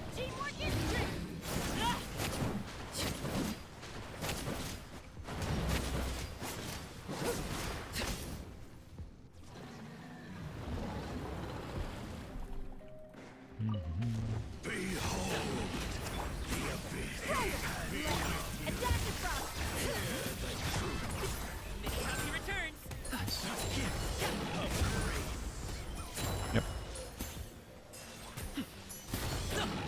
Seems to work. Seems to work, no surprise. Sitlali worked. This just seems like actually a almost faster rotation option than Sitlali. As long as you don't need AoE, right?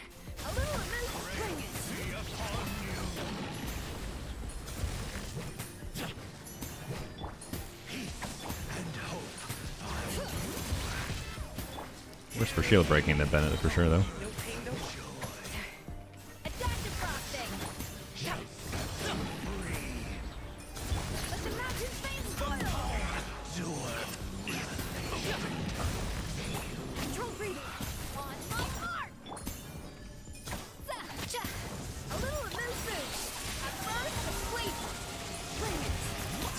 Wait, we haven't actually checked if it worked for sustained rotations yet.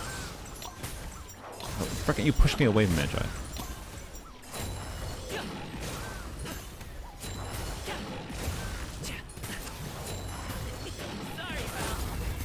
Nice. Okay. Okay, no. Okay, I don't know. Escoffier, yeah, Escoffier's uptime makes it really hard to get any buff up properly with scroll. Obviously, the team still performs well, but like, we'll try in the next chamber, of course, because shields make things stupid. I mean, well, next chamber, Game just doesn't feel like this Abyss at all, just outright. But.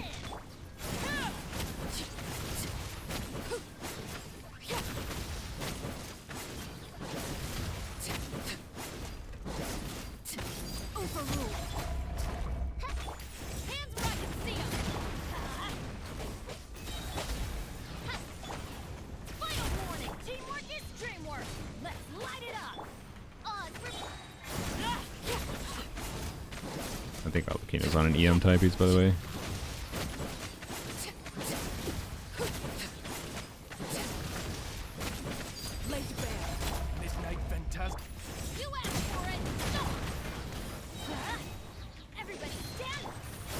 I forgot how Clickbait does that when you don't have a network character. Oopsies.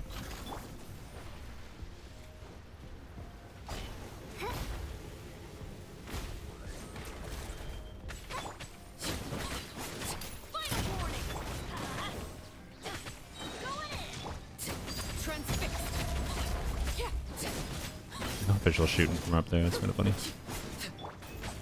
I don't have burst. Ah, solo electroficial.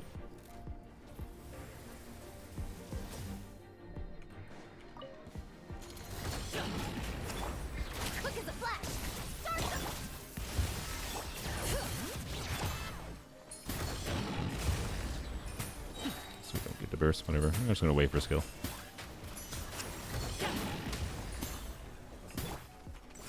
Wait, this chamber, we can't test. Oh, yeah. We can't test anything properly in this room. Whatever.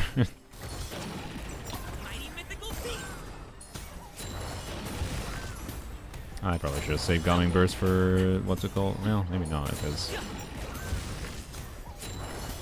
this thing is. Yeah, I didn't do Eons on, but yeah, that was a little dumb. Whatever. Don't worry about it.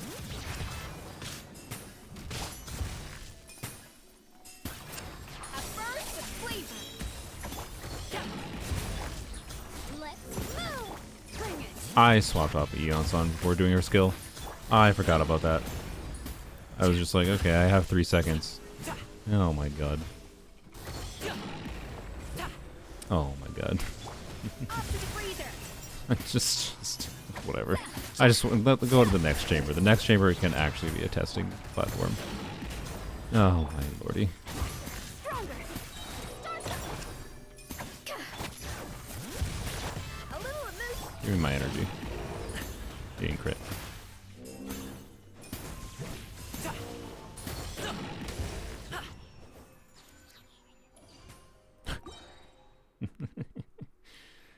Oh my god. Alright. By royal decree. Hands right, see 'em. Stop right there. Everybody stand. It almost feels like they crafted this abyss to feel terrible with Gaming, I'm not gonna lie.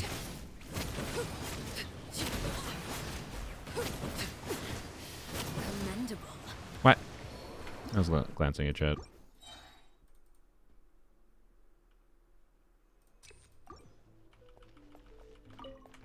Transfix. You asked for it. Going in.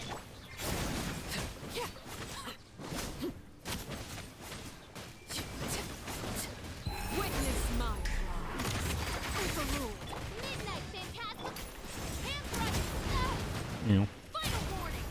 Let's light it up. Teamwork is. Wait, why did I not heal?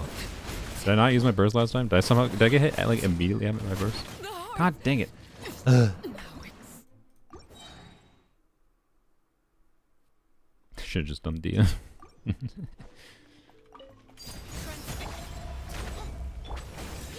for it. Really, my brain can't handle this gameplay right now.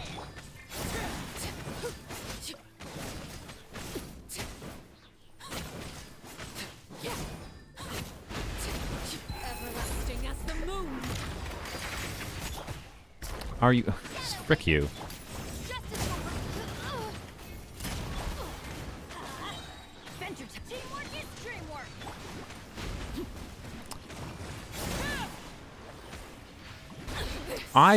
Stamina. My brain can't right now. I love that when you restart Abyss. By the way, that's probably part of the problem I've been having. I have this problem all the time, actually, where when you restart Abyss, you don't get your freaking stamina back. It's so stupid. You asked for it. Let's light it up. Everybody stick. Get stuck in an infinite no stamina loop. Okay, I need to just die. Why did I choose Bennett? I freaking hate Bennett in this side of the Abyss without any other form of tanking. Dia can handle it.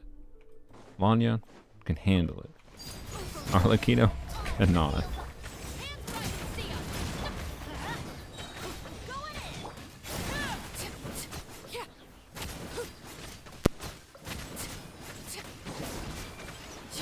Witness my rise. Laid bare. Wings of darkness. You asked for it. Final war. Let's light it up. Teamwork is strength.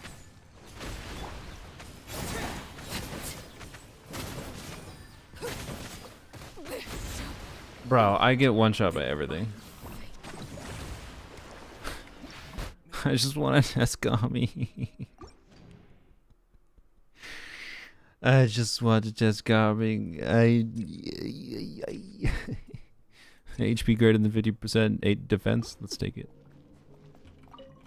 Transfixed. By royal decree. Justice will prevail. Everybody stand.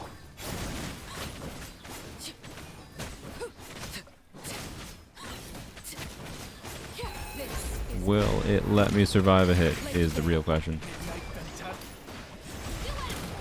Stop right there. Going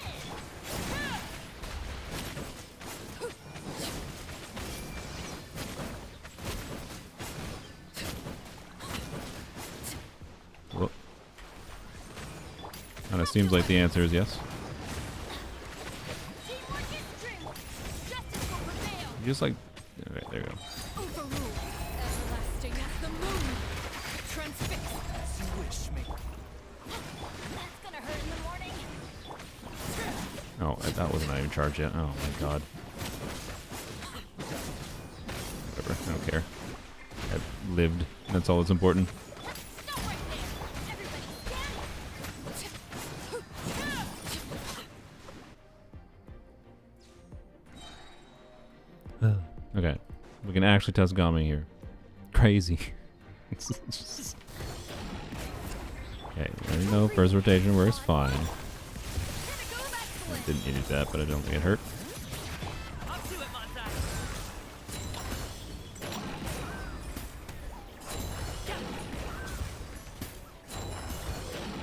Yeah, there's AoE problem.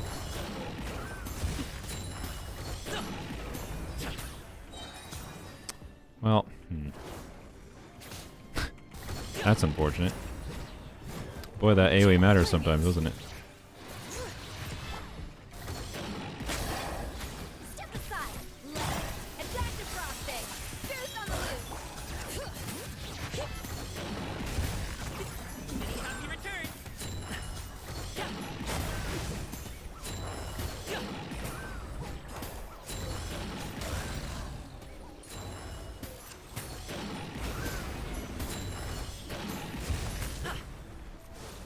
Yeah, I think you just have to wait a bunch of time. Like, it really doesn't like the cryo. Yeah, the cryo lasts too long.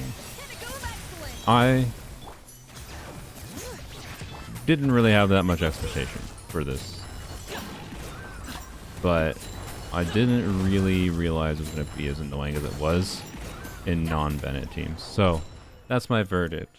That's my verdict for Gaming. Is if you want to do Escoffier, Gaming is probably perfectly fine in single target. Obviously, there's a problem in AoE. Use Bennett though, if you want to have your scroll buffs on whoever work properly, right? There you go. That's my Gaming verdict. Okay. So actually, you know what? We can test this with. I'm gonna test the aggravate situation outside of Abyss. I think we can test the quick bloom situation though here, just with Tulpa. So we're testing quick bloom. This we kind of need to test with Freenet. Ugh. Yeah, we're gonna test with Freenet. So Freenet damage bonus. I guess you use Baiju technically in this context.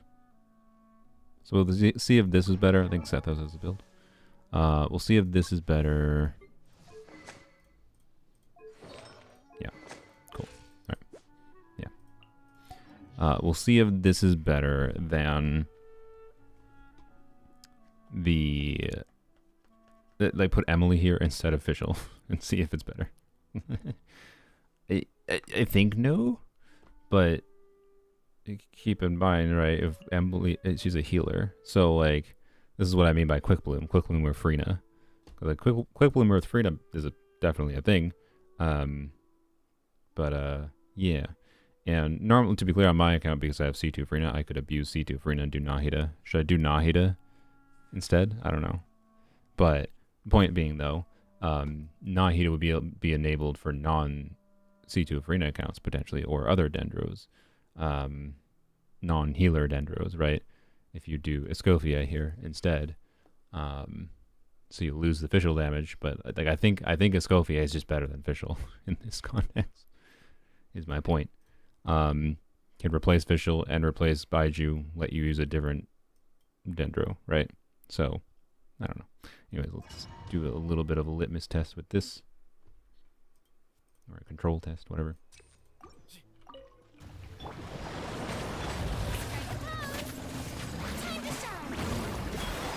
Mind the side effects. Seems like an emergency.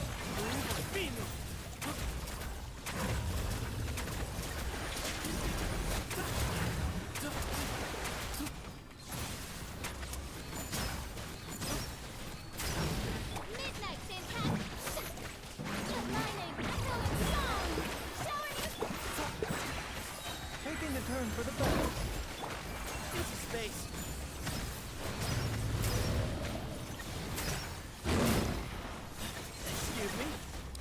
I'm certainly not gonna say that was ideal gameplay or anything.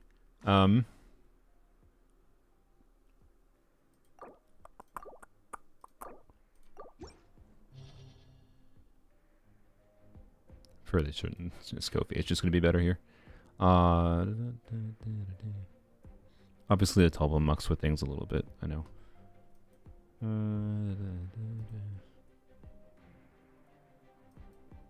But it should be relatively similar as far as like the core generation and whatever.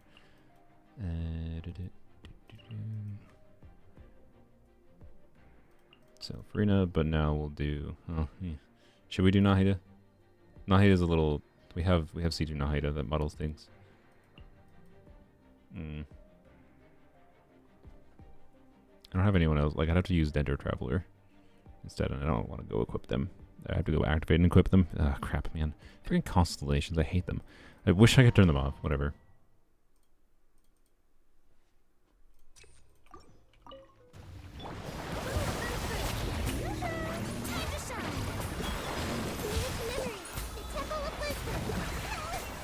God. Let me... Ah.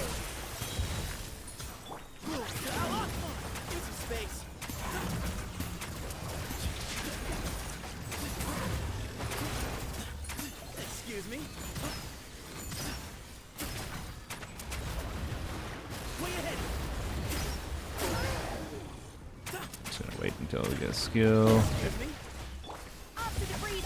Strike a pop. Let the world come. This way turn a little. Share my knowledge. Do I not have energy on my... I thought I had the ER timepiece. I guess... Oh, well, she is solo cryo. Okay, that's a factor. Forgot about that. Forgot her energy needs are probably through the roof. I mean, either way. Oh, rip. I don't know. I don't know if I can properly test this right now. I don't know if I want to, because I have to go outside of Abyss, and then I have to just, like, vibe check it more. We'll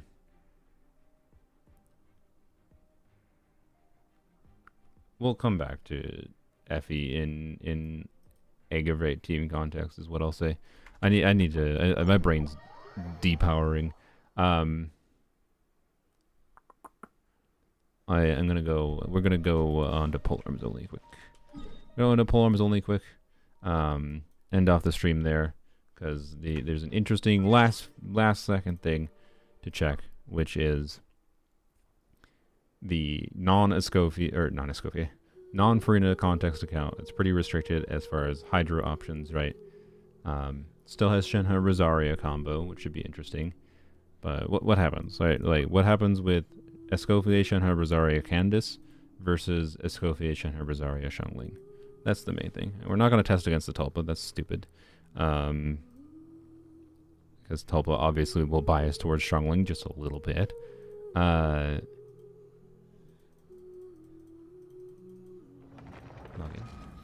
So, yeah. Kachina's C0 is not even enough to make the automaton its weakened state. Yeah, that is definitely a scam, I agree.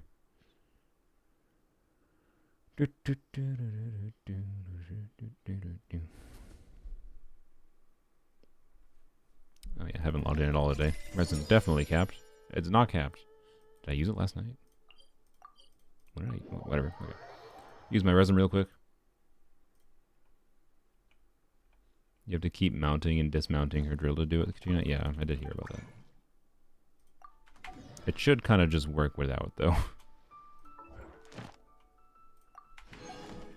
Yeah, you don't have to do dailies for once.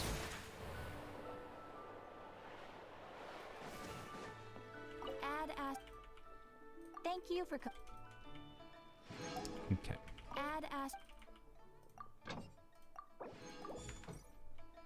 Okie dokie, okie dokie. So.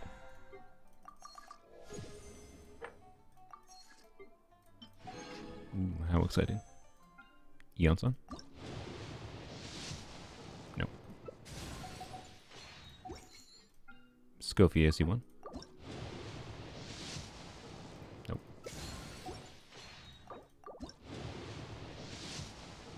No. That's fine. Alright,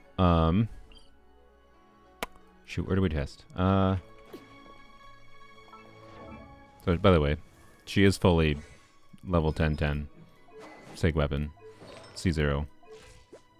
This is the current build I have in her.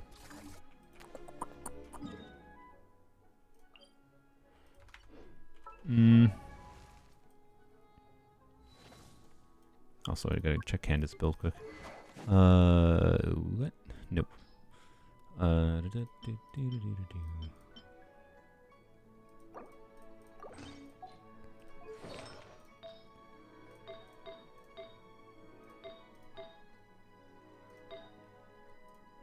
I mean,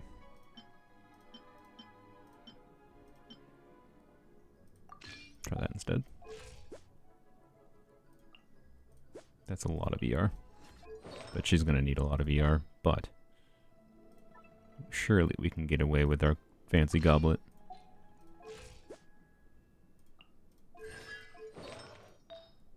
Surely. Can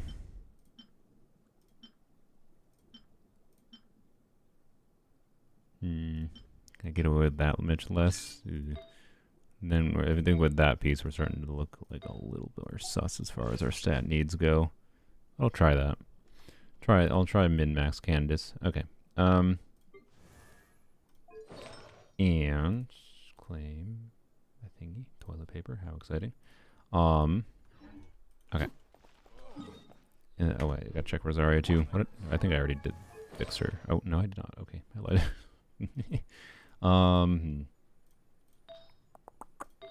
So the annoying thing is Rosario's gonna have two completely different builds for these two team contexts. Shengling are currently on you're on Noblesse because of oh boy, I like how Polearms only needs loadouts. Can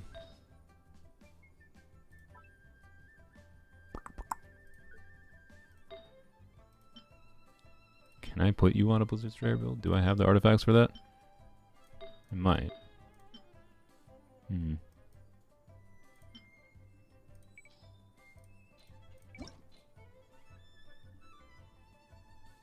rid of emblem. What's get rid of these.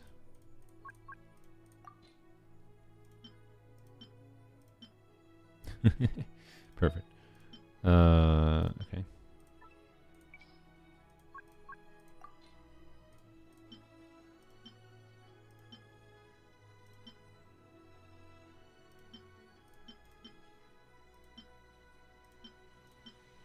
I actually think this might be the best one. Alright,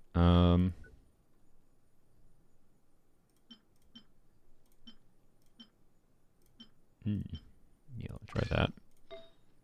Question is, do I? No, I think we do. Well, it's a triple cryo team, right?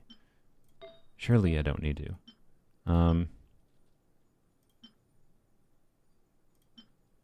I'll see what a crit rate is with this. And this one might be better. 1, 2, 3, 4 additional rolls versus like this. You might think this is better. I think the other one is better. I think the attack percent one is better. I don't know. It might not be. I don't know. It says ER. I'll bias towards the ER. I gotta compute crit rate. It should be fine. Yeah. I would prefer more crit rate, to be honest, but you know, I will actually switch to this, just to cover things. All right. Rosaria, Fadge. Actually, you know what? We'll be optimistic. I need to get you and Jen on the stupid death percent polearm, the craftable. Whatever, this one. Yeah. Here, actually do that for her. What is the resource for this? Can I just do this permanently? Get her, I'll have to put her on ER timepiece, but okay. It's not what I intended to do right now, but take it as much as I can while I'm in here without having to go to the crafting table at least. I might be able to just go out all the way without having to farm for it. Nice. Okay. But I should get the R5 version of it, to be clear. Okay. Yeah, put you on the catch. So, ideal is I think this should be enough for you to burst and deal pretty good burst damage. With Shenhe buff up and everything. Okay. Escoffier doing Escoffier things. And then Shenhe doing Shenhe things. You should be fine on Noblesse. R5 Lance. Yep, that's perfect. Okay. And then you should probably be on Emblem, because we care about your damage if we're going to test this. Okay, but Raiden has your best artifacts right now, so your build is not going to be as good as it was in the past. But it shouldn't be bad. She's going to be solo pyro in this main context, so we're definitely going to bias towards some energy.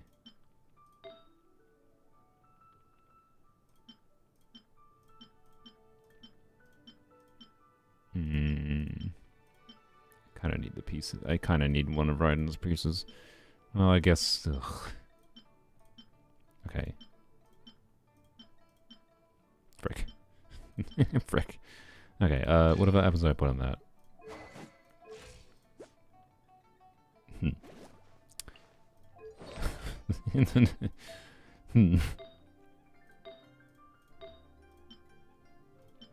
Well, apparently I need more crit circlets in Emblem. Well,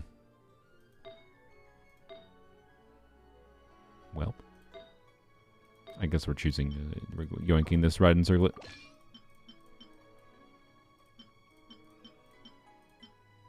Is what it is. It's fine. Okay. There you go. That's a. It's not great, but it's good enough. Maybe I should give her the catch instead, to be honest, but it's fine. Okay. That should be good to test these. Close enough, at least. The only weird thing is, like, ideally, if I'm going to test Rosaria fairly, I need to put her on a Gilded Dreams Melt build.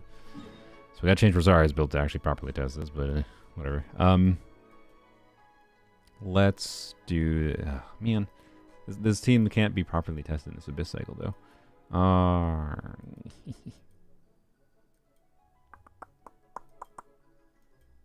I don't know. Let's see if we can just... Oh, I don't have that. Never mind. Frick. Why isn't there a testing dummy in this video game? Okay, well, we're going to see how the damage is against this. It's going to be too much damage.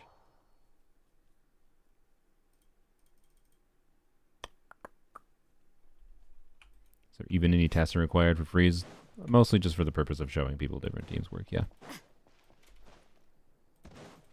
Not really meaningful testing. Most of this stream has been spent doing other things. I didn't switch the whatever.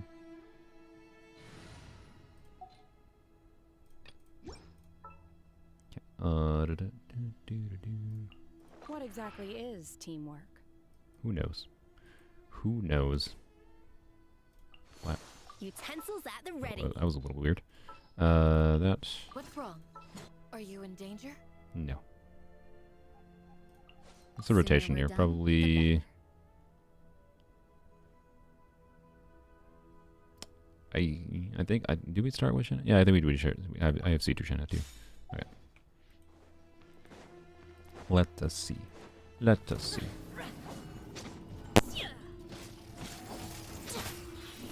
Manifest! Do your master's bidding! Pinnacle of excellence! Do your work! Shiver! Obey!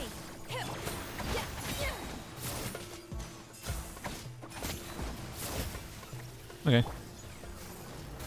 Could have done another Candace skill, gotten Candace back more properly. Yeah. There's obviously that was not like optimized gameplay or anything. Okay.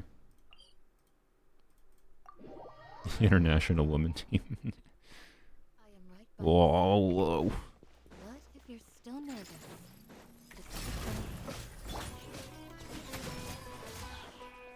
Do this one more time.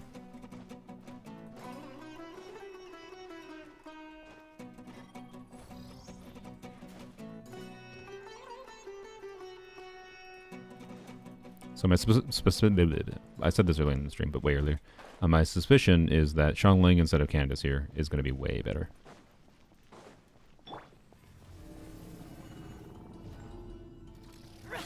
Manifest! Cryo incarnate! Do this time. Attack the frosting! Zeus on the loose! Judgment! Lights out! Unleash!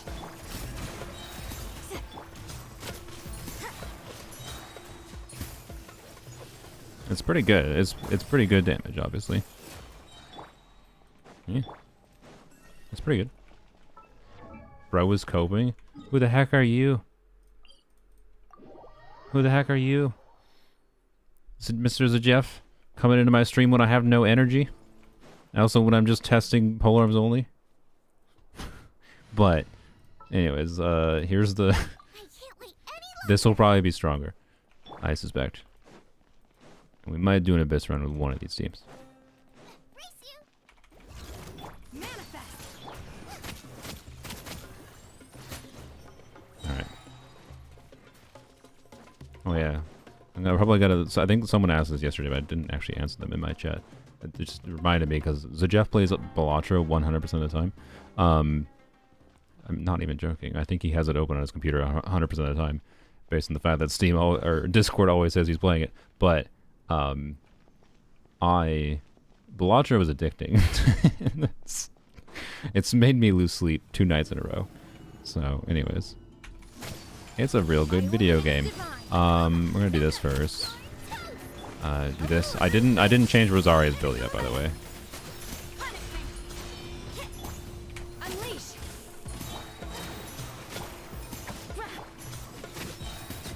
Yeah. I'm like, yeah. Yup. Okay. Yep. Let's. Now we put the real build on Rosaria for this team.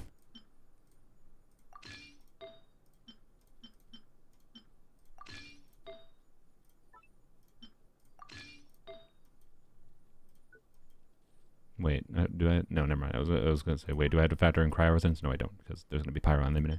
On the enemy. Whoops, would I do that? All right. There we go. As long as the energy is enough, we're chilling, which I think it is. Okay.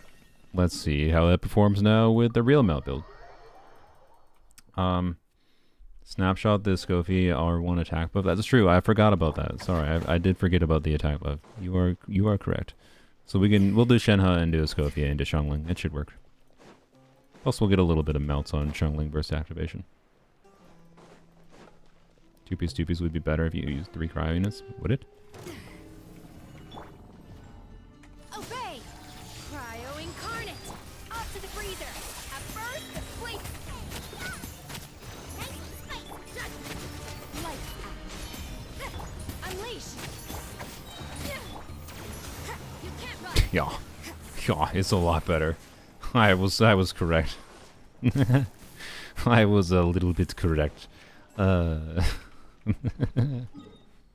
Yup, I'm not surprised. We'll go take this to Abyss. I think this will be fun in Abyss. Yeah, so that means I think I was correct. The funny thing is there, because this account doesn't have Arena, doesn't have the same options, right? Escoffier in her full Hydro Cryo context. To be clear, there's one thing I didn't test. I didn't test Mika. But in the full Hydro Cryo context, like it doesn't. We don't get enough value. The red shred alone is not enough value compared to the value of who. So yeah, this team is still good because of Escoffier's passive, right? We're still getting 15% red shred. It's just that additional 40% isn't doing enough relative to what Xiangling does. So it's just, which means like I don't really think there's a context where the full Hydro Cryo team makes sense unless I have C1 Escoffier on this account, which is really funny.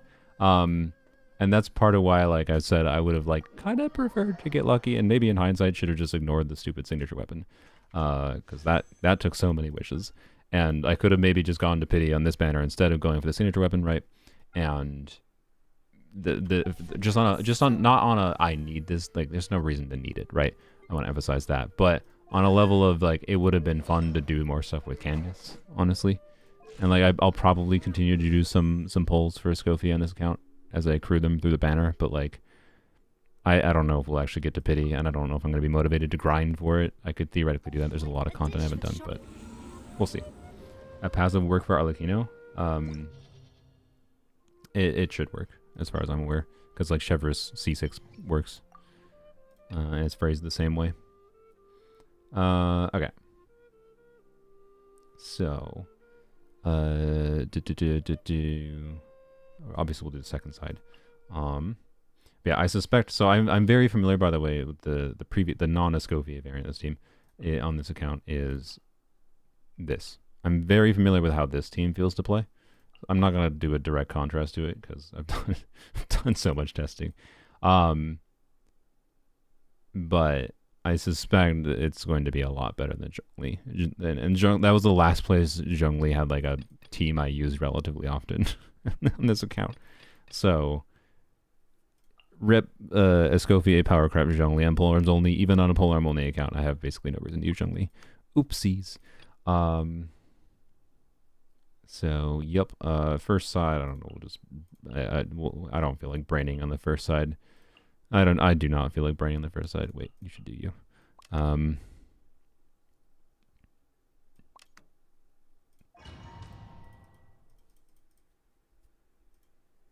think Arlecchino's on the wrong build, by the way, but we're using a full arse team. It won't matter.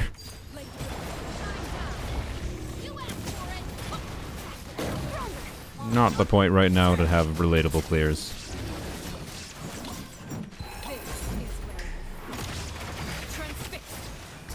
Not even 1,000,000 damage. Wow.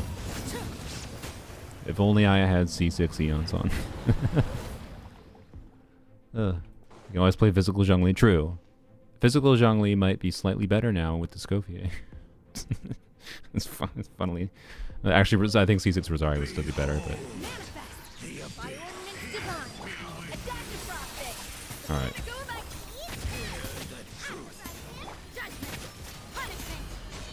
Yep. Already knocked down.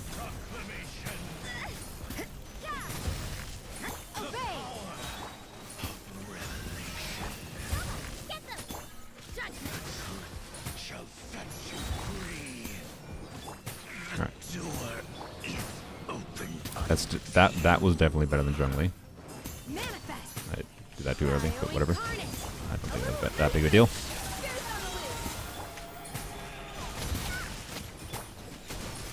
The shield is already deleted. Oh, okay. Well, not back up. That's fine.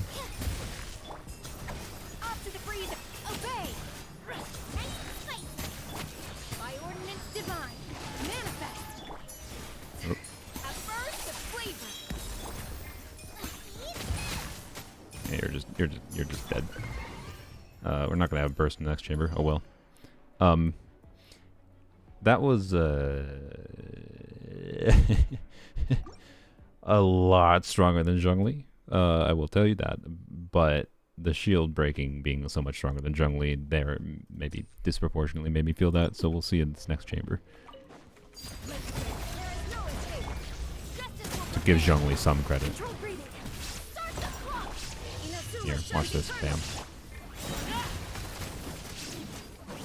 Optimal Raiden gameplay there.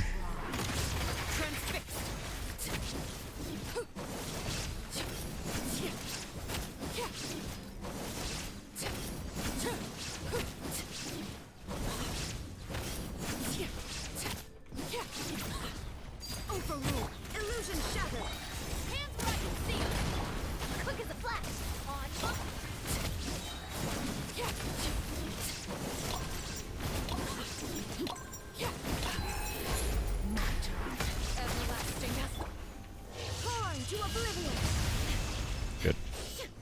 I wasn't sure if I was going to time that right. I'm not used to letting it do its pillar phase.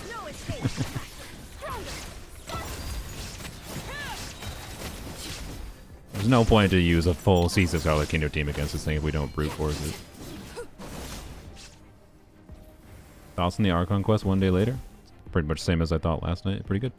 Probably my favorite Archon quest this year. One of my favorite ones I've done in general in the game. Oh boy, energy. Obey. Adaptive frost. Yup, well, okay.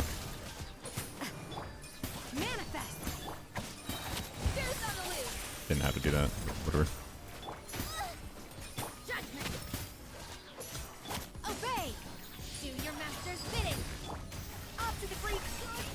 Ah yes, shungling up on the pyro enemy. Can't run. Ah crap. Oh hi. Punishment. Judgment. Manifest. Pinnacle of excellence. Didn't kill it.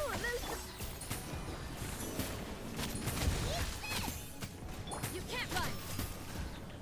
Shiver. Judgment. Yeah. Off to the breach. By ordinance divine. This team is so much stronger now. It's actually just one of the strongest teams in the account now. You can't run.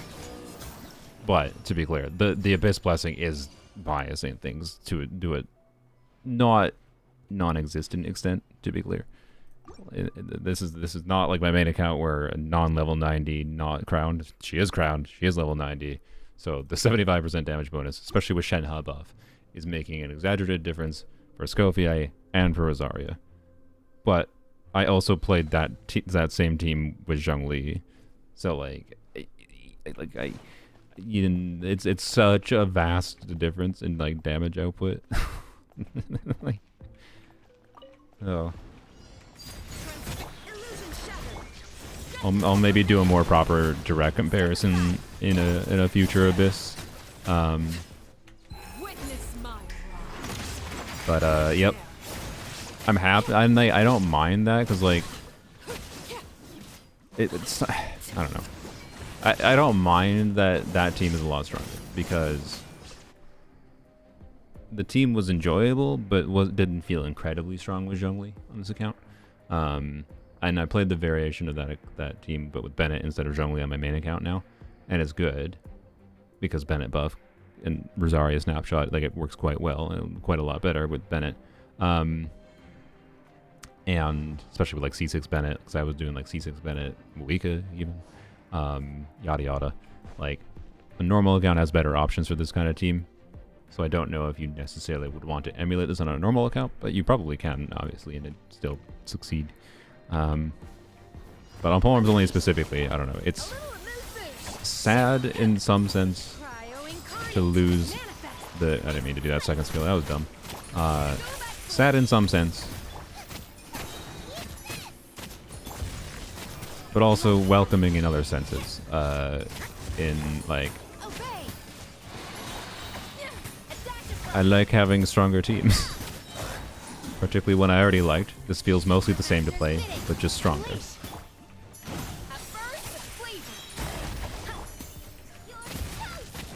I'm not trying to like do good gameplay or anything, by the way, here, where I like melt Escoffier's burst. Seems relatively unnecessary at this moment in time.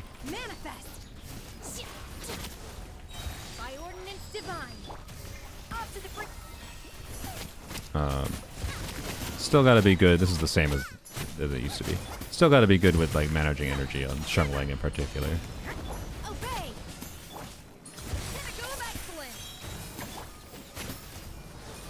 Oh, didn't quite kill it. There you go. You forgot Escoffier's burst does damage. It's 1,000% multiplier, yo. It's gonna do like 150, 200k in Escoffier, like full cryo hydro teams with Farina. Anyways, whatever. Yeah, is a big multiplier. So I don't know. Anyways,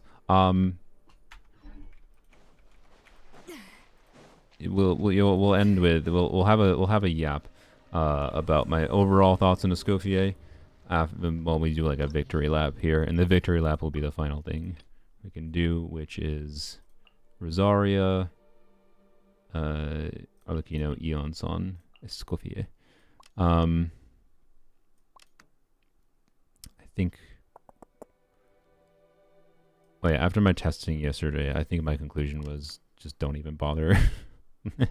Don't bother trying to get scroll buff from Eons on here, because it just doesn't work. So it's whatever. So theoretically, that means Noblesse I should put on Eons on, whatever. But yeah. Don't care. Also, I don't feel like trying to switch this build right now. Hopefully, it just gets its burst back. It probably won't. I don't know. We'll see. We'll find out. Hopefully, Rosaria gets her burst back. I don't know. Doesn't matter. So overall feeling on Escoffier. As I've said multiple times in this stream, she's pretty much exactly as I expected.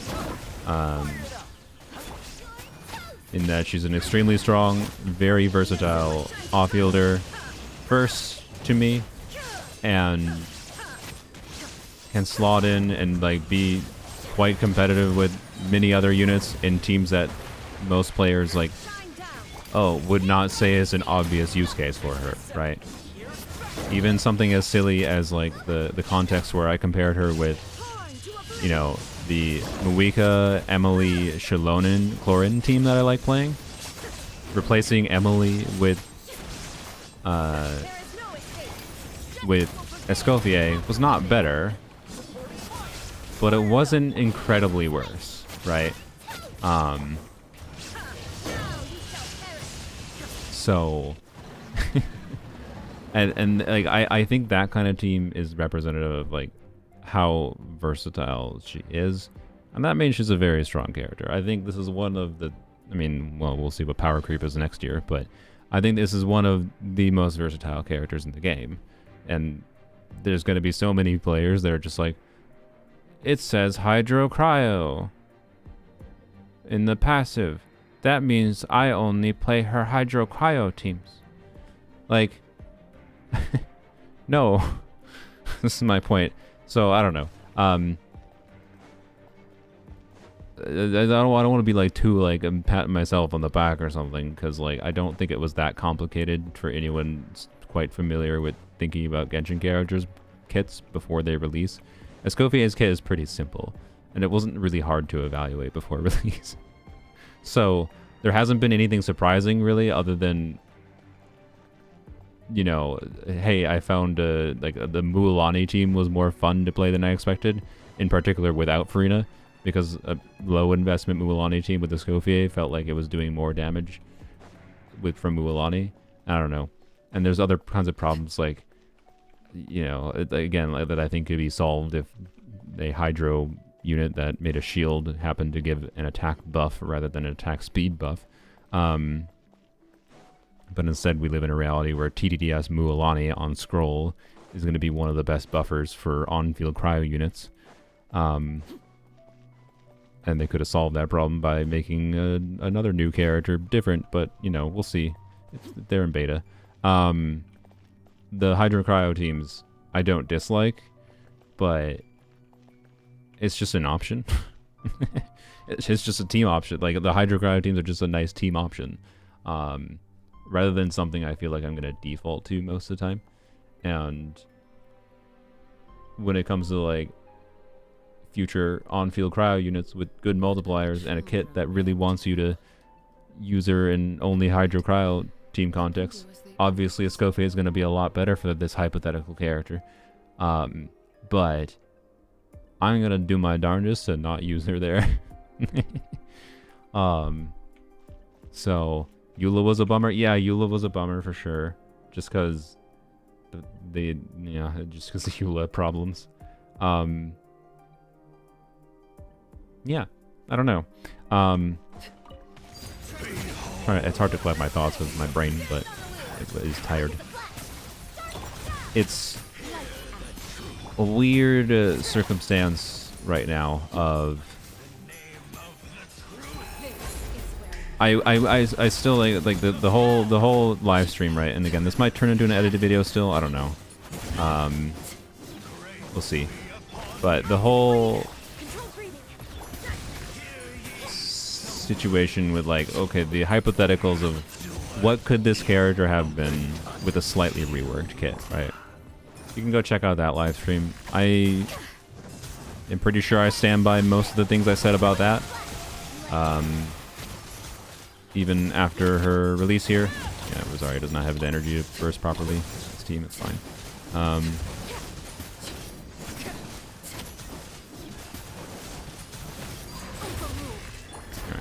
A little elusive. Stronger. Sharper. Shiver.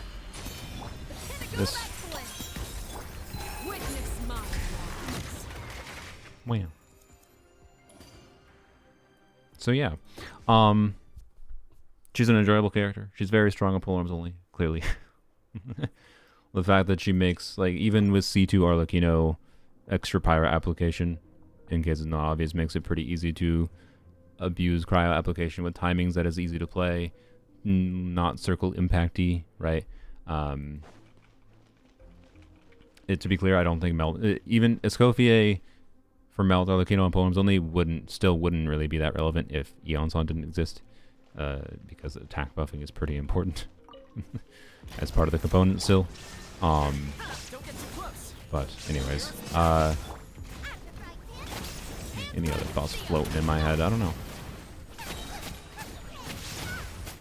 She's a good character. I don't know. I don't dislike her, but Torn to oblivion. my overall feeling that she does too much is definitely confirmed. Shine down. And it's not that I don't like her. It's just that, like, Justice will prevail. I would have been very happy with a version of this character kit that was Inazuma more restrictive, right? And or more focused on buffing, or maybe like changing the reaction, changing how the freeze reaction works, making it so the freeze reaction did damage, right? Rather than Fire it up. Here's backup. what Mihoyo has been doing with this full, like, barreling down the path of, rather than try to do new ideas for 5-star character kits, just character kits that buff raw multipliers as much as possible. And I don't know. A lot of the problem with Escoffier, I feel, is the existence of Farina. I don't think she's nearly as overpowered a character without Farina. shine down. But still, even without Farina, there's plenty of team context we tried without Farina, where she kind of removes the reason to consider going for a lot of other off-fielders in the game. Like, I don't really think there's ever a reason to dare touch going for the freaking Siegeween. Like, Siegeween made some sense. Don't worry, Skirk is more restrictive. I mean, I'm aware of that, sir. Siegeween made, like, some sense. Like, they were concerned about her balance, like, as a team-wide healer pair with Farina. Like, it made some sense for double Hydro, Farina, core enabling, yada yada, whatever. She made some sense. And in a post-Escoffier world, she doesn't make any sense at all. There's no reason to get it Siegeween anymore, like, at all, other than you like the character, which is what a lot of characters have been stayed in, particularly for on-fielders. But generally speaking, off-fielders and supportive units have more circumstances where they'll pop up that they're still relevant in the long term to get. But a unit like Escoffier being released replaces a lot of those. I don't really know the reason to get Chiori anymore now that Escoffier exists, in my opinion. Because I think, like, what, you're using Chiori for Ning Wang? What, you're playing Ning Wang, Farina, Chiori, and a healer, Shilonen? Well, how about you do Ning Wang, Shilonen, Farina, Escoffier instead, and Escoffier's burst actually does meaningful damage, and then you don't have to spend the burst animation time to do Shilonen, you just do E on Shilonen. Right? Ito. I haven't seen calcs of this. I wouldn't be surprised if Ito's best team is now Farina, Shilonen, Escoffier. Right? And, like, is that a good thing? Is that a good thing? Like, it's great that Ayaka has better teams. It's great that we have more team options for playing Hydra units and whatever. Like, I don't really have a fundamental complaint about having good teams that are good DPS for these new Hydro Cryo contexts. But the context of, like, what she does elsewise, and I don't know. I feel like it would have been fine if she was more restrictive or had some mechanical conditions to her kit that made her a little bit more interesting to play. Like, at least something like Chevreuse having to trigger an overload beforehand. I don't know, right? I don't know. So, It's great that we power creep Yelan of all characters. Yeah. But like, in a weird way, she made Yelan more relevant, though, right?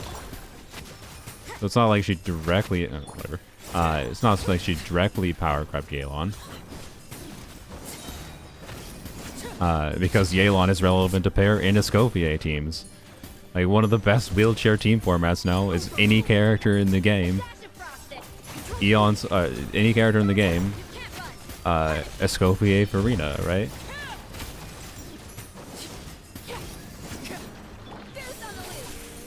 Goose on the loose. Oh no, it's gonna get a shield. Oh, that's a failure. I just let it get a shield with a C6 Arlecchino.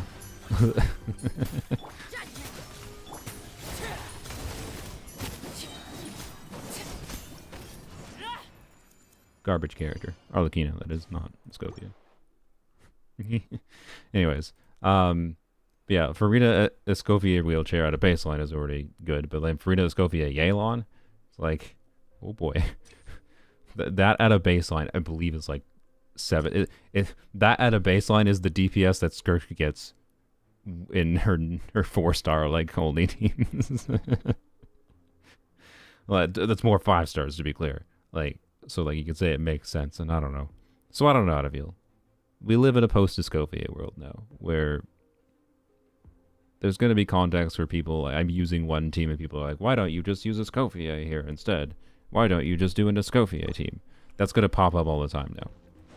And my defense against that is that Escoffier is a wheelchair character to me. And if I don't want to use her, I'm not going to use her.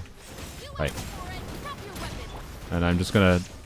hopefully I'll be able to keep myself to that, right? And not get too yappy in the future about what could have been. Because what could have been is not what it is. So, I don't know. Skirk, though, I kind of like, I don't know. When it comes to on-fielders, Skirk's got a jank kit, I feel like. It feels so weird to me to make an on-field, like, release a support that is as versatile as Escoffier is, right? And then release Skirk, the on-fielder that, you know, was the big hype lady that in conjunction they wanted to sell, you know, the 2 units together, right? Obviously Skirk and Escoffier were clearly made in conjunction with each other, right? And that is weird. Like, I don't know. It's just weird to me. This it feels like a reversal of what they normally do, right? I don't know. You sold me on how bad Skirk is a good thing. Yeah, I actually think it's a good thing. I think it's a good thing balance-wise that Skirk is, you know, 100k, 110k DPS tops in Escoffier teams. And she's kind of poopy outside of it. Like, it means the balance is maintained at least for on-fielders. So, it's just, I don't know. It's weird. I think I'm going to embrace Skirk for her jank, and the joke that I'm probably going to go with as far as like a Skirk video that I make, for example, is going to be like, okay, Skirk, if you read her passive, says freeze, but you know what the word right after freeze is? Superconduct. That means superconduct is the second priority for her. And like Skirk has enough multipliers that doing something like Skirk, we'll ignore Escoffier. Skirk, Fischl, I'll ignore Farina too. Skirk, Fischl, Skirk, Fischl, Kazuha, Sitlali. I'm using Sitlali because then Sitlali will hopefully be the one triggering a lot of superconducts, right? That team will probably perform fine. It'll generate enough void rifts for Skirk. Her baseline damage is going to be good enough. Like, she has enough multipliers. Fish will go burr. Superconduct damage is contributing something. Kazuha buffing. Kazuha damage. It'll work. It'll work, right? And then there's weird utility with Skirk for, like, yeah, burst quick swap utility. Yeah, Eon's on is an option in that team. I didn't think about that. Yeah, Eon's on in Super Conduct with Skirk. So I don't know. Skirk is gonna be an interesting character as a main DPS to mess around with how big of a loss she might have with Escoffier and non-Escoffier teams, and I don't really see a way they fix that gap without buffing the Escoffier teams too much, right? So I don't know how they do that without like a major rework to how the kit functions. Essentially, if the kit is going to stay as it currently functions mostly, if they reduce the multipliers, it's going to like reduce the multipliers for Escoffier teams and make her worse. Than that she doesn't need to be worse in Escoffier teams. And like I don't know how they do it. Is my point. Like they could reduce the, I guess they could reduce the bonus like for the new Villette passive of the multiplier modification. I don't know. And then increase her base multipliers in conjunction to keep her damage the same in Escoffier teams and increase it outside. That would be a solution.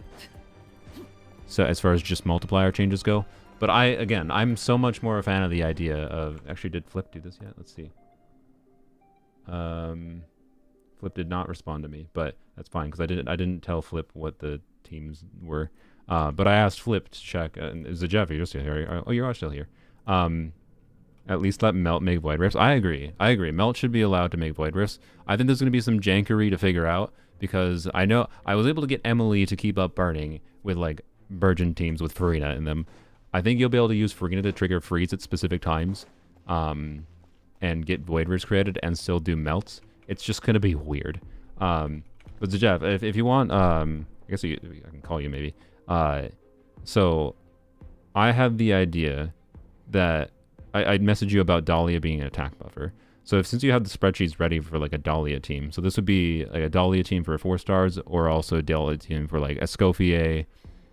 Like what does the team damage distribution change? Like I'm assuming for her strongest team, so Escoffier, Farina, Dahlia.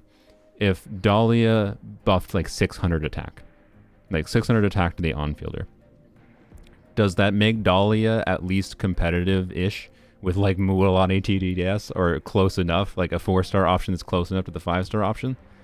Like I don't think 600 attack would make him better than Mualani TDDS on Scroll because Scroll buff, yada yada. But he provides a shield, so Calamity Bashu, he might actually be basically the same as Mualani, right? With slightly like Noblesse, TDDS, and the shield for Calamity Bashu, just with like a 600 attack buff.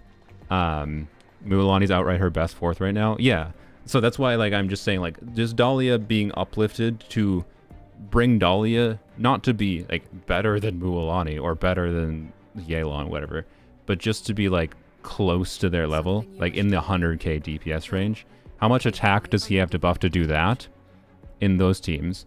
And then Dahlia being an attack buffer, like a 600 attack buffer, my theory is, again, I don't have my own spreadsheets to plug this into, but is Dahlia buffing attack by just like 600 attack will then also uplift the 4-star team options, the non-Escoffier Farina team options, a lot too. That's my theory. So, like, and I also think that would fix other Escoffier team problems, like you could do Risley, Escoffier, Farina, and instead of Yelan, do Dahlia, and at least Risley's probably doing 40% of the team damage now instead of 20% or whatever. 600 attack instead of 25% attack speed would be a downgrade. I'm saying in addition, actually. I think it would be in addition.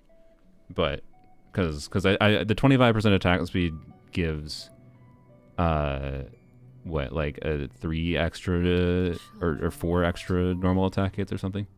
Let them do as they please. If I recall, but I don't remember exactly. Yeah, I'm not surprised she has 0 hit lag.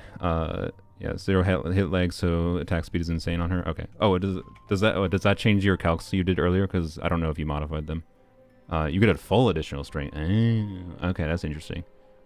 Okay, so is Dahlia better for her than I thought then? That might help, I guess. But still, I'd rather Dahlia also was beneficial for other characters, but, you know. Where does that put Dahlia in competition with, like, Mualani then? That's my question.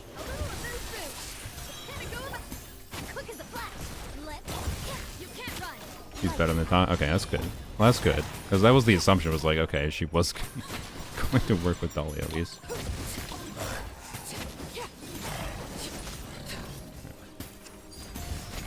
Originally, I mean, before we saw her hit, but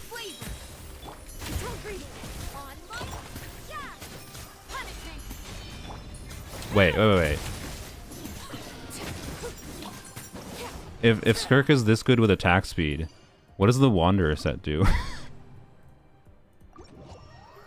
What does the Wanderer set do for Skirk? Steam error again? No.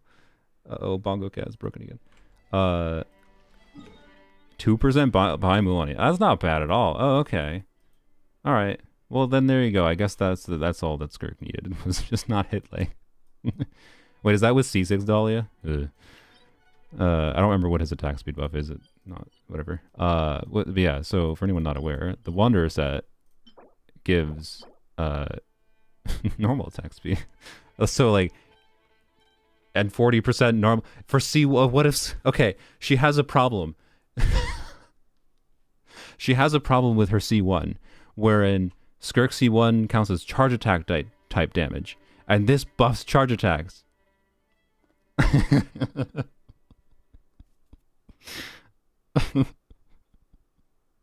It might be better with C1. I think it's probably better with C1 than the new artifacts. So does MH. That's true. That's true. There is 4-piece Mars Xander. That's true. Anyways, I love it. I love it. Again, this is just evidence of Skirk having a Jankar's kit. I don't know.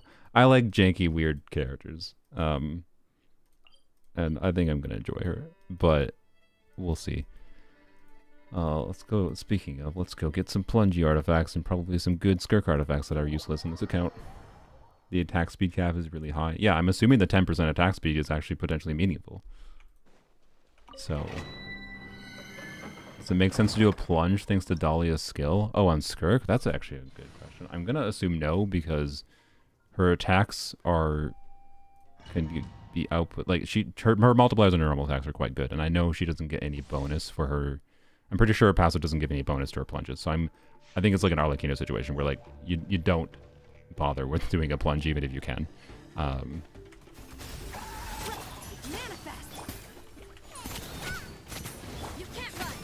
Wait. You get no particles if you jump with Dahlia? Oh. That's because it doesn't hit the enemy, because it disappears if you jump.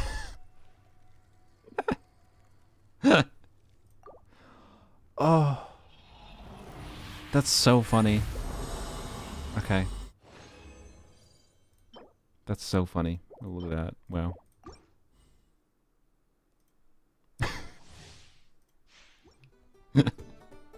Oh, that makes DPS Dahlia meme things so much worse too. Oh boy. Does she only have one burst line? What are her other burst lines? I swear, I'm only hearing Goose in the Loose. Like, does she only say Goose in the Loose? You can still use them, just not plunge. I mean, yeah. What am I doing? What am I doing? Profile. Burst. She doesn't have other burst lines. On the loose. The pinnacle of excellence. A burst of flavor. I've never heard those two. This whole friggin' 9-hour stream, I don't think I've heard those. For some reason, Goose in the Loose is the only audible one. Alright. Goose on the Loose. Oops. Almost a good Pyro Goblet. And an EM Goblet. What the heck?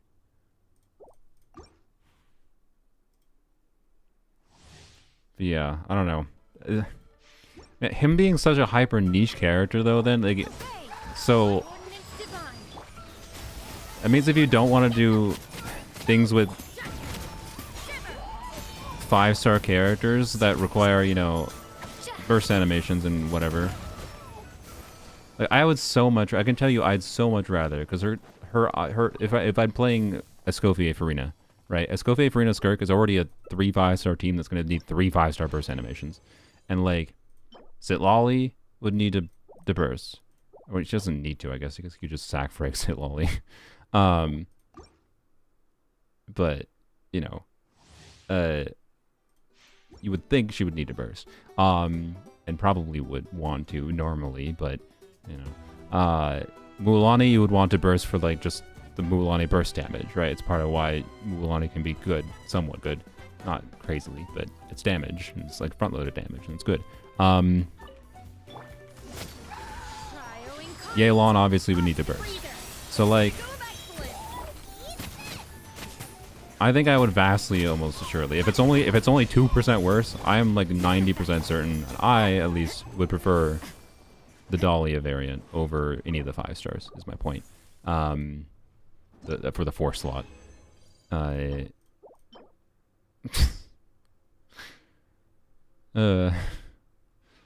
Imagine that was any element. Imagine this was. Imagine this was anything other than. I'll level it. I mean, how can I not level that? Like, it's beautiful.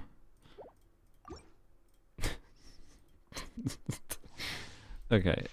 Wonderful end of the stream. Potentially is that artifact. CPS Shalonen. Yeah. What is it saying? I totally forgot my train of thought with that artifact. Anyways, oh, I don't know how I feel about basically, in my case at least, but I think what? Okay. If you get this artifact, keep this for Skirk. This is not really that useful on my account, on polearms only. If you get this artifact, don't underestimate 4-line double crit attack percent in a Escoffier team context. It's probably pretty good. Anyways. Let's check the goblet, the most important goblet of all time. I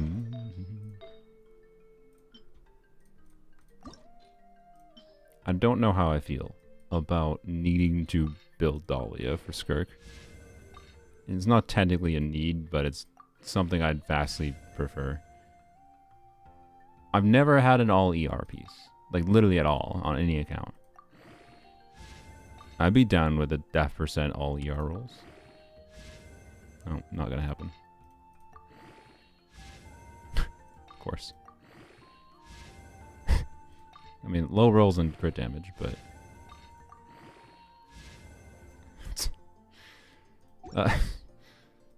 what a... Hey. Shao is def scaling according to a C4. Shao C4 makes him def scaling, right? Right. That's how that works. I'm pretty sure. Alright. The sad part is, let's be real. It's not going to be that much of a damage loss if I use this on Shao versus this. Oh my god. Imagine that was something else. Oh my gosh. What in the world? I'm going to leave it on because it's funny for now. I don't know. I'll probably be very confused at why Shao is doing underwhelming damage when I go play him next. Alright. Can I get this chest? Oh, it did fix itself. Let's go. And I can trade in one more item for Bongo Cat. How exciting.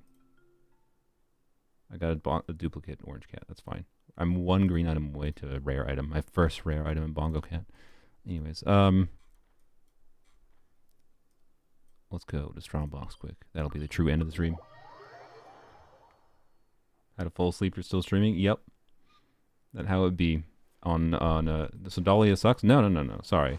Zajeff came in and mentioned that apparently in between when I started streaming and not streaming, we have learned that there is essentially 0 hit lag on Skirk's attacks, which means she's basically like a Wanderer.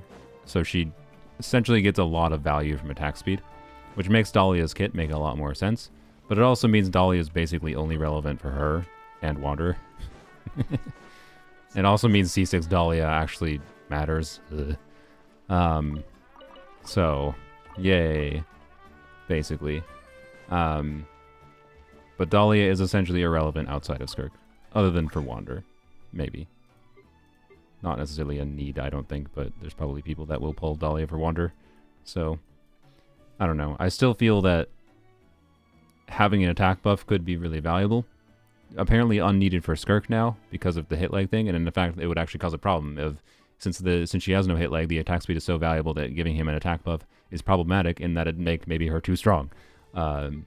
So I don't know, but it's good that he's better than expected. So you know, it just means he's almost nearly useless outside of Skirk, which is I don't know.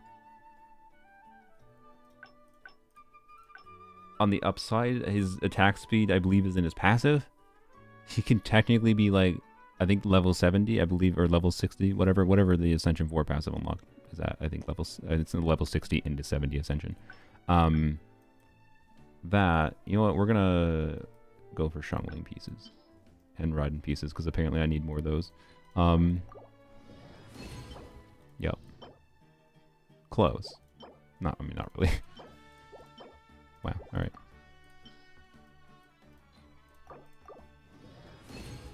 Think Duran? Oh. You think Duran will be playable? Yeah. I quite literally needed that, actually. I think. Right? Yeah, because I put, yeah. Alright, okay. Alright, please, ER attack percent.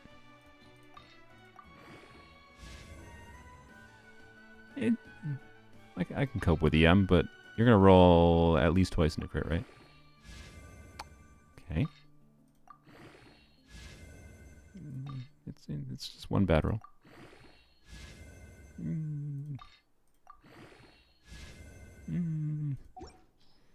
As sad as that piece is, I think I'm going to keep it.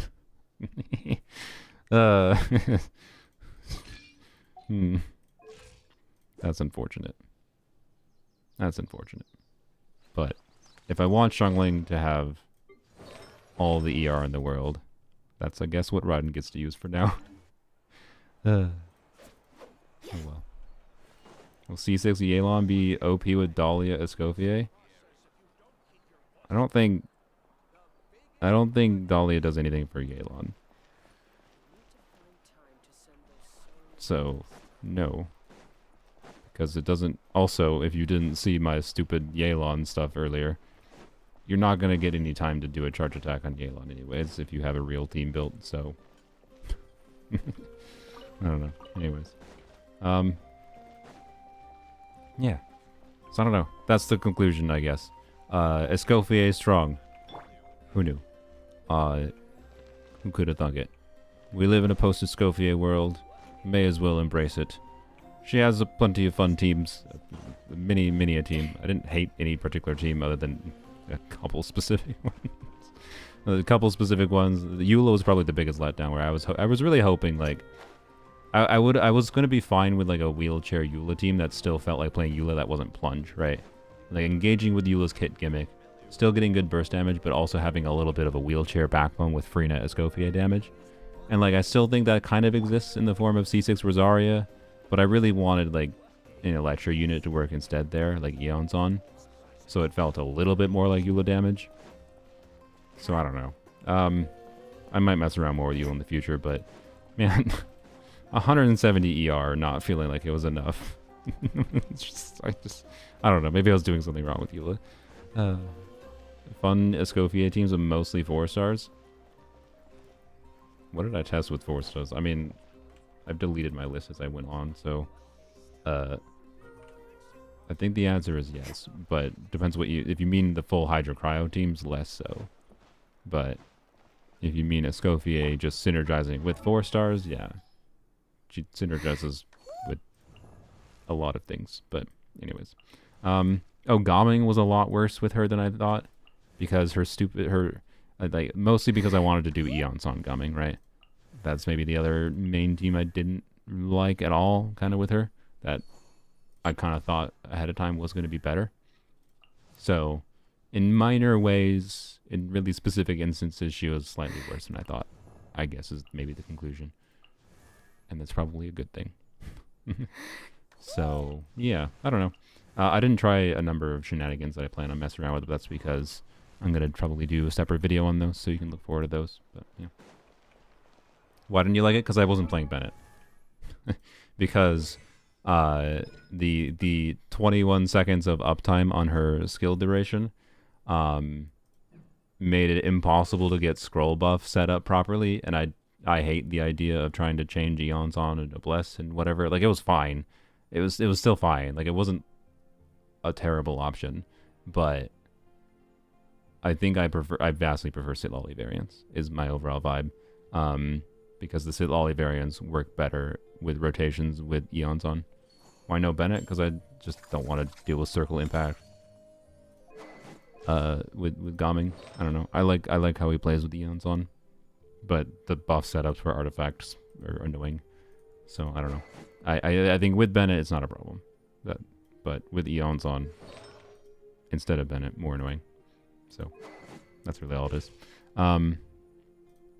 I like the circle impact freedom for Gaming.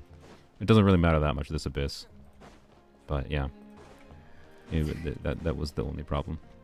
But you know, I'm sure she's perfectly fine with Gaming just with Bennett instead.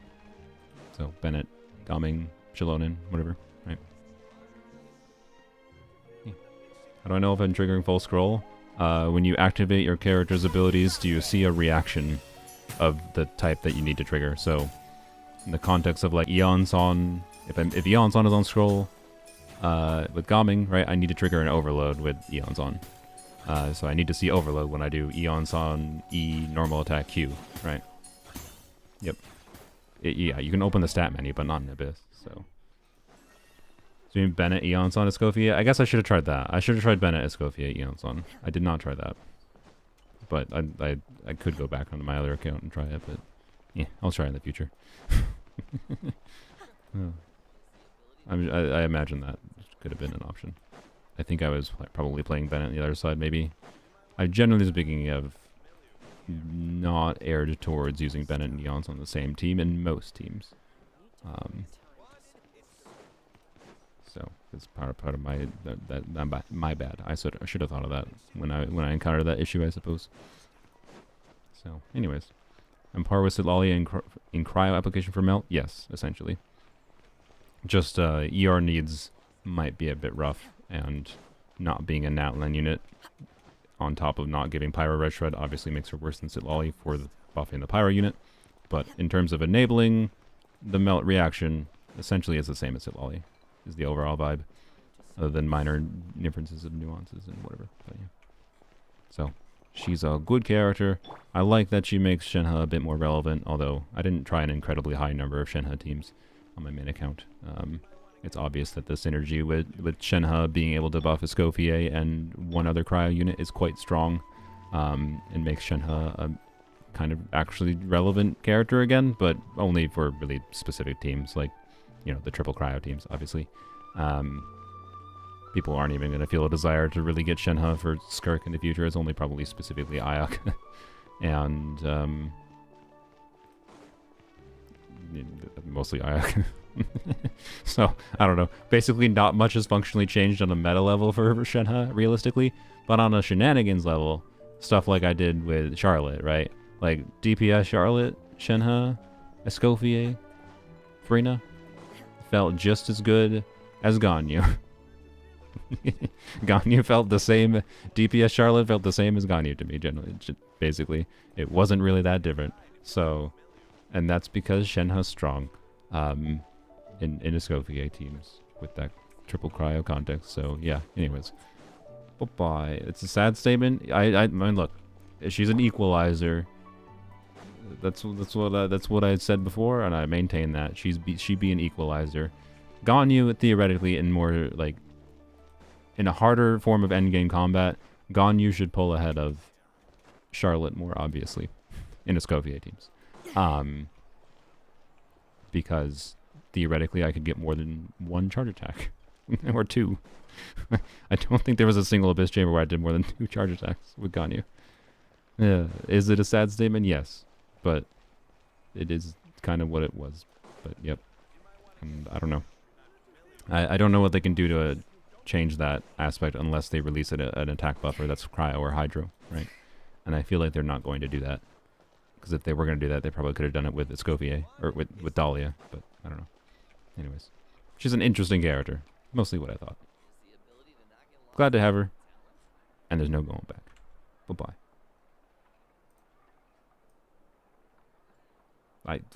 What's your thoughts about Skirk? Trying to get me to yap about Skirk after I just yapped about her for like an hour?